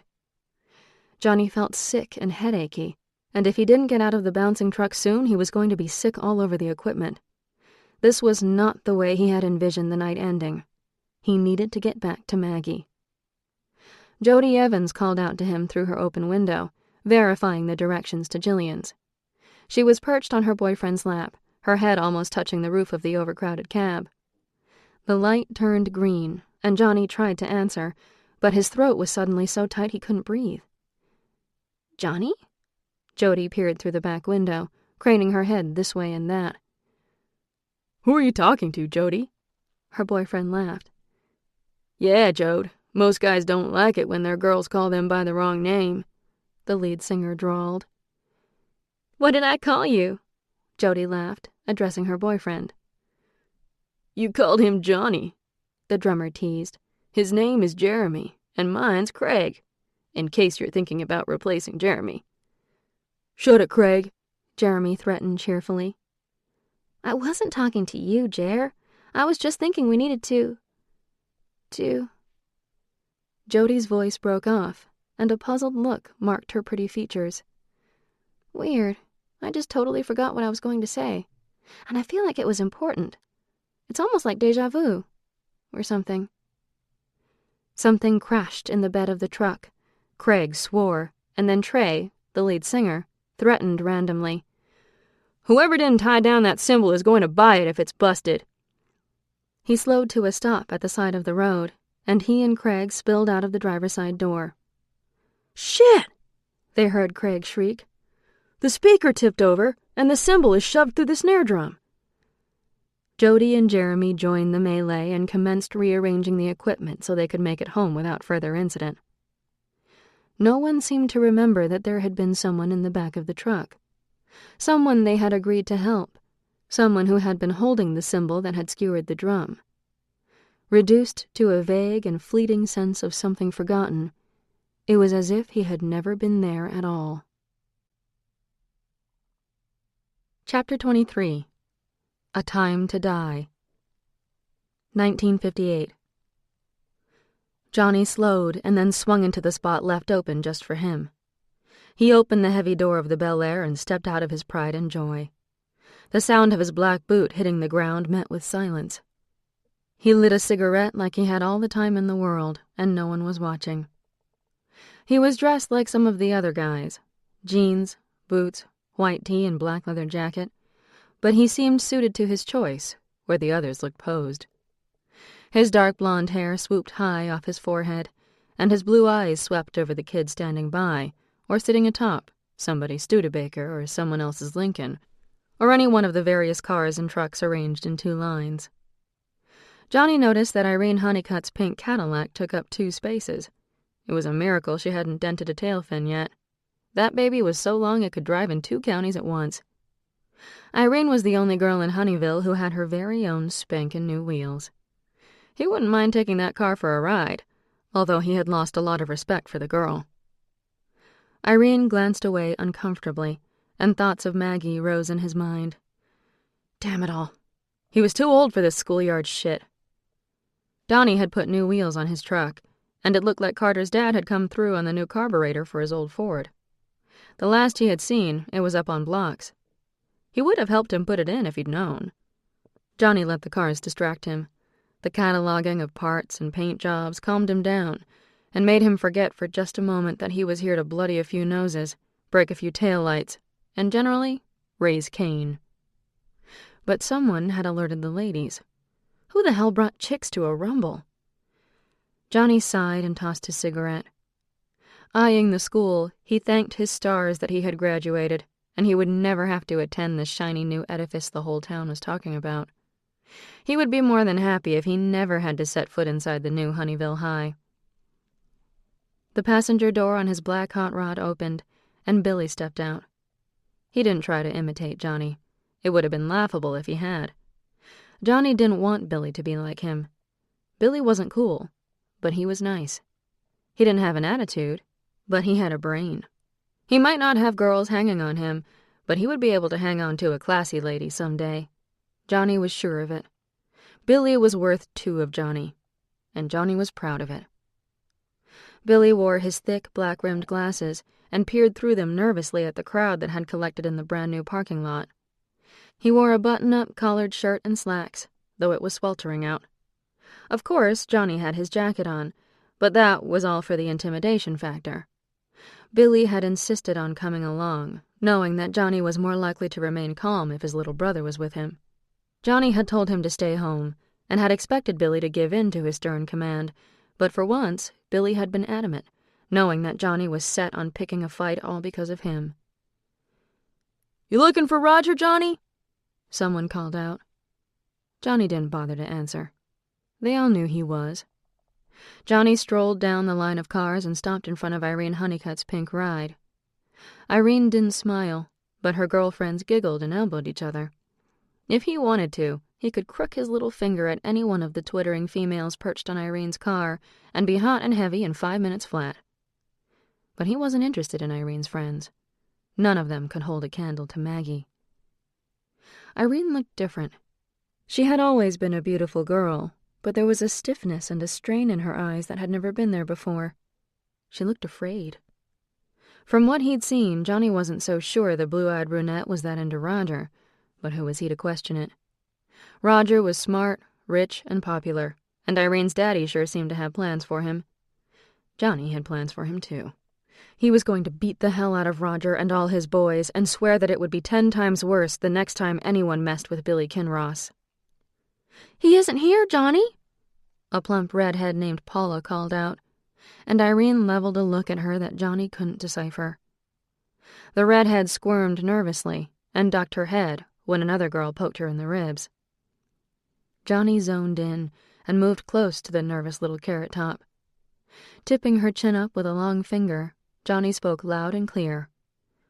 "Then where is he, Pidge?" Paula stammered a little, and her cheeks flamed as bright as her hair. I'm not sure. He just wanted us to tell you he had better things to do. Or something. I think. Didn't he say that, Irene?" "Then what are all of you doing here?" Johnny jerked his head, indicating the crowd, his eyes meeting Irene's, demanding an answer. She didn't respond, but her blue eyes were wide, and the expression on her face had him smelling a rat. The crowd shifted uncomfortably, and someone cleared his throat. A few of the guys that Johnny called friends started asking questions and calling out, and everyone seemed to chime in at once. "We haven't seen him, Johnny. Somebody said they thought he was here. Tommy swears he saw his wheels parked here an hour ago." "Go home, Johnny," someone else called out. "No one wants trash like you or your brother hanging around here." The voice came from the back in the crowd, and Carter and Jimbo were on it immediately, a scuffle breaking out before Johnny could even see who it was. Like it had been carefully orchestrated, Roger Carlton's friends were suddenly swarming out of the backs of trucks and cars. Fists were pumping, and insults flying as Carter and Jimbo were swallowed up in the fracas. Donnie and Luke were in there somewhere, too. Luke's bright hair and superior height made him visible for a moment, before someone pulled him down. "Hey! Hey!" Johnny shouted as girls screamed, and a few random horns bellowed as people scrambled to jump into their cars or out of their cars, depending on whether or not they wanted in or out of the trouble that had erupted. Turning to Billy, Johnny swung his arm out fiercely, grabbing him by the shirt and pulling him in close. "Stay in the car, little brother. These guys don't fight fair, and it's going to get ugly. I can't worry about you getting the crap beat out of you while I'm wailing on Carlton." "Just let it go, Johnny," Billy pleaded. "We shouldn't have come here at all. I have the willies about all of this. Like cooties marching up my spine or something." "Just stay out of it, Billy," Johnny insisted again, releasing Billy's shirt and shoving his brother back toward his car. "Take my car and head down the road a ways. I'll meet you in an hour at the mall." "What if I get caught? You know I ain't got proof. And what if I wreck your car?" "You'll be fine. Just go." Screams and shouts pulled Johnny's attention from his little brother, and he shrugged out of his leather jacket, threw it at Billy, and took off at a run, barely intercepting an attempt to brain Carter with a piece of a 2x4 someone had snagged from the construction debris. Alarm sounds were jangling through Johnny's head as he realized these guys weren't playing around. In his periphery, he noticed cars peeling out, as the ladies apparently realized this was not a place they wanted to be. Good. One less thing he had to worry about. And there was plenty to be concerned about because Johnny and his friends were sorely outnumbered. Maggie huddled in the front seat of Irene's car, hiding behind the people that perched and stood around the car, shielding her from anyone looking in, namely, anyone who might recognize her. Her heart slammed into her chest when she heard Johnny speak. She tried to imagine him, jeans and boots and slicked-back hair, demanding to know where Roger Carlton was. The girls had giggled when he had come close, and she could almost feel their tension as he had tried to coax a little help from the redhead, who had gone on to lie to him. At least she hadn't sent him into the school. If Maggie could just keep Johnny and Billy out of the school. Then what? She chided herself. She didn't know what would happen. She might make things worse. And if events didn't transpire exactly as they had originally, Maggie would never meet Johnny Kinross. He would be lost to her. Screams broke out, and Maggie watched as people started to scramble to their cars. She had to get out of Irene's Cadillac. She couldn't very well be sitting there when Irene and her friends piled back in. She pushed open the passenger door and hobbled out of the car on one red heel, not knowing where she was going, but knowing her conduit was about to be invaded. She turned in circles, looking for a place to shield herself. Maggie's gaze fell on Johnny's Bel Air. It sat serenely while cars and trucks peeled out around it, screeches and horns blaring the excitement of raging youth. Maggie seemed to have found the best hiding place of all. She was bumped and jostled as people scurried here and there, and nobody really stopped to take a good look, though she was wearing a bright red dress and only one shoe. She watched as Billy Kinross yanked open the door to his brother's car and slid behind the wheel, a look of pure horror stamped on his young face. He seemed unsure of what to do first, and sat with his hands on the wheel, looking around for his first clue. He didn't have time to figure it out. Glass and metal complained mightily as Roger Carlton attacked Johnny's car with a baseball bat. He swung again and then again, battering the shiny black showpiece. The front window exploded, and Billy dove out of sight. Maggie screamed, the sound high-pitched and afraid, carrying across the distance to Johnny's car, causing Roger to pause mid-swing. His eyes lit on her like a rabid wolf, and Maggie froze in her tracks. He instantly dropped the bat and strode toward her, pulling a little gun out of the back of his waistband. He pointed it at her, and his hand didn't shake. "Lizzie says your name is Maggie, and she doesn't know anything more." He said this in a high-pitched soprano, mimicking the little girl. "She said I would never find you." Roger smiled, that slow, creepy smile that didn't reveal any teeth. "How nice of you to find me." Maggie couldn't take her eyes from the gun. She should scream or run, but deep down she believed Roger would shoot anyway, and he was close enough to make missing unlikely. The parking lot was still half full of kids who had decided to participate in or be spectators to the battle that raged beyond her right shoulder. If Roger did miss, someone else could very easily be hit. None of this was supposed to happen. Billy had been the one with the gun. Hadn't he? Johnny forced his way through the swinging arms, landing a few shots and taking more than a couple on his way out of the writhing mass of fists and feet. Just as he thought he would break free, someone flew into him, knocking him down and wrapping him up in the thrashing legs and arms of several people. By the time Johnny had fought his way back out, his friends had the fight well in hand, and Johnny knew it was only a matter of minutes before the whole thing was over. But Carlton still hadn't shown. Johnny had something to communicate to the bastard, and he wasn't leaving until his message had been delivered loud and clear. Johnny's eyes swung left and right, and then swung right again, and stopped cold. His car was still parked where he'd left her, but the driver's side door was hanging open, as if Billy had suddenly changed his mind about leaving and bailed out in a hurry. The doors were dented, and the front headlights were broken in. It looked as if someone had taken a bat to the windows, too. Rage pounded in Johnny's temples. He had no doubt who had inflicted the damage. He was going to hurt Roger Carlton when he found him. And where the hell had Billy gone? He was supposed to take the car and go. Then Johnny saw him. The walkway to the entrance of the school was lit up, and Billy Kinross was running toward the front doors at full speed. "Billy!" Johnny roared, yelling at the top of his lungs. Billy didn't even turn, but slipped through the double doors like the late bell had already chimed and he was tardy for class. The doors had been left unlocked. Something cold and desperate slithered down Johnny's spine. He knew that what waited beyond those doors was something he wanted no part of, and he had no choice but to head for them at a run.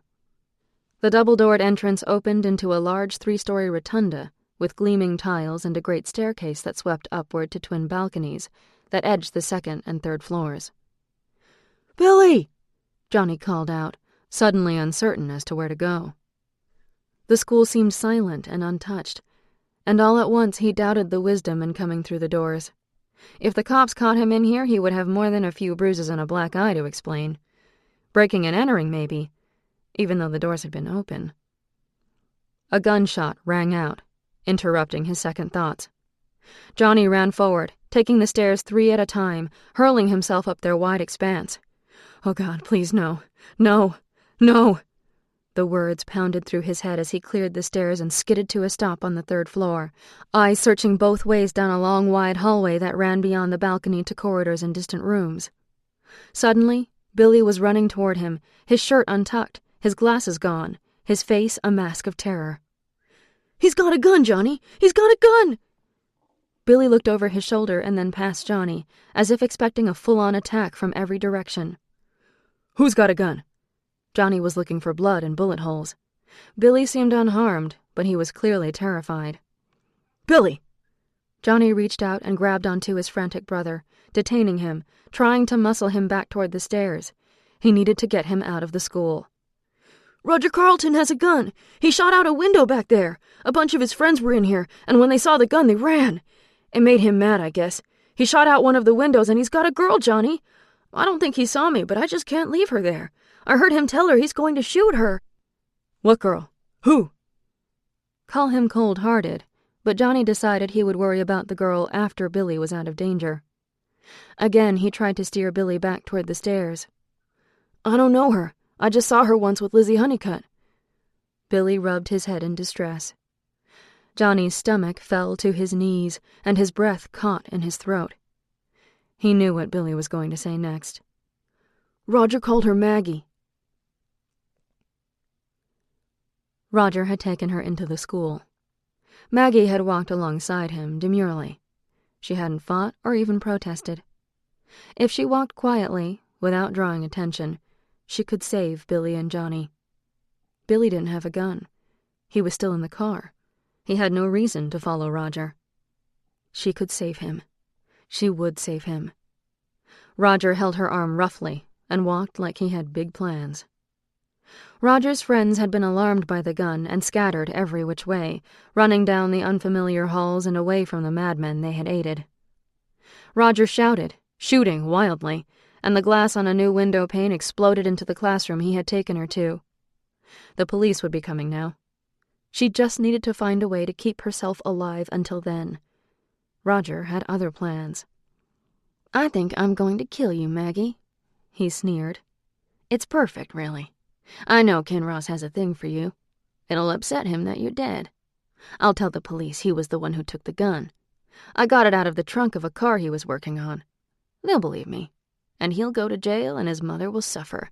Maybe worse than if I shot him, which was what I intended.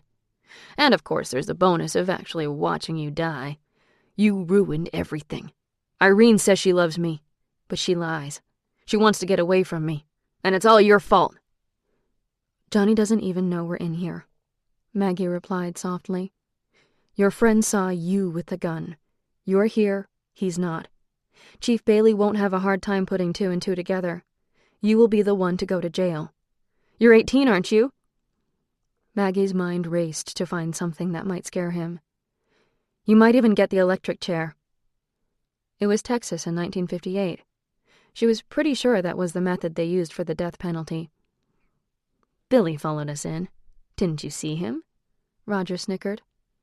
"Johnny won't be far behind. He's rather protective of the little guy." The hand that wasn't holding the gun touched his bruised jaw gingerly, as if remembering just how protective. Maggie didn't know Billy had followed them in. She had drawn him there, and he would draw Johnny. Fear slammed through her. No, she wouldn't let Roger have Johnny. She whirled on Roger, pushing him with such rage and aggression that he stumbled back, the gun falling awkwardly from his hand. The smirk smeared across his mouth still remained, almost as if he couldn't believe she had dared cross him. In a flash, Maggie was out of the room, running down the hallway, her red shoe abandoned in flight like a desperate Cinderella, racing against time. She thought she would hear the gun explode behind her, but she neither slowed nor swerved, flying down the corridors she had seen engulfed in flames in another time. And she wasn't running from her prince, but to him, hoping against hope that time was on her side. The main hallway on the 3rd floor made a large circle, looping from the center rotunda's highest balcony. Maggie wanted to scream, but knew her cries would only call Johnny to her and toward the threat that pursued her, so she fled silently, her legs pumping and her bare feet slapping against the glossy new floors. Johnny stood by the balcony rail. His back was to her, as he tried to usher his frantic brother down the stairs. The hallway in which she ran was dark. The brush of moonlight filtered in from the high windows left shadows all around. She thought she could hear Roger behind her, but couldn't separate his breathing from her own. She tossed a glance over her shoulder, expecting to see that he was within an arm's length of bringing her down. The hallway beyond was silent and completely empty. "Johnny!" Billy cried out, pointing at Maggie as she hurtled down the hallway toward them. Johnny swung to greet her, and his face was grim and hard. "Maggie!" The relief in his voice echoed down the hallway and into her heart. "Go! We need to go, Johnny!" He swung her up against him, his arms around her, his face in her hair. "Maggie, where in the hell have you been? And what the hell are you doing here?" His voice was angry, but he held her tightly, contradicting his tone. "Johnny!" Maggie sputtered. Billy looked dumbfounded, watching the ladies' man that was his big brother embracing the mysterious brunette in a siren-red prom dress. And no shoes. "Johnny!" Maggie wrenched herself from him and cried out as Roger Carlton materialized out of the shadowy hallway beyond. He had circled around and come out on the opposite side. Billy and Johnny both stood with their backs to him, unaware that death had come to call. He raised his gun, aiming for Johnny's back. Maggie didn't consciously decide in that moment to do what she did. It wasn't an act of heroism or sacrifice. It was simply the instinctual nature of a woman to stand between death and someone she loves, and that is what she did. She stepped around Johnny, covering him, her arms extended like wings to shelter him. In the same instant, Johnny swung around and, seeing Roger, cried out a warning to his brother. But Roger wasn't aiming for Billy. The gun exploded, and Roger's bullet struck Maggie, throwing her back violently into Johnny's arms. "Maggie!" Johnny cried out in horror as she collapsed against him, causing him to fall back heavily and struggle to keep his feet. Roger shot again, but his aim was skewed with adrenaline, and the bullet veered just right of Johnny's left shoulder, embedding itself in the wall beyond him. Johnny wrapped one arm around Maggie, easing her to the floor, sheltering her with his larger frame as he warded Roger off with his left arm extended. Roger just smiled and leveled the gun at the wounded girl. And then her image flickered. For the briefest instant she was gone, leaving nothing but a pool of blood beneath her. She reappeared almost instantly. Roger stared. The hand that held the gun wavered as he blinked his eyes and shook his head vigorously from side to side. Johnny didn't see Maggie shivering in and out like a mirage. His eyes were trained on Roger and the gun in his outstretched hand. Without warning, Johnny lunged for Roger, reaching for the gun as he barreled into his chest. Roger was caught completely unaware, his attention riveted on Maggie. He flew back, squeezing the trigger once more as he collided with the wooden balustrade that separated safety from space and life from purgatory. The momentum carried Roger up and over the railing, and Johnny scrabbled to extricate himself from Roger's clinging limbs, only to find himself hurtling beyond rescue, with his enemy wrapped around him. Their eyes locked for a split second, maniacal green on sky blue, and then they were falling, tumbling through the air in a sloppy cartwheel. Maggie's scream punctured the air as yet another shot rang out, drowning out Billy's cry of horror as he watched his brother plummet to the tiled entrance 2 stories below. Chapter 24. A Time for Peace. Roger Carlton lay with his legs twisted beneath him, his head cocked at an odd angle, staring blankly at the domed ceiling high above. Billy had never seen death before, but he had no doubt that Roger was dead. He had definitely taken the brunt of the fall. Johnny had fallen on top of him and then rolled to the side. But Johnny wasn't moving either. Roger had managed one final shot as death rose to meet him. The gun was still clutched in his hand, resting on his abdomen, his finger curled around the trigger. That last shot had pierced Johnny high on the right side of his chest. Billy didn't remember running down the winding stairs to his brother's side, but he was suddenly there, kneeling next to Johnny, begging him to hold on, begging him not to leave. Johnny's breath was labored, and blood soaked his shirt and pooled beneath him. His eyes were wide and scared. "Maggie," Johnny groaned. "She's hurt bad, Johnny," Billy cried, tears dripping down his young face and onto his brother's heaving chest. "I've got to go get help, for you and for her. Hold on, Johnny. Please, hold on." Maggie eased herself down the stairs, clinging to the railing with her good arm, her right arm useless where the bullet had sunk into her shoulder. She could hear Billy talking, begging. She had to get to Johnny. She wouldn't look, wouldn't allow herself to turn her head to see the bodies of the fallen boys. She had to focus, had to get down the stairs. She was weak and dizzy, but surprisingly free of pain, as if she had physically passed beyond the earthly plane and existed somewhere between time's layers.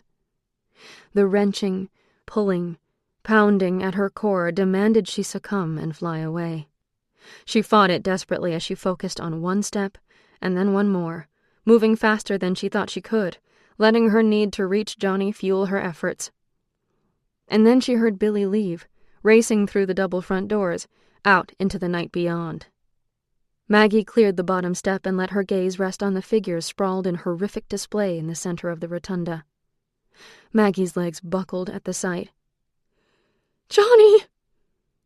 Her keening voice echoed through the stately entrance like a death knell. She attempted a step forward, but gravity swallowed her whole. Johnny tried to keep his eyes open and resisted the magnetic pull that fought to wrench him from himself. It was like the pull of the undertow, and for a moment Johnny thought he was dreaming. He thought he was back at the beach, 10 years old, feeling the sand being sucked out from beneath his toes, his mom and Billy back on the blanket, the sun bright overhead. But the pull was much stronger, and Johnny fought for something to anchor himself to. His hands didn't want to work, and his legs felt like they'd fallen asleep. His chest burned like he had been too long under water. He curled his toes inside his boots and fought against the pull with all his might. Why was he wearing his boots at the beach? In terror, he realized what the pull was, and he forced his eyes open to find his brother. But it wasn't Billy that lay beside him. Billy had gone for help. Billy was okay. Billy was safe. But Maggie wasn't. "Maggie?" He tried to form the word, but he could not. "Maggie!" He tried again, and heard only a whisper of breath. Johnny screamed inside his head. He screamed and he fought the pull and demanded an audience with the source of the power trying to disconnect him from his body. "I'm not going anywhere," he raged over and over, over and over, until the pressure built and exploded in white light and brilliant sparks like a blowtorch on metal. Johnny felt a snapping and a shredding, but there was no pain, only pressure, and then a giant crack, like a million balloons simultaneously popping. And then, nothing. 2011. When Maggie again became aware, she was lying across the front seat of the pink Cadillac. For a minute she didn't know where she was, or more specifically, when she was. The pain that had been held at bay by time or adrenaline was now unbearable, and the seat beneath her was slick with blood. She eased herself to a sitting position, and her head spun, and unconsciousness rose to claim her again. She protested loudly, crying out against oblivion's lure. She struggled to maintain her grip on reality, whatever that was, and find a clue as to where she had landed. "I'm in 2011, she moaned, seeing the blackened shell of Honeyville High School through the car's front window. The silk trees that lined the prom's dance floor stood like a sentinel between the hope of before and the despair of after. Her small purse and her phone lay on the floor where she had tossed them earlier. She stretched, whimpering, and wrapped her left hand around the shiny gadget. She pressed the button to turn it on, breathing through clenched teeth. It lit up briefly, and then gave the cascading tones of shutdown mode. It was dead. Maggie moaned again, lying back against the seat, pressing her palm against the flow of blood below her right shoulder. Her dress was useless, the fabric completely unsuitable to staunch its flow. The flesh of her palm would have to do, but it hurt too much to press as tightly as she should. She was in trouble, and she was too tired and heartbroken to care. The image of Johnny, bloody and motionless, with Roger Carlton lying in a twisted heap at his side, filled her head, and she turned her face into the seat, letting her tears flow with the blood that wouldn't be stemmed. Suddenly, the passenger side door was wrenched open. Maggie lifted her head wearily, unable to find the energy for surprise. Johnny was framed in the opening, moonlight at his back. "Johnny?" Maggie whimpered in disbelief. "Maggie!" Johnny flipped the key in the caddy's ignition, illuminating Maggie where she huddled against the seat. "Come on, baby. We've got to get you to the hospital."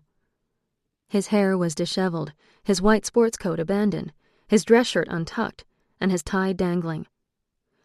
"Why does heaven hurt so much?" Maggie whispered, wanting to embrace him but unable to move. "Maggie, this ain't heaven, baby. Come on, Maggie. You gotta stay with me." Johnny was frantic, his eyes never leaving Maggie's face. He didn't know if she would survive the drive to the hospital. He had to stop the bleeding. Her skin was pasty white, and her body was limp. It was probably a miracle she was conscious at all. The Bel Air was waiting, the engine rumbling, ready to transport her to wherever Johnny wished, but she was out of time. He didn't know if he could do it. But he had done it before. He slid Maggie so she was lying flat against the front seat.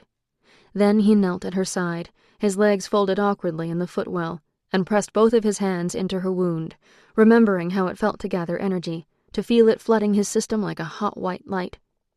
He remembered it so clearly now. Every moment of the last 53 years was stamped on his memory like a prison tattoo, permanent and fixed. He had been riding in the back of that overcrowded truck, instruments and equipment pressing against him. He had known leaving Maggie was a mistake, and the farther from her he traveled, the greater the overwhelming sense of wrongness became. They were almost to his sister's house when something had yanked at him, loosening him from his physical surroundings, as if he were tied to an anchor and dropped into a weightless sea. And like water, the knowledge of what had been drenched him in memory. He was suddenly, acutely, aware. He remembered the loneliness of the last 53 years. He remembered the despair, the intense anguish, and yet, the opportunity. In Purgatory he hadn't aged, but he had grown and changed. He had discovered an inner power and an inner strength. He had developed fortitude, patience, and perspective. He remembered it all. And most of all, he remembered Maggie. He flew through their time in Purgatory, watching the relationship unfold, remembering the wonder he had felt at her friendship, letting the desire he had felt to join her in life resonate within him. And then he had flown beyond Purgatory to the final moments of his old life, when he lay at Roger Carlton's side, at peace in the knowledge that he had saved his brother. He and Maggie had saved Billy. "It is a far, far better thing that I do now." The words of Dickens echoed prophetically in his head. He watched Maggie as she struggled to descend the stairs, her blood spilling across the bodice of her dress, her attention riveted on the next step. She was doing everything in her power to reach him. In that moment, he had been well aware of his choice and what that choice would mean. Paradise or Purgatory. He saw Maggie stagger as she reached the main floor. She cried out his name, And then she was gone. She simply vanished. Nothing remained but the trail of blood that stretched beyond her to the 3rd floor, marking her path, verifying her existence. He knew where she had gone. Paradise or purgatory? The choice was easy. He chose purgatory. 2011. Johnny bore down. Maggie hissed, the pain keeping her tethered to the present. He pushed away the doubt that he had relinquished purgatory and all that had gone with it. He remembered the spark that had shorted out Jillian's computer. He remembered how quickly he had healed in the hospital after escaping purgatory. He acknowledged the fire he felt burning just beneath the surface. Surely something from purgatory remained. Johnny called on that heat that lay beneath his skin and gathered it, coaxing it forward until it seared the skin on his palms, where they pressed into Maggie's wound. The pain was shocking, but he used it. He used the intense pain in his hands, the overwhelming love in his heart, and the bottomless faith that there was purpose in purgatory, and turned it outward. Light began to seep out from the edges of his fingers, as if he held his palms over the beam of a flashlight. The intensity grew and grew, until light filled the interior of the old car and spilled out of the windows. The Cadillac, marooned in the dark parking lot, became a lighthouse to the lost, guiding Maggie and Johnny home at last. Epilogue. Matching scars might not be much to build a future on, but Maggie and Johnny had earned theirs. And if scars are the reminders of the past, then the identical puckered pink circles high on the right sides of each of their chests bore witness of the hard-fought battle they had waged through time and space. And Johnny and Maggie remembered all of it. The sacrifice, the sorrow, the race against time, all leading up to the moment Johnny chose purgatory. Again. Like a movie with alternate endings, they not only knew what the world had become, but what the world had been like before, when two people, 2 worlds apart, had found each other and fallen in love. No one in 1958 ever knew what happened to Johnny, or Maggie for that matter. Billy had gone for help, only to return to a bloody trail leading down the stairs from where Maggie had been shot, and a pool of blood where Johnny had lain. And Roger Carlton, of course. He was dead, and very few grieved for him. In the space of a few hours, the world had changed, at least a small corner of it.